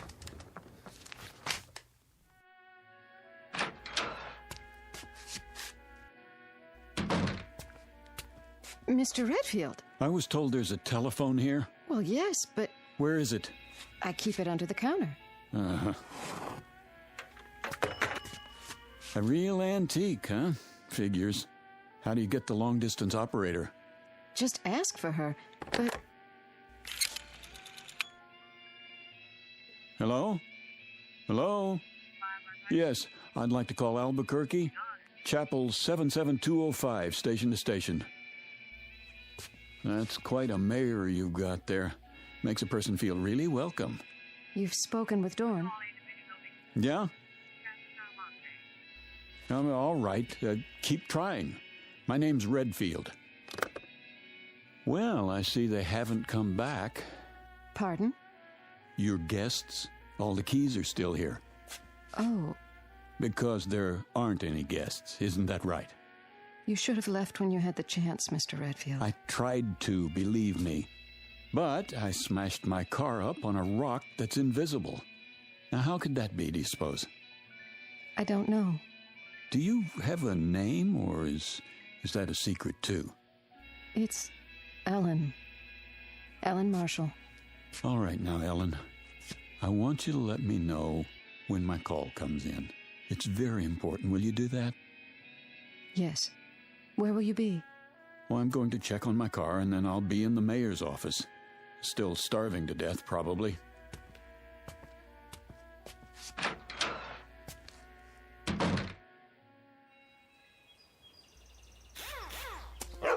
Rowdy!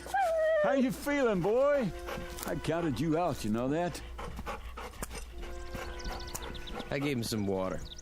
What about the car? It's pretty banged up. Hood's sprung, and the radiator's punctured. Yeah, I know. You were supposed to be fixing it. Nobody told me. Well, I'm telling you. Can't do anything unless it's authorized. It is authorized. $200 extra in cash if you get it fixed by tonight. Consider it a bonus. It has to be official. Sorry. You're going to be a whole lot sorrier, I promise.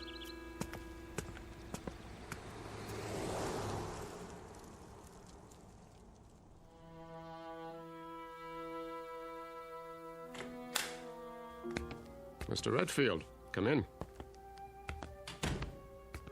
I thought you said my car was going to be repaired. Sit down, please. I don't want to sit down. I want to know why nothing has been done to my car. Why is it just sitting out there? Primarily, Mr. Redfield, because you won't be needing it anymore. No?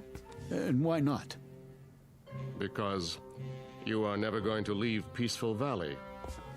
Is that supposed to be a threat? You see, Mr. Redfield. Now, the situation is rather complicated. While we hold no brief against you personally... Wait, I think I've got it figured out. Oh? Peaceful Valley is an insane asylum, and you're the head lunatics. I'm never going to leave. Who's going to stop me? We are, if necessary. There's nothing you can do, Mr. Redfield. We'll see about that. Don't do anything foolish. Please listen to Mr. Evans. Tell him to get his hands off me. Come with us. I said don't touch me! Mr. Redfield, be reasonable. You be reasonable. As far as I know, kidnapping is still a crime in this state. Gentlemen, I implore you. This violence must stop now. Oh, you've got one of those too, huh? What are you gonna do, make me disappear? Don't you There. You shouldn't have done that, Dorn. Now he's seen the device up close. You mustn't bring him back. I have to. What did you do? How did I get in this chair? You were disassembled. But I was across the room. Your molecules were transported and reassembled with this. That's the same thing the little girl used, so what is it? I'm afraid you wouldn't understand, even if you were a physicist, which you aren't. Try me. Let's say it's a device by which we move objects from one location to another. All things are collections of atoms with spaces in between. Even you, Mr. Redfield. And those atoms are in a given mathematical order. This mechanism breaks them up and stores them, then puts them together again in the same order. That's ridiculous. Perhaps. But it saves time when you want to move your furniture around. Dorn. Yes, Mr. Evans? Let's get this over with. What's he talking about? You smelled a story in this town, Mr. Redfield. And you were right. You turned off onto the road to Peaceful Valley. You saw certain things that defied logic. You became curious. So we had to stop you. And now, I'm sorry to say, we must do worse. Because you have stumbled upon the best-kept secret in the world. What secret? Our gift. Dorn. Relax, gentlemen. It will do no harm to tell him now. Our gift, Mr. Redfield, bestowed on the people of this village. 104 years ago, a man came to Peaceful Valley, from what land or even what planet no one knows. Oh, come on. He was a brilliant scientist, but he was also wise, as you shall see. From his brain came equations the likes of which no one has seen or dreamed of. No one on this planet, at any rate. What kind of equations? Of course, I can't tell you what they were, but you're aware, I trust, that the basis of this complicated process we call life is energy. It is a powerful, mysterious force. If enough of it were to strike a single square inch of Earth, it could run all the machines in the world. It could perform miracles. And you expect me to believe in this magic? No magic. The scientists' equations unlocked the force, Mr. Redfield. And from them has come the greatest power for good or for evil that the universe has ever known. Where do you come in? He decided to entrust his secret, the equations and the machines he'd built, to 3 men. He instructed them to give the people of Peaceful Valley the benefits of this power, but under no circumstances to reveal the secret to the outside world. It was to be kept here until humanity learns the ways of peace. And that is your story, Mr. Redfield. So you can see why we cannot allow you to leave.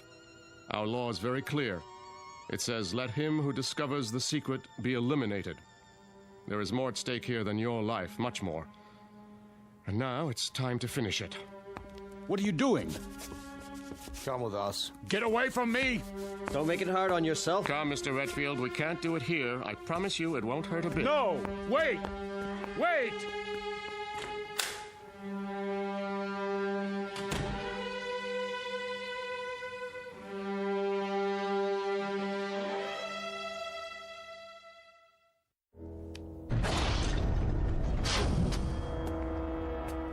What is this place?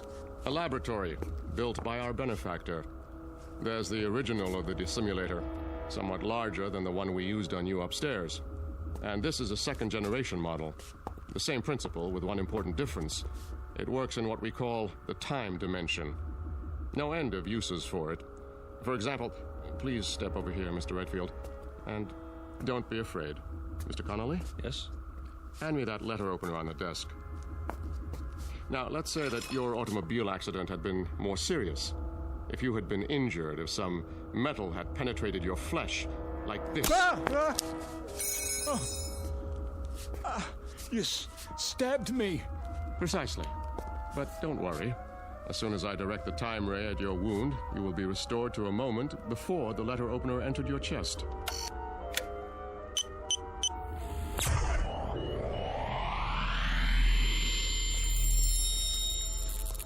My skin. I can feel it closing up. This is fantastic. Isn't it? Even the fabric of your shirt. Now, let me see. This console is a duplicating machine, but not like others you've seen. Here, for example, on this card is a description of the atomic structure of a ham sandwich on white bread with mustard. One ham sandwich. I believe you said you were hungry? Not anymore, Mr. Dorn.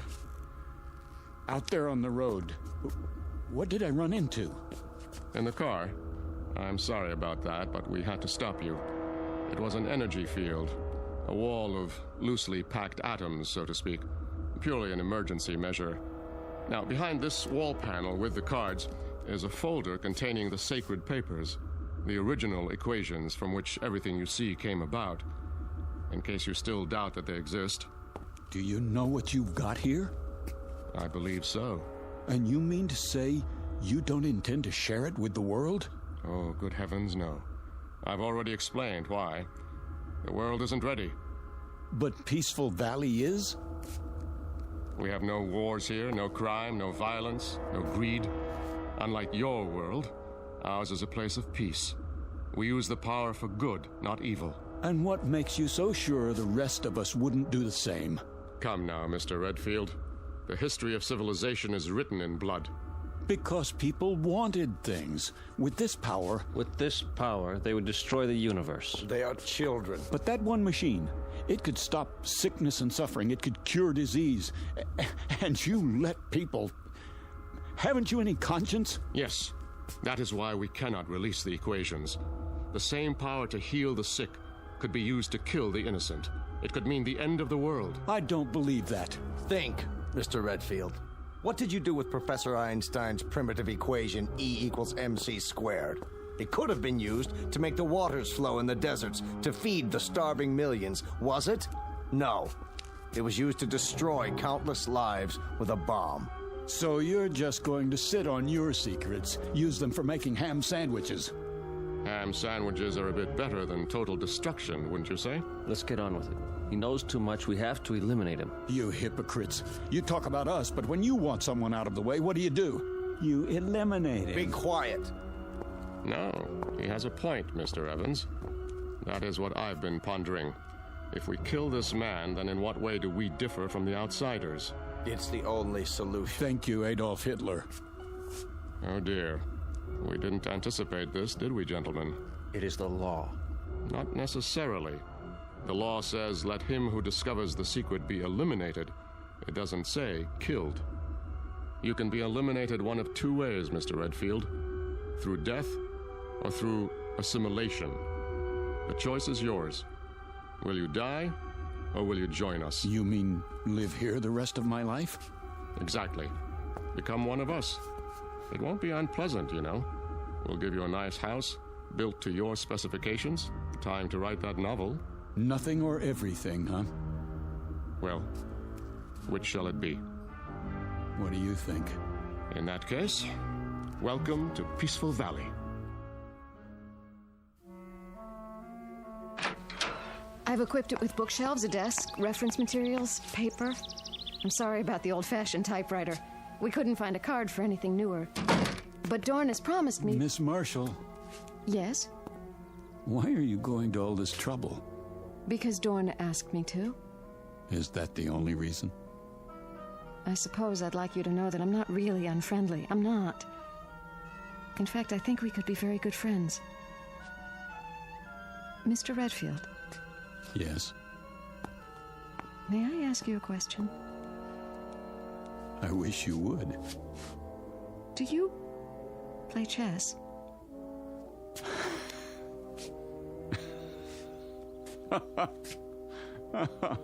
Oh, that's great. Is something the matter? No, everything's fine. You do like the house, don't you? I tried to make it nice. It's beautiful, Ellen. But I'm afraid you wasted your time. Why? Because I won't be here very long. As long as you think that way, you'll have no choice. Dorn won't trust you. He's trusting me now, isn't he? Is he? Hello? I'm leaving Mr. Redfield's house now. You see, I'm required to tell him everything you do. But you're not like the others. If you get hungry or want anything, call me. I'll look in on you later. Oh, and don't try to go beyond the border. The force field's still active.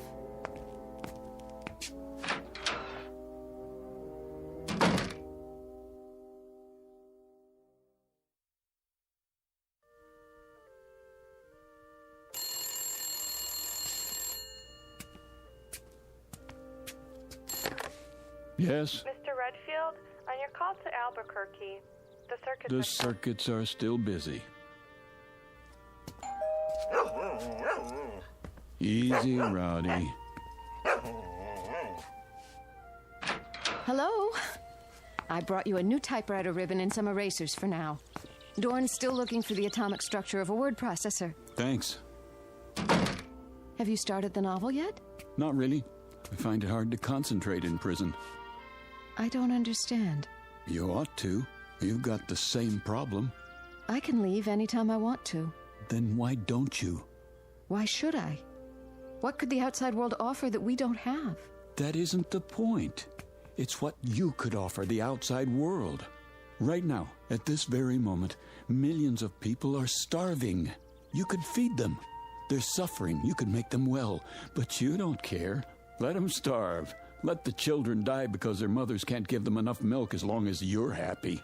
Philip, those things, are they really happening? All over the world. Every minute of the day and night. What would you do? A terrible thing. I'd get those papers, and I'd give them to the world. You mean you'd steal them and run away? But you promised Dorn... I promised myself to be a decent human being, and that means helping other human beings.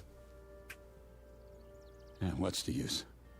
You don't know what I'm talking about. You never wanted anything you couldn't whip up in 10 seconds like a cake. I did once. When you were going to leave Peaceful Valley.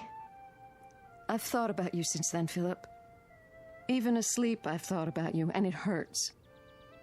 I don't know why, but it hurts. We have machines for so many things, but I can't stop this feeling. There's an equation that might help. 1 + 1 = 1. Don't people fall in love here? I don't know.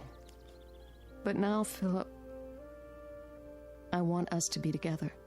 I could want that too, in a real world.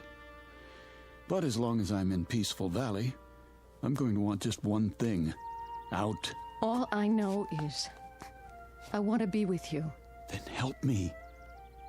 If I do, will you take me? I promise. I'll be back.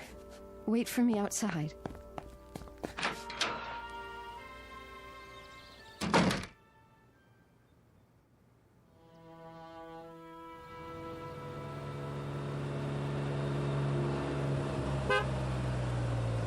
Easy, Rowdy.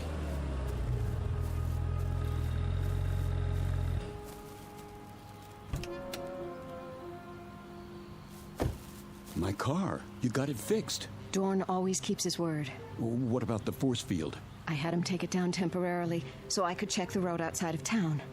We only have a few minutes. Then let's go. There's just one stop I have to make. Come on, Roddy.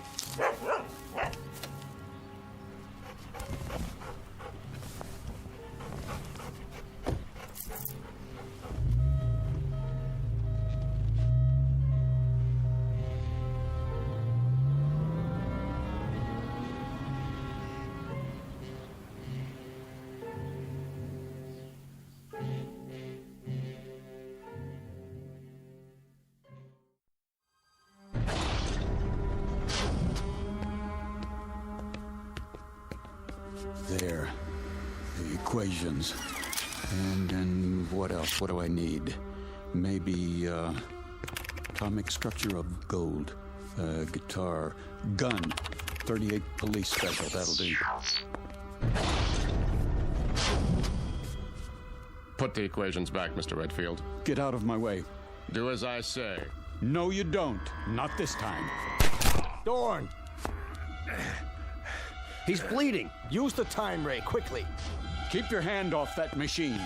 I don't want to shoot you. Don't! What have you done? We've got to restore them. What are you? I can't let them die. Are you going to shoot me too?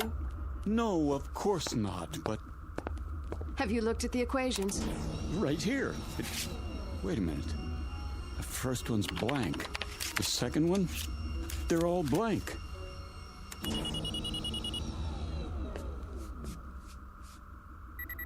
You tricked me.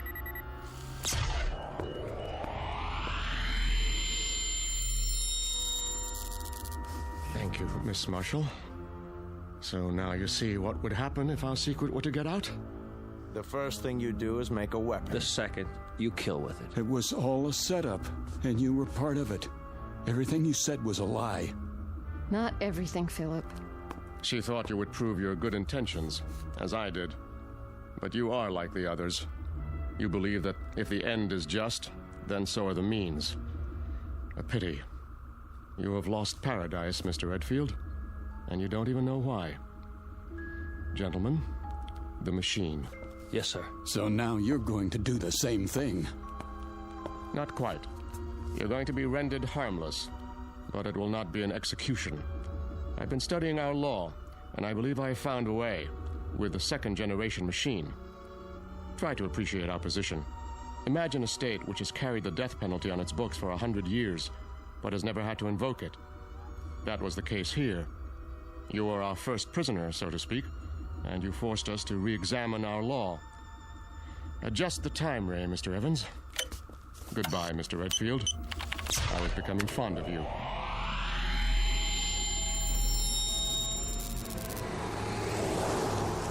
Here's your change, mister. What? Your change? Oh, sorry. I must have dozed off for a second. Happens when you drive too long. Yeah. You say Braden's back that way. 80 miles. Down, boy. It's just a cat. You stay. That's strange. Anything wrong? Well, just that woman who walked by. Thought I knew her. Wishful thinking, I guess. Nice little town you've got here. We like it. Well, so long. Don't know that I'll be back this way, but keep it peaceful.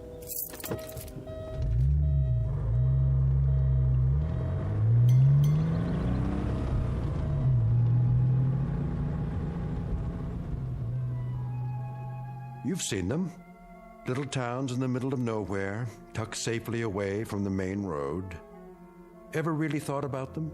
About the people there? What they do and why they stay? The next time you're tempted to take a shortcut, think twice. Because what happens there might change you and the world in more ways than you can imagine. Of course, change can be a good thing, as long as you're on your way out of and not into the Twilight Zone.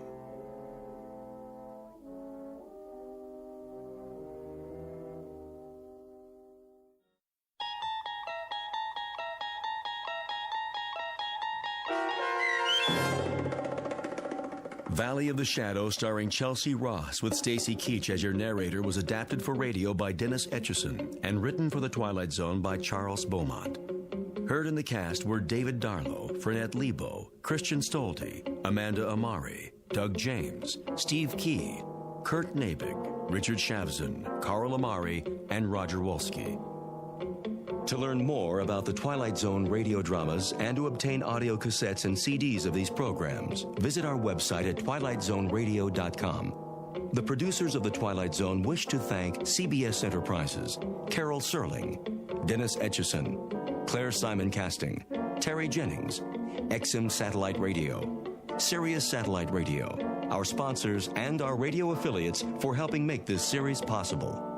This copyrighted radio series is produced and directed by Carl Amari for Falcon Picture Group. Audio editing, sound design, Foley effects, and mix for the Twilight Zone radio dramas are by Cerny American creatives Craig Lee, Michael Slaybach, Bob Benson, and Jason Rizzo. To learn more about the Twilight Zone radio dramas and to contact us, visit our official website at twilightzoneradio.com. Doug James speaking.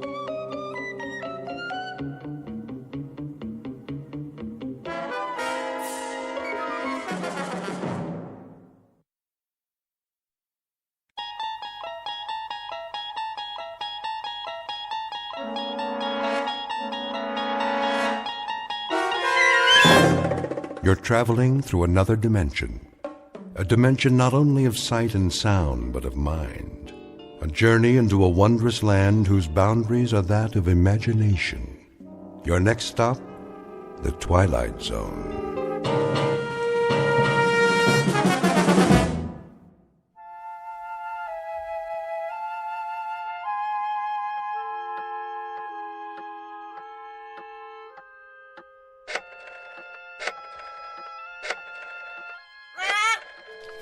Yes, Pete, here's a nut for you. Now, don't bother me, if you please. I have work to do.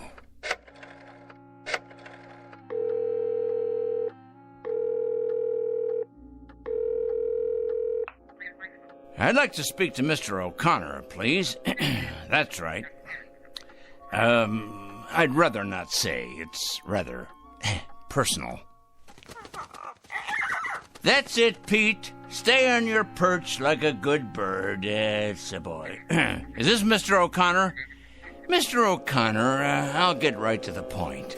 You have a young gentleman working for you in personnel. His name is Brewster. Alfred Brewster. Been with your firm about 1.5 years. Well, I'll tell you what about it. The man is a communist. That's correct, a communist, with certain terrorist affiliations as well. Never mind who this is. Let's just say a concerned citizen, all right?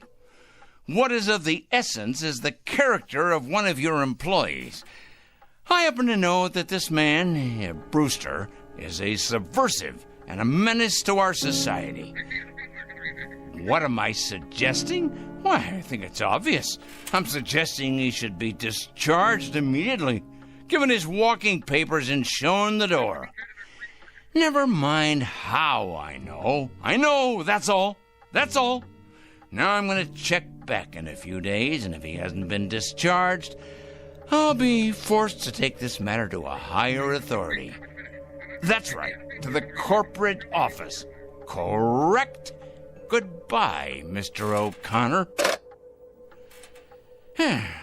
Rather a full day, Pete, wouldn't you say? 11 so far. 11 names on this list. I better sharpen my pencil.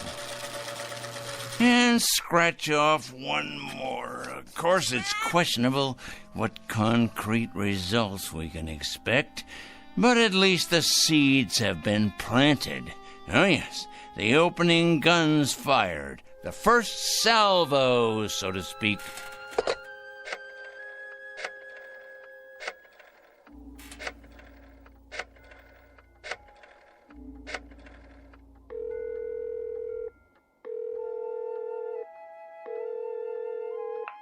Hello, Board of Education? Well, please connect me. Yes, I'd like to speak with the superintendent of schools, please. It's a personal call. No, I'm not at liberty to give my name. That's right, it's urgent. Is this the superintendent? This is a concerned citizen. I'm calling about a teacher and your employee. That's correct. His name is Farwell. William J. Farwell. He teaches at your North End High School. That is correct. The man is morally objectionable. He's a drinker, a carouser, and I have it on good authority that his relationships with students are questionable at best. The man should be investigated immediately. Oh, yes. Never mind who this is. I happen to be giving you facts, and that is what is at issue here. Well, you best check on him. You most certainly should, and without delay. Quite right. Here you are, Pete. There you go. That's a good bird. You know, I'm rather tired. It's been quite a full day.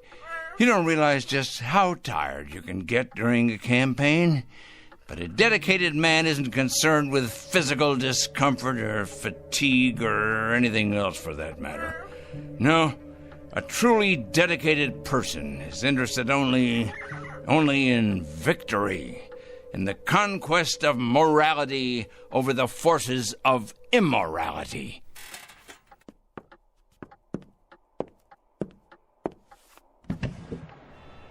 Hey, look at him out there, the dregs, carrion, leeches sucking us dry. Oh, yes, carrying evil around with them like infectious germs. We're gonna have to face it sooner or later. Huh? Phone calls are one thing. Threats and exposure is simply expedience. No, Peter, my friend, we're gonna have to embark on a much more ambitious course. Some major surgery, I think. The long scalpel, honed sharp and cutting deep. If the sickness is extensive, so must be the cure. And it must be today, Peter. It must be today, this afternoon. 4 o'clock. Oh, yes, that's when it will occur. Yes, we'll make it occur at 4 o'clock. At that moment, we will destroy evil. That is both my charge and my obligation, Peter, to destroy evil. And we shall do it at precisely 4 o'clock. I'm not sure of the method yet, but it'll come to me. Oh, yes, it'll come to me. Most assuredly, it will come to me. And it'll be a revelation, an epiphany. It will be the expiration of immorality everywhere, the exordium of the end. 4 o'clock, Peter. That's when we'll have it happen. Whatever it is. 4 o'clock, this very day.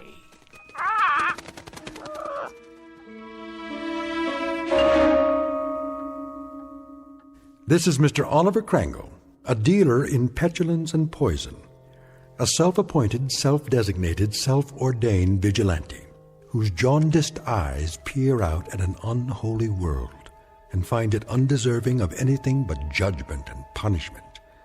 And Mr. Oliver Krangle is both the judge and the executioner.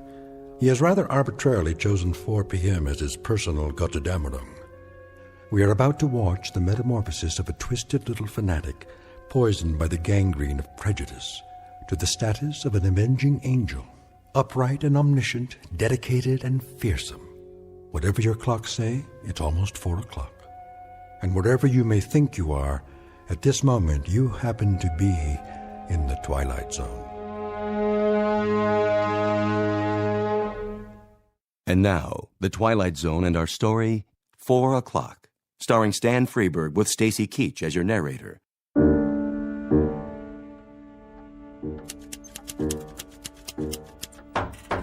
Yes? Mr. Krangle? What is it? Well, there's a special delivery for you. Just a minute.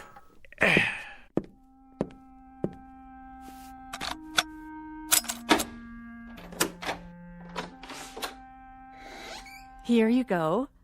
A whole lot of stuff, 8 or 10 envelopes at least. Thank you, Mrs. Williams. Something else, was there? Something... Oh, no, nothing else. Then in that case, why do you stand there trying to read the contents of these envelopes as if you were an X-ray machine, Me? Read your mail? Oh, I can assure you, Mr. Kringle, I have many more things to do than trying to read my tenant's mail. Your mail in particular. I feel reassured. You sure get enough of it.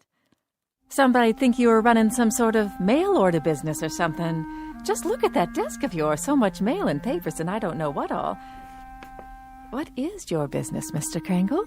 What I do is none of your concern. I pay my rent on time, and I keep to myself. A respect for privacy you should learn, Mrs. Williams. Well, I never... You never? That's good to know. Now, have you any more comments to air? Because if not, I would greatly appreciate your leaving me alone. I have a great deal of work to do. I believe that. The question is, what kind of work? You should believe it. You may thank me one day, Mrs. Williams. Oh, yeah. You and everyone else. Assuming you're still around, and assuming you retain the capacity to feel appreciation. What's that supposed to mean? Assuming I'll be around. Are you threatening me or something, Mr. Kringle? Threatening you, Mrs. Williams? I don't threaten people, my dear lady. I compile files on them. I compile them, and I analyze them, and I investigate them, and then I categorize them, and I judge them. Oh, yes. If they're impure, they must be punished. If, on the other hand, they are simply misled or naive or unsophisticated, I point them to the right way. I lead them by the hand, Mrs. Williams. I show them the proper course, the path to redemption. Is that... What I mean is that what you do for a living? Indeed. In short, I check evil, Mrs. Williams, and I eradicate it, inoculate it, wipe it clean, and sponge it away. And you know where these evil people are? I most certainly do, Mrs. Williams. Can you give me an example?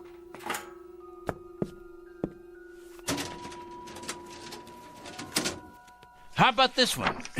Mrs. Claire Williams, age 54, widow, formerly married to John Alistair Williams. Political affiliation? None. Husband's political affiliation? None.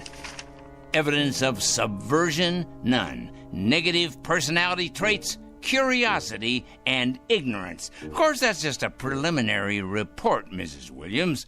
The in-depth research is in the master file cabinet right over there. Well, aren't you the strange one? You ain't nothing if you're not a strange one.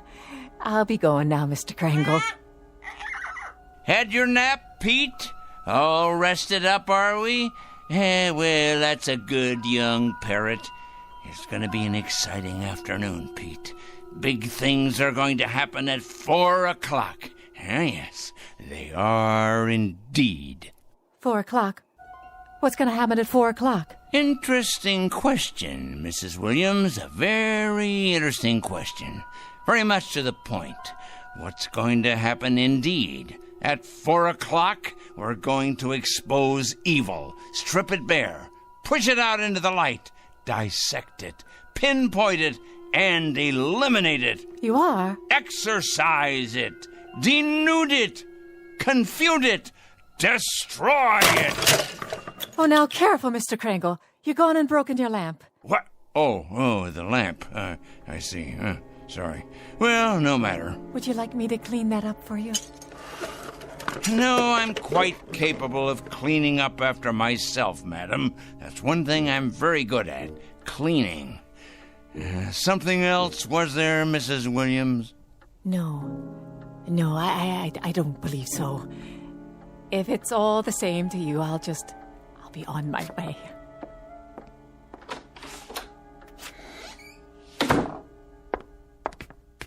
Saints preserve us. Excuse me. Oh, yes. I'm looking for a Mr. Kringle. I can't imagine why. I was told he lives in this building. Oh, he lives here, all right. There ain't no doubt about that. With a vengeance, he lives here right there at the top of the next landing. But if you ask me, young woman, you won't be going in there without police protection. Is that right? If you ask me, the man has a leak in his attic a mile wide. I ain't sure anymore that he's safe to have around.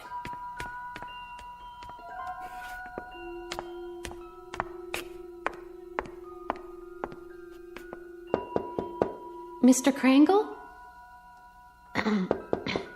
Mr. Krangle?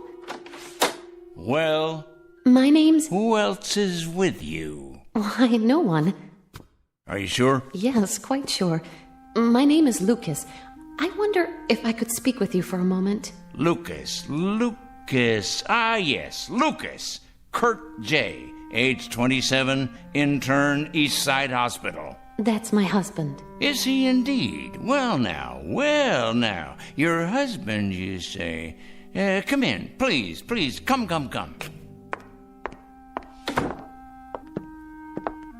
Have a seat, by all means. Thank you. Now, what about your husband? Why, Mr. Krangle? Why what? Why are you trying to hurt him? Hurt? My dear lady. What has he ever done to you? To me? Why, nothing to me. That is, nothing personally. I don't know your husband, Mrs. Lucas. That is to say, I know of him. Oh, yes, I know of his background, but we've never met. He's a stranger to you then, isn't he? He's a perfect stranger. A stranger, yes, but not a perfect stranger, Mrs. Lucas. By no means. Your husband happens to be most imperfect. And when you perceive, quite correctly, that he's done nothing to me, at least not directly, I hasten to enlighten you. He nonetheless happens to have done a great deal against society. In what way? Ho, don't play dumb with me. Don't give me any of that naive stuff. My husband, for your information, Mr. Krangle, is a dedicated young doctor. A gentle, decent, fine human being. He has only one abiding interest in life, and that is to cure, to heal, to stop pain. And to kill. How can you say such a thing? Yeah, that's his other abiding interest, the one you've conveniently skipped. L-U-C, Lucas. Here we go. I know his file well. Lucas Kurt J., M.D., second-year intern, East Side Hospital. This year, on the night of March 12th, while serving in the emergency ward, he permitted the death of one Mrs. Angela Rienti by failing to relieve pressure accumulated as a result of a brain injury sustained in a traffic accident. It wasn't his fault. It was too late. That's his only crime. He wasn't able to treat her because he was responsible for half the ward that night. And by the time he got to the woman, she was already dead. That's your interpretation? It's not an interpretation. It's a fact. It's exactly the way it happened. By the time he got to her, by the time she was put into his care, she'd already died. He should have gotten to her earlier. How could he? Do you know how many lives he saved that night? How many people he saves every day, every week? He did nothing to her. That's about the size of it, Mrs. Lucas. Miserable dereliction of duty, resulting in the untimely death of a woman who by rights should be alive today. These facts came to my attention, and I simply called them to the attention of the hospital supervisor, an institution, by the way, which I help to support through taxes. By what right? I must ask you, Mr. Krangle, excuse me, but by what right do you presume to pass judgment on my husband? You're not even a medical man. Why, you weren't even there that night. You don't know anything about it. And yet you write your letters to the hospital, dozens of nasty letters accusing my husband of being a murderer. Why, you wretched, small-minded... Enough, Mrs. Lucas. That will be quite enough. I've suffered your presence here, but I'm not required to tolerate your abusiveness, although I don't wonder you're the type of woman you are. Oh, and what type is that? You're obviously greatly attracted to your husband, and there's no secret that birds of a feather, well, you know the rest. I think I catch your implication, Mr. Krangle, and you're over the line. Way over the line. You're as cracked as that lamp of yours. Tell me, has the hospital discharged your husband yet? Discharged? That's right. Let him go. Cashiered him out. Eradicated him from the payroll. Given him the sack. I've been expecting it momentarily. They have not, Mr. Krangle. They have done no such thing. It'd take more than a letter-writing campaign from a crank like you to make that happen. Your husband is an evil man. He is no such thing. And I will not put up with evil in any form. And I will not stand by and allow an injustice like this. Of all the presumptuous, wrong-headed... I'm sorry, Mrs. Lucas. I haven't any more time. Why, look at the hour. It's 3 o'clock already. I got things to do. Many more important things to do, thank you. Today's mail, for instance. You'd probably be interested in these. They're cases not unlike your husband's. Communists, subversives, thieves, harlots, but all made out of the same metal. Evil, Mrs. Lucas. All of them evil. And I will not countenance evil.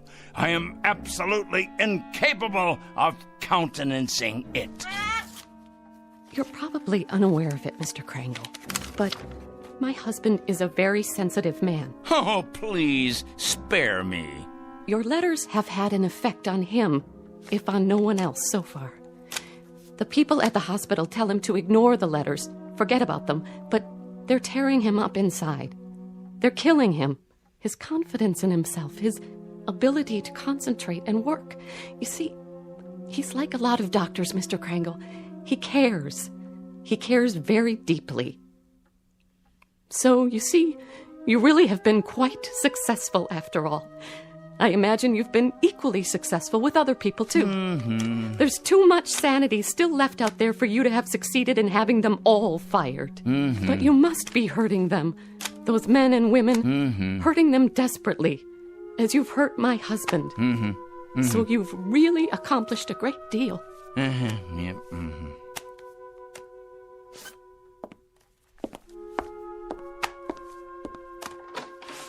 Tell me, Mr. Krangle, if you can, that is. Why? What's that? Why do you do it?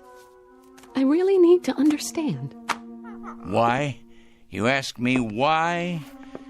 Why? Because they're evil. That's it precisely. Nothing too complicated about that, is there? They're evil. Plain and simple. Here, take a look out the window. All those little bugs down there, you see? Bacteria. That's what they are. That's what your husband is. All those little... That's it. That's precisely it. What is? That's what I'll do. I've finally gotten the clue. I said little, you understand? That's what I'll do. I'll turn all the evil people into little ones, understand? I'll make all the evil people, let's see, 3 feet. No, 2 feet. 2 feet tall. That's it. At 4 o'clock this afternoon, at precisely 4 o'clock, every evil man and woman will become a mere 2 feet tall. A revelation, an absolute revelation. Peter, my lad, did you hear what I come up with? Did you? That's it. Do you see the beauty of it, Pete? That's it. It's brilliant, absolutely brilliant. 2 feet tall, Pete. 2 feet tall.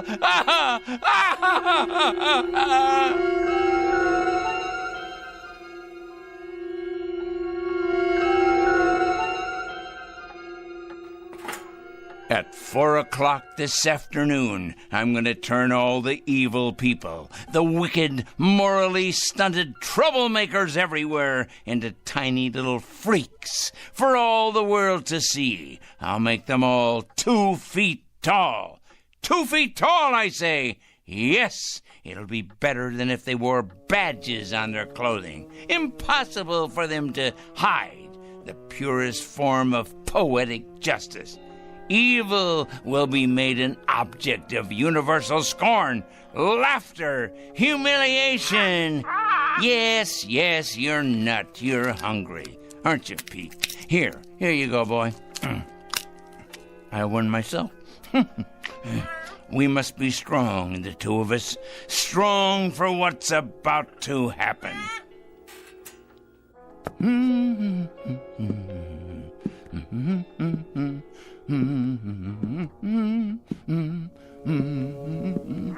That's right, Petey. 10 minutes past 3. It won't be long now. Yes, a peanut. Here you are. That's a good, strong boy. I'll bet you could crack open just about anything with that great big beak of yours, couldn't you? Yes, you could. I'm sure you could.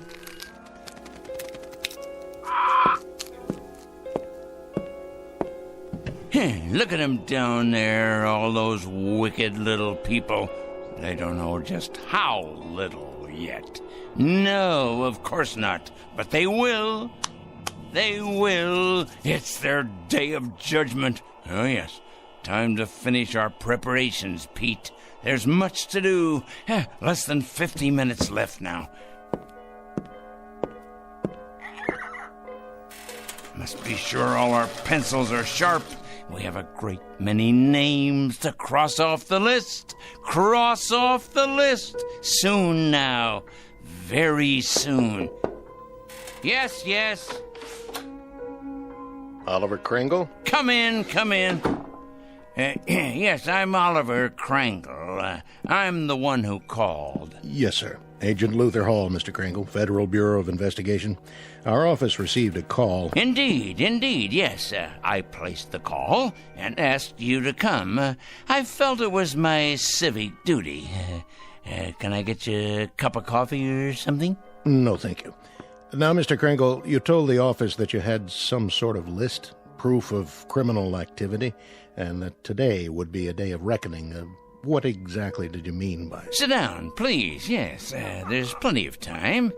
We have more than 45 minutes before it happens. Before what happens, Mr. Kringle? That's the point. That's the whole point. That's why I called you here. And why is that? I felt the FBI should know. I also called the police and the fire department. I even got a call into Washington. Oh, yes. Although the latter message probably won't go all the way to the top. It's my understanding that the Reds are in complete control in Washington now. I imagine they've taken over the switchboards, too. The Reds, Mr. Kringle. Oh, yes, indeed, the Reds. It's a complete conspiracy, you know, Mr. Hall. All the evil people are banding together now, all the subversives, the commies, the terrorists, the thieves of the American dream.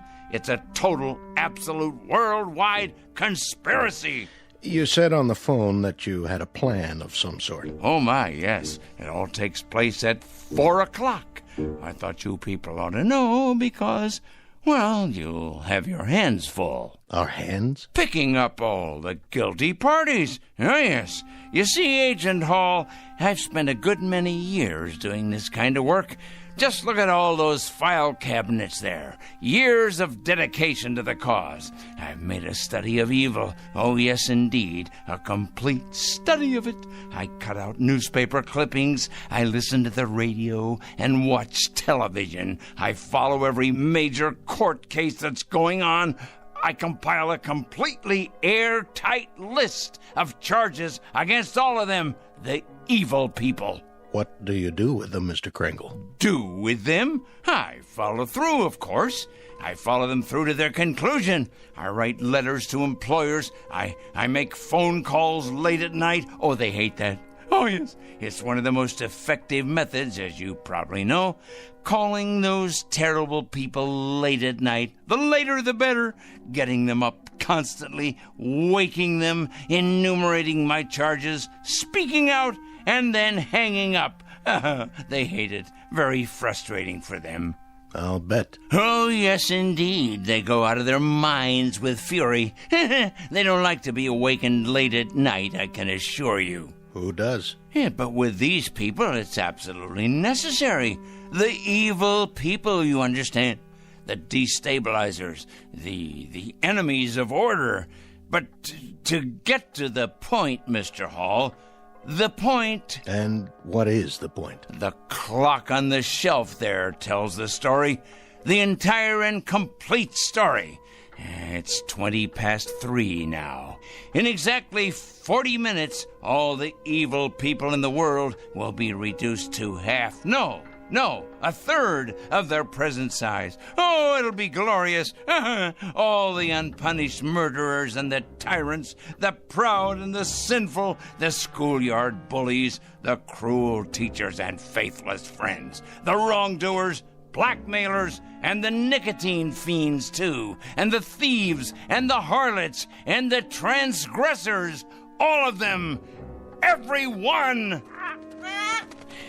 How does that sound, Mr. Hall? How do you propose to go about doing this? I mean, shrinking people. I merely will it, that's all. I will it. I've been giving it a great deal of thought. Now, in the past, various other plans have crossed my mind. Other plans? Well, for example, I didn't approve of our entering any of the wars, you see, and I had it in mind I might take the stiffness out of airplane propellers. Do you understand? I'm not sure I do. Well, when the crews came out in the morning, bundled up like children against the cold, and then went into their planes, they'd find the props hanging limp like great empty banana skins. Then the war ended and, it seemed like a waste of effort at that point. After that, jets became the order of the day, and so I thought, what would jam up the intakes on those jet engines? Huh? What better than a flock of birds?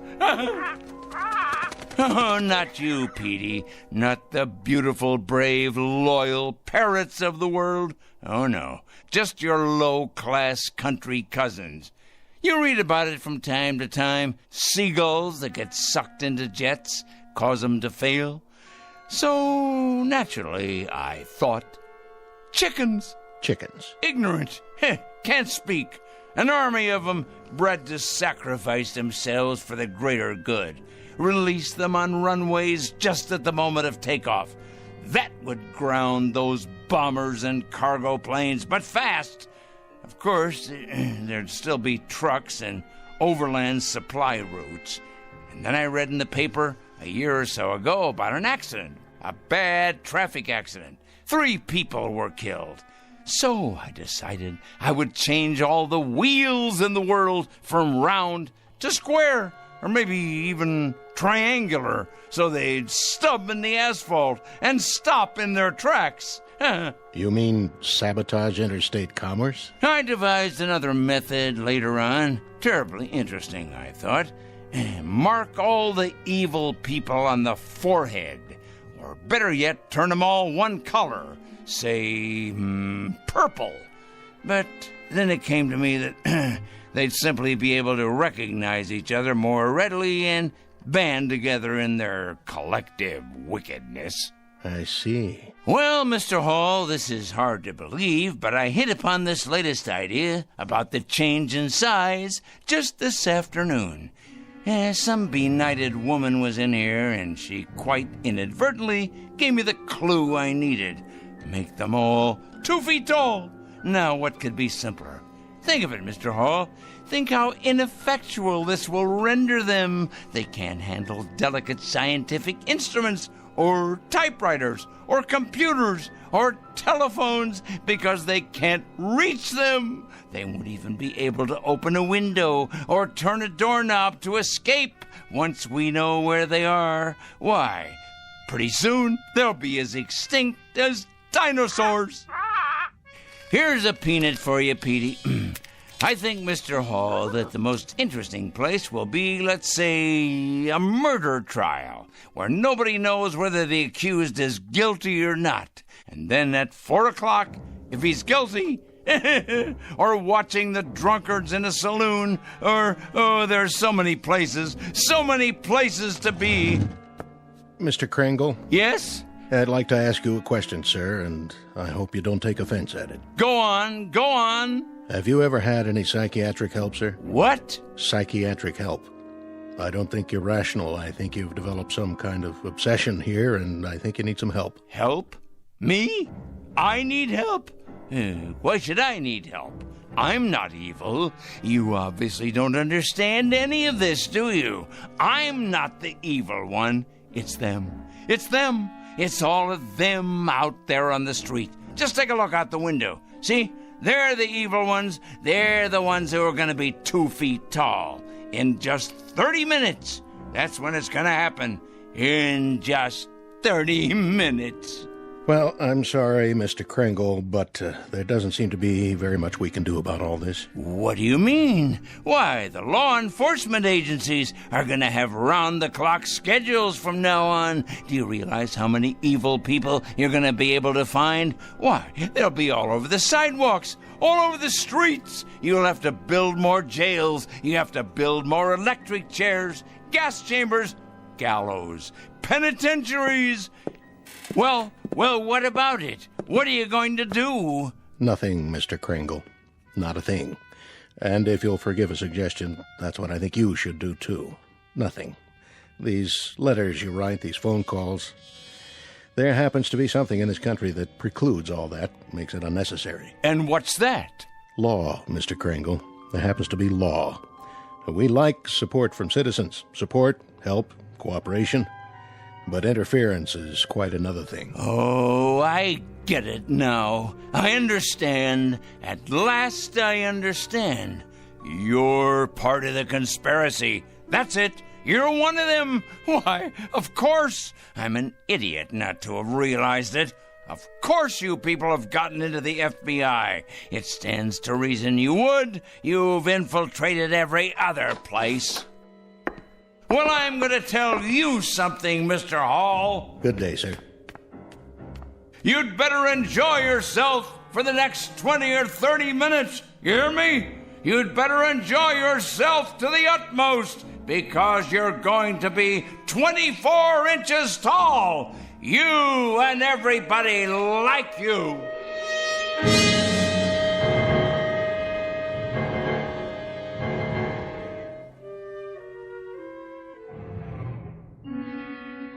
All the evil people, everyone, you'll see.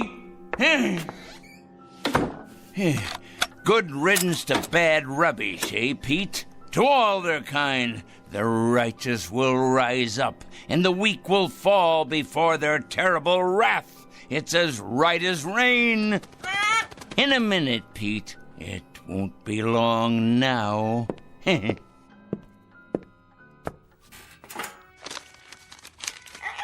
Yes, here's your nut. It won't be long now at all. We must have everything in order, all our pencils sharpened, weapons that are truly mightier than the sword. And our desk, we must have lots and lots of clean paper to make another list of the newly exposed. Their corruption on display for all the world to see. I wonder what they'll look like down there on the streets, on all the streets everywhere. Oh, what a glorious sight it's going to be. So many people. Think of it.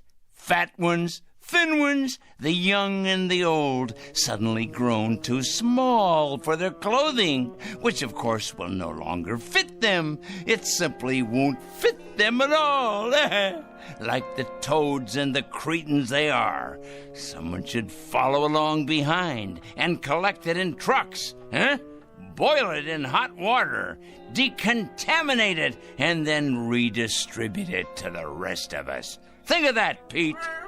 New suits, trousers, neckties, formal wear, tuxedos, this and casual wear of every style. Oh, yes, it shouldn't go to waste. Think of how much money could be made in resale centers across the land. Money to finance a whole new campaign.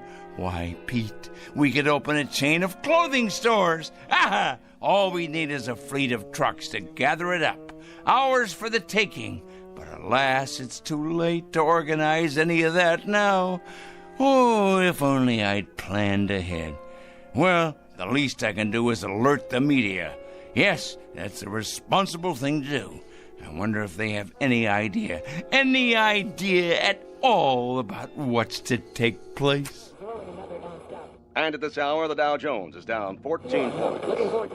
Raging fire now under control in upstate. The White House press secretary announced a peace plan today. 4-car pileup on the bridge. Motorists are advised to use alternate routes. Come on down to Crazy Joey's Fashion Warehouse. We've got sportswear, clothes for the workplace, back-to-school duds, all at out-of-this-world prices. You'll think you've died and gone to heaven because my name's Joey and I'm crazy.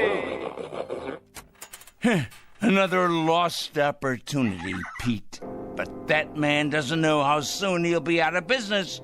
He has no idea, does he? No idea at all. We better check the television news while we're at it. We'll have the weather for you coming right up after this. The very vegger slices, it dices, it turns out finger-licking julienne potatoes. Okay, now tell us about your new book, 101 Ways to Profit from Armageddon. Amateurs. Pete, what to do? What to do? Of course I can send out press releases taking credit for all that I've done after the fact. If only I had more time. More time! Still, we'll have to alert them as best we can.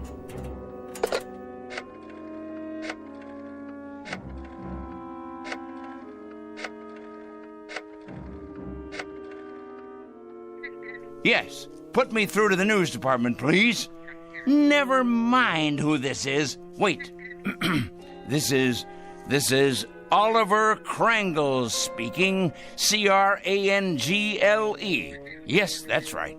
I'm calling with an important bulletin. Yes, for the afternoon broadcast. That's right. You ought to break in right now with a news flash, you know. Oh, it's something big, all right. Something huge. Believe me, it is important. When? No, you don't understand. It hasn't happened yet, but your viewers will still want to know when it does happen. Otherwise, there'll be chaos in the city. In fact, this should go on the national broadcast, coast to coast. What is it? Let's just say a new perspective on the world. Hello? Hello?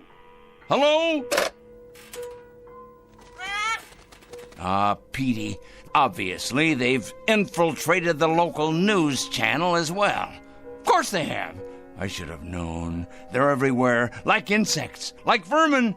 Well, they won't be in control much longer, because Judgment Day is upon us.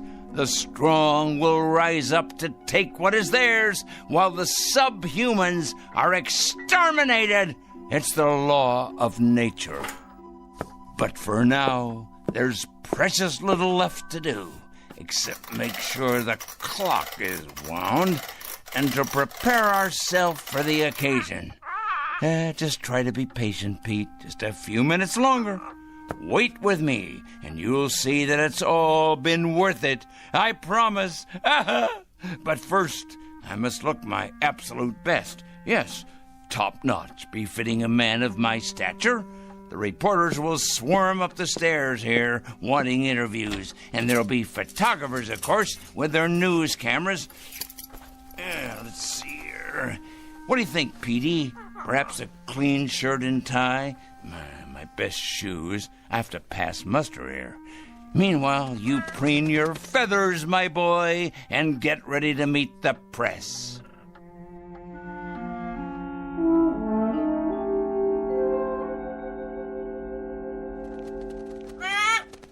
There! It's happened, Pete. It's happening right now. This very second. Can you feel it?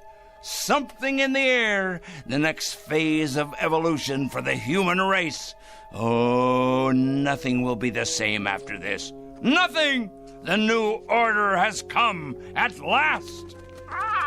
Yes, but first, I can't wait to see 'em all down there, turning into tiny little gnomes.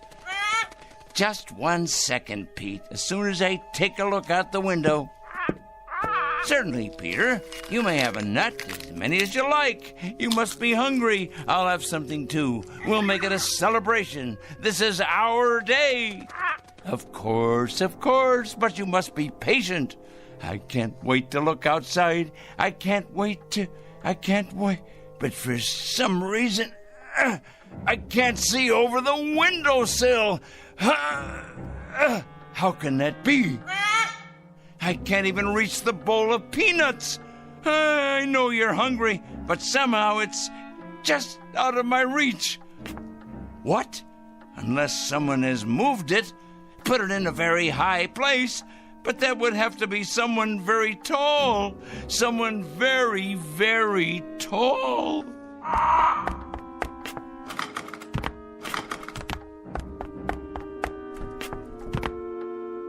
Pete! What's happened? You've grown so large, and I'm so close to the floor. These shoes don't fit me anymore. And these clothes, whose are they? Must get out of this ridiculous costume. Pete, why are you looking at me like that? Your eyes and your beak. Close it. Please close it. You're not still hungry. You can't be. Pete, you're frightening me. You know me, Petey boy. You must. That's a good bird. Yes. Calm down now. No, Pete, no. Get away. Let me get out of here. I can't reach the door now. The locks. Let me out.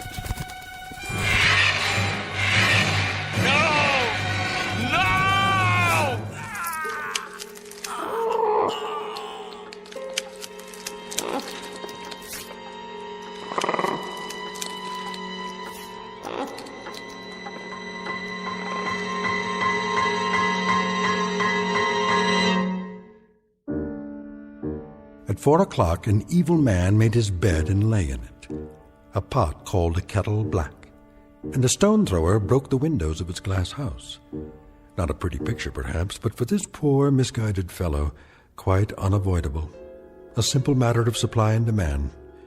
He was right about one thing, though. In a world where the strong get stronger and the mighty feed upon the weak, you can run, but you can't hide. Look for this one under F for Fanatic and J for Justice in the Twilight Zone.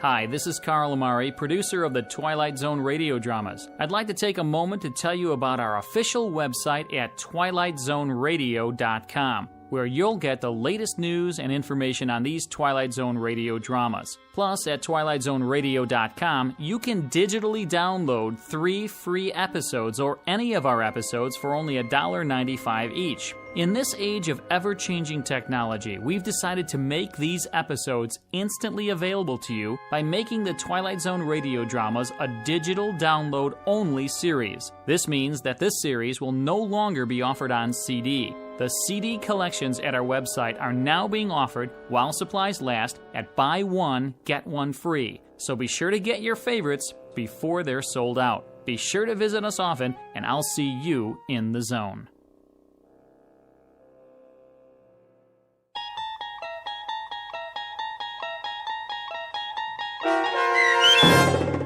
4 o'clock, starring Stan Freberg with Stacy Keach as your narrator, was adapted for radio by Dennis Etchison and based on a script by Rod Serling.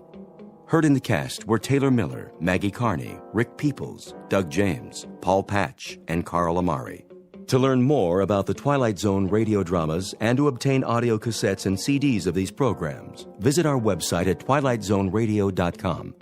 The producers of The Twilight Zone wish to thank CBS Enterprises, Carol Serling, Dennis Etchison, Dick Brescia Associates, Claire Simon Casting, Terry Jennings, the American Forces Radio and Television Service, our sponsors, and our radio affiliates for helping make this series possible. This copyrighted radio series is produced and directed by Carl Amari and Roger Wolski for Falcon Picture Group. Doug James speaking.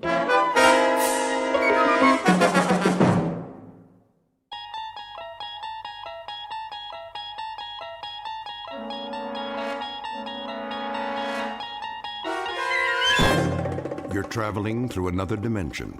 A dimension not only of sight and sound, but of mind. A journey into a wondrous land whose boundaries are those of imagination. Your next stop, the Twilight Zone.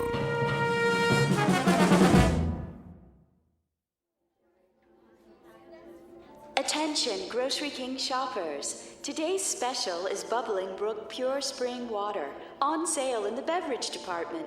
Why not pick up some for your family? Available in the gallon and half-gallon sizes. That's Bubbling Brook Pure Spring Water, on sale now. Grace! Oh, hey, Martha. I thought that was you. Just doing a little last-minute shopping. For Bill's party? But I told you we'd take care of everything. Oh, you know me. I have just about everything I need, but I'm gonna pick up some greens for the salad. Maybe an appetizer. Well, don't worry about a cake. We're bringing one. Oh, shoot. So are the Hendersons. That's gonna be a lot of calories tonight. Maybe we can freeze some of it. How many candles? Girl, if I tell you the truth, we might start a fire at the dinner table. Please, Bill's not that old. I can't believe this is the big 4-0. No. He does wear well now, doesn't he? What's his secret? Good genes, I guess. Plus, he's a do-it-yourselfer. That keeps him healthy. I wish some of that would rub off on Jerry. Oh, no, you don't. All that puttering around. Ha, gotcha. Not in the store, Oliver. Sorry. No, that's all right. Put that away right now, young man. Yeah, but they're coming. Who's coming? The invaders. I don't know what's gotten into him. Oh, he's just being a boy. I know a lot about that. You do? When my pa was his age, it was video games all the time. It still is.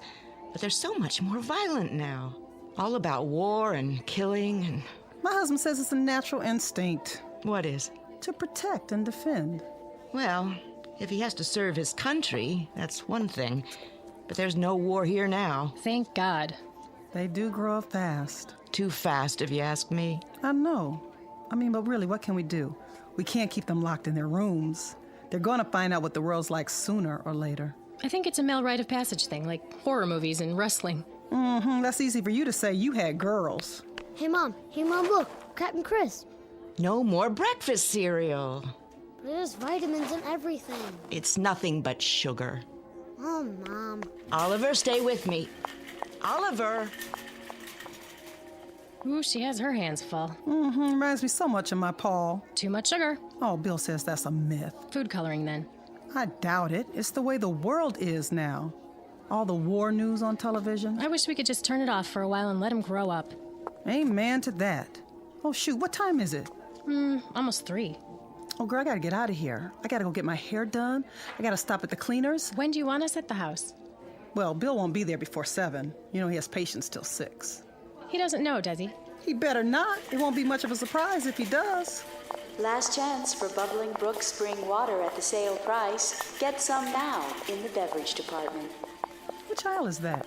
You need bottled water? You know Bill's always restocking. He's just like a Boy Scout. Gotta be prepared. I can't believe you guys built a shelter. Well, we'll probably never need it, knock on wood. But that's his pet project, protecting his family, and I love him for it. At least he doesn't rebuild cars in the backyard. Or collect model trains like Jerry. Pure spring water for all your family needs. You go ahead, I'll get the water. Really? You don't mind? No problem. Oh, I love you, Martha. I'll pay you back tonight, I promise. See you later. See you later.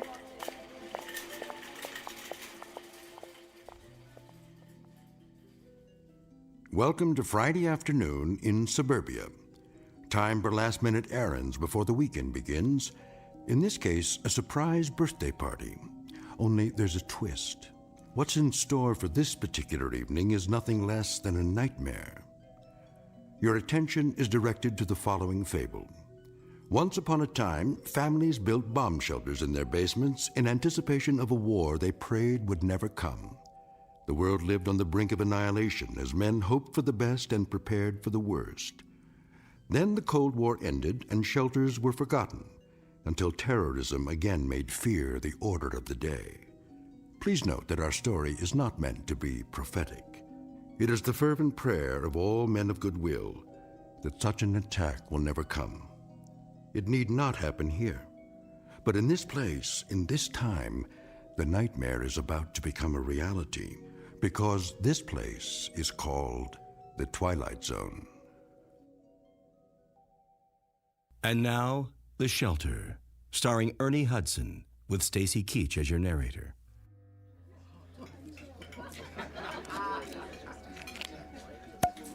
There. Who wants champagne? Maybe just a little. Give me your glasses, everybody. Mom, may I please be excused? I guess so. Just don't go too far. You know the dessert's coming, babe. Okay. Where are you going, son? The family room. My favorite program's on. Okay, but not too loud, Paul. I know. Who wants to make a toast? Now, Martha? If you don't, I will. All right, here goes. Ladies and gentlemen, may I have your attention, please? No birthday celebration is complete without an after-dinner speech, and so let's get to the business at hand. The honoring of Dr. William Butler, who tonight is 1 year older and finally admits to being over 21. Spare me. Easy, honey. I'll cut this short, Bill, in the interest of good taste and to save you excess embarrassment.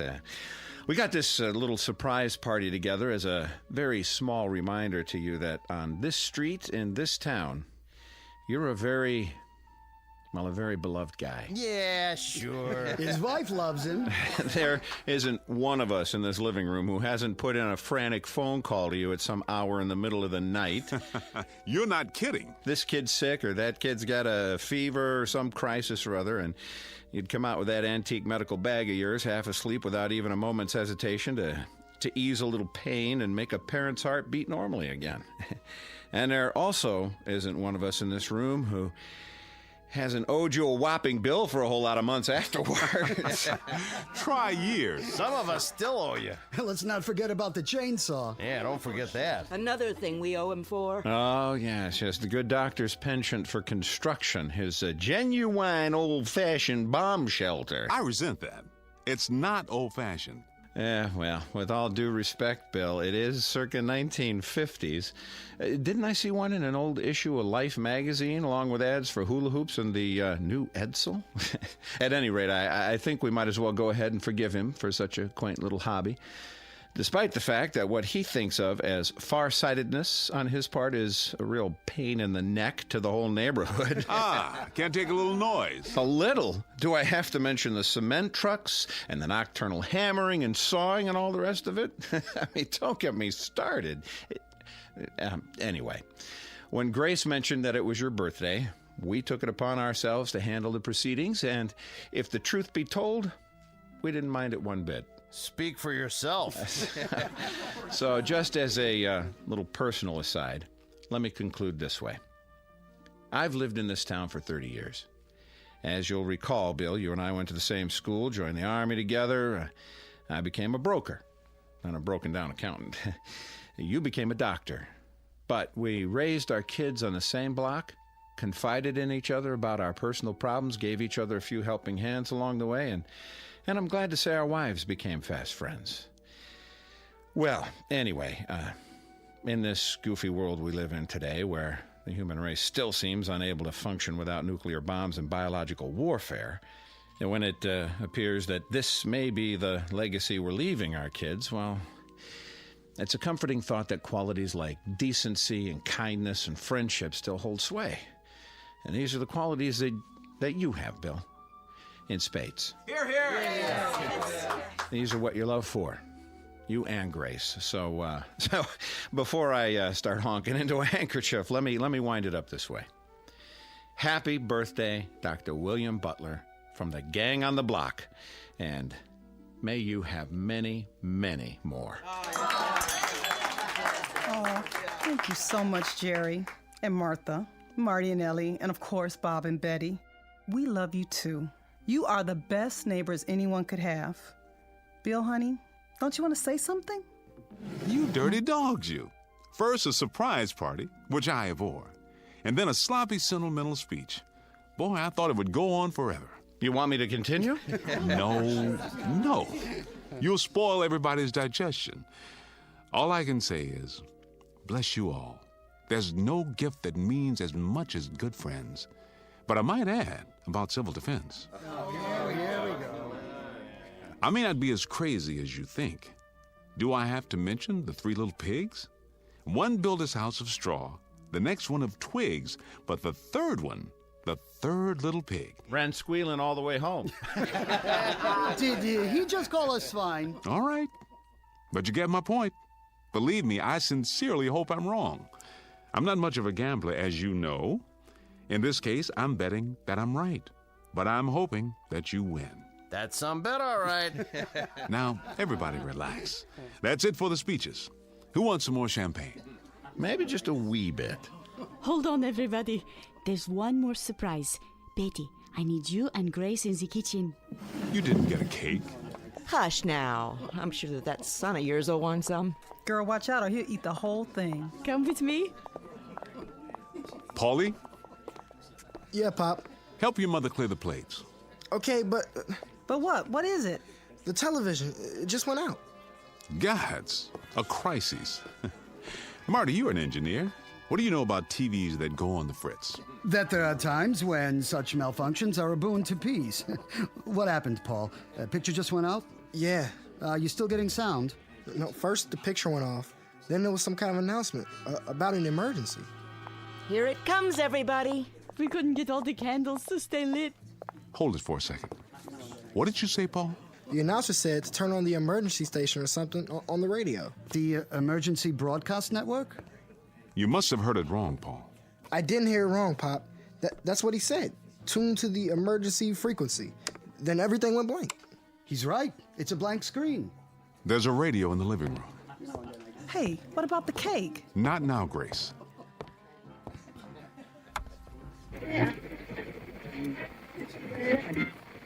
Direct from Washington, D.C.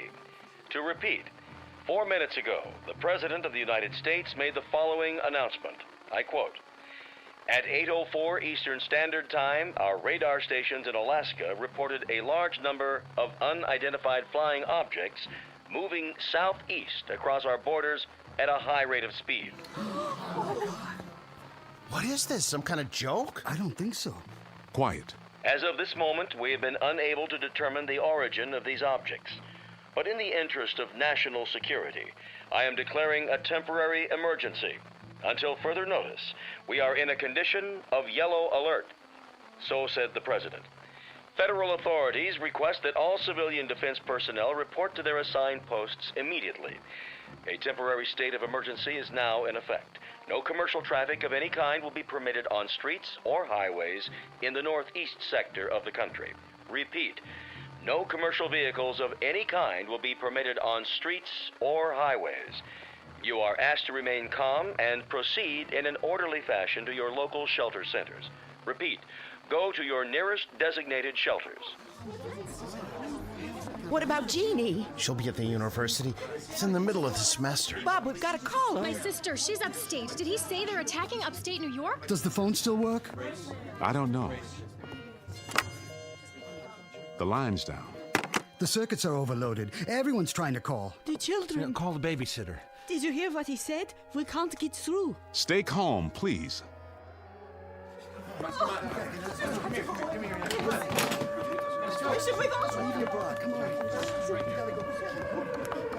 Careful. The power's still on. Check the next block. Is your telephone working? No. I'm loading up the car. We gotta get out. Stay where you are. The roads will be blocked. Where can we go, Bill? Tell me. There isn't anywhere to go. We've got to stay put for now. Are you coming, Jerry? Yes, I'm coming. Then what, Bill? What? You heard the radio. If it's bombers, they're probably headed for the industrial centers. They'll be trying to shoot them down now. But if it's high-speed missiles, some may get through. There's no telling how long we have. Marty, I need you. Get the kids, Ellie. The supplies in the camper. Hurry, they're coming. They're coming. Bill, we've got to do something. Where's Paul? I'm right here, Pop. Get inside, both of you. We've gone over this before. Yeah, but I never thought it would actually... Well, it has. Don't just stand there. You know what to do. Inside, now. The distant early warning line in Greenland, state of emergency. Repeat, emergency. This is not a test. This is not a test. This is not a test.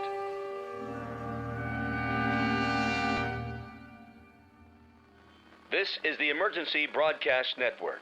Repeating, all citizens not engaged in civil defense work are to remain off the streets. Please stay tuned to this frequency for further announcements. Repeat, please stay tuned to this frequency for further announcements. I got the canned goods, Pop. Good. Carry them down to the basement. The shelter? Of course, the shelter. Hurry. I'm filling the water bottles, Bill.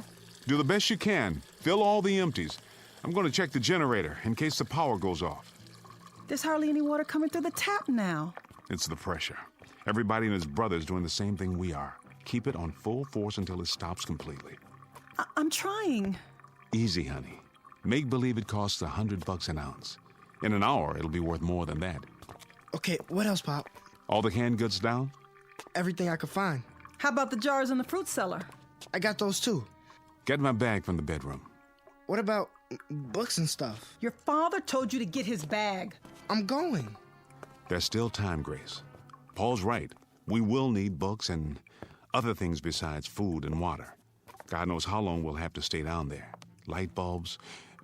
Where do we keep the light bulbs? Top shelf. Which cupboard? That one, there.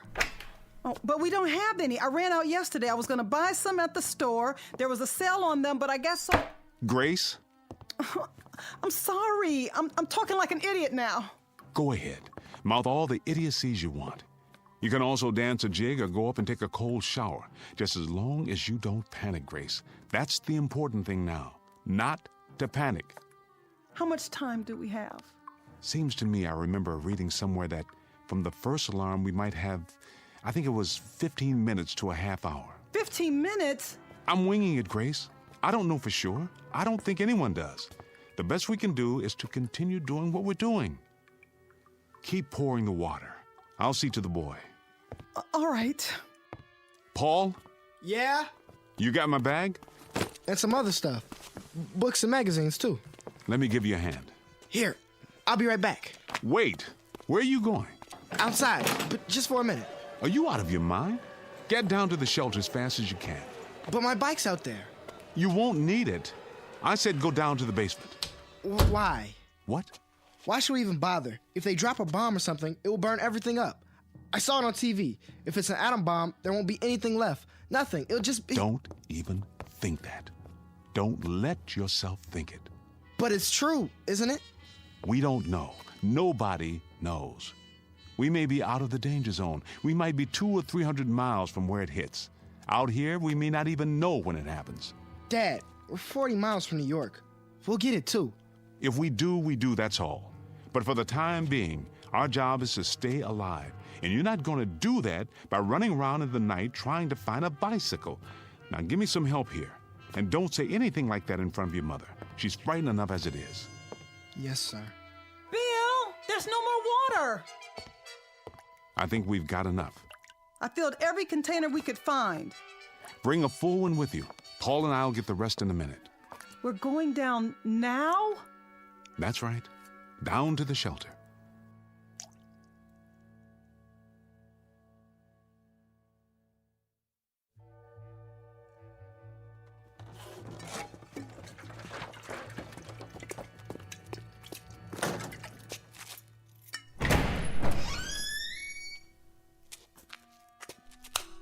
There.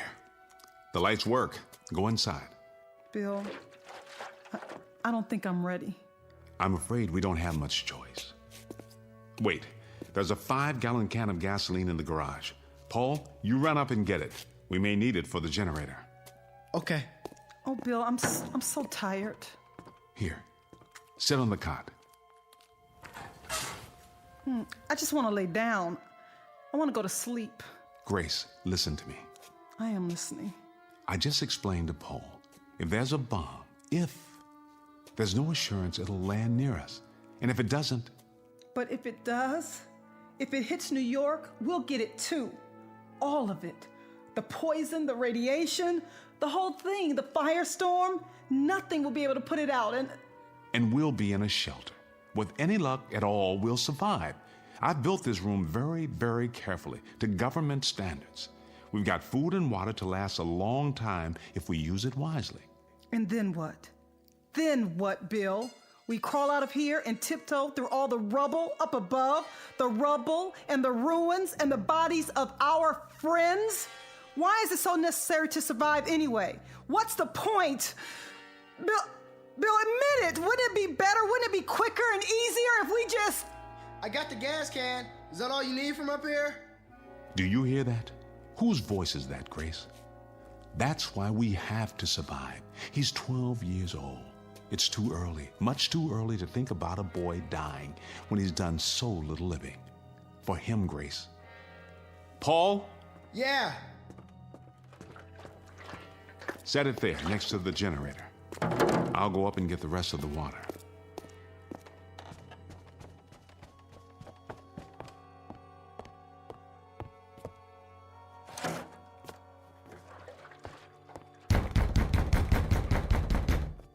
Jerry, what in the... What are you doing, Bill? Storing water, which is what you should be doing. Well, we got about 30 gallons, and then the water stopped. Did yours stop, too? That's right. You'd better get on home, Jerry, and into your basement. I'd board up the windows if I were you, and if you got any wood putty, I'd seal the corners to make them airtight. We don't have a cellar, Bill. The benefits of modern architecture. And wouldn't you know it, we got the one new house on the street. All the latest conveniences, everything at your beck and call. Every wonder of modern science except for the one they didn't take into account. The one that's headed straight for us right now. Jerry, I don't know what to tell you. Can I bring Martha and the kids over?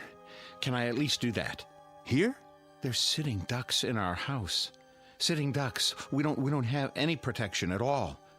You can use our basement. Your basement? What about your shelter? That's the only place anyone can survive. We've got to get into the shelter. I don't have any room, Jerry. I don't have near enough room or supplies. It's designed for 3 people. We'll bring our own water and food. We'll sleep standing up if necessary. Please, Bill, we've got to use your shelter. I have to keep my family alive. You understand that? We won't use any of your stuff. You have my word. What about air? It's a 10 by 10 room with an air filter to supply 3 people. Will you bring your own air?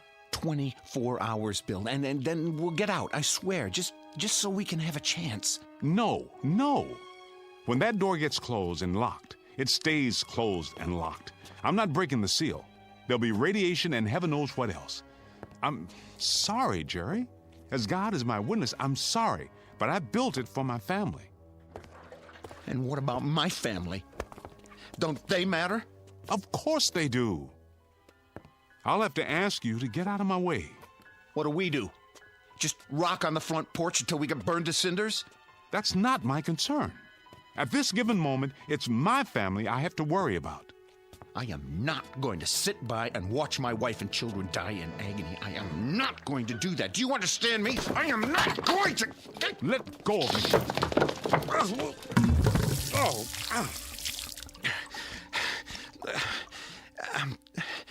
I'm sorry, Bill. I didn't mean to knock you down. Please believe me. I kept telling you, all of you, build a shelter, get ready, forget the card parties and barbecues for maybe 2 hours a week, and make an admission to yourself that the worst is possible. But you didn't want to listen. None of you wanted to listen. To build a shelter was to acknowledge the kind of age we live in, and none of you wanted to face that.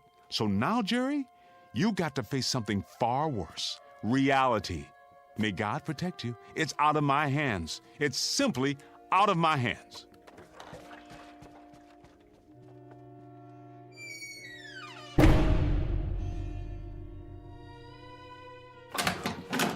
Where is he? Marty? Where? I've got to talk to him. We all do. There's no more time.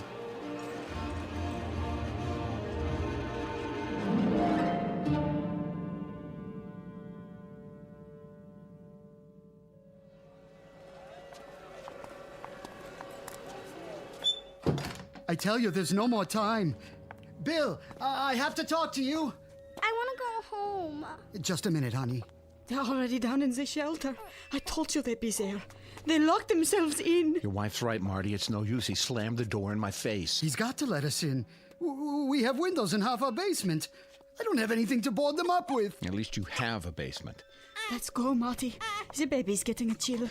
We'll have to do something. Go where? There's no place that's safe. Where's the shelter? Downstairs? No, I told you, he won't listen.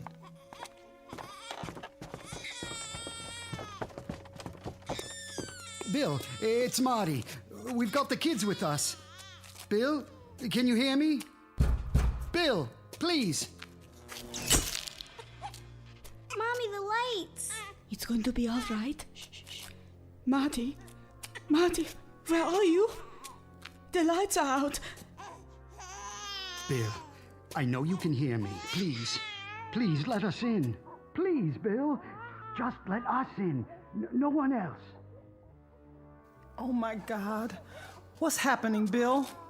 I'll start the generator. How can you in the dark? I know how to work it. Over here. Dad, I found the switch. All you have to do is pull the cord.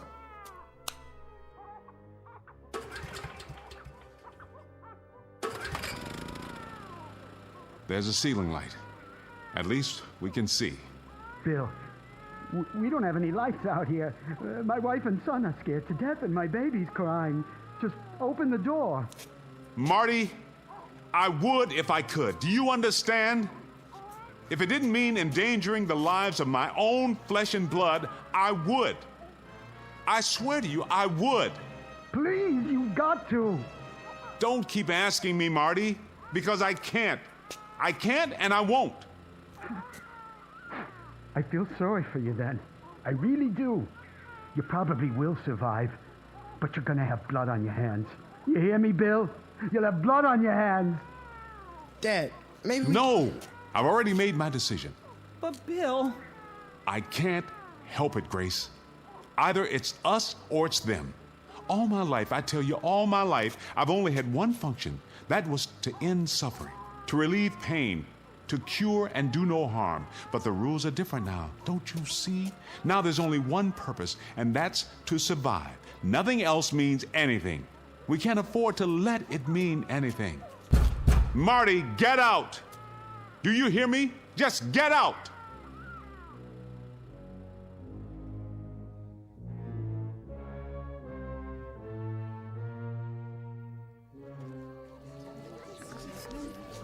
I brought a flashlight. Who's got a portable radio? Here. Announced that there are no further reports on the unidentified flying objects. A statement from the Pentagon confirms that an enemy attack cannot be ruled out at this time. Remain tuned to this station for updates. What does that mean? It means they're missiles. I'm not going to sit here. It'll hit any minute. I just know it. It's gonna hit any minute. What are we going to do, Bob? Tell me. I'll tell you what we shouldn't do.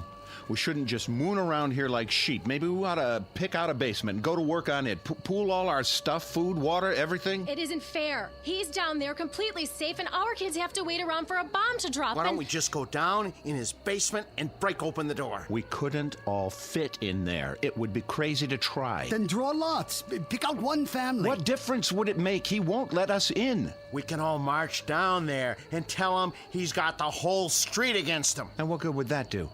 I keep telling you, even if we were to break down the door, there's not enough room and there's not enough supplies. We'd just be killing everybody for no good reason. If it saves even one of these kids out here, I call that a reason. Jerry, you know him better than any of us. You're his best friend. Why don't you go down again? Try to talk to him. Plead with him. Tell him to pick out at least one family. Meaning yours, Weiss? Why not? I've got a 3-month-old infant. So what? Is your baby's life any more precious than our kids? I never said that. Look, if you're gonna argue about who deserved to live more than the next person, you can shut your mouth. Why don't you shut your mouth, Weiss? I don't even know why we let you in the neighborhood. It always happens. You let one lousy foreign-born type in, and everything goes to hell. Pushy, grabby, semi-Americans. Hey, pal, you're garbage. You're right. It always comes to that.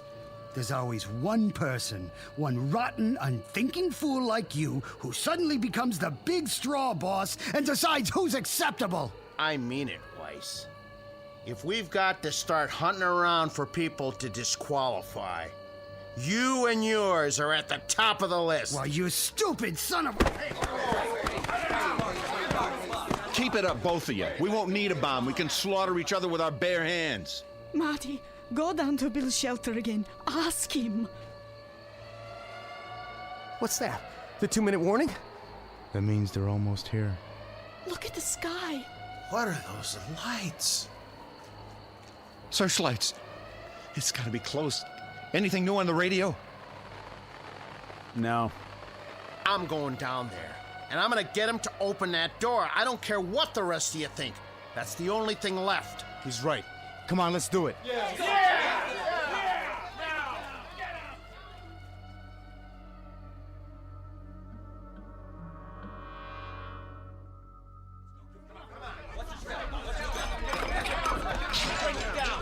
Where's the stairway?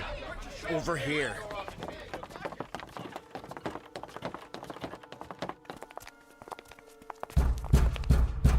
You got a bunch of your neighbors out here who want to stay alive. Now, you can open the door and talk to us, or you can keep on doing what you're doing. And we're gonna bust our way in. Bill, they mean business out here. And I mean business in here. I've already told you, Jerry, you're wasting your time. You're wasting precious time that could be used for something else, like planning how to survive. Get some kind of battering ram. Over on Bennett Avenue, Phil Klein has some heavy pipe in his yard. I've seen it. Nah, that would get Klein into the act. Who cares about saving him? The minute we do that, we let all those people know that there's a shelter on this street. Then we'll have a whole lot of outsiders to contend with. Sure. And what right have they got to come here? This isn't their street. This isn't their shelter. So this is our shelter now, is it? And on the next street, that's what, a different country? Damn fools, you've all gone insane, every one of you. Maybe you don't want to live, Jerry. Maybe you don't care. Oh, I care. Believe me, I care. I'd like to see the morning sun too, but you're turning into a mob, and a mob doesn't have any brains, which is exactly what you're proving. Well, I say let's get the battering ram, and we'll just tell Klein to keep his mouth shut. And if he doesn't keep his mouth shut, what?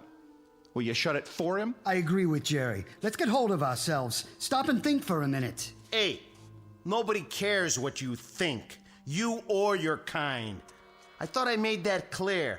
I think the first order of business is to get you out of here. Why did you have to hit him? Marty, are you all right? Easy, Marty. I'll help you up. You had your chance, Bill. Just remember that. You had your chance. Now, come on. Let's get something to smash this door down.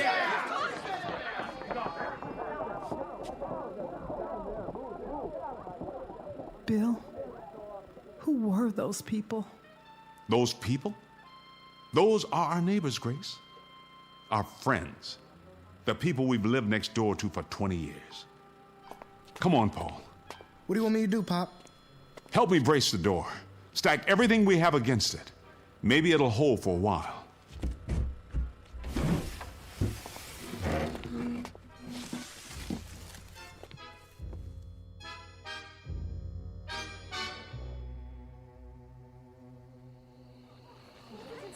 All citizens are reminded to stay off the streets. Authorized vehicles must have the right of way. Please remain calm and stay off the streets. You heard what he said. Let's get inside.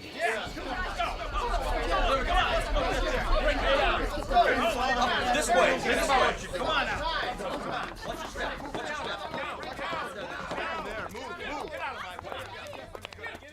Try the battering ram. Yeah, let's see what it can do. Yeah, knock it down. Who told you, Butler? You should have opened up. Yeah, you should have listened to us. I really don't think it's gonna hold, Bill. Put your back into it, Paul. The hinges are breaking. Go aside, Butler. We're coming in. Remain tuned for an important message. The President of the United States has just announced that the unidentified objects are radar anomalies caused by the breakup of a satellite re-entering the Earth's atmosphere. There is no cause for alarm. There are no enemy missiles approaching. There is no danger. We are not under attack. The state of emergency has been officially lifted. Repeat, there is no enemy attack. Stand by for further information. Oh, thank God. Thank God. Yes. Hey, Marty, I guess I went off my rocker, huh? You understand, don't you? I just kind of went off my rocker. I didn't mean all those things I said. No? No, come on, you know that. All of us were just so scared, so confused. It's no wonder, right? I mean, you can understand why we blew our tops a little, can't you? It's normal. Yeah. Hey, I don't think Marty's going to hold it against you. Just as I hope Bill won't hold this against us. We'll pay for the damage. We'll take up a collection right away. Why don't we have some kind of a block party or something? Tomorrow night, a big celebration, just like old times. So we can all get back to normal? How about it, Bill? Hey, Bill, I told you we'd pay for the damages. Yeah, I'll put it in writing if you want. That's all it takes. Marty, you want a block party and you want things back to normal. And Bob, you just want to forget all about it. And Jerry, you pay for the damages, huh? You'll even put it in writing. You pay for the damages. The damages. I wonder if any one of us has any idea of what those damages really are. Maybe part of it is finding out what we're really like when we're normal. The kind of people we are, just under the skin. I mean, all of us. A lot of naked, wild animals who put such a price on staying alive that we claw our neighbors to death just for the privilege. We were spared a bomb, but I wonder if we weren't destroyed just the same, without a shot being fired. Come on, Grace. Paul, you can come out now. We're safe.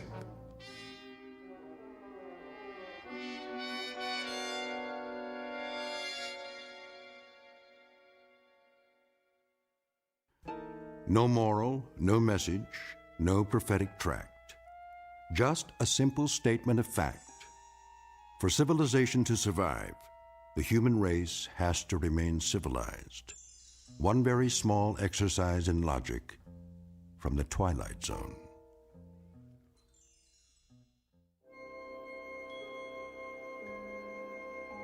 Hi, this is Carl Amari, producer of the Twilight Zone radio dramas. I'd like to take a moment to tell you about our official website at twilightzoneradio.com. where you'll get the latest news and information on these Twilight Zone radio dramas. Plus, at twilightzoneradio.com, you can digitally download 3 free episodes or any of our episodes for only $1.95 each. In this age of ever-changing technology, we've decided to make these episodes instantly available to you by making the Twilight Zone radio dramas a digital download-only series. This means that this series will no longer be offered on CD. The CD collections at our website are now being offered while supplies last at buy one, get one free. So be sure to get your favorites before they're sold out. Be sure to visit us often, and I'll see you in the zone.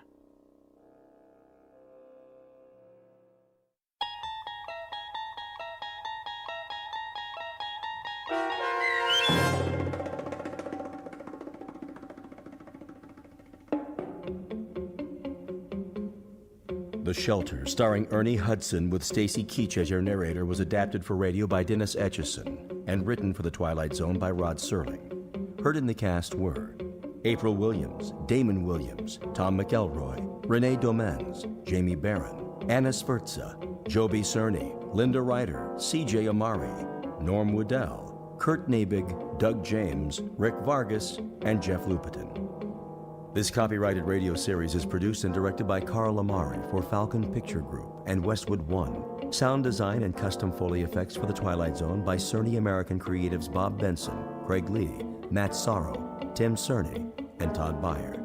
To learn more about The Twilight Zone radio dramas and to contact us, visit our official website at twilightzoneradio.com. Doug James speaking.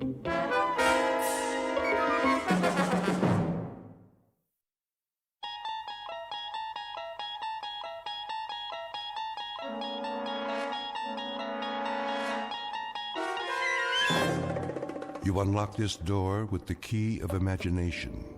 Beyond it is another dimension, a dimension of sound, a dimension of sight, a dimension of mind. You're moving into a land of both shadow and substance, of things and ideas. You've just crossed over into the Twilight Zone.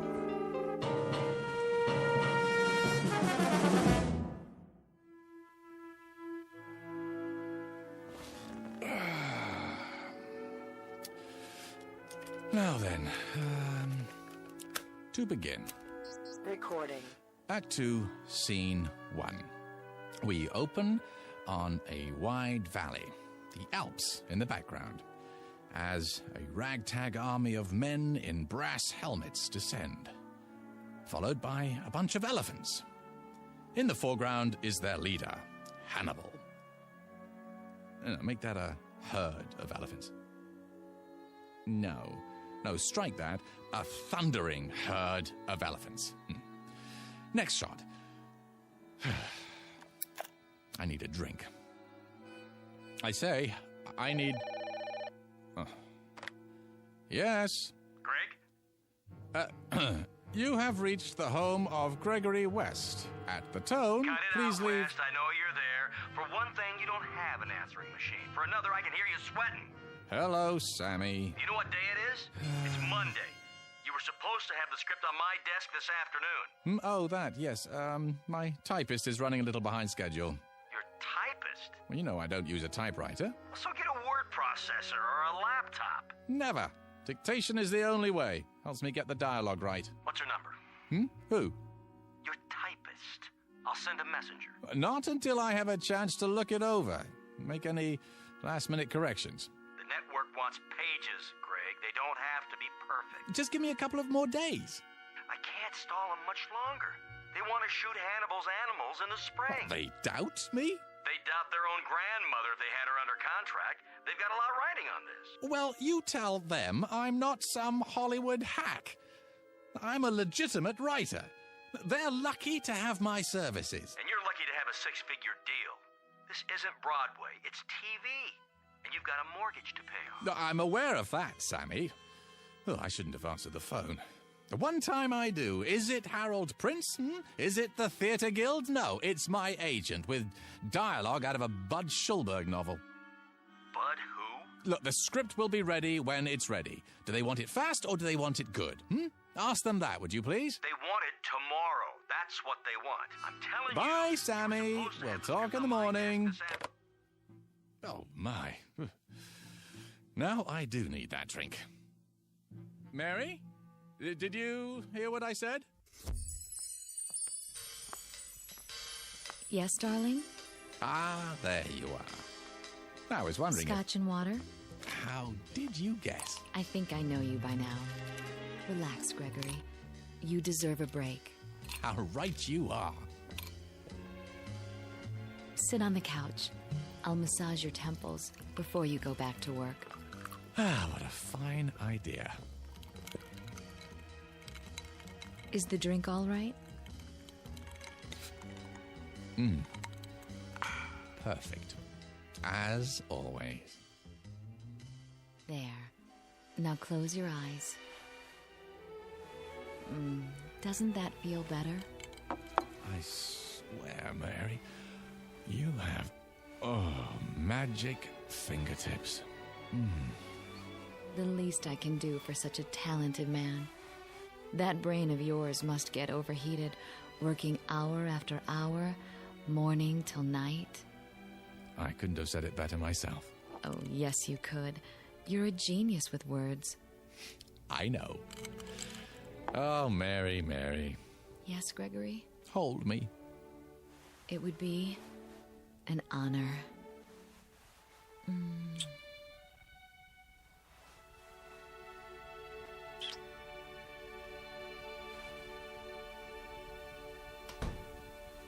Who's that? Outside the window, I thought I saw... No. Gregory! Not Victoria. Gregory? She can't be home yet. Gregory! How dare you!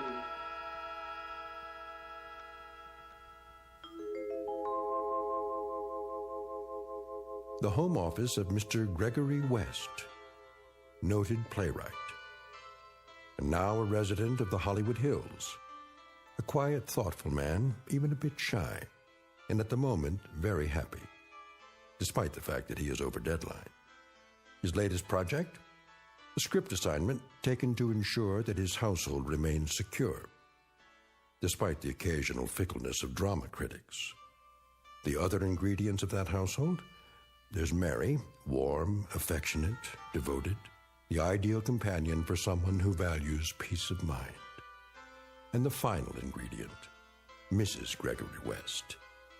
In a moment, she's going to learn the secret of her husband's success, a method of creative writing taught only in the Twilight Zone. And now, the Twilight Zone, and our story, A World of His Own, starring Charles Shaughnessy, with Stacy Keach as your narrator. Gregory! Oh!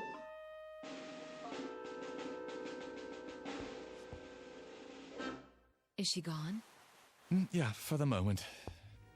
Are you cold? What? The air, it's chilly this evening. It was. Shall I light the fire? Not if you're with me. You're so lovely. Oh, Gregory.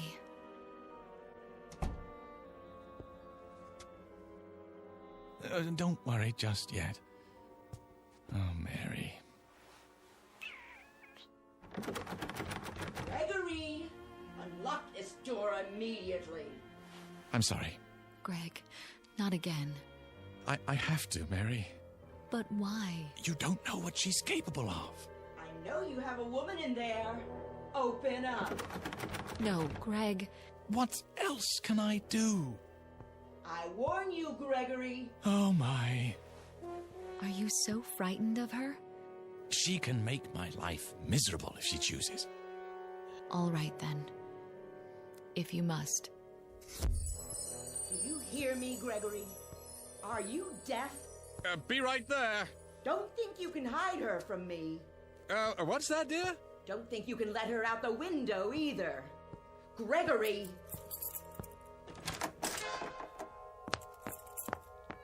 Ah, I thought that was you. Where is she? Who, my dear? Not behind the drapes. I'm sorry, I don't understand. Under the desk? What are you going on about, Victoria? You know perfectly well. I suppose you let her out the window. But the window doesn't open, remember? Then where? Who? You little worm, you know who. What have you done with her? Where did she go? Where? Please, stop. My glasses. A cozy fire. Your smoking jacket. Oh, only because it's comfortable. You know I don't smoke. Of course you don't. In order to smoke, you'd have to heat up. And you've never risen above room temperature. Sit down. Let's talk this over. Have you installed a secret door in here? No, dear. The study's as it's always been. A place of seclusion for my work. For your work. For monkey business, you mean? What are you doing? I'm arranging my notes. Notes? Those are tapes. Well, you know I prefer to dictate, dear. I'm not your dear anymore, you libertine. Who's a libertine? Do you intend to stand there and deny it? Deny what? That you had a woman in here. Victoria, I never meant Liar. Cheat. Fraud. Victoria! If you force me to do it, Gregory, I'll have this room torn down. Panel by panel, board by board. Why? Don't toy with me. Who's toying? Then you must think I'm handicapped. What? Lacking in all my faculties. The vital functions, like sight. You think I'm blind? Of course I don't. Then how can you refuse to admit it? I stood outside that window and saw the two of you on that sofa there. Don't. Zip it. Shall I describe her to you, Gregory? Her brown hair, the simple black dress, the pearl necklace, how she handed you the drink. If I'm not mistaken, this drink right here. I don't recall who made that. You don't? Your private bartender, maybe? In our own home, Gregory. Our own home.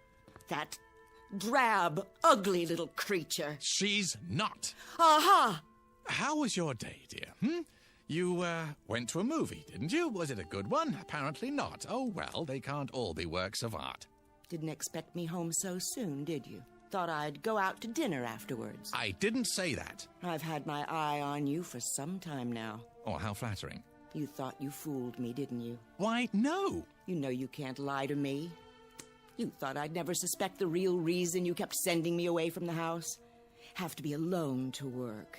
The famous playwright. Famous philanderer is more like it. You do me an injustice. Oh, do I? All right. Out with it. Who is she? Victoria. Dear. Don't you dear me. Ow! And don't touch me. At least try to understand. Oh, I understand perfectly. But you don't. Why don't you enlighten me then? There's no other woman in my life. There certainly isn't. Not anymore. Because you don't have a life. How can I explain it to you? That's the question of the evening. How? Well, I'm waiting. I'm a very patient person. I'm not going anywhere. Go ahead. Take your time. Choose your words carefully. Because I intend to report each and every one of them to my lawyer. No, that won't be necessary. I'll be the judge of that. Victoria. All right, then. You recall my play, The Fury of Night, Dear? The one that made my reputation? It won a Tony Award? Then there was interest from Hollywood, and we moved out here. I'm listening. What about it? Well, you remember the character of Philip Wainwright. He was the first character that I was ever really successful with. The critics said he lived on stage, not a collection of mannerisms. He breathed, What's her name? What? Her name. What do you call her? Fifi? Foofy? Or do you just call her whenever you feel like it? Mary, but... Mary! How common. She's not common. Oh, you mean she has hidden talents? I'll bet. Does she cater to your every need? Drain off your tensions before they have a chance to build up? Victoria, don't. I'm trying to explain. Then go ahead. I'm all ears. All right. You know I've spoken many times of how fictional characters seem to come to life for me. Such vivid life that they begin to determine their own actions. As the author, I may have some particular lines and moves planned for them, but they simply won't do it. They become so strong that they begin to take over the story. I'm not interested in a lecture on writing. You artistic types are all alike, full of mumbo-jumbo about feelings and moonbeams. It's all smoke and mirrors. A cover, a front for self-indulgence, wish fulfillment, laziness. I don't know what you'd do if you had a real job to go to. If your delicate sensibilities could stand up Victoria, I'm asking you to bear with me. Bear? I've borne you too long. And now it's over. Finny, kaput. 10-4, over and out. Wave bye-bye, mark it and strike it. But this is important. Philip Wainwright. He was the first one of my characters ever to behave like this. Like what? Like you? With a complete lack of morals? With duplicitousness? Duplicity? What? The word is duplicity. Is it? Well, I've got a word for you. Look, I must finish this, so please don't interrupt. Now, no matter what I tried to make him do in the service of the story, he balked. Flatly refused to take direction. Wouldn't accept my choices any longer. This is ridiculous. He was real. Alive, do you hear? Alive. With a will all his own. We're off the subject. No, we're not. This is the subject. Philip Wainwright was alive. So much so that one night while I was working right here in my office, he came walking in through the door. My God. You're delusional. Victoria, believe me, he did.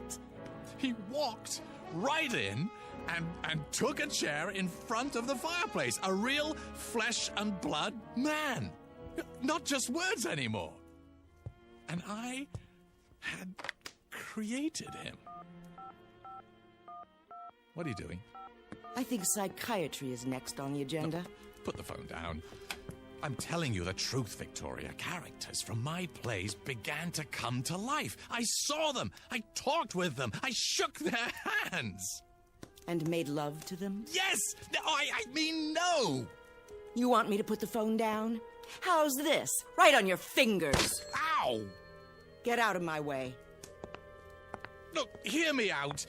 You know how I work, how I dictate my dialogue and descriptions into the tape recorder. The lazy man's way to riches. I can describe any character at all into it, and now, if I do it well enough, truly enough, the character will come to life. Real life, Victoria. Listen to yourself. They don't even have to be characters in my scripts anymore. They can be any kind of characters I want. You belong in an asylum. You told me that you saw Mary in here, didn't you? Oh, I saw her. Then how did she leave? I don't know. But I trust my own eyes before I trust you. Well, think about it. She didn't use the window. And you know very well that there's no secret door in here. The magician reveals the tricks of the trade. I'll tell you how she left. Because I want you to understand. Look in the fireplace. The what? The grating. Go ahead, look. I'm supposed to believe that she went up the chimney? Well, in a sense, but not the way you mean. Here, I'll show you. See this? What is it? A melted cassette tape. Is that what you do with your so-called notes? Burn them? Only on occasion. When I have to get rid of something in a hurry, or someone. The tape I had recorded her on, I threw it into the fire just before you entered the study, and she was gone. Poof! Just like that. Uncreated. Look, if you'll come over here, you can see what... I've heard enough. Wait! I'm leaving. I'm telling you the truth. Get out of my way. Where are you going? I'm going to have you committed. Look, you've got to believe me, Victoria. What do you think you're doing? Trying to save our marriage. By locking the door? Don't waste your time. It's so simple. Look, I could describe a cat or a dog or any kind of character you wanted, but I assume you'd rather see Mary. Besides, I've created her so often that she's readily available. Oh, is she? Give me that key. No, not yet. Recording. Her name is Mary. She's 36, 5 foot 3 inches tall, simply built, brown hair, fair complexion. The key. On the surface, now. A plain, quite ordinary female, yet with that quality of inner loveliness which gives a woman real beauty. If you won't give it to me, I'll take it. A gentlewoman, an understanding woman. As she wears a simple black dress, a single strand of pearls at her throat. I'm warning very you. little makeup, her hair arranged simply. There. She's coming up the front walk now. She's crossing the porch. She's opening the front door. Greg, someone's in the house. Closing it? Walking down the hall? Who? Good evening, Mrs. West.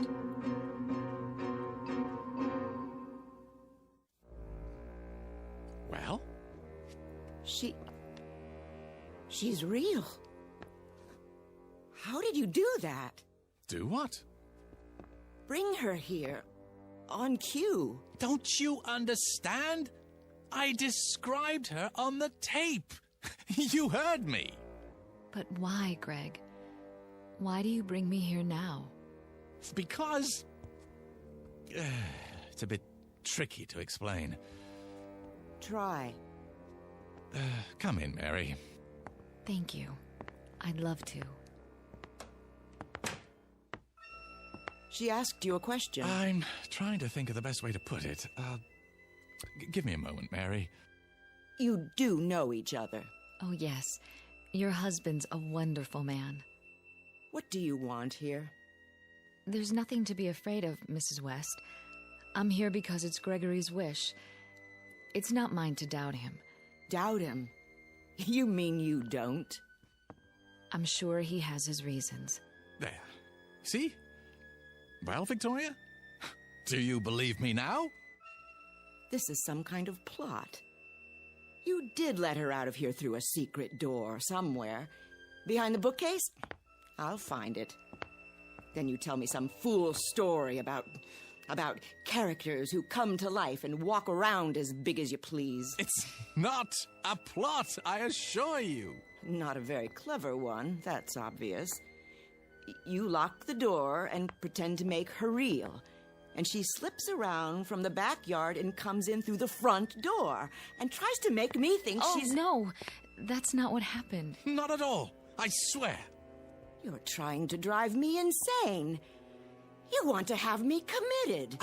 I only did it because you said you were gonna have me committed. Oh, no. You want to get rid of me so you'll have our property all to yourself. So you can share it with this... Nothing of the kind. I only wanted to show you. Yeah, it's a demonstration.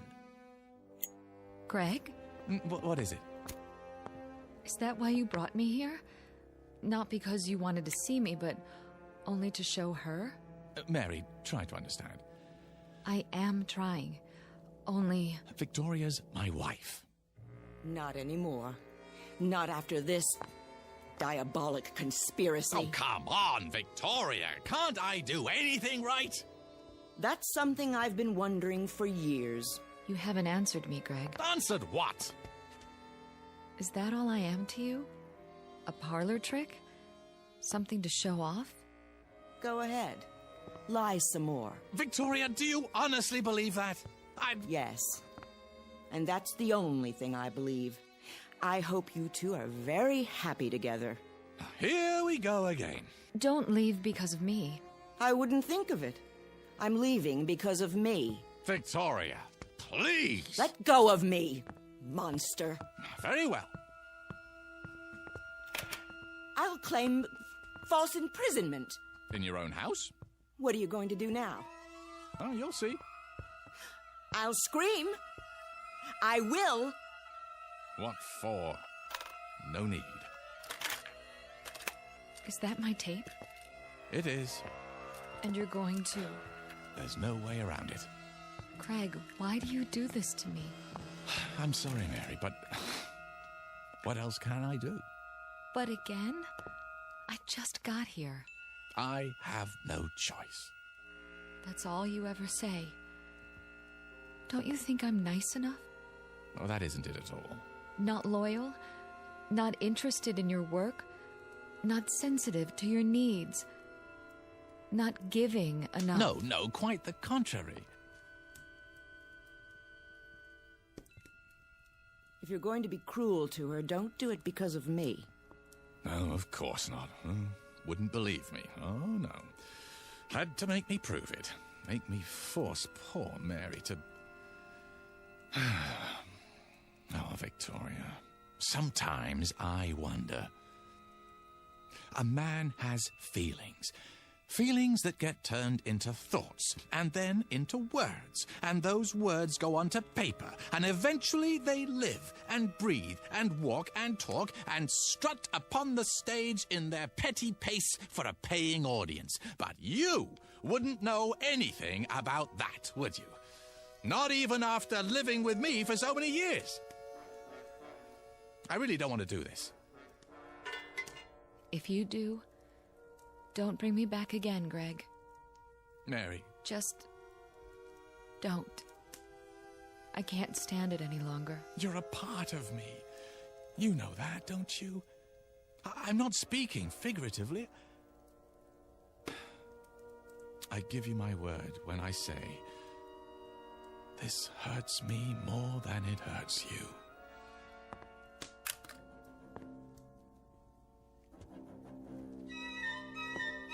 I'm so sorry, Mary, but she is my wife. I understand. I suppose. Greg, I feel so strange. What's happening to me? Help me. Greg, help me. Please. Greg. I feel so strong.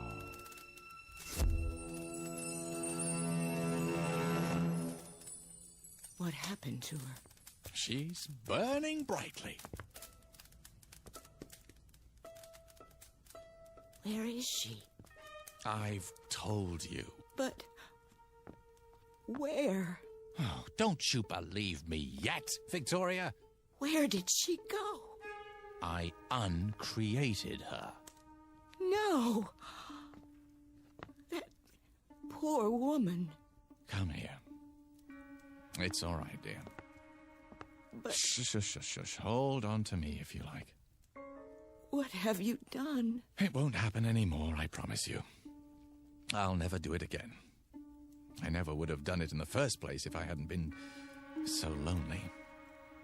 It's just that you're so perfect, Victoria, in so many ways. So impeccable, so flawless. You make me feel inferior. Really, Gregory? I can't help what I am. Well, maybe not, but that's why I created Mary. I didn't do it to insult you. I just wanted a little company, that's all. Someone who wouldn't judge me and find me wanting. Someone I could talk to, someone I could feel comfortable with, instead of like a worm. You do understand, don't you? This has been a small sacrifice for me, and a giant step for the institution of marriage. What are you doing now? What else can I do? Return to work. Burn the midnight oil. And all for a paycheck to maintain the lifestyle you so richly deserve. Another tape, another dollar. Oh, we'll work it out, Victoria. You'll see. Somehow we'll work it out. Realize that I'm inadequate compared to you, and at least in some ways it's my fault. I should have been a pair of claws scuttling across a... Victoria? What do you have there? Got your keys out of your pocket. Well, but I thought... Don't try to stop me. Well, where are you going? To the nearest lawyer. What? I'm going to have you put away for the rest of your unnatural life. Away from tape recorders. I'm going to live in this house alone from now on. In peace. Free of your diseased mind. No, Victoria. Yes, Victoria. Wait! No, wait! I can't let her go. I can't. I have to stop her. But how? Recording. A giant red-eyed elephant is standing just inside my front door, and he's mad. He isn't going to let her pass.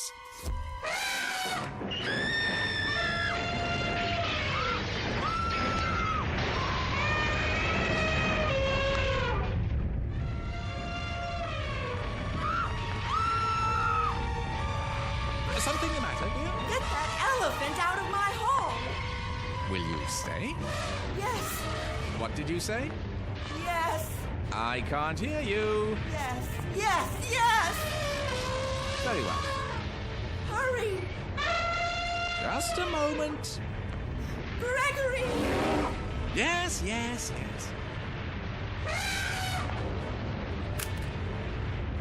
I can't hold the door. His trunk. He's grabbing my hair. Another second or two.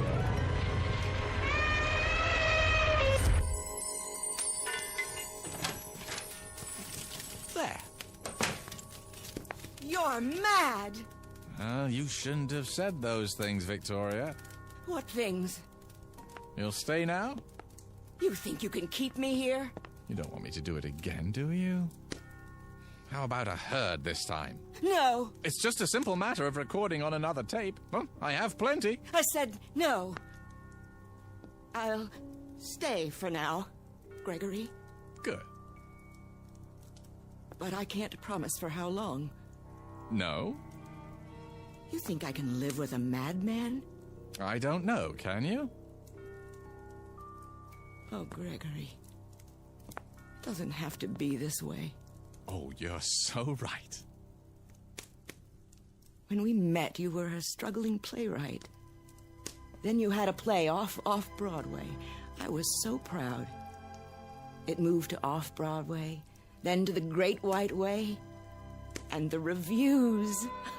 I was so proud. We were happy then, weren't we? Ecstatic. We were a team. Onward and upward. There was no stopping you. No stopping us. I remember. And then the next play, and the next. It was like a dream. Yes. I could sit up all night, listening to you talk about your writing, reading me scenes out loud, and it was wonderful. I wouldn't have had it any other way. Neither would I. But then, something happened. I'm not sure how or when. You began withdrawing from me, living in your head. You shut me out, Gregory. I thought when we moved here we'd be close again. But the deadlines, the pages, you didn't have time for me anymore. You didn't have time for a wife. Well, I'm truly sorry for that, Victoria. But I think we can salvage it, don't you? Start fresh, as soon as I finish the script. And will we move back to New York? Well, I don't see how we can afford to. Broadway isn't what it used to be. Nothing but revivals and musicals now. This is where the money is. Our future is here. What future? Well, if Hannibal's Animals gets good numbers, I'll be flooded with offers. But what I really want to do is produce. Sammy says that's where the real money is. We'll form a production company, get some pilots going, and, well, by this time next year, we should be sitting pretty. We'll move to a bigger house with a pool, and I'll have every room wired for sound with hidden recorders. That way I can dictate no matter where I am. And after a while, I won't have to write at all. My characters will do the work for me. I'll straighten their collars, wash behind their ears, and send them out into the world to make me famous. Can you see the future, Victoria? Can you? Thank you, Gregory. For what? I can see the future. What it would be like with you. And now I know I was right. You are insane. Oh, come now. The first chance I get, I'll have you in a padded cell. Believe it, Gregory. I do. Well, I guess that's it.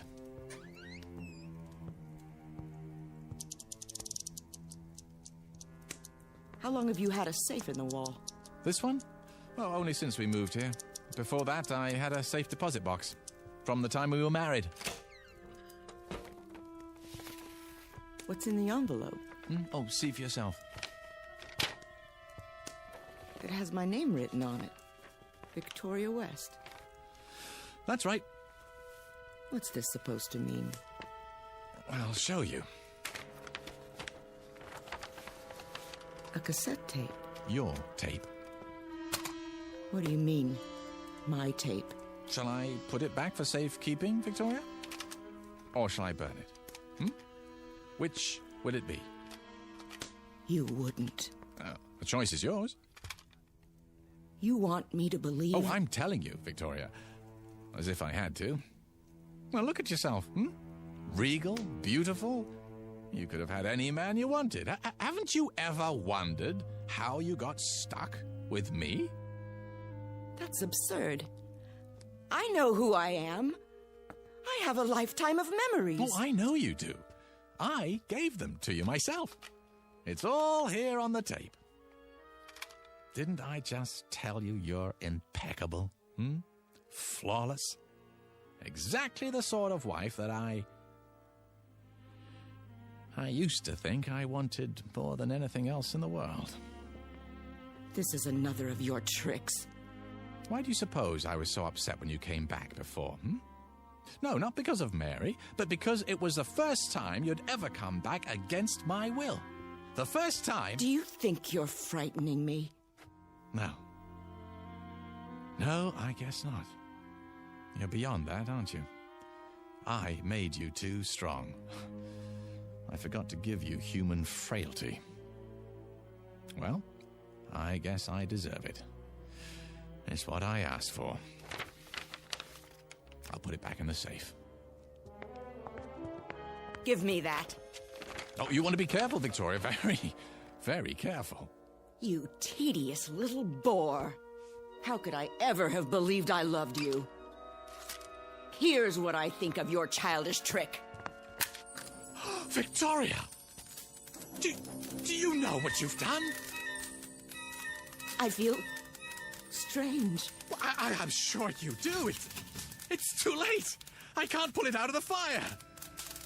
I think I'd like to lie down. You don't mean to tell me it's true. No. Oh, it can't be true. No. Gregory. Victoria!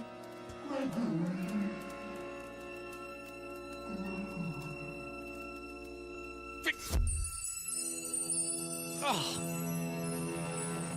I told her. I told her. Oh, why wouldn't she listen to me?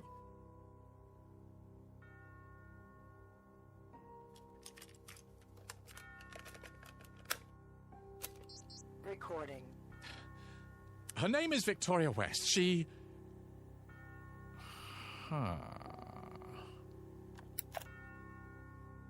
Better to leave well enough alone. Recording. Her name is Mary. Mrs. Mary West.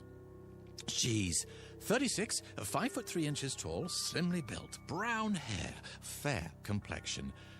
On the surface, a plain, quite ordinary female, yet with that quality of inner loveliness which gives a woman real beauty. A tender, gentle woman. Just now she's coming into her husband's study. Hello, Gregory. There you are. What do you have, darling? Oh, nothing really. A tape recorder. One of the tools of my trade. Will you show me how it works someday? Oh, I don't think it would interest you. Oh, it's of no importance. Nah, no importance at all. Is the drink all right? Perfect.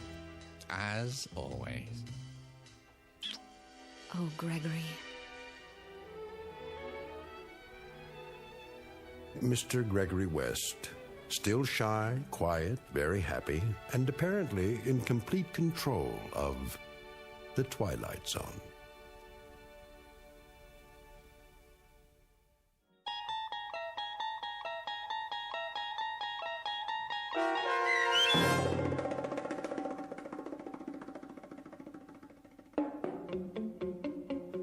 A World of His Own, starring Charles Shaughnessy with Stacy Keach as your narrator, was adapted for radio by Dennis Etchison and written for The Twilight Zone by Richard Matheson.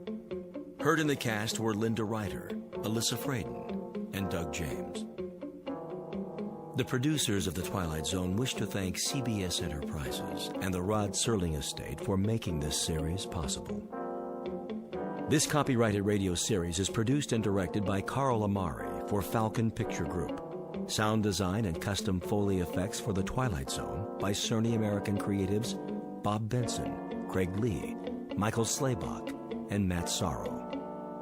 To learn more about The Twilight Zone radio dramas and to contact us, visit our official website at twilightzoneradio.com. Doug James speaking.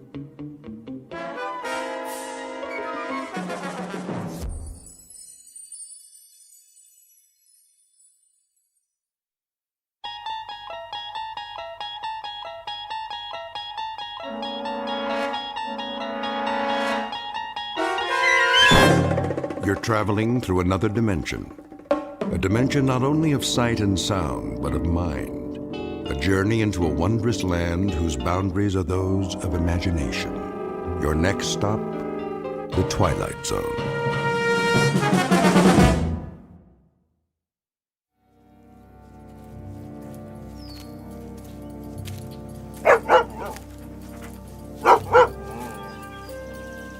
Hey, Rip, what you chasing? Ground squirrel, huh? Well, leave it be. I ain't got my squirrel shooter with me. Besides, we got plenty of work to do. First, though, let's set a spell. Huh? This stump will be fine. That old woman don't know how hard it is collecting firewood. All you can carry, she says, or you get no supper. Well, I'll tell you, Rip, she ought to try it herself sometime. All she'd come back with is a couple of sticks. Can't fire the cooker with that, now could she? There you go. Lay right down. Working sure makes you parched, don't it? Oh, yeah. Well, don't you worry none. We'll be at the lake soon enough, then you can drink your fill. What is that, a crow? Same one I seen this morning. What's it coming around here for? Fly on by, Mr. Crow. Nothing here for you. Just me and old Rip.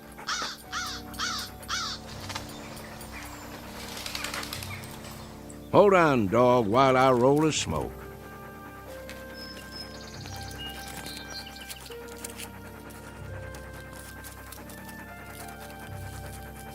There we go. Now, light it up for me, would you, Rip?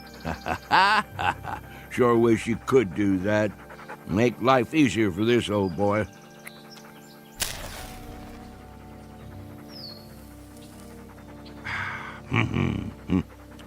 Better get me another pouch in town.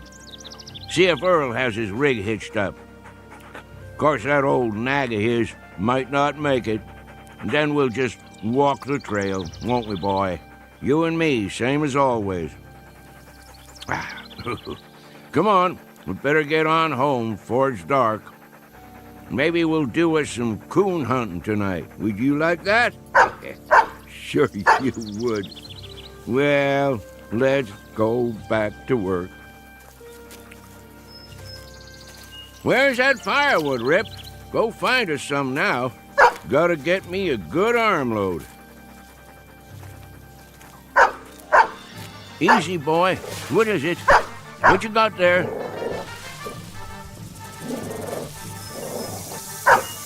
That's a rattlesnake. Mean-looking one, too. Now, just you back off. Leave it, Rip. Come on around. He ain't gonna do nothing if we let him alone. Rip, careful, boy. Oh, there you go. Good boy. All done. By golly, you took care of him, didn't you? You broke his neck clean in two. Well, thank you kindly, Rip. If it weren't for you, I might have stepped right on it. You would have had to suck the venom before it reached my heart. Think you could have done that? Oh, that's a good old hound. Yeah, you sure are. Best friend a man ever did have.